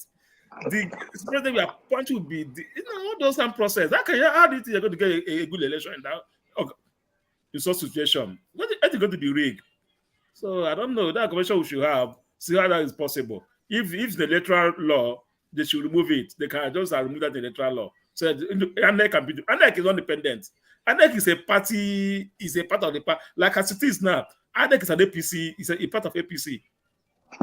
As it is, INEC is an APC party. So they cannot allow any other decision. It's only Jonathan that have the guts not to remove Jaga. If INEC remove Jaga that period, APC will not come in. Jonathan say he don't want the blood of innocent to waste. That's why he left Jaga there. If he remove Jaga and bring person that will rig election for him, he will still be PDP still hold the party now. So let's just take it that way. You know you're a brave man coming here with that Uzo. The moment they put Carlo at the end, you know you're a junior, you're a brother of what Uzo Carlo. You're a brave man coming here with that name. Sorry, Baba H.O., please go ahead. Just add what you wanted to. The way forward, all of us they vote here, right? There is something they put in place that make this kind of thing when it happens or not happen. Waiting be that. Tell us. Number one, we need to pass a bill that says we need to pass a bill that says the citizen who vote and nominate and elect an INEC chairman, so that the INEC chairman is not accountable to anybody. Because as far as I'm concerned, They are not independent at all. The way forward, all the money when they apportion to themselves as senator, as House of Rep, we the citizen need to decide that money. It's only 8 years they stay in office. They stay 8 years in office and they will collect pension for life. That your papa and my papa that served 35 years, if they live for another generation upon generation, if they add their pension together, it's not richer. Is that not something we should look into? Then we should stop this jumping from governor to become senator. We should cancel it. We should cancel it. Then they are not entitled to any pension. If they want entitled to pension, may they go do 35 years civil service. They did pension for life. Houses every 4 years. Changing, hey God. Why will they not do all this shenanigans to enter there? So, I thank God say all of us, including me, we don't wake up. We don't wake up to know, as long as we leave things like that for Nigeria, we go get worse of Nigeria, and now we go suffer. Make all of them way do but you go and start your job where you need to get another job because this oil subsidies is on your neck, brother. Mama is sick, brother. They just admit mama, brother. I not pay my children's school fees, brother. They just drive me come up from school, brother. They say I want to operation. No, hey, be ready. So if we were ATM machine before, hey, we be bank now. We be bank now. Then two, all this, not go work, make we drop pan. Make all of us wear the thinking cap say it go work. You know why? All of us they where they work. And what do we need to do now? Copy and paste. So then we have to start education now. Education. It is our responsibility to begin to educate our people back home. That while we are fighting this one, we should put our eye for 2027 as if not today. And start working together. And all of you ain't there yet. Una go carry, una pali, una they go to House of Rep, una they go for House of Senate. Because now there the monster there. The president cannot do all this one. If these two people are not party, they're supposed to be checkmating each other. Judiciary, executive, and legislature. But unfortunately, Nigeria, three of them are working together. So these are the bigger monster we have. I think you suggested, you made quite a lot of good suggestions. The one about the INEC head being elected, maybe a few other positions at the top being elected. The problem will also come from that cyclical aspect whereby you have to worry about who is going to conduct that election. Could it not be rigged too? So but that could be something. At least we'll have an idea of the personality of the INEC head, because if people want to elect somebody that is going to lead the INEC, it's also good for people to know the person, because like this INEC head now is just appointed. That said, it's the same thing in America. The president appoints the commissioner, the people that are in charge of the electoral commission. But and many nations do that too. But yes, I agree. But their system is working. If system is not working, with that, let me say it is not happening. It is not happening. Is it not the first time they are bringing the ex-president of United States to book? Is it not the first time? I also agree with your suggestion of governors not going to the Senate. I think there should be a cooling off period of about at least 5 years before, or 2 to 5 years before they go and they are allowed to go and run for Senate or anything like that, because it seems to be a kind of a round door now, where everybody just go in merry-go-round from one political office to another. So they are all, and you have too many, rotating, what do they call it, rotating doors, where they are just padding each other's backs, and that is not exactly a very healthy this thing. So I support that. I think you see, you have a thinking head. I think sometimes this is why Mama Echo, you do have ideas, and so that's why maybe when you are talking about other things, you want to sometimes be coming up with this idea so that people know, because in the end they are the solutions that people need. I never thought about that. I listened to this speech. Hold on now. Let me finish what I'm saying. You have said your piece. You have said your piece, Baba Echo. You do have ideas, I must say. See, sometimes Mama Echo will just be talking like this, and suddenly You know, this is Mama carry fire. the professorial degree just shows up from nowhere. Like, oh, it shows up from nowhere. But I heard Tinubu's speech, and one of the things he said some things that sound right. He also understands fully well, at least from what he said, the position of Nigeria on the continent and in the world. And he seems to. But one of my biggest concern with the speech, and I also like the way he actually, basically embraced the fuel subsidies, this removal. And but the area I'm concerned with, he did talk about the security, that we need to take care of it, but he didn't specify the level of change that is going to be needed there. And that is very concerning, because if that doesn't change, we'll lose this opportunity that we have. And this is one thing that African leaders and our people need to watch out for. Our leaders, they have been trained to tell us what we want to hear, but never deliver any real change. Now we have to be careful about that. So who is next? Wait. I'm not sure if Uzo has spoken. If Uzo doesn't when you finish, Uzo will speak, then after Uzo will speak. Let me say something. Let me say something. We are John Okoli has been very patient too. Jesus. He doesn't even interject at all. No. John has spoken quite a bit. For 5 hours. Let me say something we are not paying attention. And let me add one thing. Sorry, I did not talk. It's just that most of my time was taken by that being that guy. Yeah. Let me say something here. Let me just recognize electricity for something that he's working on right now. And I think it's something that if we can support. Let me just highlight electricity, even if it's asleep. How many seconds? Mine is 20 seconds.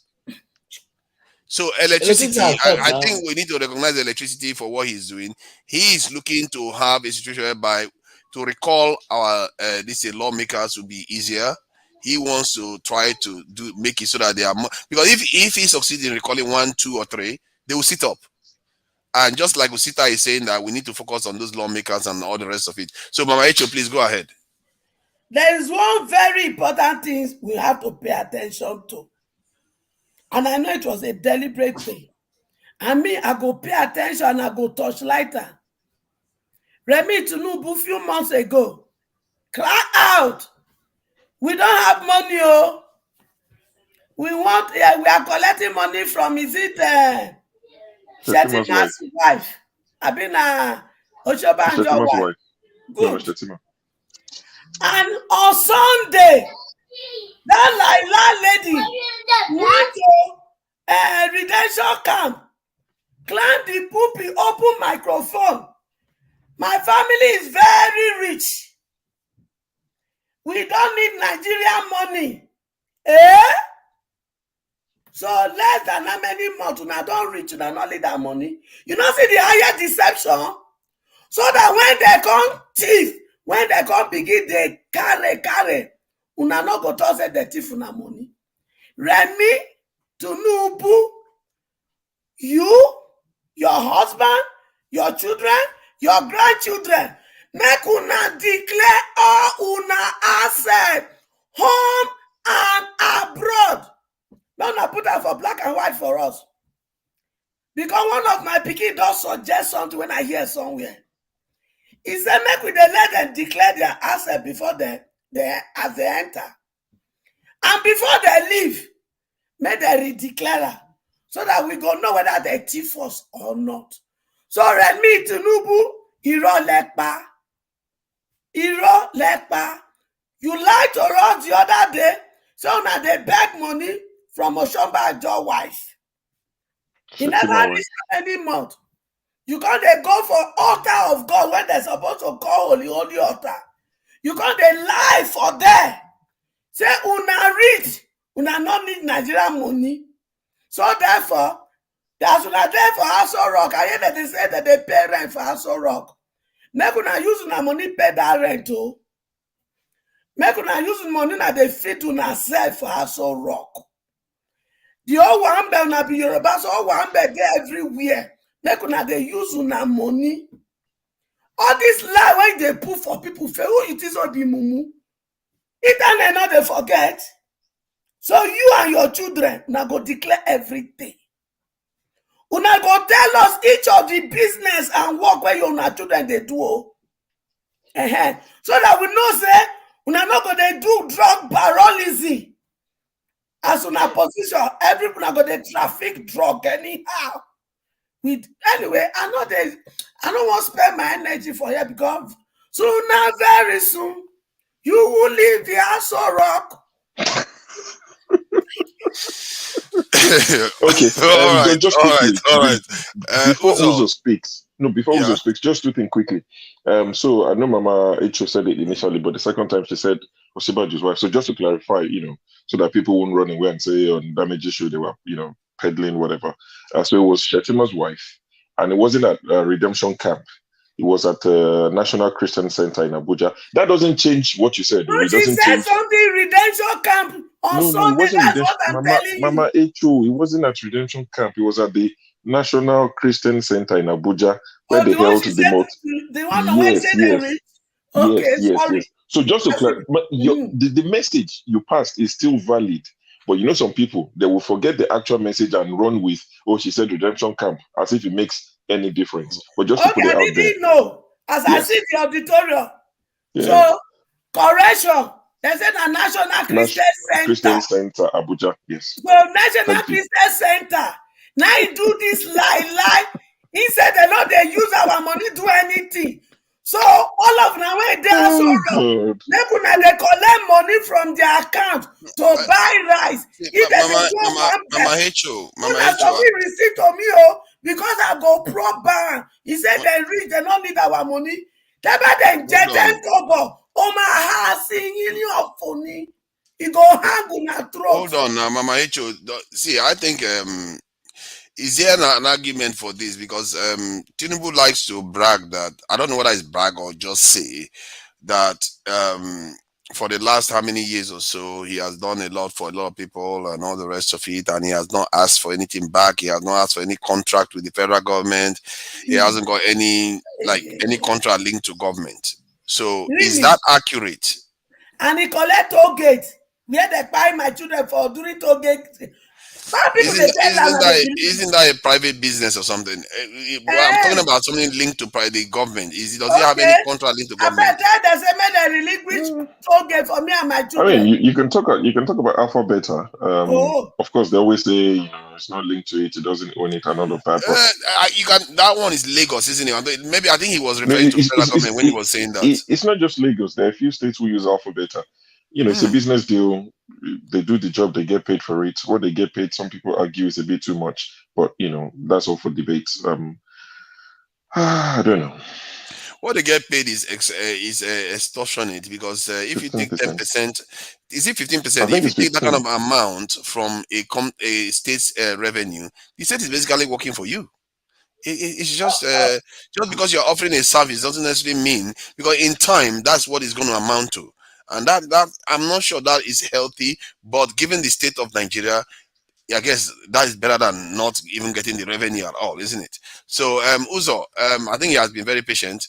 Yeah, please, what do you have to contribute? Patient is they say the patient dog eat the fastest meat.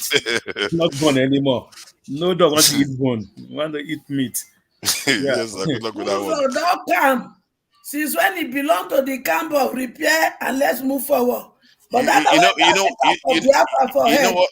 You know what other people say about that? That the patient dog eats the bone or the fastest meat that the hustlers left behind. So the hustlers have been there to take their share already are gone. Rachel, one thing about me, I'm sort of a person that there are two type of people in this world: people that move on with stuff, and people that doesn't move on with stuff. Even when I was later, I was like, I'm a type of person that at not like I'm not someone that stay one place to like because it didn't work for me this way. I will keep on still doing this. I will find a way around the other back to like enter there and still go on. So that's my type of person. You know, you have for someone to change on something, even the way you are being hold down, crying, shouting. Down there, you are looking a way also to like um find a way out of it. And some people are they can't move on. They want to hit the head and the tail. So we have when some people come here and say something, they say on their own, not for everybody. Some people are like that, some people are not like that. All right. So that's one part. Secondly, we are talking about subsidy. All right. Subsidy is a crime syndicate. It's a crime syndicate on its own.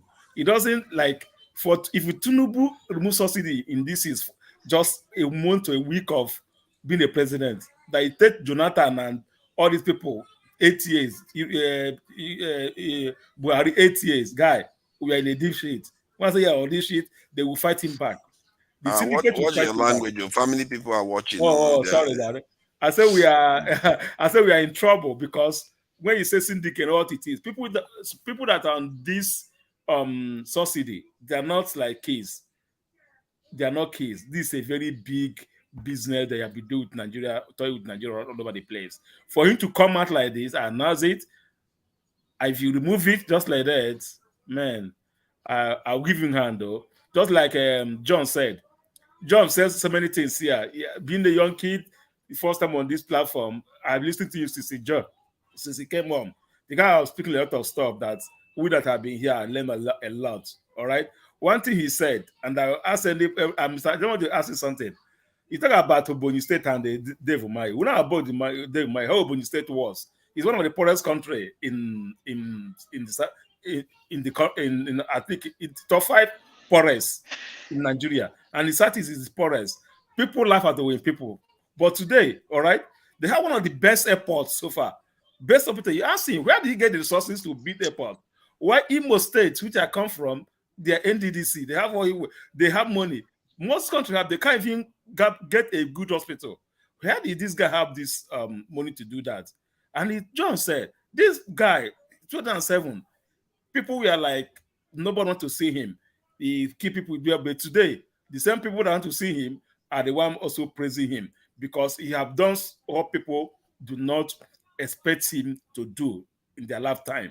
All right. Now, talking about Obonyi right now, Obonyi is in record. Like if you go to Obonyi in the night, you think that you're not even in Nigeria. The way I heard, you would think that you're outside Nigeria. Yeah, the guy may design the whole Obonyi state like a disco club. People like a disco club. Local club is lights like a disco club, but you still feel that okay, is this Obonyi or where I am? At least some of us, when I heard that, I had to start going. I laughed. Then I saw so many things. I said, "Wow, if this guy can change and do this, everybody have the opportunity also to change." And after, as a Christian, my age is a Christian. All right, I didn't say everyone to move on after election or do that. Yeah, we have the right. The case is in the courts. All right, but we cannot, as I said, we cannot put the country on shutdown. Things are getting worse. Just like we're saying, sit at home, sit at home. All right? Where is it sit at home? People sit at home. People, business, the government, things are going wrong. When you put the country on hold, let's not to move on. Let us wait until the election court rules. Guy, these guys, they are 10 miles away from us. Before the court will day, the whole country will messed up. All right. So just at the same thing, when we say sit at home, we say let's shut down, let's put the control at home and let's see the head and tail of it. So let's not, I don't have to put the two of them side by side, actually, but we don't have to do that. But on my own, what I'm suggesting, on my own way, everybody have people that come that don't know anybody here. Is here, I know for everybody. You don't know how I think. You don't know how, I don't know. You don't know my own way of life. As I said, we have to talk about people. So we're learning every day. You, young, old, everybody. Mr. Scribe said yesterday, most of us are not good on them. Like he said, he's a software engineer that is not good on putting words together. But after being the show, he can like know how to talk, how to put things together. Most of us are like that. The Solomon show are giving most of us the platform to like as spoken to put one or two things together. All right. So that's why when we see when we talk, hey, don't make them shut this place down for us. We don't know what this show have brought from, like bring up for so many people. So people that are going to solve into so many depressions. The way they're on this show, they are healed. It gives healing. Sometimes they don't even know when the time is gone. They keep on like with it. So that's what people don't understand, that not only people come here to listen to, some people are going to stuff. But so when they are on this show, keep on listening, contributing, you see that, they're like, it's a part of healing. But we don't understand. That's when all of us shout, hey, let's keep this thing calm. Let's get it going. Let's stand knowing people, right? You don't know who is who. You don't know who is. I can not picking person from here. I can get the hair from here. I can get anything from here. So my own part is this: let us all keep it calm and work well. As I said, when Esther was saying, I still believe that the Nigeria structure is very wrong. It's only structured to fit the oppressed, the rich. It doesn't structure to feed the poor. All right, in a way that during election, the masses don't even have a right to put somebody they want. I know 3-4 people that went from here to go and contest for federal and state house of assembly. I know what the story is. I know how they spend money. I know how the story is. All right. Even the people that are trying to help in the village, I know what happened. And those people come tomorrow again to beg me for money. All right. So I know what happened. So the first step I suggest, if you can, this electoral reform, if you can do electoral reform, see how you're going to like reform the electoral process. But reform the electoral process is not busy. As KJ said, you're going to pass through the house. And who has the house? The total of member of the house from the Southeast. Only one state in Kano. If they bring any law, only one state in Kano will cancel it. Only people from Kano, only the senator in Kano, 2 states in northern state will cancel whatever that doesn't feed them. All right. So that's where the problem is. If he bring a bill, everybody have the right to like, okay, I bring a bill, everybody have the right to vote on its own or vote the way it should be. All right, without counter. That would be right. But it can't be a bill like there's no good bill that have been passed in my place. Like, okay, this is a bill apart from the federal or the house. What we know, we want to remove him. End of the day, my people will vote. The person will still go back there. You ask yourself, how the person will just go back there? The problem is that the INEC have the right to like come on the air and just announce anybody that wants to announce. Whether you vote for him, you don't vote for him. They call them and announce anybody want to announce. Your vote doesn't count. Your vote will not count in that. So that's if we start from there, it will be a very good step. So okay, if those legislatures know that next 4 years, if I didn't do well, they won't vote for me. They will start changing. The way they know that whether you vote or no vote, it doesn't count. They will always like do whatever they want without even sending anybody, without looking at anybody. Even with that diaspora, we have all the power. We use all our power in my place. These guys, they're faster than us. We are talking now. These guys have already perfected their 27 way. We are talking right now, talking about how I'm going to do this. These guys, they are like 27 already perfected for them. 27 perfected for them. But at least, see, also the difference will be that they may have to use more other means. Because now, like in America now, they use other means. They have a form of rigging, but it's not the kind of rigging that you see in the ballot box. It happens before that, the way they, advertise and all the rest of it. That said, regarding what you said about INEC being able to declare Whoever, technically that's true. INEC can declare whoever, then it's up to you to go to court to sort it out. And this is the problem. That's why when I said earlier on today that this is the way the constitution is meant to work, people were having a go at me and say, how can you say that? Something that everybody agrees that is the truth of the situation. The only way you can mitigate the damage that can do is to ensure that whatever process that is going to involve challenges in an election should be completed in a short period of time and before any new president or any new official is sworn in. And if you do that, there's no incentive now for even INEC to declare somebody, because it's going to go to court and then they're going to resolve it, and then the right person will get into office. So using INEC as a weapon against this thing, the masses is going to be, it will be mute, because it's not. They will challenge it in court, and the evidence will be provided, and it go through the stages of the court system. Then it will have to be decided by the Supreme Court. So I think that's one of the ways, and also the system itself. This system was quite robust. The problem is that they didn't put enough power in the IREV in terms of being able to confirm. I don't like the idea that they have to vote by thumbprint on a paper. They could have used that device to vote. They could have used it to vote. So you take away the chances of anybody being able to alter the information. So we are very, very close. And that is the area, those areas we need to tighten up our cyber security. And then it will be very, very hard, almost impossible to rig an election based on human interference the way they did this time. So who is next? Sure, you have not said anything, no, and you are Show has not. not spoken. Show needs to speak. Okay. Sure, speak. Yeah, go ahead. What do you think about the speech? And I only answered question from ask Osita question.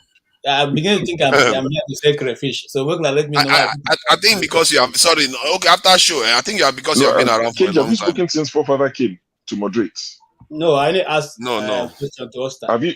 Did you speak when what's this? Electricity was moderated. Sure, have been watching this show since 10 a.m. You know what he's talking.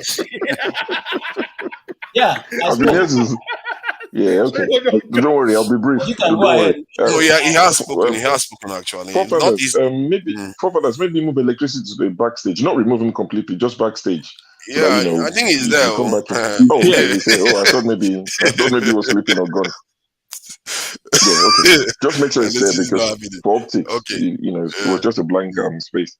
Yeah, so the speech, I still haven't listened to it. Hold on. I've not asked the question because I wanted to make you, ask you about the speech. What areas? Okay, you have not listened to it. I've seen bits and bits and bobs of it. I've read the article on the. I've read the article. I've gone to read the article on BBC regarding the subsidy. He didn't specify when it was, when it would take effect, but he made the pronunciation that subsidy is gone. And Nigerians. Now, this is not. It's partly to blame with the way Tinubu dropped it, but also the citizens. And I've spoken to someone today who said, "Oh yeah, you can't blame the filling stations. It's going to be hard for them to restock if they sell everything they have." I said their job is not to keep it; their job is to sell it. So why are the filling stations? Now, this is the problem of the citizens, which forefathers would tally to what you always say. You have fuel that you bought at whatever price, the last price you bought it. Now you're holding on to it, waiting for the price to go to 700 per liter, so you can sell it at 700 per liter or 500 per liter. This is a problem of the citizens. This is not the government now, which forefathers should be happy to hear, because I know you always say you share the blame and all of that, and there's enough blame to go around. Sell whatever you have at the price. My worry is people keeping these things at home. We don't have good hospitals. People, see, when the explosions, God forbid, when they start because of the storage method, you just start hearing explosion there. We don't have hospitals. We don't have ambulances that can cater for people. So I'm just pleading with people, if there's anyone listening, the way you're going to store these things that you're looking to buy, please don't go and buy what will kill you and your family. You understand? So, hey, that's that. I was joking with a friend when the subsidy thing happened, and one of my friends and my nephew in Ibadan confirmed that the filling stations in Ibadan have stopped selling fuel. All of them have stopped. So I said, if you see anybody that supports APC, when they get to fuel station, there's just shout to Yoruba Room and they would sell to them at a different price. or they should just shout Akombi, or just shout APC, take a broom there, say you're APC. Maybe they would do with you differently. The subsidy had to go. Someone had to bite the bullet. That thing is a scam. I like It's the a way scam. I like the idea that the way it went off is that the next budget, the budget that is coming in, doesn't have allocation for subsidies at all. It's a scam So because if you look at it, last year alone, Nigeria spent about $9 billion on subsidy. For this first half of the year, 2023, we have spent close to $7 billion, over $6 billion. Those 2 years, now you're looking at about 15 billion. Dangote refinery cost 18.5, 19 billion. That's how much Dangote refinery cost, $19 billion. And in less than 2 years, we've spent about $15 billion on subsidy. So that thing is a scam. It wasn't value for money. So when sorry, let me just, because there's some other numbers that was ringing in my head. When you said the subsidy used to be 9 billion, when was this? Last year was 9 billion. Jesus Estimated Christ. $9 billion. You see, and this year, January to June, we spent estimated about $6.3 billion on subsidy. So in between last January and this June, which is 18 months, we've spent about $15 billion. So the and depreciation refinery in cost 19 billion. The depreciation in the Nigerian currency may be partly to do with this. Yes, I when hear the that. Nigerian currency depreciates, then and we are still keeping It petrol also price the same. affects, so that's something you're talking about, affected Dangote refinery, because the initial estimate of that refinery was about 9 billion, but it ended up costing 18.5 billion, 19 billion. So it affected the refinery. But what I'm saying is, if Dangote can build a refinery for that amount, and we are just throwing money in the air in the name of subsidy, I mean, I don't know, for better, I love analogies. It's like, it might not be the best analogy, but it's like living in a compound. You're the landlord. You refuse to train your children. You refuse to send them to school. You don't pay their school fees.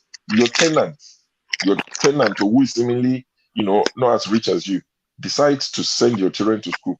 On the day of their graduation, you now go and buy agbada. You are sitting in front. Because when I saw, the leaders of Nigeria at the Dangote refinery, I was disappointed. Not because I have anything against Dangote. He's a private businessman. I'm happy for him. He's there to make money. It's not charity. But when you see Nigerian leaders who have failed to make even one out of our refineries work, go there and be proud and sit in front and give speech. And the Lagos State governor was lecturing us on how Dangote, who is Dan Tata's grandson, came to Lagos 40 years ago with nothing. And now he's a billionaire. And I was listening to all that noise and I'm thinking, do you recognize shame, even if it slaps you in the face? We could not make our own refineries work. Dangote's refinery should be supplementary, but we couldn't make any work. And Dangote's refinery will function while ours is not functioning.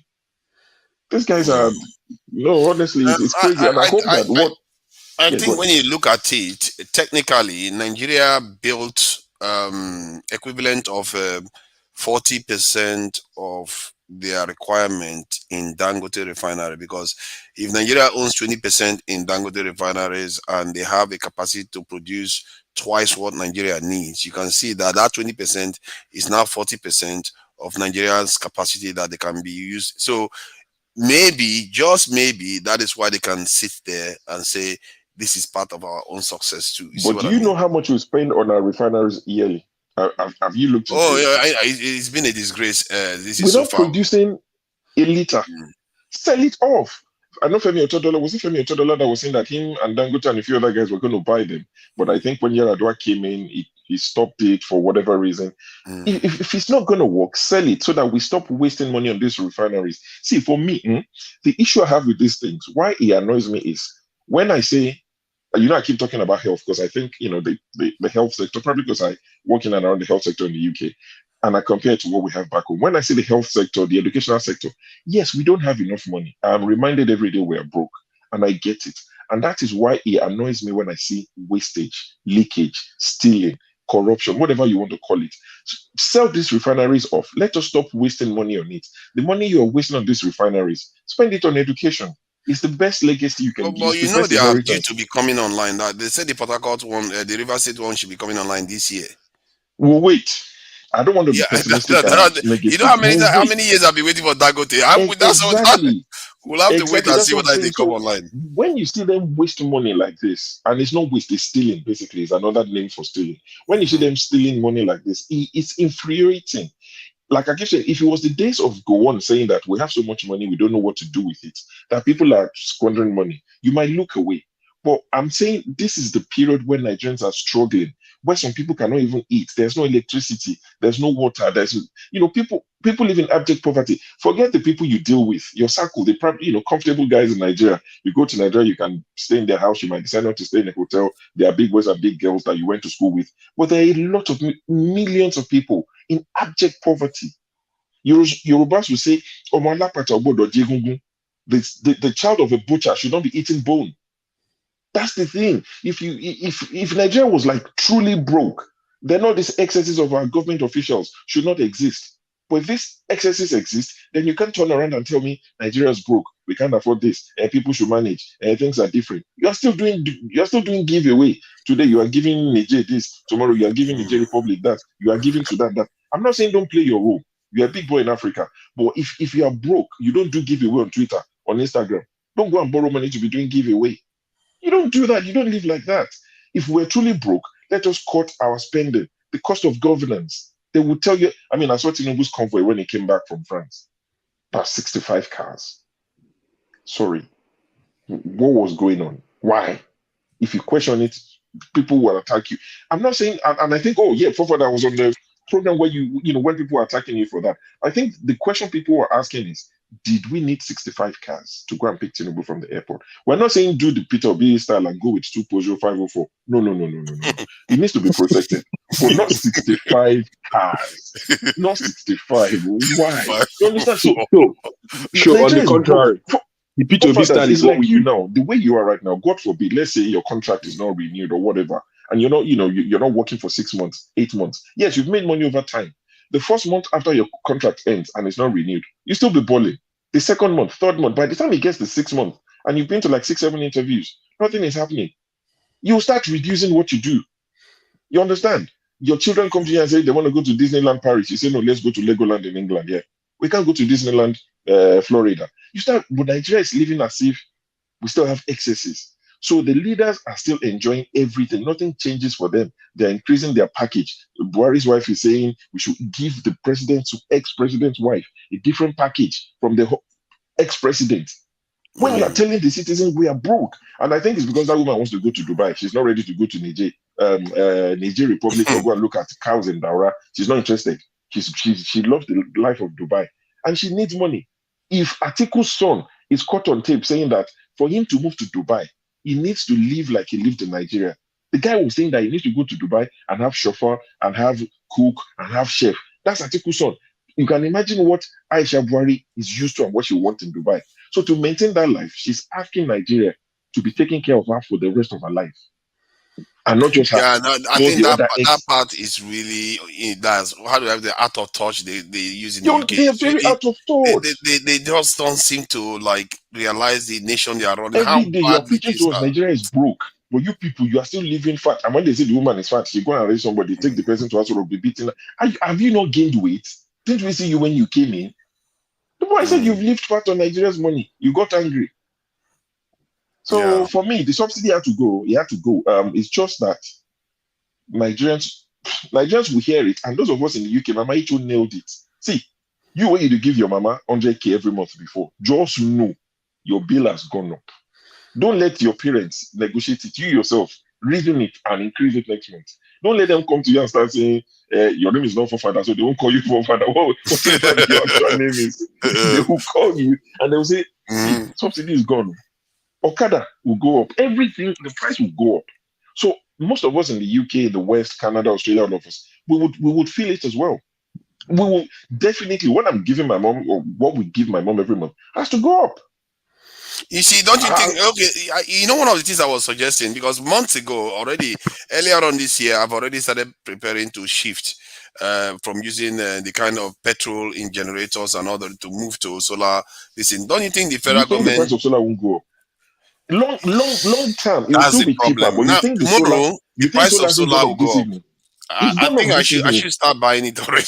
I think I should start buying Of that course. already. No, if you sold solar system in Nigeria, wouldn't you increase the price tonight? That's what people would do. It's common sense. It's business. It will be But they may cheaper in not the know. long run. Nigerians don't always calculate like that. They may not know. So best to People that start are buying it fact, tomorrow well, morning. you underrate my people. No. Apologize. But No, let me they move will on to increase KK petrol, so I but they don't may not carry know on. that the solar panel price will just go I up hear you. You immediately. underrate Nigerians. You don't know. Okay, maybe KB, are you're you the right floor, I there. beg? Ooh, that's interesting. Father, what do you think for you to install 2 kVA solar system in your house? How much do you think it will be? 800,000 right now. Yes, at least, yeah. So how many people can afford that in Nigeria? That's the point I was trying to make, to show that don't you think that the government should make it should allow especially businesses to be able to get loans to be able to transition to solar this thing, that way they can get rid of their generators. Father. No, it's 800,000. Why are we laughing? It's not like a million. You just say 800,000. 1.5 million. Please let me know the people who can apply quickly. Which of those government agencies or banks you're talking But about? you know the Nigerian government does give loans out to people that want to do catfish farming and all the rest. They do give them money. So if a business like tech business wants to transition to solar, I would like to think that the government should be open, at least guarantee the loans for the banks, so that the banks can be able to actually, because you want to stimulate economic growth, and one of the ways to do that is to allow business, because businesses are going to collapse. Workers are going to lose jobs. Even here in United States, all right, 0 down payment on clean energy, solar. 0 down payment on clean energy here, all right? Everybody is 2 months course. Can go and do how to do that 2 months course, all right? A lot of money on it. 0 down payment on clean energy, which is solar, all right? That's what's going on right here. So government can do that, but not Nigeria government. Individuals can also do that, but not the Nigerian government. See, they don't have to do anything. They just have to guarantee the loans to an extent and create an environment so that the businesses are also ensure that the businesses pay back. Because that way, you don't have a lot of, because I think this could result in at least 5% increase in unemployment, because some businesses cannot sustain the extra cost of energy. You see what I mean? So you don't want that. You want people to remain in work and to be able to pay tax. So if you want to do that, one of the ways to do it is to make sure those people are able to transition, because solar energy will overall be cheaper for businesses. You see what I mean? It will be cheaper. They don't have to be going to petrol station to be buying fuel. You know the hassle they have to do that. The risk of burning the neighborhood down reduces. There are a lot of benefits that come with solar for businesses. So that is one of all consolidate this thing, the generators. Let's not take everything down. I'm here in United States. You know my job here, I'm into backup powers. Every business is here have a generator. In the US, you have a generator. Government institutions have a generator. The country I am, all right, the national grid is a generator. They have about 58 generators line of national grid. So but that is not your 32 kVA generator now. No. When I talk, every business have a generator. Every house there right now have a generator. Hold on, are you talking about overseas or in Nigeria? In America, Google it. Businesses have generators. What kind of businesses are? What kind of country is that? Do you know about that in the UK show? Does the UK businesses have generators? See, I've never heard about that. Because it's not your line. So you won't understand what I'm telling you right now. When I tell people the generator in America, they say no generator. How come? Generator may stay here for 5 years and not be wrong one day, but it must be there. Yes, for hospitals, I think you might be referring to like big businesses or forefathers, not like your pharmacy down the road. Google now, yeah, but he's making it sound like it's 2 kVA generators they are using. We're talking about huge generators here. No, 5 kVA, 10 kVA, a general generator in America. You see how he's selling like pure water. Yeah. I think for me, what is trying to say, I'm telling you, it's like pure water. It's like pure water. What he's trying to say is, I think every institution. So learn how to mark everything out. Even right now, builders, when they build a house for you, they put a generator, so you are together with the house now. And I think the system is quite different in the US compared to the UK. You know, in America, most of them have air conditioned built with their house. You know, but you come to the UK, there's nothing like that, so it might be slightly different. What they have going on there. The So, institutions, who's are the generators you are referring to? Are they based on fuel like petrol natural or gas? Natural gas. That's interesting. Natural gas, is that we talking about the kind of gas we use for cooking in Nigeria? Yes, they will have a it's run when they run natural gas water. You can connect. You can connect to it. Okay, that's interesting. All automatic. Everything is automatic. Everything is.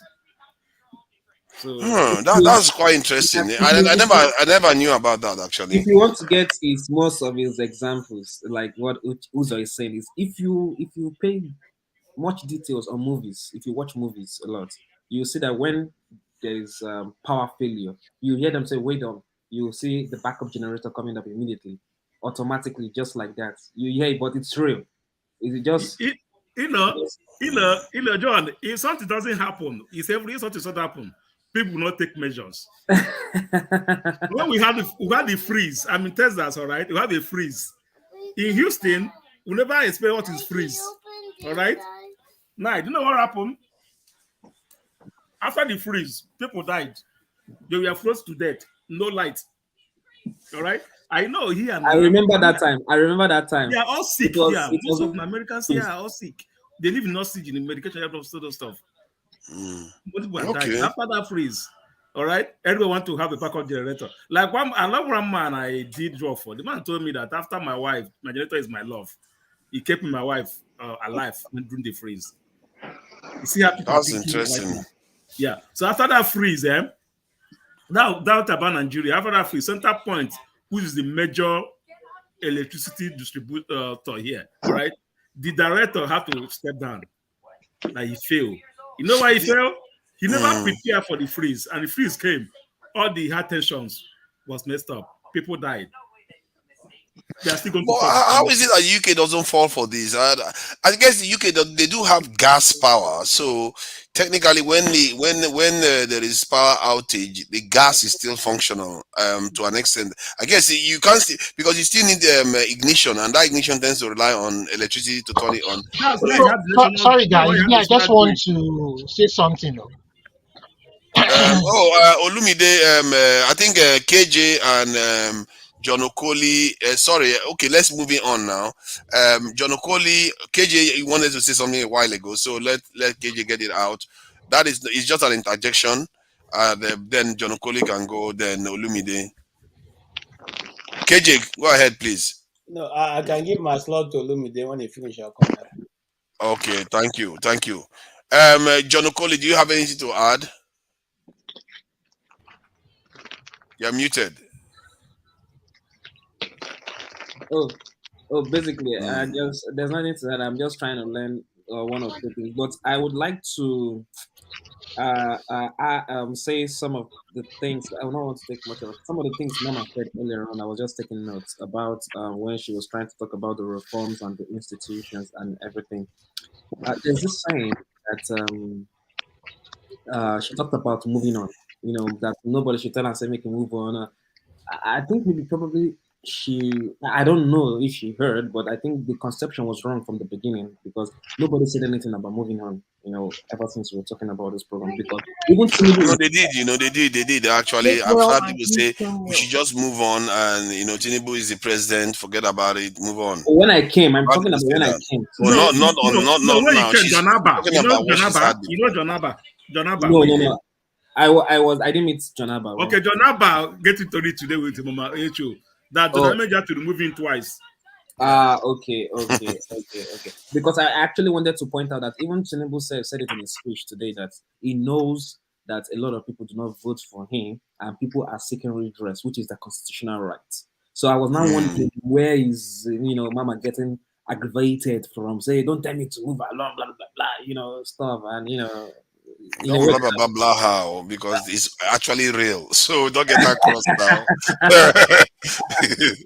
I've never seen an old woman being aggressive in a speech, anyways. But it's we need that kind of voice. That's why I think she's good for us. We need that kind of voice. Yeah. So told you Mama H.O. is old. Yeah, she's not old though. I don't think she's that old. She will be that. She has a lot of energy. maybe excuse my language. Maybe not so I,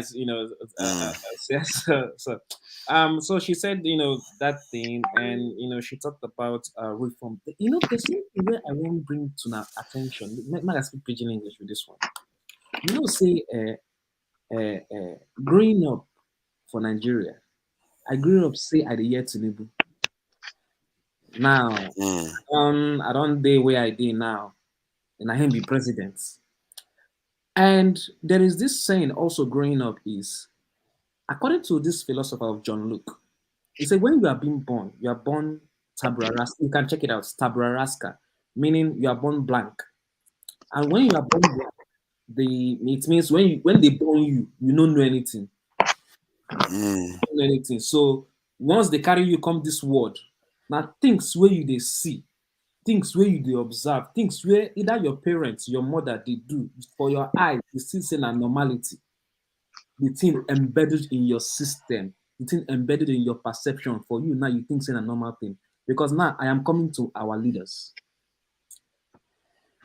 As a average youth now in Nigeria, if they ask and say, if you become governor, you go do well. He say, yes, I go do well, but I go pack money like my predecessors do.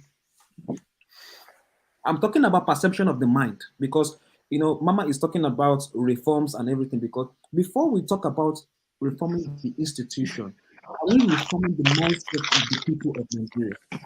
Because it's already been corrupt. To give you an example, if you did Europe here, I met a child here in Europe. The became lick sweet. This girl is not less than 5 years old. The became lick sweet. Come they go, she can't say, Mama, I'm looking for the trash. I want to put it inside the trash. I was reading. I see this girl carry the sweet till they find trash. She put the thing inside. But it's not like that in Nigeria. If you give her sweet, it looks sweet. Or like why they call sweet? Pure water. You don't throw them for inside gutter. That is the mindset. Conditioning. When are we going to? Because we already have that classical conditioning in ourselves. So when are we going to change that? Right from the local level to the president level. Not even nobody is exempted by by this view Issue or the issue, because it's something we are not seeing. Are we actually reviewing? Because you talk about okay, we want to do reform, we want to do the institution. Are you forgetting? Or you want to do with INEC? Are you forgetting? It's the same human being that will still operate it, which is already corrupt minded. So how do you want to make the institution strong? Is it not by making the perception of the people strong, by making the people of the rule of law be very, very evident? And even though the president does not even has a say, that's why I like America. You see the way they treat Trump, even though they respect him a lot, the institution is stronger than the president. The institution is even more stronger than the president. So if we can build that in Nigeria, I feel 60% of our problems is solved for me. Because I think that at the core of our, I wouldn't say at the core of our problem. If I want to go to the core of our problem, I'll just go to security. But in terms of the way we organize ourselves in our country, the incentive for the center to be this corrupt and the culture that needs to change. I think what you are referring to is culture when you say mindset. The culture that needs to change. No, I'm taking I'm taking culture away. Culture is just our way of life. I'm taking culture away from our perception. I'm taking it away because it's two different things. Because if you mix the two of them, that is why we see all these cultural people. Can you imagine? So a king in the village is advising the government. I think you're missing what I'm saying. Tradition is different from culture. Culture is something that you are currently doing, that that is inbuilt into the way. So if you think corruption is not a part of the culture, corruption is part of the culture. Now you see, now when you do that, you can't separate it anymore. I think you are separating because you think culture is something separate and without any negative aspects. No. I will object to that. Corruption is not part of our culture. Why do I say that? My grandfather, he was a king, and he was a man who was known to be just, honest, fair, and incorruptible. So I grew up seeing him administer justice. Yeah, you're speaking. You know, you're speaking for yourself and for I your think it's a own culture changes with generations. Just like That's in yeah, the 60s or 70s, where you have bongo trousers and all the rest, things change with different. You have the different cultures change over time. So a let glimpse me of that. Okoli, let me finish what I'm saying. All right. What I'm saying is that if you, like, as you were saying, that we need to change our mindset in terms of corruption, it will take to about 2 generations. There are at least 2 generations of Nigerians that are used to cheating in WAEC, not getting a proper driving license. You see, as Uzo is laughing, and they bribe, they give police will bribe, police will take bribe. All of them, we know who we are. We've done this, and many of us have the mindset that when we want to get into office, we are going there to get ourselves enriched. However, if you want to truly change the system in terms of disincentivize people from going to the center, you have to move power away from the center. And what you tend to hear Nigerians talk about is, let's move it back to the regions. But the truth is, the real way you can really entirely solve this problem is to move the power to the people. And when you look at one of the ways to do that, you can't have a dictatorship do that. You have to do that from the point of view of this thing, like the way the Swiss did it, where they empower the people. The people are able to change laws. They are able to recall MPs, whoever they don't like. They are able to oppose laws. Like if a government passes a law, they can say, no, we don't want it. They will just come together, band together, and block it if they want to block it. So I don't think that is the real way you can disincentivize this interest in the center. And also, even in the center, you can also make it so that it's no longer something that people fight for. Like either you make it stable by making it rotational system, so everybody gets their turn anyway, or you do it the way the Switzerland people do it, where they have about 7 officials that are potentially presidents. So the presidency office is 7. There are 7 of them in there, and they select one at a time to rule. After through each election cycle, let's say an election cycle happens, they will select those 7 presidents to come up, and each of them will assign one person to head the nation. That in terms of representing the nation, but their decision-making body is by vote among 7 of them. So it's a very, very interesting system, and it's very, very stable. And such a system, you find that those people are very, very happy. Switzerland is one of those few countries in the world that the government told them, let me give you $1,000 every month for not doing anything. And they rejected it. Like, they wanted to give them $1,000 for free, they rejected it. So, Forefather, I'll tell you something. In Nigeria, even here we are, United States, all right, we make corruption part of our culture, not as part of our culture. We put it there, all right.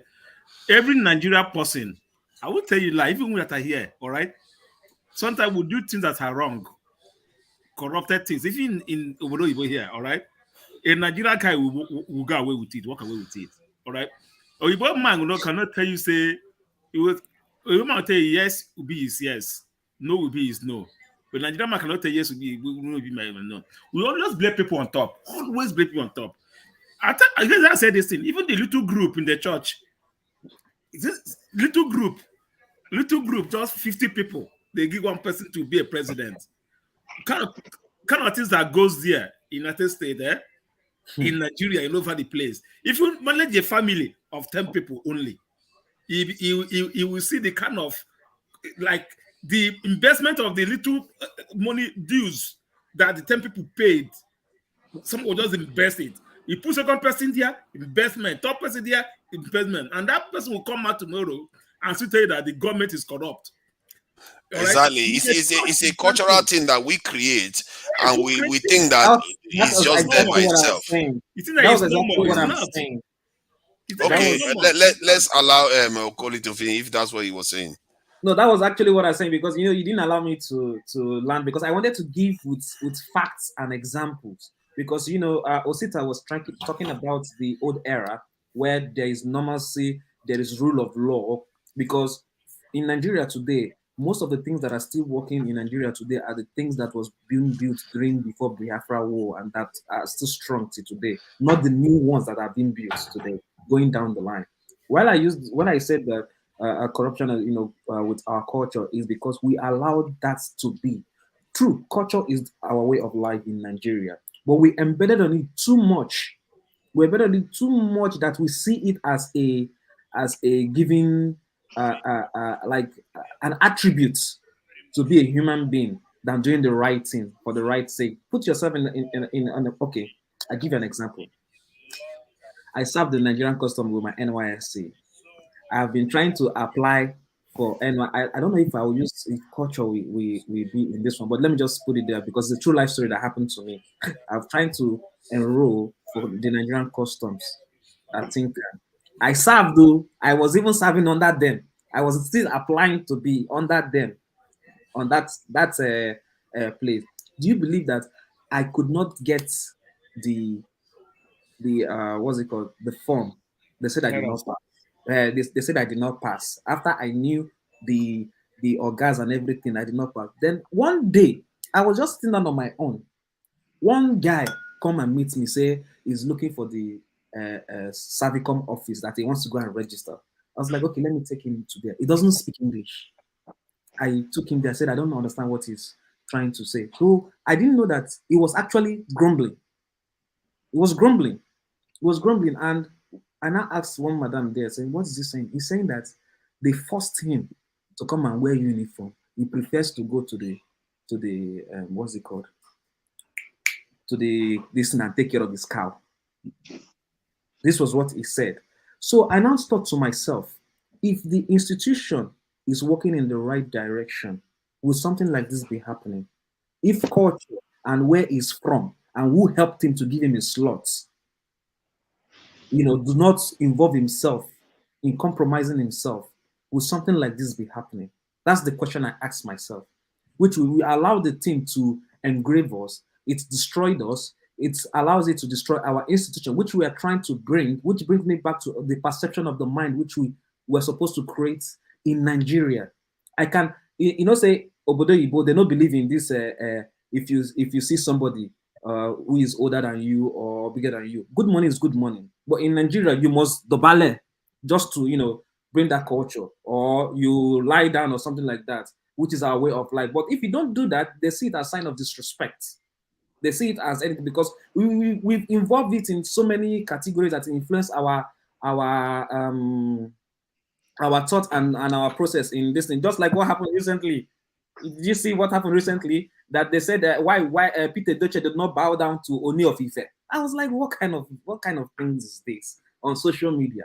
What kind of things is going on in Nigeria? My brother, hold on. One day you will come here, you didn't call somebody chief on this platform. They will ask you why they didn't call you chief. You're talking about Nigeria. I'm trying to prove my point, to him that it's already influenced. And again, this someone talked about Dangote refinery here. I think it's you, Uzo. You're talking about Dangote refinery because we're talking about moving on. Dangote is not stupid for him to build a refinery by himself and federal government claiming all those kind of things as there. Dangote is a businessman. You not expect Dangote to build that for Nigeria. He's there to make profit for himself and help Nigeria. So federal government now will have to be paying him for him to be refining for Nigeria because he had to borrow money to be not the federal government helped him to do that. So for Nigeria to say, or for people to say, oh, we now have refinery, I think that refinery is private owned. I think some people don't know the implication of what we are trying to, what is going to happen. As of this evening as I'm talking to you, fuel is being sold now for 600. I got the information now from somebody said they are buying fuel now 600 per liter now. But the refinery now, when it starts going on, only God know how much where you go up to. So for me, I think we still have a long way to go to analyze the future of this new administration. But we just have to give them the benefit of the doubt and see. My advice to anyone is any investment plans you've got for Nigeria for now, just hold on, at least from now to the next 6 months. KJ now wants to say something. The one that just gave up his star is okay. KJ, go ahead, please. But it seems that I gave it up. I'm only coming back because I think we are drifting away from our focus. But you see, Dangote was concession to be the sole importer of cement. Cement is not yet cheap in Nigeria. And so I'm not going to see. Nothing is going to change. Nothing is going to change. Nigeria have not invested money in other people's business like we have invested in Dangote. And I usually take offense when people say Dangote is a businessman. I mean, any goat that is given monopoly to import anything can be the richest man. If you told me you built your company without the assistance of government giving you monopoly of materials and or items, and then you became so big, I will clap for you. But But giving you is it not a little bit of envy going on there? Because there are other no, people no, that no, no, monopolize no, no. other Listen, things. listen, no, Let no. me give you now like that, Oh, like father, no. banking Let, system let me now. finish. Let me finish. I mean, allow Okay. you. Let me finish. All right. Now, the mere fact that you get concession when you want to go and borrow money from the when you want to get foreign exchange, you are giving the government rate for foreign exchange. The mere fact that you are when you want to import, you are giving some concession to import your own materials at almost a giveaway, other than the other people. It doesn't make sense, and you charge other people. So at the end, you pride yourself as somebody who has. The truth of the matter is that many people can build refineries in Nigeria, and there are modular refineries in Nigeria. If we are trying to be honest with ourselves, those people will call Niger Delta people who have been building modular refineries. We can bring them out of the bush. So, oh boy, you people have been refining crude into fuel in the bush. Now do it free of charge. Do it or illegally. Here is the paper. Sign. Let us sign. This is what they are going to pay to government. You keep refining your oil, your fuel, and sell to the mainstream. Now, we are saying that also. We are saying that, no more subsidy. But you have not said to Okech, to KJ, you know what? You cannot be an importer. Go and get your list and begin to import. You are still restricting it to certain individuals to import. What kind of, deregulation is that? If you are deregulating and removing subsidy, allow people who are in the industry to be able to import their fuel and sell at whatever price they desire. That's how to deregulate it. But not that you concession it to certain people, and then the people are now making money and will turn and say they are the richest people. No, even in the world where we live, is that allowed? The other day they were thinking of breaking Google, Google as an entity in the house here because it's becoming too big. But we are giving it to one person, say, hey, you are good in this, or I have this one. You are good in that, or I have this one. How does it work? How does it work? I think the way it is working is that sometimes strategically nations want to have a super company, private company, like like Apple now and Facebook and Google. They are strategic companies of America. They make no mistake. It's not just about profit. What they do is that because of this company can provide all the fuel Nigeria needs. You can see why they can say, why don't we be the first customer of this company? We get a good price from them that is fixed and stable, which means that our economic projections will be more stable, which will allow us to get leverage, to get loans and all the other things. It feeds into quite a lot of other things, interest rate and all the rest of it. And then they can say, okay, if other companies want to import, and I don't think there's going to be space for them even, because when one guy, this one is already making it cheap for the federal government, then what is the other private ones going to do? They are not going to have a lot of room to make profit. They have to import it from overseas. See, Compared to the one we that is have over seen here. this. We have seen this in over That years. is same thing One everybody minute. is saying here. No, Uzo, leave me to talk. But I allow you to talk. You have your time. Let me talk. We have seen this thing over time. The first company that tried this was with ITT, Abiola's company. Okay, and we didn't get any mileage from that.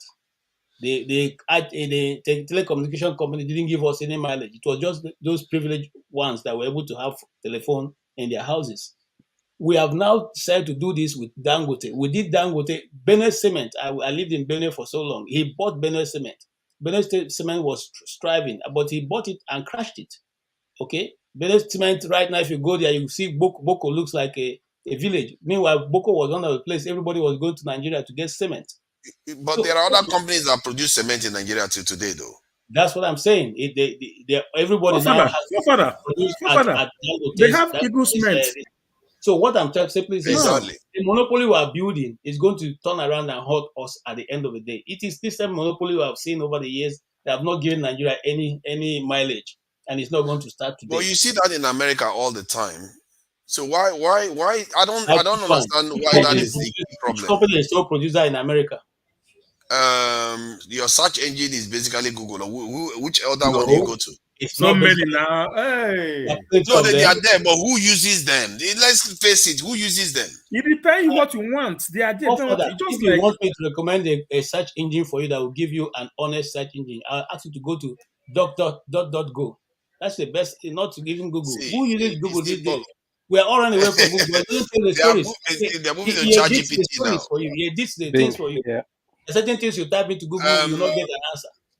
the truth is that 90% of people or more use it, and I think that's the same proportion. You can argue that this thing Bezos dominates online this in shopping in terms of what Amazon does, and not to mention this in Elon Musk with the space this thing SpaceX this thing. How many companies competing with Elon Musk in America?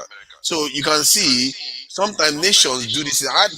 I'm one of those people that believe that whenever you privatize something, you are just giving individuals, the elite, chance to make more money from the state. In other words, from the people. But the truth is, this is the reality of the world we live in. It's a capitalist system we live in. It doesn't necessarily mean that if you have that, the nation will be poor. Look at the UK. In America, they are doing okay. People are okay with in those countries. So if our nation is building some structures like that, and I think we need more billionaires, multi-billionaire companies that actually generate wealth. The ones that I don't like are the ones that extract wealth, like those people that are this is exploiting the fuel subsidies to extract money. They extract money or use the foreign exchange. They extract it. They don't generate anything. But at least Dangote Refinery is creating something.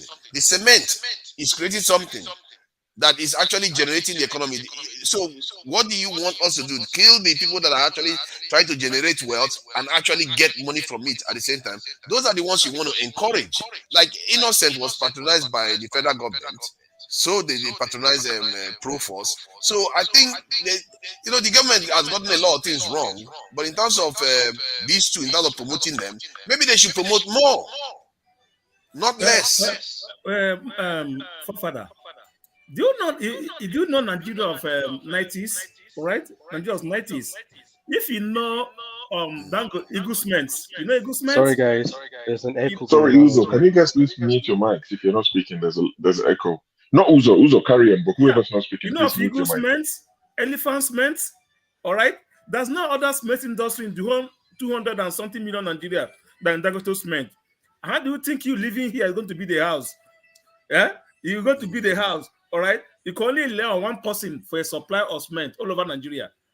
Dangote Cement, no other person that come on board that we is going to sell except Well, you said one there's person. Eagle Cement now. I thought you said Eagle Cement is there. There's Eagle Cement. There is no all those are dead, they're dead. Elephant is dead. But they are not dead now. You can buy them in the market today. Buy them where? Which market? But they I are, don't know what they're saying. if you go online now, if you ask how many cement Which companies market? in Nigeria, they have Which market? multiple. No, if you go to Google, you ask.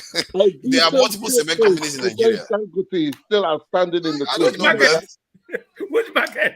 I don't know. Maybe you have not bought those So cements, what I'm but saying now, look at what I'm saying now. Dangote kills many businesses in Nigeria.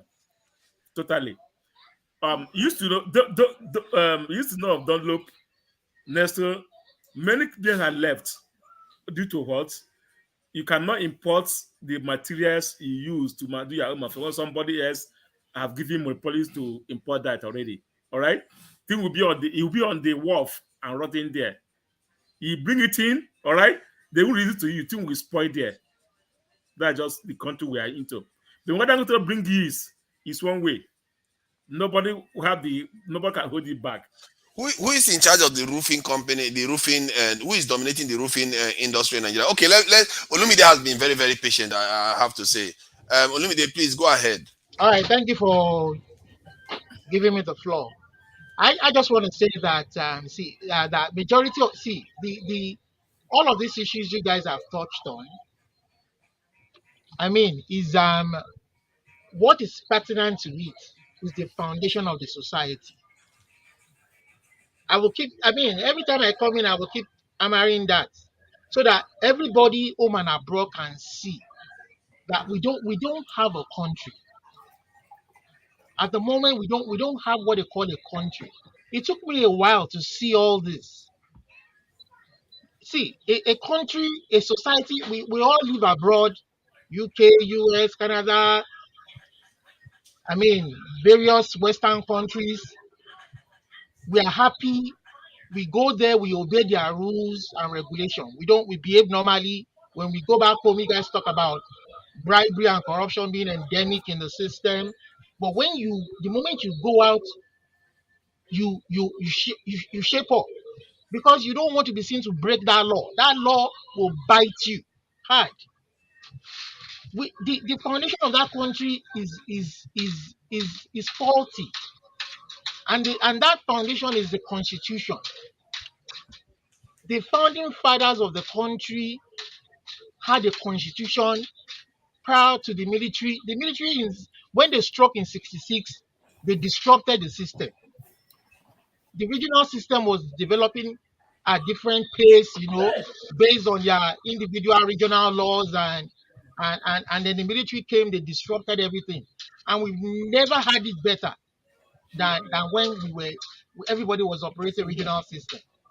It has been going from worse to worse to worse. And in 1999, But I like to submit that it was actually more. It was worse then. I think in why did you hindsight, say that, though?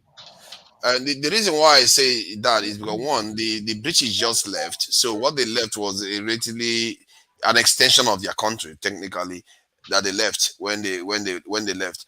And what you observe with what happened after that coup, it tells you that something was seriously wrong when the way the nation reacted to it.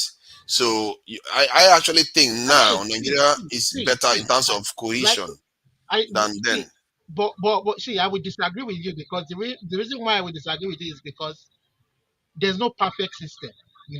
People will always say whatever they want to say. If they had allowed our own kind of homegrown democracy to grow naturally without the military intervening without coup, for whatever reason in '66, maybe things laws would have been amended from those original foundations laid by founding fathers. America today, when they formed their constitution, they've made so many other rules and regulations based on that constitution to fit the current society. But the military has not helped us in any way. You understand?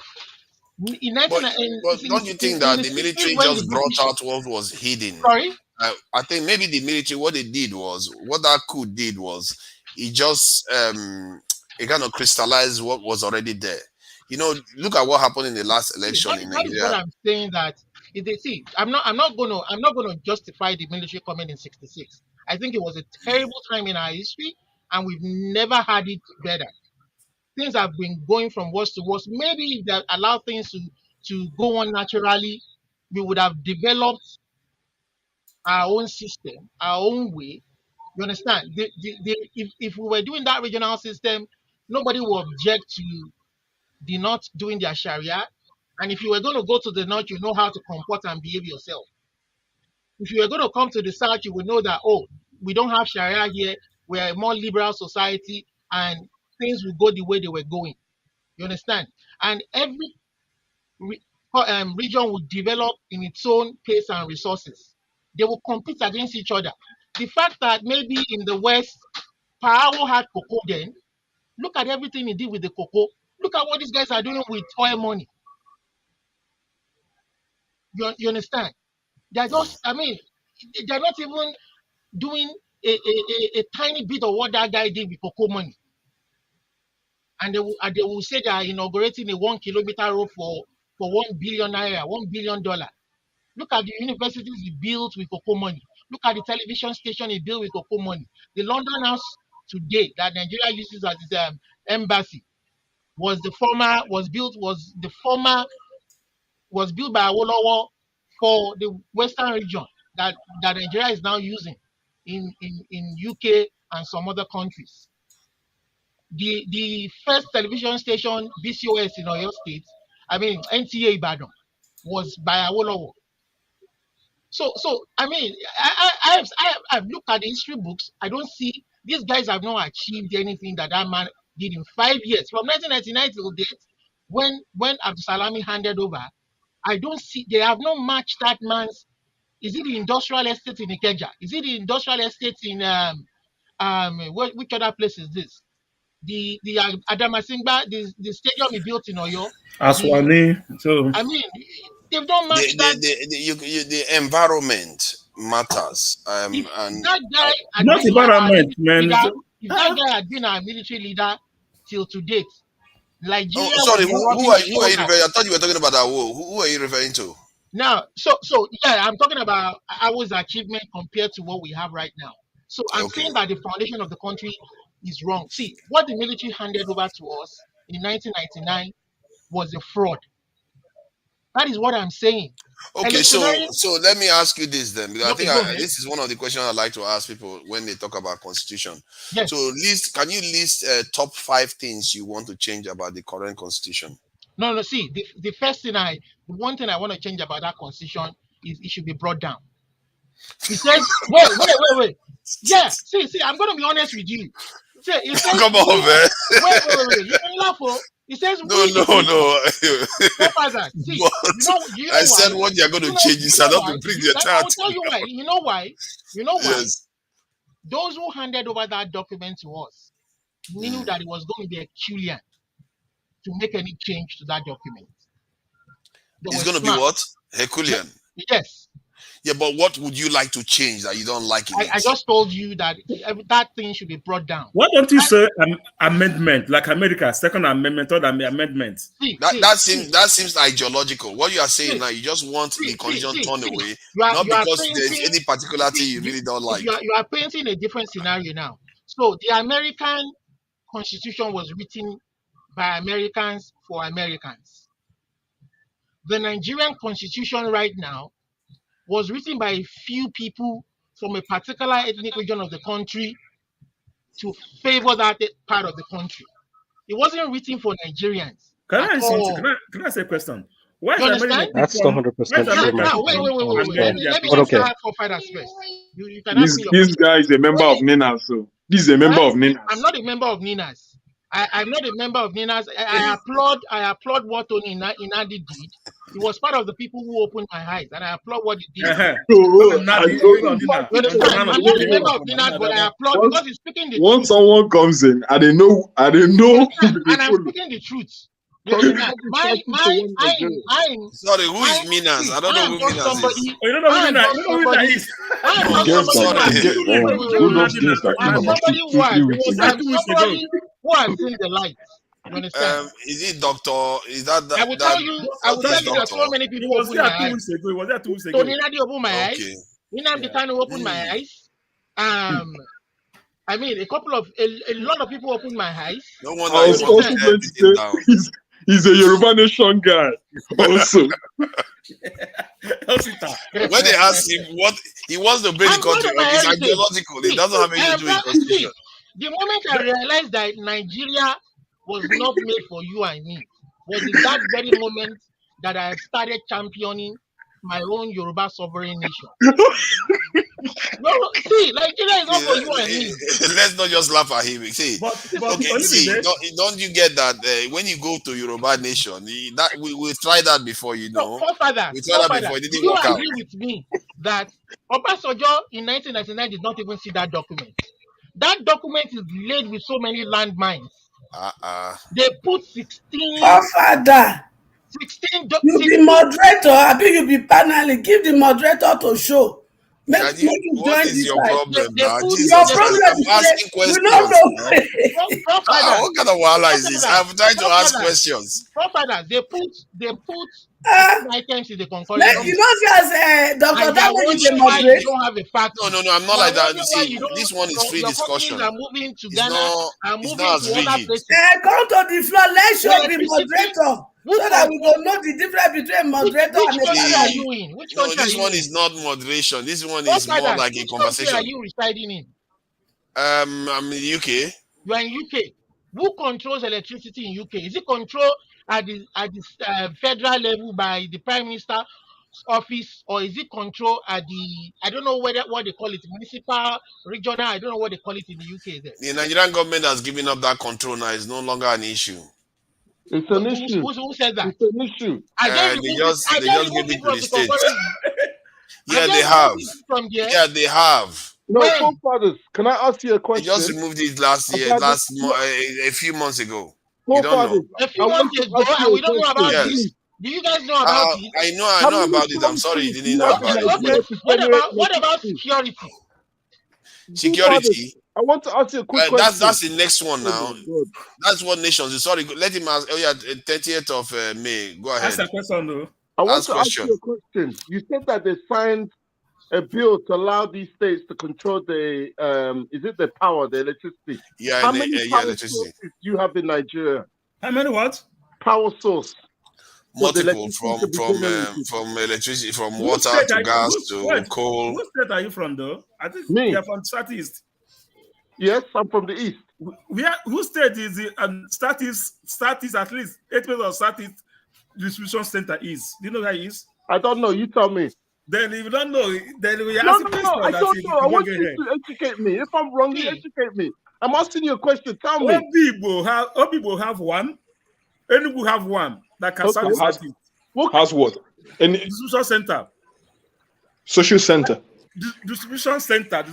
But why was it not being well, used before now, though? we are talking about distribution. Enugu is being How many have they used. generated? Yes, Abraham was there. I How want from many have they Enugu. generated? They are talking about distribution. You're talking How about many have they distribution. generated?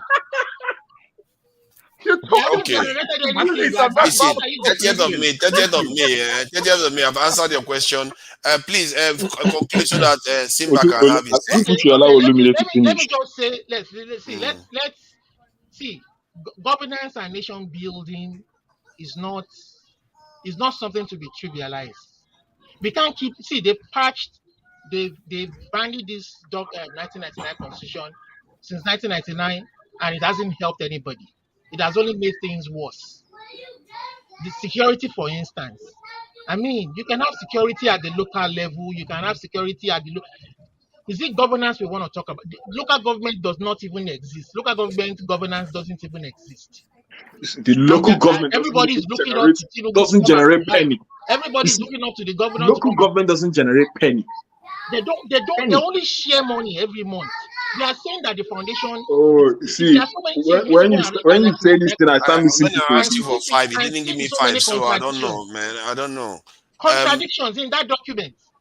Olumide, can we allow Simba to contribute? Then And, once and, everybody and you know what? contributes, then we can start. Finally, I'm sorry. Finally, Uh, you cannot change anything in that document because the majority is from the north, both the upper and the lower house. Anything that does not favor them, you will not change anything. okay. Thank you. So I appreciate your you guys are contribution, stuck with and you I guys are really stuck wish you with start having your priority on what you really want to it's a change. landmine. Tinubu But is that's stuck a with good a question landmine to be able too. to answer. Because if you cannot break Nigeria up, you have to think about how to make it better. Simba, No, no, please. no, no, no, no, no, no, no, no, no. So for that, Can we leave it? Let me I let Simba disagree. talk. You can come back later I on. You want can to come back. make my society better. I See, want to make Yoruba okay, nation better. You understand? good. I want to make Yoruba I'm nation better. glad you do. That I'm glad you Nigerian do. thing is just a complete lie and ruse. Okay, hi guys. One Okay, good. Nigeria. Then they carry body go there. Understood. Then they kill una Olumide, for I'm farm sorry. My guy, every I day. Calm understand. down now. Olumide, come on. I don't want to make you. Olumide, I I don't understand want where to you're make you. coming from. Let me talk. Olumide, come on. The Self-regulate people now. in Come on. southern Kaduna, the people in It's southern okay. Kaduna are dying Olumide, every day. self-regulate Every day. yourself. Come on. Let My Simba guy. talk. Go ahead. I mean, every 4 Anyway, years this discussion electioneering. is becoming real heavy now, right now actually. So Okay, I Yeah. yield the anyway, floor. Sha, Welcome, Simba. Welcome, Simba. You Nigeria. look The thing familiar. about I don't hello know where guys. I've seen your Hey, face before. You look familiar. Yeah. Welcome, I've Simba. been in this platform I think a couple of months. Yeah. Anyway, this discussion is coming really heavy right now. I think we're discussing about this oil refinery stuff and monopoly thing.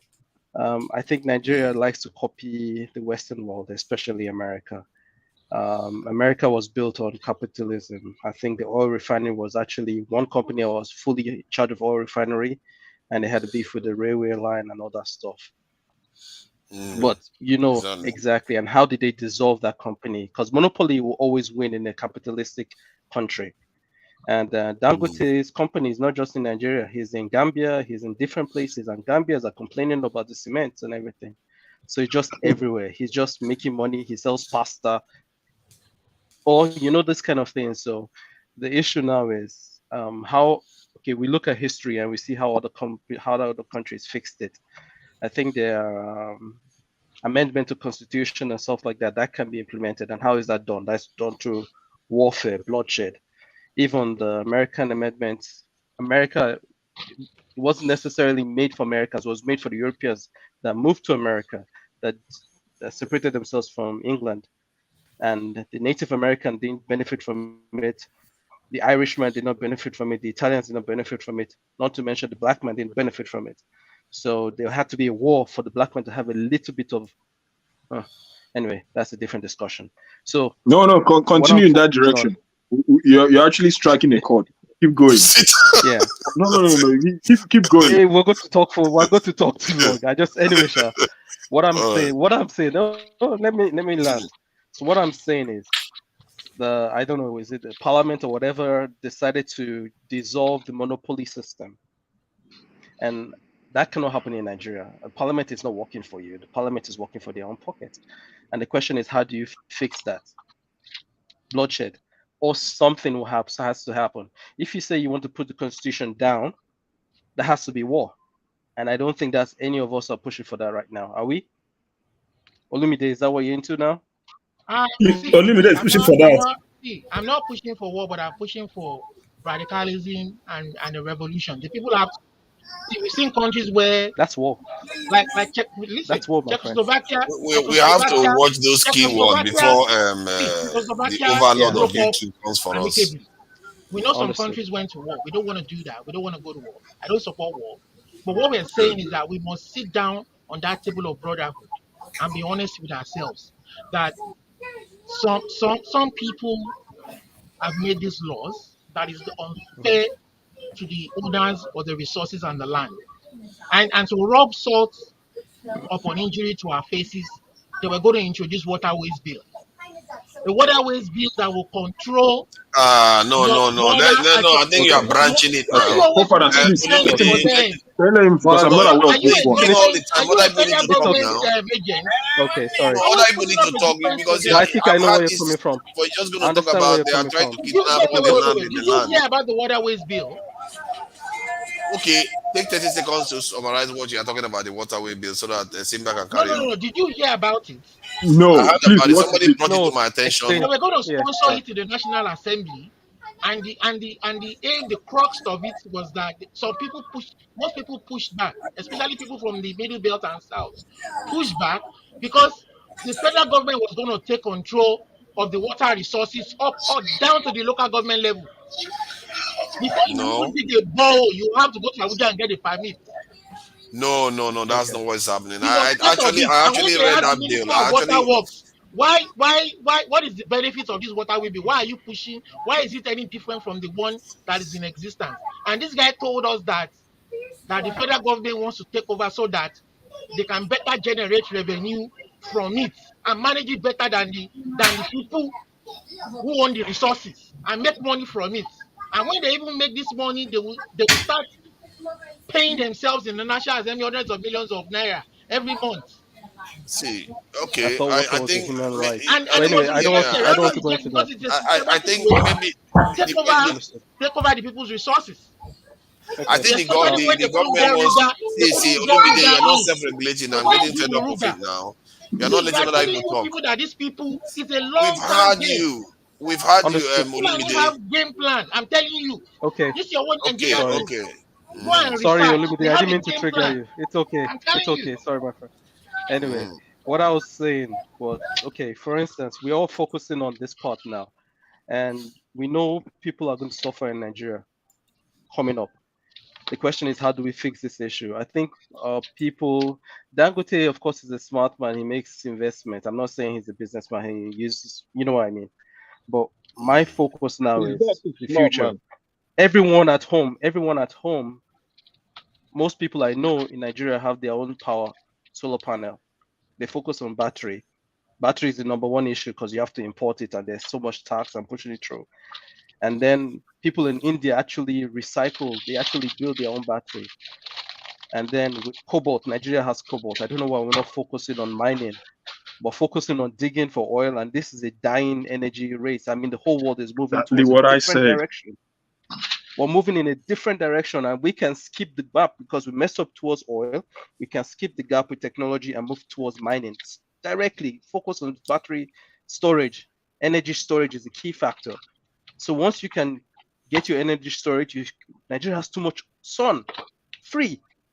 We just have to focus on storage, and every place can have it, and then we can run up that way. Everybody in the house should have a solar panel. We can focus on that, and then since now before in Nigeria, if you have an estate, you're not allowed to have your own power supply. You have to bribe some people for you to have the permission to run your own solar plant. That has changed now. So how do we fix it? It starts from the village, then we expand and expand and expand, and then you have it in your whole state. So we have to focus on the main issue. I think we're just wasting our time. We're fighting over the wrong person. Every issue. Look at the richest country in the world is in Africa, Congo, and Congo has never had peace. There's a reason for that. There's a reason whenever Nigeria is heading in the right direction, coup happens. That happens on purpose, and we're fighting over nonsense. We're fighting for someone that goes and takes the approval. Look at, I saw the Nigerian election today. We were speaking French and English. Why not the other local languages? We're focused on all the wrong stuff. But anyway, I don't want to get balled up into the issue, because I'm seeing we're fighting ourselves over stupid topics. We have to focus on the solutions, and then how we skip that gap. The reality is the reality, but how do we focus on the main thing? Know who our enemies are, or the people in the House of Chambers. I mean, whatever. We have a dangerous diversity, and that has to come to an end. But let me address what you're saying. Let me just address what you're saying. The problem in Africa is not division, it's unity. We have to learn united. We stand. I'm not talking any Malcolm X or any kind of those kind of stupid talks. I'm talking about real sense. If everybody, Ghana, these other countries join together, they will be scared. In fact, they will look at what happened. How did Lagos fall down? Lagos didn't fall because they couldn't fight. Lagos fell because they used brother against brother, uncle against nephew. That's how they join. They make us fight ourselves over nonsense. Okay, but hold on. Let me ask you a quick question. If they are playing us to fight each other, why did they create Nigeria then? Why did Nigeria was not the word Nigeria? Nigeria was decided. The word Nigeria is because they wanted to control even an African word. The territory. It's about control, purely based on that. Who wants to control territory? Forefathers. Yeah, when they control the territory, they extract resources. That's what they've done, and they still continue your railway system. Your railway system is built. Your railway system is built to take resources all the way to the port. Simba belongs to the school of thought of why are we not one, sitting down to Julius Malema, two, Iyelo Lumumba. that will These are his people. Why are we not sitting down to fund laws that will benefit us? Can I ask you something? That's fine. Now that's actually a good place to be. No. It is a good place to be. I like this. We're saying that we're different cultures, we're different languages. We want to coexist together as one. I'm not against Nigeria one people. What I'm saying is that it should be based on fairness and equity. It should be based on a common law that we all agreed and subscribe to. You understand? It is not one law that is meant to favor the rest of the country. If we're saying that we want a law for ourselves to govern the country, and in the event that something happens or in the future we can amend those laws to reflect the current realities of society, let's do that. Don't make laws that it will be difficult, that you have read from the beginning in your bedroom, that we cannot change. That is what I'm saying. Those are the fundamentals of a society. Can any of these problems that all of us are talking about now happen without a electoral West reform? African Union, but that West African Union that we have formed in unity. I say unity. Does it not take into account our cultures always go in around. We all know our problem. We know our problems. We can't manage I can tell you that we'll keep on reciting our problem. Even Olumide, who is talking about constitutional this thing, constitution, restructure, order, all these things still comes down to one thing. Because unless you're able to penetrate the legislature, And I keep on saying But it. you can't. That is what I'm saying. Unless They you're able have to bring a majority. North legislature. has majority. You can't change anything. They've rigged it. Well, sister, Lamide, you Yes, the you like can you're change solution is saying, not something. Even for with you to Peter be Obi, discussing. Tinubu is We here Let's now. can't talk about Tinubu the is a Olumide, Yoruba issue. man. I'm a Yoruba man. no, we Olumide, agree. First We come landmine. on, can't talk You about know the the Olumide. first The issue. landmine. solution You know is the there, first but Calm we down, landmine can't they talk gave you. about Olumide it now. here. He's out of control. Olumide, you need to really So, allow other sister, people to how long talk. have you been trying to And penetrate the system? I think regarding And you're this talking about Okay, this penetrating okay. the system. RBL, RBL. can we have some order, please? Can we have some order? You know, I know that everybody has to have their say. We are not running anywhere, so everybody will have their say. Regarding this thing, I just found out that Somalia actually has more oil reserve than Nigeria. And just before RBL speaks, because he's talking about dangerous diversity, Yes. Somalia is one ethnic group, one language, one religion, and everything. And they have been at war for how many decades now? And what religion do they practice? One religion, one Exactly. religion. And it's a dangerous religion. So you are saying it's the That's why religion that they is are leads to the loggerheads. war? And these are the people you want me to be in unity You with. see your problem. You are missing the point. You talked about dangerous diversity. Now it's religion. Of course, is it not part of it? It's the same religion. Don't you get it? What?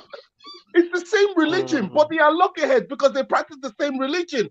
They're battling each other. But it was dangerous diversity, but now it's dangerous homogeneity. Is that it? So there's always danger everywhere.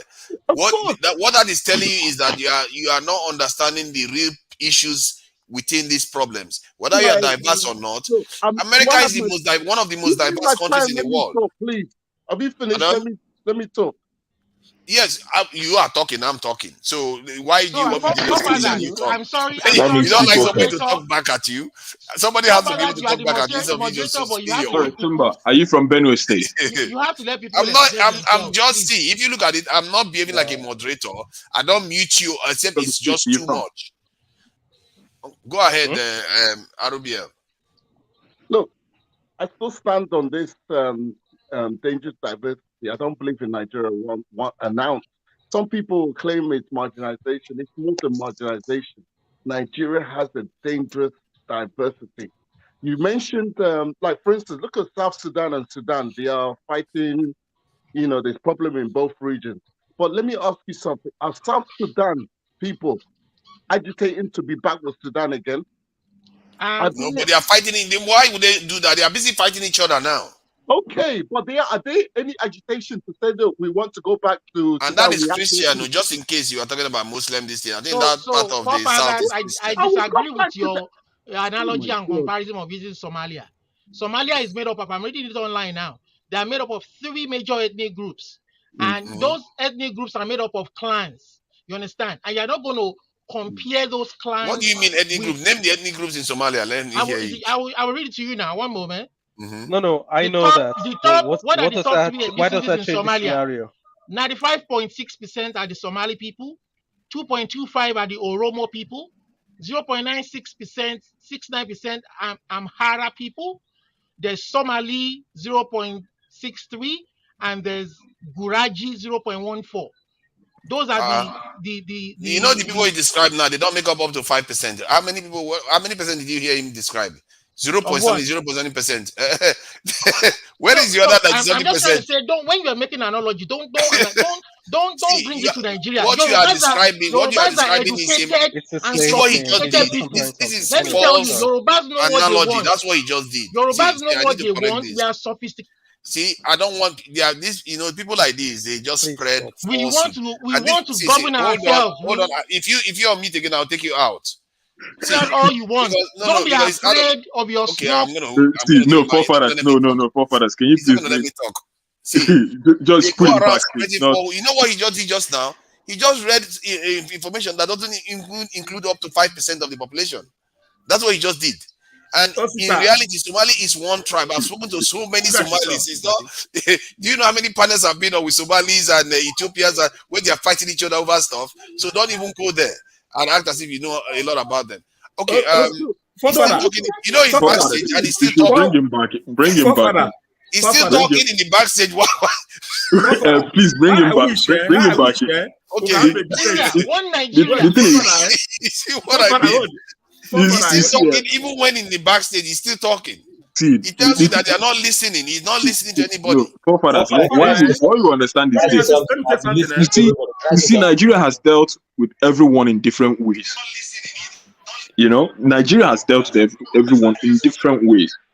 But as much as a lot of us want to be having conversation of how we want to move forward, it was also good to hear contrary opinions. All those other people who think, oh, no, it's not going to work, and it's not going to. We're going to learn one or two things from them at the end of the day, because you know, so long as all of us are still bound by Nigeria, every contribution is a contribution. But let me ask you something.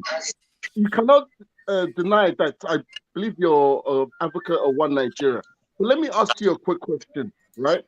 In Igbo land, you know that there is a high number of Igbos that agitate into free from Nigeria, and there are those that still want Nigeria to continue. What so now they want to continue with one Nigeria. So my question to you now is, what is the panacea to solve this conundrum agitation? To the panacea to solve the agitation in the southeast. Oh, yes. How do you deal with this? Okay, conundrum? look at how I answer that question. Okay. Currently, I'm in the UK, but I live in Scotland.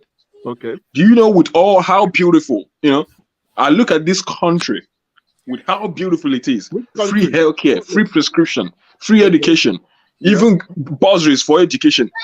The country is so good.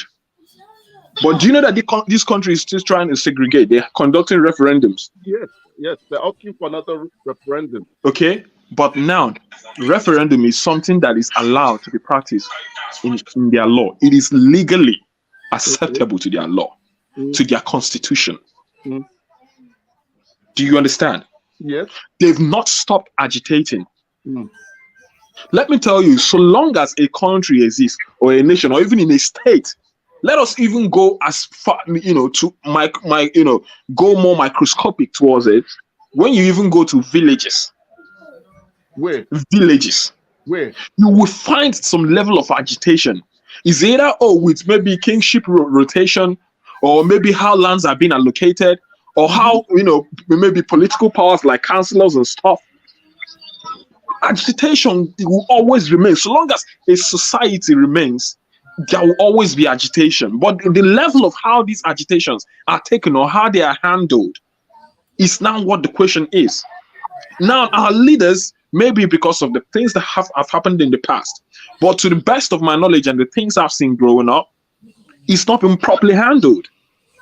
Now, take for instance, look at how the level of agitation for IPOB movement decreased the moment P2B came up for presidency. I'm asking you, my friend, how would you handle it? How I would handle it? Let me tell you, if I were President Tinubu at the moment, because he's the president. Okay. The first thing I would do to end the agitation, first of all, is to release Kanu. Yes. Okay. That would not end it, by the way. Because let me tell you, do you know that if Buhari had brought Kanu to the to the Aso Rock, or even flown himself to wherever Kanu is in Abia State, do you know it would have been a different conversation? That is why I can tell you, someone like Peter Obi, if he were president, and someone like Igboho is agitating, Peter Obi would just enter the chopper, and what will he do? He will land in Igboho's house and tell him, my brother, come, let us sit down. What are the things you want? So the question is, what we have on ground today, how do we fix it? Answer the question. How do we fix the agitation we have on ground today? Yes, how do we calm the people of the That's East what I'm saying. down? It has to be conversation. Osita, sorry. Let me say something. The constitution has no room for referendum. Wait now. Hold on, the people that have spoken, the people that have spoken, let's just allow the people that have. Can we just take it one by one? Yeah. I don't want to ask you. Sure. Osita, RBL, we are going to be back to you because it was your turn. But let's this in Mama H.O. go. Please try to keep it brief. As you can see, a lot of people want to have their say. Then KJ has his own say. And please, Mama H.O., go ahead. Oh, there we go. How many minutes? How many minutes do you need? How many minutes do you need? I need 3 minutes uninterrupted. Go ahead. Okay, nobody interrupts. 3 minutes. And if you interrupt me, You go start ×3. afresh.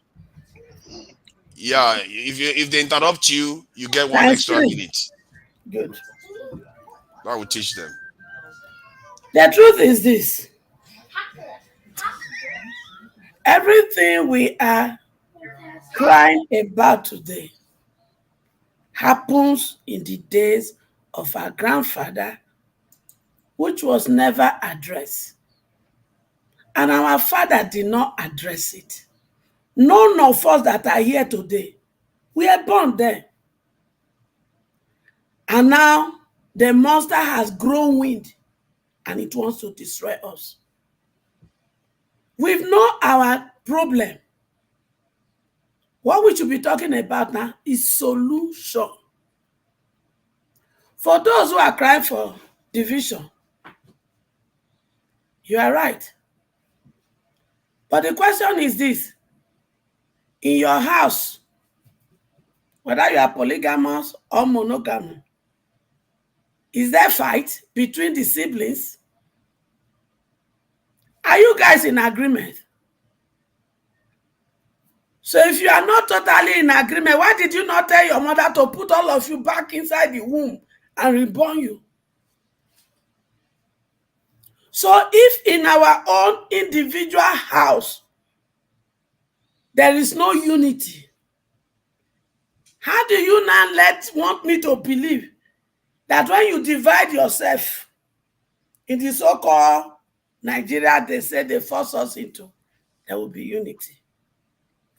Until we understand one thing, that there are only 2 tribes in Nigeria: the tribe of the oppressed and the tribe of the oppressors. And in the tribe of the oppressed, it is only in the open they will tell us they are fighting. But their children marry themselves. They go to the same party. In the inauguration today, did you not see all the political parties that came to be calling the same name there? And yet we are still on the same level they put us during the election. When are we going to wise up? When they were doing the ballot paper and all the fight that happened during the election, did you see them doing it? Did you see their children perpetuating it? Did you see their benefactors perpetuating it? No. They came into our camp. They saw this seed of argument. They collected some of my children and they used them to perpetuate the evil. When are we going to wake up? For those who are agitating for breakup, now come to the IPOP. Are you guys united? Is there no still racon going on in your midst? What about the other doers? Is it not the same thing? Why am I trying to make sure this specific? That is to tell you that our problem is not this. Our problem is who want to control others. Control is what we are fighting for those who are agitating. You just answered that question. You said that our problem is those that want to control others. Who are those others? In your IPOP, is Samuel Ekpa not controlling all of you? Who? Samuel Ekpa. I'm not a member of Simon Ekpa. I don't follow that. Good. You just answer it now. So even in the IP, in the Biafra, there are other fractions already when they have not even created it. Okay, Mama Echo, 3 minutes is so up. The way forward is this. Okay. Let us first of all see ourselves as human beings who did not have a say. Which tribe, which mother, which country, which environment we want to come into this world. Because none of us made that decision before we were born. That I want to be Igbo, I want to be Hausa, The only thing we know, we are all human beings. So let us see ourselves as human beings and love ourselves. If we do sense of for here, all these tribes that we are fighting again, some of Human you beings married don't have from there. respect for So other what life. will happen when you divide? You go divide the children with knives so that one go to one papa side and another one go mama side. Because at the end of the day, we are going to create confusion in the mind of these children. But we the only one that will have a referendum. Hasn't other Thank you. countries in the world Thank had you. referendum? See, Ethiopia. let KJ go. Ethiopia had a Let KJ go. referendum. We'll Why come can't back to you. Let Nigeria have a KJ have his referendum? say. Nigeria's had referendum before. Is it not RBL, alien to let them? KJ have his say. You will have your say. Go ahead. KJ, please go. Take 2 minutes, eh? Okay, I would have loved if you allow me to speak freely like Mama Hecho. Mama Echo, Mama You know Echo I'm is Mama Mama Hecho's Echo. cousin, so No, I should he be has to speak feeling freely like as I did. See, Give him to him so. can I Let just say everybody speak let me freely. chip If this we into start doing that, RP then here we just have to start curtailing because Just then give we will the not get to the minutes. next speakers. Give minutes to everybody. Let everybody speak freely before Okay, you 3 can minutes get on. then. 3 minutes, just to be fair. But next time it's going to be 2 minutes. So 3 minutes. Thank you so much. I will start from what Simba said. Simba, I like your cap and your African look too. And you said something. Referendum has actually been done in Nigeria and it's part of our Nigerian constitution. But I've been trying to look for where it is mentioned so I can remind us here, but I have not been able to get to it. But I'll get to it before the end of this program. So it is not new. The Middle West region was created out of referendum. It was the referendum that made them to be KJ, created. I'm sorry. KJ, 1999 Constitution has no room for referendum. Please go and read it again. There's no These guys have read this thing. Hey. Olumide, wait. Now you have been talking since. There's a Mr. place. Olumide, when it is Hey, your turn, minus 1 minute. now, Minus 1 minute for interrupting. Please go okay, ahead. Please I go will ahead. get it and I'll post it on this thing. Because it's still It's counting. actually a recommendation of how certain motion should be taken. But I'm trying to remember it. Now, it's been done before. It can be done again. One of the reasons why we're asking that the constitution be tinkered is because many of the things that are in the constitution are not in tandem with the people of Nigeria. And so, for us who are Republicans as Igbos, when you say that things cannot be discussed, there's no topic in the on earth that you cannot discuss in an Igbo community because we are represented age grade by age grade. So nobody wakes up and says, "Okay, I have taken this decision, so it should be." Like other people, it comes through the age grant, and eventually everybody meets in the village square, and each age group presents their representative who makes who does a presentation on their behalf. And at the end, the elders and whoever is there gather to take decision. I think that's how the Igbo communities run. And that's why sometimes they say the Igbos are the oldest Republicans in the world, but I don't know about that. Now, why is Olumide saying what he's saying? What he's saying is really true. Sometimes when we come to this platform, let's be open-minded. And if somebody is making a statement that you don't understand, you can jot it down and go research. Most of what he said is true. And if we are hoping that the National Assembly will one day wake up and alter these things, apart from us calling ourselves together and sitting down and taking a decision, it's not going to happen. Well, see, I can say this much because we have tried many times. Before I left Nigeria, we have tried many different styles. Many presentations have been done. Many groups have met and pushed. In fact, at one point, we pushed one guy, young as like forefather here, to become a state governor. I won't mention his name, okay? Who was a fervent prayer warrior, okay? And once he got elected, we didn't see him again. And we all run around and say, where is this guy? Where is this guy? Then somebody say, oh, the guy is in transport heating. And by the time I go to transport heating, he had all the old politicians with him there. They brought, 4-wheel drives, 5 ones, 5 packed out, and he was just enjoying. So, boy, it's our turn now. Let's enjoy. And that was how the whole vision ended. Look, these guys are very strategic. It's just like if you read the ballet and the princess. The jewel of the Nile. Okay, the lion and the jewel. Yeah, you will see that's exactly what's going on here. The ballets wait for the young ones to come up, and they pounce and take over them. Before you can even make any decision, they have already roped you into what you cannot get out of.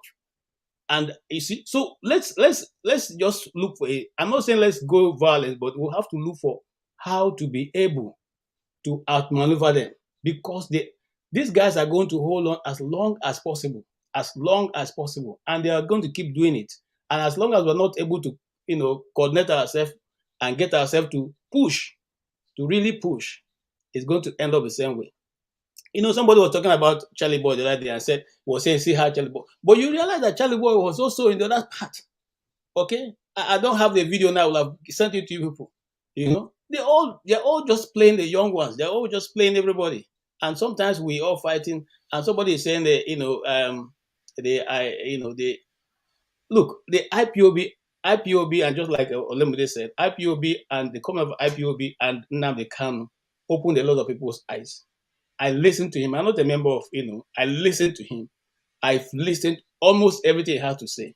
And majority of what he said, like I said in this program earlier on, was what our fathers told us. Some of us, our fathers told us a lot of histories. And those things are what, are being played out right now in Igbo land. Are we saying that are we saying when we divide and all go our various ways, things will get better? No.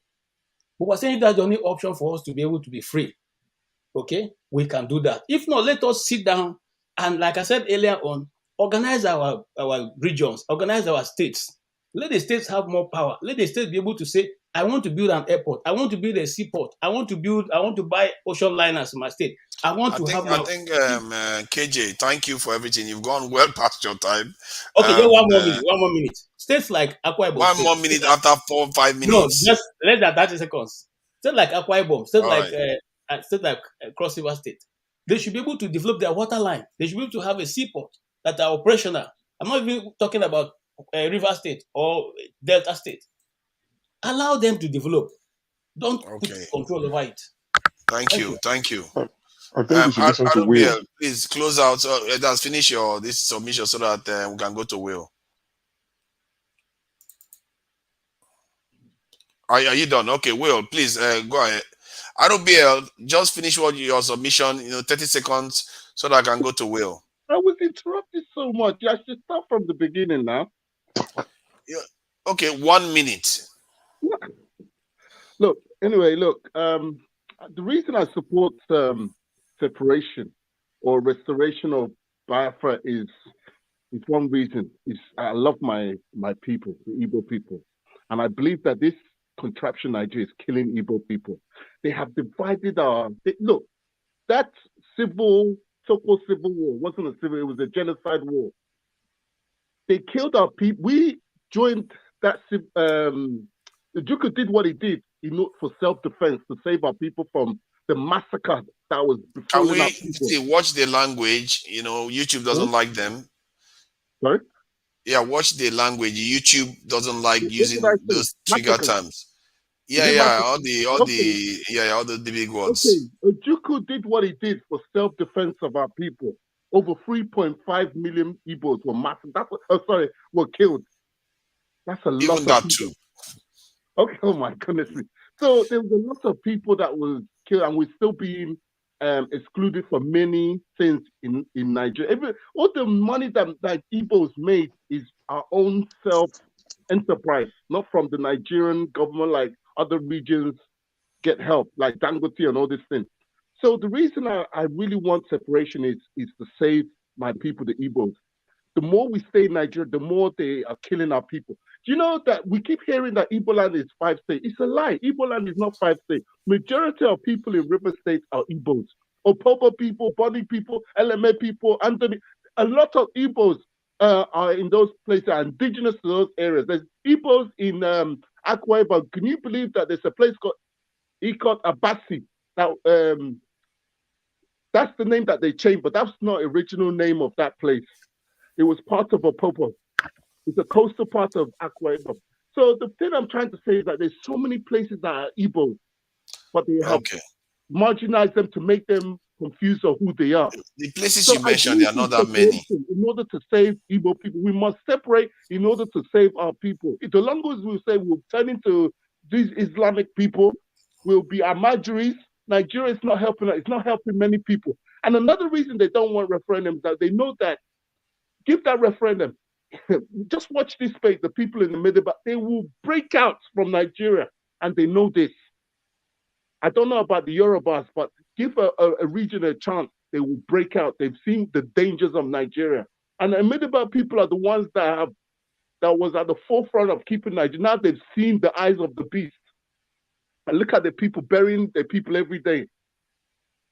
I believe in separation.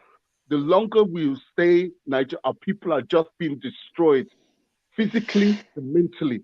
We must get this freedom, no matter what, to save our people. This is why they went as far to kidnap Martin Amka. What exactly did he do wrong? He insulted the king. Oh, that's why they should kidnap Are him. you serious? I think your time is up because yeah, thank you. About this, but okay, my time is up. Yeah, it's well past 1 minute that I gave you.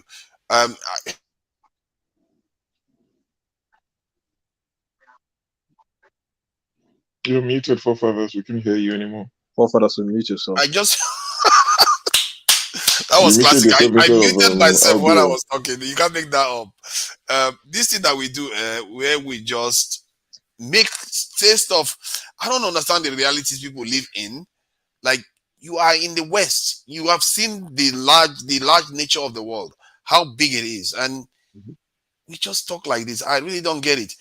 Africa, to me, is already we've got 56 countries. Let me finish my point. Let me finish what I'm saying. Okay. We've got 56 countries on the continent, which is many of them are 30 million, 2 million, 5 million, 10 million, tiny countries. Yeah. In Asia, some of the small countries like Vietnam is almost 200 million or so. Okay. Like, they are gigantic nations. See, hold on now. The Western nations are already organized. They have advantage on their side because they have NATO. They're already organized. We are not. And we are looking to fragment even further. The Kenyan president was complaining about how African leaders have to queue up to go to foreign nations like Russia-Africa Summit, Russia-US Summit, Russia-Africa this summit, that African nations will just queue up instead of going through the African Union. Because we are so fragmented, and now we are still arguing for more fragmentation. Forefathers, I disagree with you. I know you disagree. Obviously, you do. Hold on now. Hold on. Let me finish my point.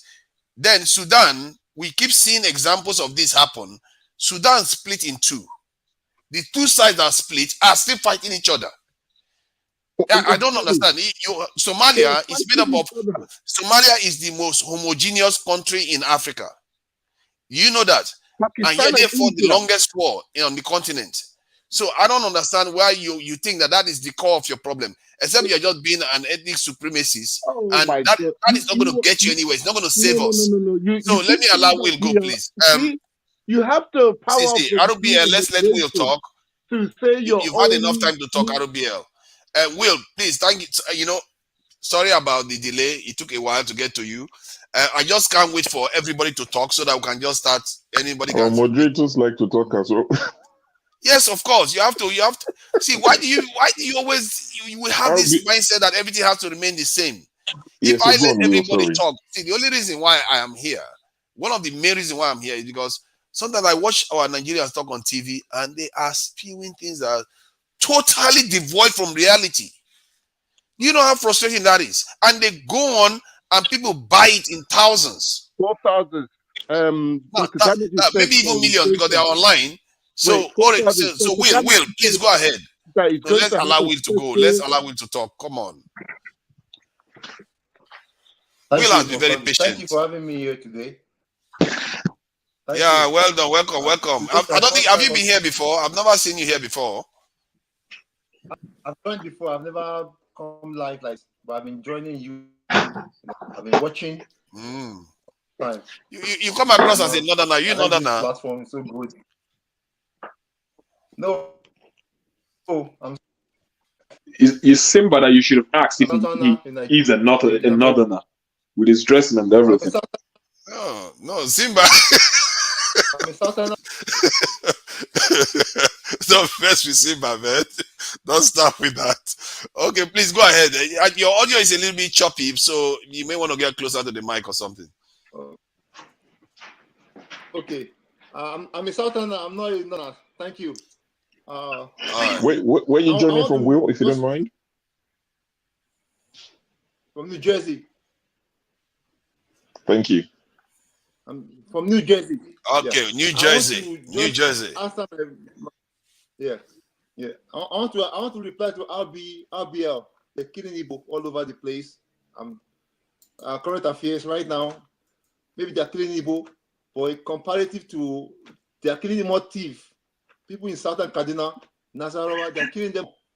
If those people have they're killing them much more now than Igbo. Currently in Nigeria, people in the middle belt, they are being slaughtered. Women, men, not Igbos. And we should accept that. We should accept that. Will. You are saying, what do you mean? It's part of your nation. Not we should accept that. It's for us to solve the problem.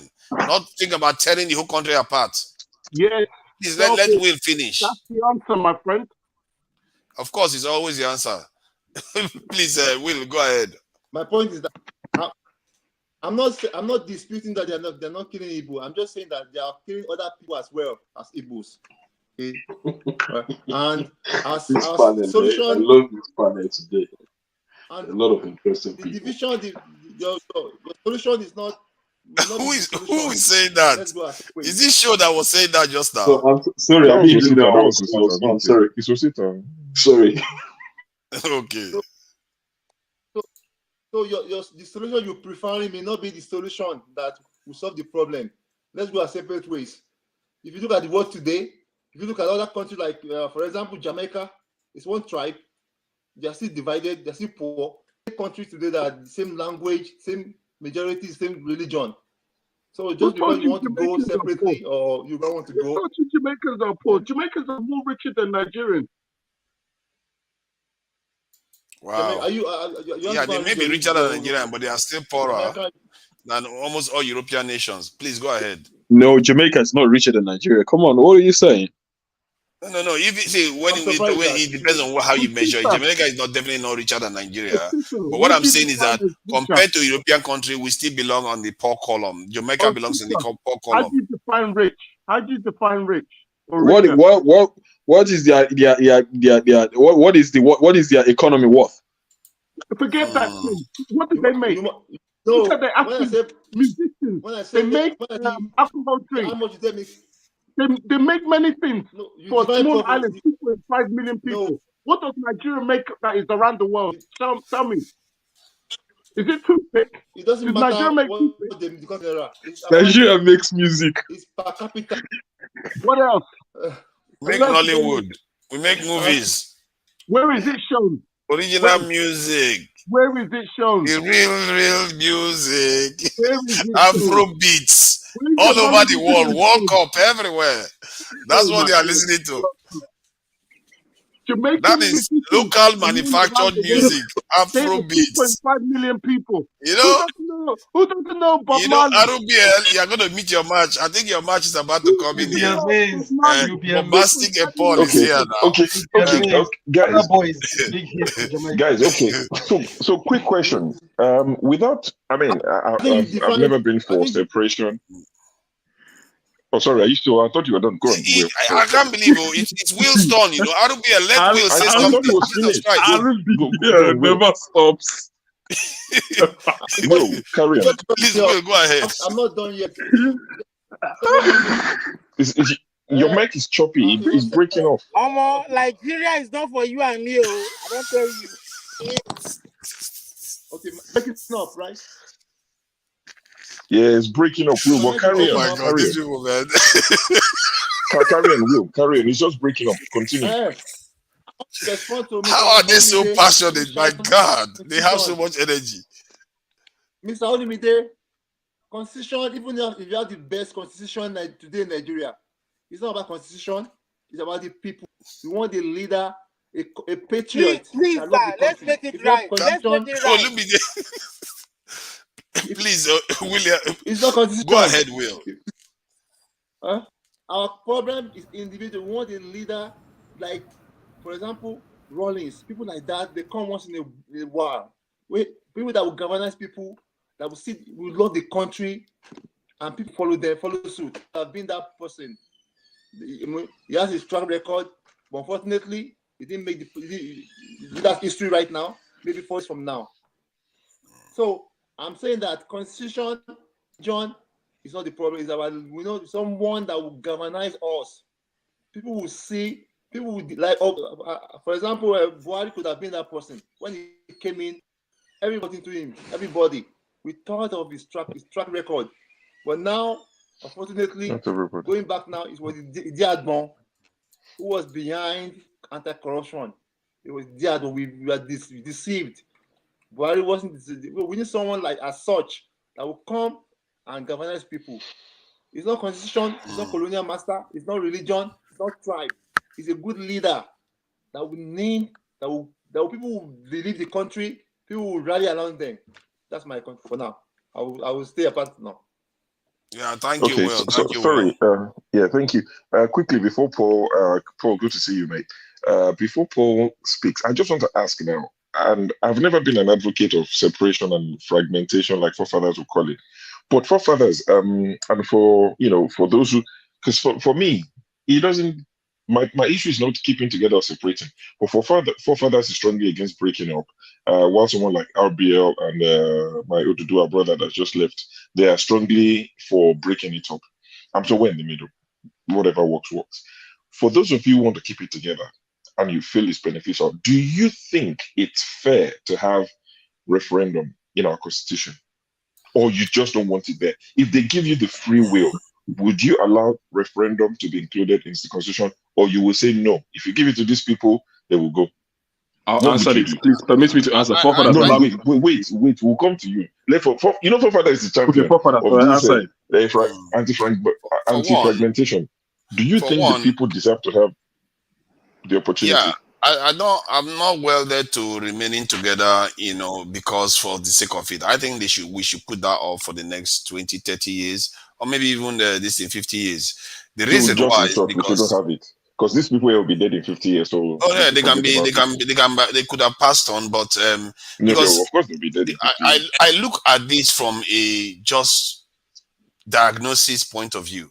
If you look at the problem that we are facing, we need to be able to work together on a bigger scale to be able to deal with the challenges of this century. That is all. That is just obvious. And if we worry about fragmenting, it tells you that you are easier to take apart. Look at the examples are all over the continent.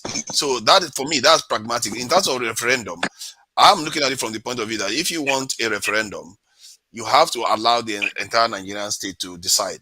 You can't just say, okay, one side should decide. Because remember, other groups of the country have made sacrifices to keep the country together. They too should have a say when you want to have a referendum. If you say just one side should have a referendum, then you ask River State, do you want a referendum? They'll say yes, because they have all the oil.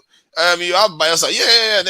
Everybody wants to go when it suits them, but they don't want to because it's narrow thinking. But in reality, what that is going to mean is that we will be easily taken apart, and we as a people will pay ultimately for it. This is the only reason why I am for keeping Nigeria together. It's not because I'm welded, we have to be one country, automatically. No, we don't have to be. But given this situation where we are right now in the world, if we break apart, it's going to even make situation even worse for us. Someone's TV is on, please. It's probably going to be Will. I think. No, it's not me. It's not me. My television. Yeah, Will. I think your TV is on. Okay. Please, so you've given your reason why you don't want it. Osita, what would your answer be? Would you insert referendum given the free will? First of all, everyone here, at least I believe, understands that referendum is actually a fundamental human right. Okay. Let me just give you an instance. For instance, I'm sitting here. I'm in this platform with you. You're not supposed to force me to stay. If I've not committed any crime, if I'm not under arrest or anything, no one should have to force someone to be where they don't want to be. And look at the reason. Let me give you another analogy. A lot of us have to go overseas, and we are putting in time, staying number of years, trying to secure their citizenship. Why do you think that is? Why do people do that? People are actually paying a price to become a part of another society. Does that not tell us of how much things are wrong in Nigeria? Okay, I like where this is going. Carry on. Okay? So, on that note, if I can pay a price, get a visa, stay a certain number of years to secure citizenship, to be a part of a society, another society, then I shouldn't also be able to say, oh, okay, I don't want to be a part of that society anymore.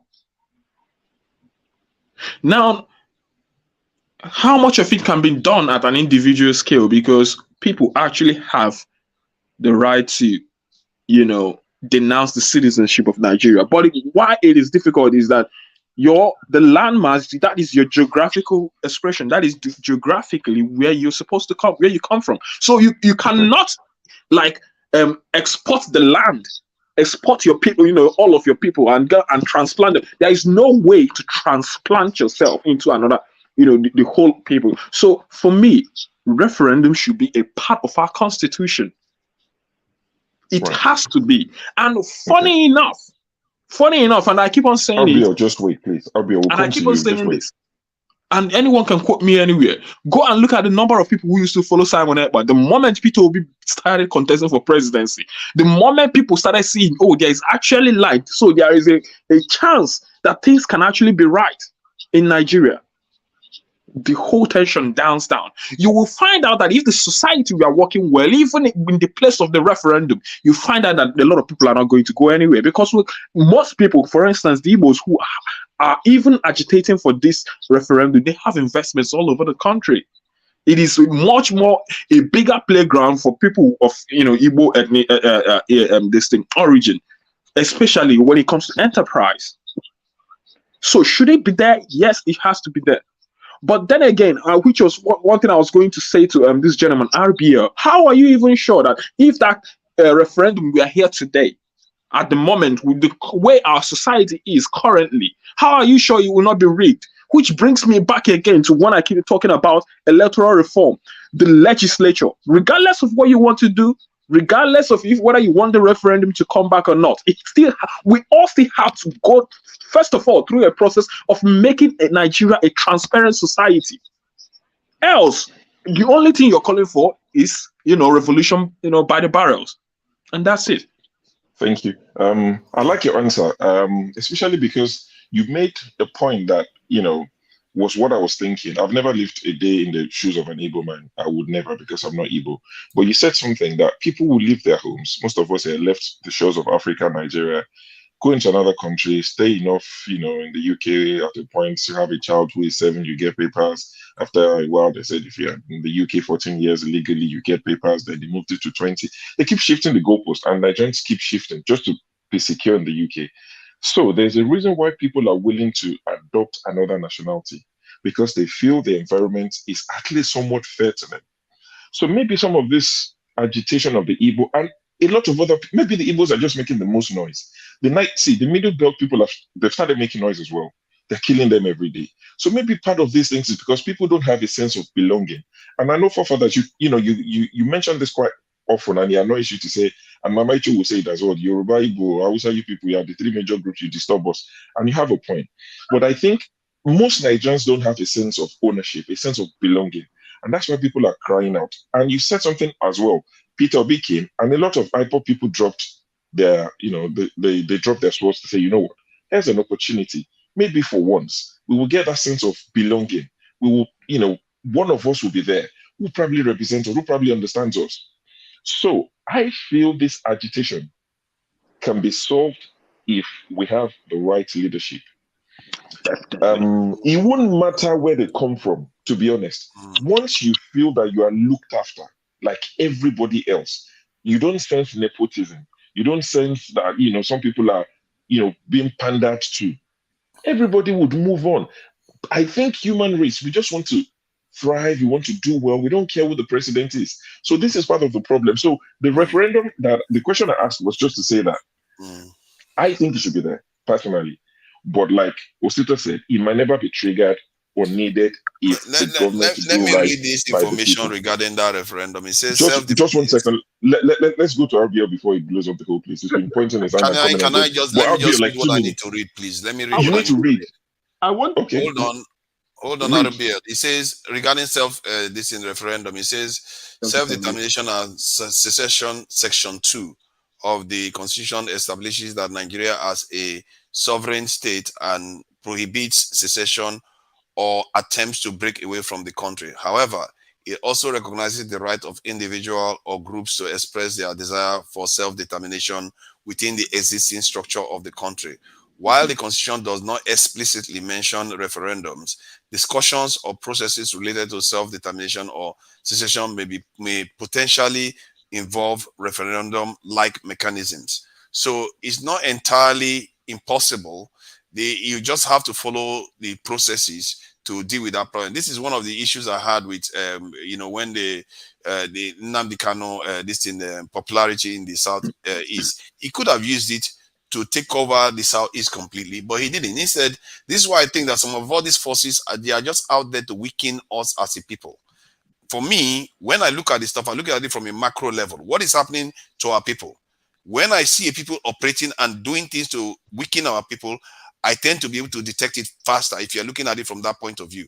But when anybody's looking at it like on a micro level, they'll think, oh yeah, they have a point. Yeah, they have a point. But in reality, he could have done other things, but he didn't do it.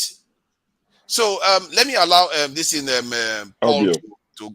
I think Paul is next. No, we'll come. No, I mean Paul will speak for like 5 minutes, 10 minutes. RBL has been talking forever. It was Will. Will has finished. I think it's to do with the referendum question. Let just talk, then I'll go. It's just to tidy up the referendum question. Okay, 1 minute, please. Tidy up so that I can go to Paul. I want it to go around so that everybody can freely start talking. It was just quickly to what forefather said, that he would basically refuse referendum for the next 20, 30, 40 years. Am I correct in what I've just said? Yes, now, because we have bigger fishes to fry. Okay, fine. But how does the government test the unity of the people? It's to have referendum in your constitution. If nobody's agitated that they want to go, that means that you are treating every region well. You have to have a test. Like in this country, in the UK, there was a time, I don't think it was a census, there was a time that everybody in the country got a document, a form to fill. They wanted to find out how people were feeling, what they wanted and all this thing. It wasn't a census. Everybody had to fill because they wanted to get a flavor of people's feeling about things. You know? So if you were not to have a referendum in your own constitution, how do you test? That's basically a forced unity. I think the problem is that what say does the other people have of the country in the referendum? No. I need to go back. You said something about Mazin Amdigo. Why didn't he go into Nigerian politics and all this thing? Ojukwu did the same thing, and how was he treated? He ran with. He lost. Exactly, he lost, but they rigged the system in order for him to lose. But Peter Obi didn't lose. Peter Obi didn't lose. Peter Obi did not lose. Let me finish. What do you mean I'm interrupting you? I'm telling you, you are making erroneous statements. This is what you do. You don't like when I'm saying things that you have to. If you're getting things wrong, I will correct you. You like it or not, I will correct you. I'm not going to buy this idea that everybody just has a say and spew out garbage constantly. You have the right to the fact. Who told you? Because it is true. It has happened already. Peter Obi won the election. Huh? Peter Obi won the Southeast. I'm talking about Ojukwu. Ojukwu is a Southeasterner. Peter Obi is a Southeasterner. What is the difference? I'm talking about Peter Obi. I'm talking about Ojukwu. You said. So Ojukwu has to win before a Southeasterner can get into politics. No. Listen, forefathers, why he said that is because you mentioned Kanu, and when it comes to templates of agitation, I mean, Obi has never been someone found on the polars of secession. He was trying to bring him to tell you, look at what happened to Ojukwu. Look at how his own career, political career, after the whole agitation stuff. Look at how his own they relegated his political career to the mods. RBL, I think that's the point you're trying to pass across, isn't it? Exactly. If you go into the nitty-gritty, But you'll find that. see, if it is Senate, it's Southeasterners have voted. What are you acting as if you can tumble on inside, you can do some assault inside your room all you want, as if you are the most frustrated person. It's not going to make any difference to me because I'm not going to buy this stuff you are spewing out there. It has to be let me come in now. Please, let me come in Are now. you on Instagram? I will show you documents how Juku was rigged in that Senate race he was contesting. In his own backyard. Ojukwu was rigged in his own backyard. Out to show that people was not following him anymore. If Ojukwu was rigged in his own backyard, I'm not sure he's a worthy leader. If he can be rigged in his own backyard. They want him to come into Nigerian politics so they can rig him and show, oh, nobody's following him anymore. That's what Nigeria does. Let me come in now. Okay, fine. I think you made your point. Let's go to Paul. Okay, let me come in now. Okay, I like tonight's discussion. I know just get plenty legs. I like when people say all these things. And in the United States of America, one of the things that introduced state flag, you see every state carry their own flag, started with California. And California started it. Texas, they started this thing by succession. They never get it. California fights. California, I hope you know, California is the richest state in the world. California as a state is richer than Belgium, it's richer than the Netherlands. As a state, it's richer than these countries. You understand? So California fought for a very long time. They never get that. Texas tried the same thing. Up to date, they never get that. So sometimes when we try to quote the West, even among different tribes in terms of, if you want to say Caucasians, some of the people that they use more or less like white slaves in the United States of America are the Irish and the Italians before they discover blacks. They still find a way of coming back. On this aspect, to some extent, I want to agree with Paul Father. You know, so this breaking. The Igbo man that is talking, you understand, the Igbo man, they did well as a trader, as an investor, you understand, in terms of commerce, maybe not so much on industries. They did well for themselves individually. Let me finish. Individually, the Igbo man did well for himself. I come from the Delta State, which Delta State is the second richest oil state in Nigeria. They take everything from my state. Sometimes, for years, I don't even contribute to the oil in my place because of the type of state that I am. You understand? So if you are talking about marginalization in that country, every one of us suffered it. The Akwa Ibom man suffered it. The River State man suffered it. The Igbo people, the things that I know in the East, if you want to say they take something from the East back then, it's only coal. And coal is not there to some extent. It looks like now I'm trying to take sides. But what I'm saying is that every state of the country is going through the same. If we are talking about mineral and natural resources that federal government is using to make revenue today, tell me what they are taking from the East. Igbo have oil, my friend. Tell me what they are taking from the Where are they exploring from the East? Is that not Igbo area? And Imo have oil. Where are they exploring from the East? Imo State now. It's a question. Abia and Imo is part of the Niger Delta state. They discover oil there, not been explored. Where are they exploring it?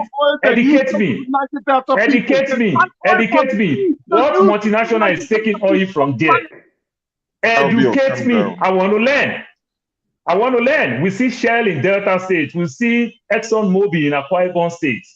We see Chevron. We see the likes in River State. Tell me what multinational is exploring crude oil in Imo and Abia State. I want to learn. It's a question. It's I'll get it out for you. I'll get it out for you. Okay, so which means you don't even have it. And even if he does this, it's not going to be very significant. So what I'm saying before you, hold on. There is oil. This is the lackadaisical attitude of our government. The government has failed 36 states of the Federal Republic of Nigeria. It's not 5 states of the Southeast. That's what I'm saying. I'm not telling you that, which means they take all my oil. We still are not developed. The River State is not developed. Akwa Ibom is not developed. That's all I'm saying. You understand? Even Buhari lost his own state of Katsina because he did not even develop his people. Individual of his friend, he may bring them into the cabinet. Did he develop Katsina state that makes every Igbo, every Yoruba man, every Yoruba man want to run to Katsina? That Katsina is the new Dubai or the new London? The answer is no. So which means all I'm saying is that the system failed every one of us. I'm saying the system failed 36 states of the Federal Republic of Nigeria. That's what I'm telling you. You understand? So I'm not... and see what you just said just now. You are beginning to raise the argument up to on the macro level so that people can see what's happening in the entire country. Because when they have this type of conversation, we always look at it from our own perspective, and they refuse. And these are highly educated people. They refuse to elevate themselves to say, okay, what is going on around me? What is going on with my northern brothers? What? Okay. No, they don't care. They just want to So talk about would their they be own. wrong? Okay, while I agree that every state is marginalized, or not, no, you're not even marginalized. If everybody's not looked after, so it's no longer marginalization. Every state is simply being... the system failed every one of us. Yes, but would it be wrong for a group of 5 to say, everybody's being messed up, but I don't want to be messed up. I want to go do my own thing. I'm just trying to think now, maybe call it devil's advocate. Is it wrong for them to say, you know what, everyone's messed up, but we don't want to be part of it? So I like that aspect. So now when my Igbo brothers do that, of course, the kids that whine at home all the time, these are the kids that parents pay more attention to. So it is good for them to whine. That's why I use big countries like California, the United States. California tried it. California can literally take care of themselves very well. You understand? California can take care of 20 states in the United States of America. Right. They did not go away. They didn't allow them. Texas tried it. They didn't allow them. This is all I'm saying. So, but what I'm saying is that when you whine, when you ask for this type of thing, it is good. It's a type of conversation where government is supposed to even look at, okay, why is these people why they are asking this question? You understand? For government to just ignore them, I think it's completely wrong. A child cannot cry. You say, oh, leave the child because the child knows how to cry. No, I think it's wrong. So if they want to test it, they can go ahead and test it. We all saw what happened with Brexit and everything. It's not a bad concept, but even if government in their own ways don't even want them to even do certain things, at least give them attention. You understand? Give them certain things. You understand? To quench the Scottish people are not happy about the Brexit. Very wrong. Do you know the Scottish people are not happy about the Brexit? Of course, there's always somebody that is not going to be happy, no matter what constitution no matter where you go to. This is why I keep saying that even within families, they want to divide. P2B used the example that even within my family, they are agitating. You can't, sooner or later, somebody has to say enough.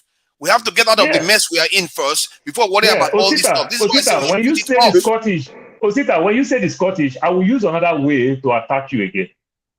An average Anambra man will say an Ebonyi person, this will not be Igbo, this one now, come on. I'm an Igbo man, I've never said that about any Igbo person. My brother. Yes. Anambra man will call an Igbo person. No, you have to show me that Anambra man. I've seen that. My brother, how do I know how to use this adjective? You have to show me that Anambra man. How do I know how to use this adjective if I've not seen it before? Paul is RBL back too. I've seen it. But guess what? It doesn't really matter. But I think hold on. When the chiefs has not said anything. So. We need to use you can tell. Don't say that. Paul, after you that is a big lie. That's that's a big lie. This is something I see for the most part. You understand? I grew up where I see the Abakaliki people, the Ebonyi people. In Lagos, they sell singlet and this thing. They carry meat and everything. They'll say, look, this one, they'll not be better Igbo people. It's common. It's common. Between Bini and Uromi people. It's like that everywhere. Between the Egbas and the Ijebu, it's like that everywhere. Leave us out of this. Leave us alone. Mother Keke people are Mother Keke Ife. Don't get them started. Umulere, Agulere, Murakeke. If I Okay, ask you today where did the Shoki come from, the first thing you think is not a worry boy. It's not a robo man. It's an Isoko person. You might not know it. You understand? You might not know it. It's like that everywhere. But guess what? Between regions, as you go far to some extent, we use certain things. That does not mean we are enemy. You understand? The Scottish people might say whatever they want to say. The Irish will say whatever they want to say. It's just like that. It's just like that. But saying that because of that one, just that little micro issue, you want to use it to spill the whole thing, I don't think it's fair. That's my The take. UK has more separatist groups that want to secede than Nigeria, but yet they are still able to function. This is what I mean. We need to still be able to function and deal with the challenges. When we have the luxury, we can decide what to do with that at that time. Which is exactly what I'm saying. I was saying. KJ That has had for his hand. now, He's had his hand up. even if you wanted to do that separation, Osita, please let's it's not allow wrong. KJ. KJ hasn't said anything for a while. Simba, uncle. And Simba, if you want to have you, It's Simba that you even be talking, not KJ.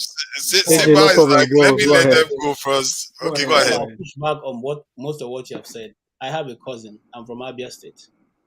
I have a cousin who's married to somebody from Nsuka. Okay, those things was before many years when I was still a small child. Not now. No, Oh, this does happen. No, that was history. We are told as history. Okay, during the my late dad, my late dad and his grandfathers and that used to own slaves.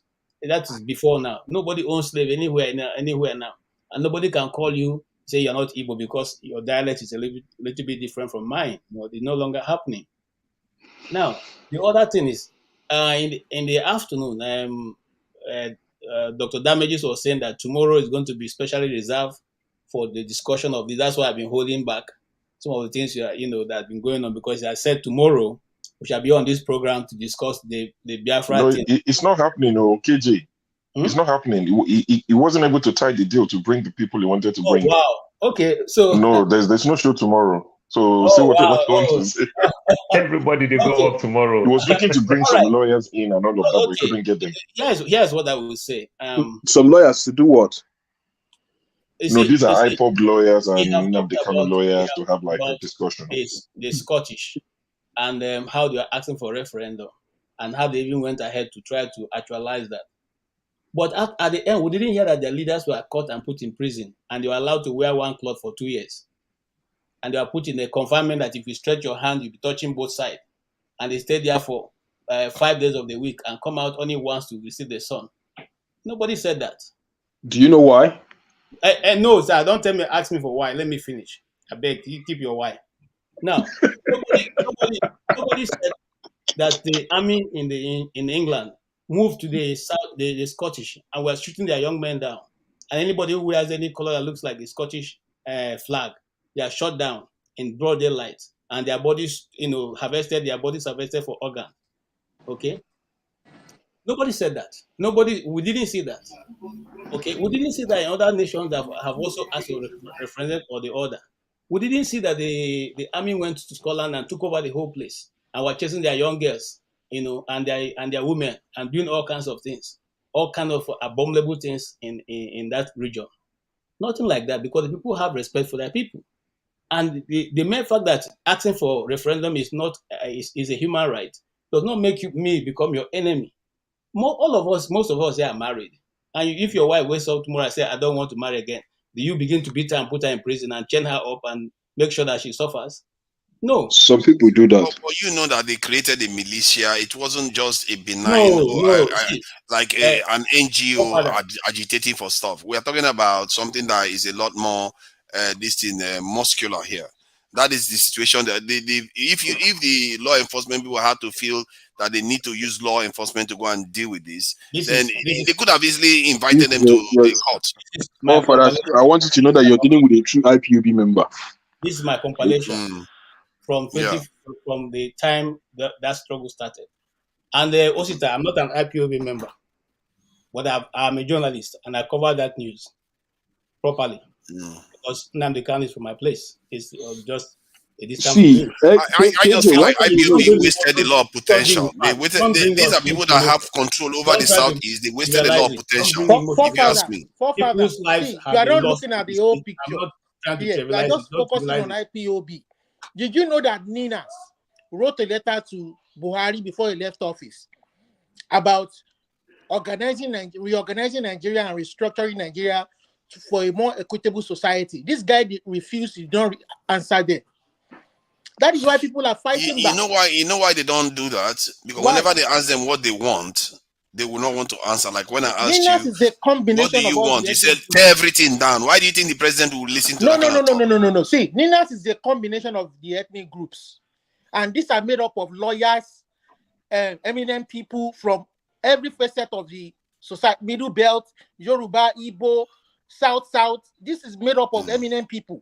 Even the Hausa people in the north that are supposed to be majority and have been subdued by the Fulani. They wrote a letter to Buhari. Buhari snubbed them, did not answer them. That is why people are fighting back. Do you have any idea what their demands were? The demand was Apart from that Nigeria restructuring, should be what was it restructured. in the The demand restructuring? was that they should hold a conference. They should hold a conference of all the ethnic groups in Nigeria to write a constitution that is equitable, fair, and will create a society that all of us can be proud of. Because they knew that the one we are operating on was written by some group of people in their rooms, the Fulani people, to favor them. But Olu, if I submit to you that no matter what constitution you write, in that you rewrite the constitution, Let no us matter start how, from a good hold on, foundation. let me just let you understand. Okay. No matter what you write, constitution you write, when you come out of that constitution, it didn't solve the problem that I keep talking about. There's no, even The country in was, America, hold there's on now, crime. I just want to let you understand what is going to happen. In the UK, The country, there's crime. can you let me finish the point I'm making? It's not going to even take 30 seconds. Okay. What is going to happen is that the country, when they come out, they will still feel discontented. They will hate that constitution, and some other people will condition them again to say, let's go and change the constitution. They will still go and ask for the same thing again because they are misdiagnosing the problem. Sorry. This thing, I think you've not said anything for a long time. Simba? Olu We'll go hasn't to said. Simba, then we come back Simba, to do you have anything to see. add? He's mute. He's frozen. You have anything to add to the discussion? Yes. What Paul talked about. Can you hear me? Yeah. Yes. Can you guys hear me now? Okay. What Paul talked about made sense. I think what America did to California and Texas was use the carrot and the stick. So he gave them, like in Texas, I believe they have more free gun rights or whatever. And he gives them something they wanted, something to make them feel, I don't know, part of the country. So it gives them their own independent. I believe their electricity is also separate. Is that correct? Yes. Completely. Hello? Okay. So he just gave them a little thing. So he's feeding them the carrot and the stick. And that's the same thing that has to happen in Nigeria. So amendment can be made, true federalism can be implemented. The question is, how can you implement that with the normal system you have right now at the moment, without saying fantasy like, oh, break everything down. If you're not willing to go to war, then, okay, I'm going to not use that word. If you're not willing to take it that far, then you have to deal with what you have and then fix it. The question is, the decision to fix it cannot be made here in YouTube. We cannot decide on that right now. Every part has to grow together, look at their options and how to also attack from abroad. It has to be cleverly designed. I mean, we can come and complain about this. I mean, we complain a lot, and I think it's a hard time that we look directly to direct solutions that can be implemented.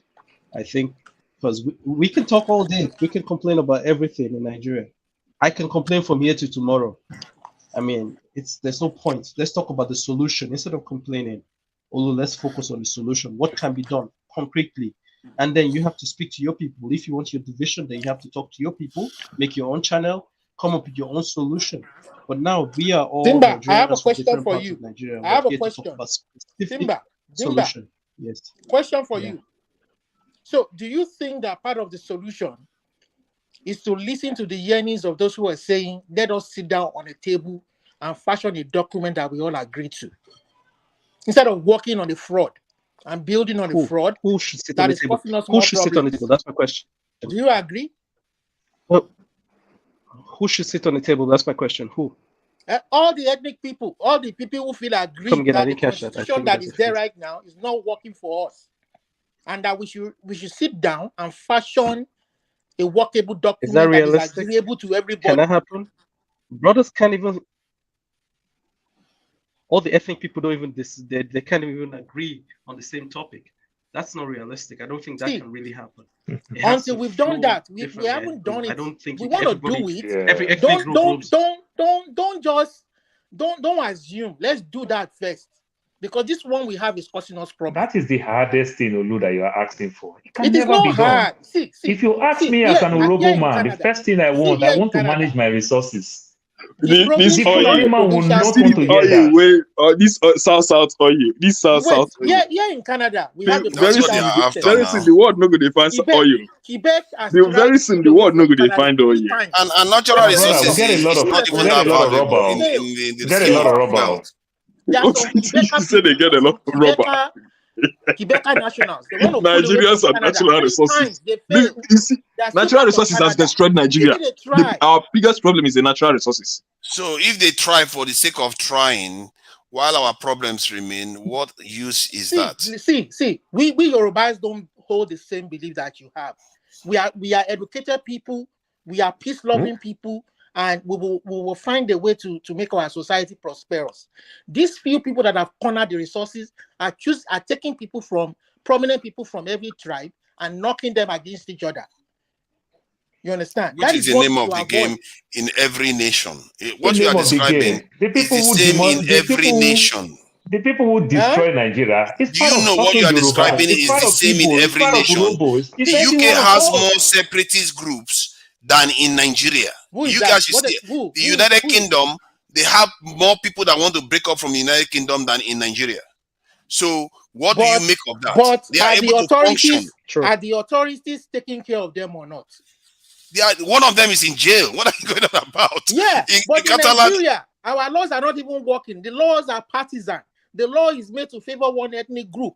Not one person was arrested for 8 years. They elders kill people on the farm. Okay, how long are we going to see, Paul? Everybody. So hold on. Let me ask this question, please, because I don't know how to deal with this. That is a lie. The number of people who died in the north are more than the numbers of people that died in the south. I just want to ask one question. This one is my own personal gripe. How long are we going to tolerate people when we explain to them that the entire country is going through the same thing? They keep saying that only one side is being favored. So are you saying that we should normalize that situation?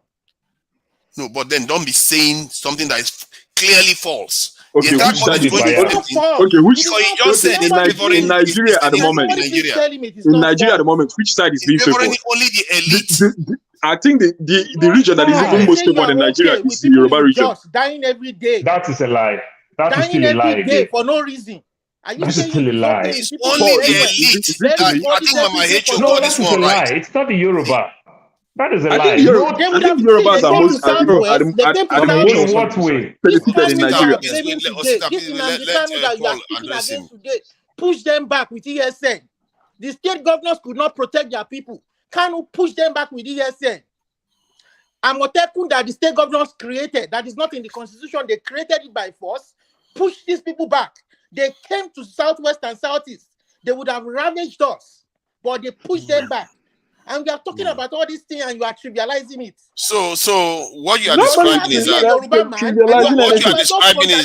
hold on now. If there are people who should not agitate in Nigeria, that they should be Yoruba people. You are contradicting yourself. If you say you're a Yoruba man that Amotekun push those guys back, you are not being economical with the truth. If you said Amotekun push, so I will tell you the truth. Do you know why Boko Haram have never ever get to Lagos? Do you know why the so-called? I'm not talking about Boko Haram. Boko Haram is another entity. I'm talking about headsmen. The S-men. Yes, no. I'm coming from somewhere. The S-men that you can you listen now? Can you listen? The S-men that you are talking about that have not even come to the so-called Yoruba land, like places like Lagos. Do you know why? They haven't come where? That is speak. My brother. Okay. For these guys have not come to Lagos. That is where all the elitist investment is. They will not allow it to happen. It is not because of Amotekun. So understand yourself.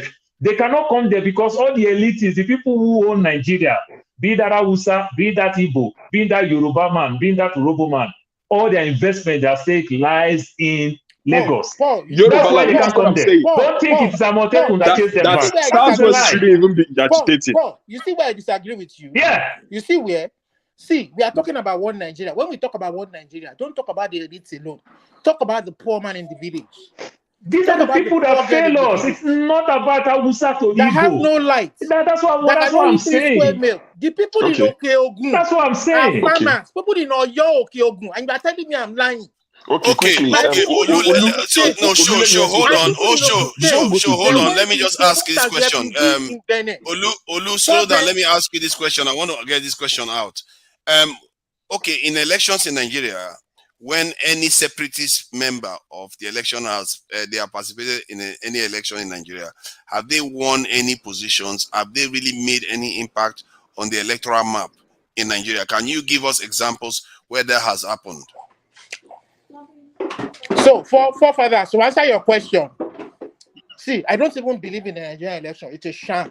You saw Obi's election, and I know. I will tell you. You mean he just said Kano was able to block herdsmen from the north from coming to the southeast? He controls the area with so much, but he cannot run an election in that area. Why did the southeast governors that collect 250 million naira security vote every month not provide security for their people? So why I ask that question is that maybe these people are just out here. Hold on. Maybe these people are just out here to respond to our conversation. Hold on. Can I answer that question? I need to add this. There is no agitator, or there's no of those. I don't want to call them separatists because that's a British language. They don't call their own people separatists. Why should they call our own separatists? There's none of those people that are asking for referendum that have stood for election. None of them, because they don't even. Why not? Because they don't believe in it. And they believe they will not get a fair result. Listen, that tells you, for me, that is false. That is it's almost like, so hold on. The reason why I see this, hold on now. Sometimes when I feel like I have something important to share, that's when I don't let people talk over me. The reason why, it's not because I'm moderating. Even if I was this thing, I would still cause that same trouble. Point is that when I'm glad you know it's trouble. See, so I just have to say that I have to make it users of myself sometimes because Paul, Father, you do trouble, but you blame Paul for it. Say Paul is a troublemaker. No. When Paul starts, he's going to maybe this is what people go through even in the Senate and House of Reps. That is why there's no. Let me just make the point. I've observed various struggles in the world. When you look at the way Al-Qaeda was operating, the way you look at all these terrorist organizations, the way they were operating, it doesn't make sense. They claim one thing that they are defending Islam or all the rest. They do everything to disadvantage those people. And then you hear people like the Irish, this in IRA, and you hear about the struggle. There are some struggles like the one, the Rhodesia struggle or the South African ones. You see that they are targeted. They go for the people that they are actually their enemies. They tend to succeed. When you see the way this IPOB is behaving, it's reminiscent of the way most of these terrorist groups behave. They are not after anything. They are agents of chaos because they are not actually after making change. Real change for their people. And that is I disagree with you. That is something I've observed. When I look at the way they operate, they are not after helping the people of the southeast. 450 million naira every month for security votes. They didn't save one life. ESN saved lives. No, they don't. You just think they do. They don't. My people in Ogun State and Oyo State, they organize themselves into vigilante to capture Fulani. Amotekun, you mean? Amotekun. They went to give them to police people. Police the next day come from Abuja. They released them. Amotekun was not created by a separatist group. They are telling you reality of things. Nigeria is not for me. Let's hear from Tia. Maybe it's gonna bring something. Exactly. Tia. Exactly. It's turn now. Tia, please go ahead. Sorry to keep you waiting. They form gentleman there. They form gentleman. You go see. Nigeria has not happened to you. Some gentleman, hold on now. Olu, you did respect man where get white baby. Eh? Yeah. You there abroad, you the Sure, gentleman. please Make just here allow the me gentleman. handle it Nigeria because never it happened looks to like you're you. telling me how When it to happens to moderate. you, go begin scream for here now. Sure. Sorry, not sure. Tia, you are muted. See, please, Simba, why can't you tell me which state you're from? I've been asking You you are this now thing, unmuted. Oh my and goodness. he's not wanted to tell me because let Tia How am Simba I has been supposed to so mute calm all these people? in all this conversation. You know, there is a channels where they have one button to mute everybody. I don't know whether it exists here. Hello, guys. It doesn't exist. Yeah, Tia, welcome. That's Welcome. Baba Kekere Thank you for your that was vice Jesus president Christ. for 8 guys. years. Hold Baba on. Kekere issue.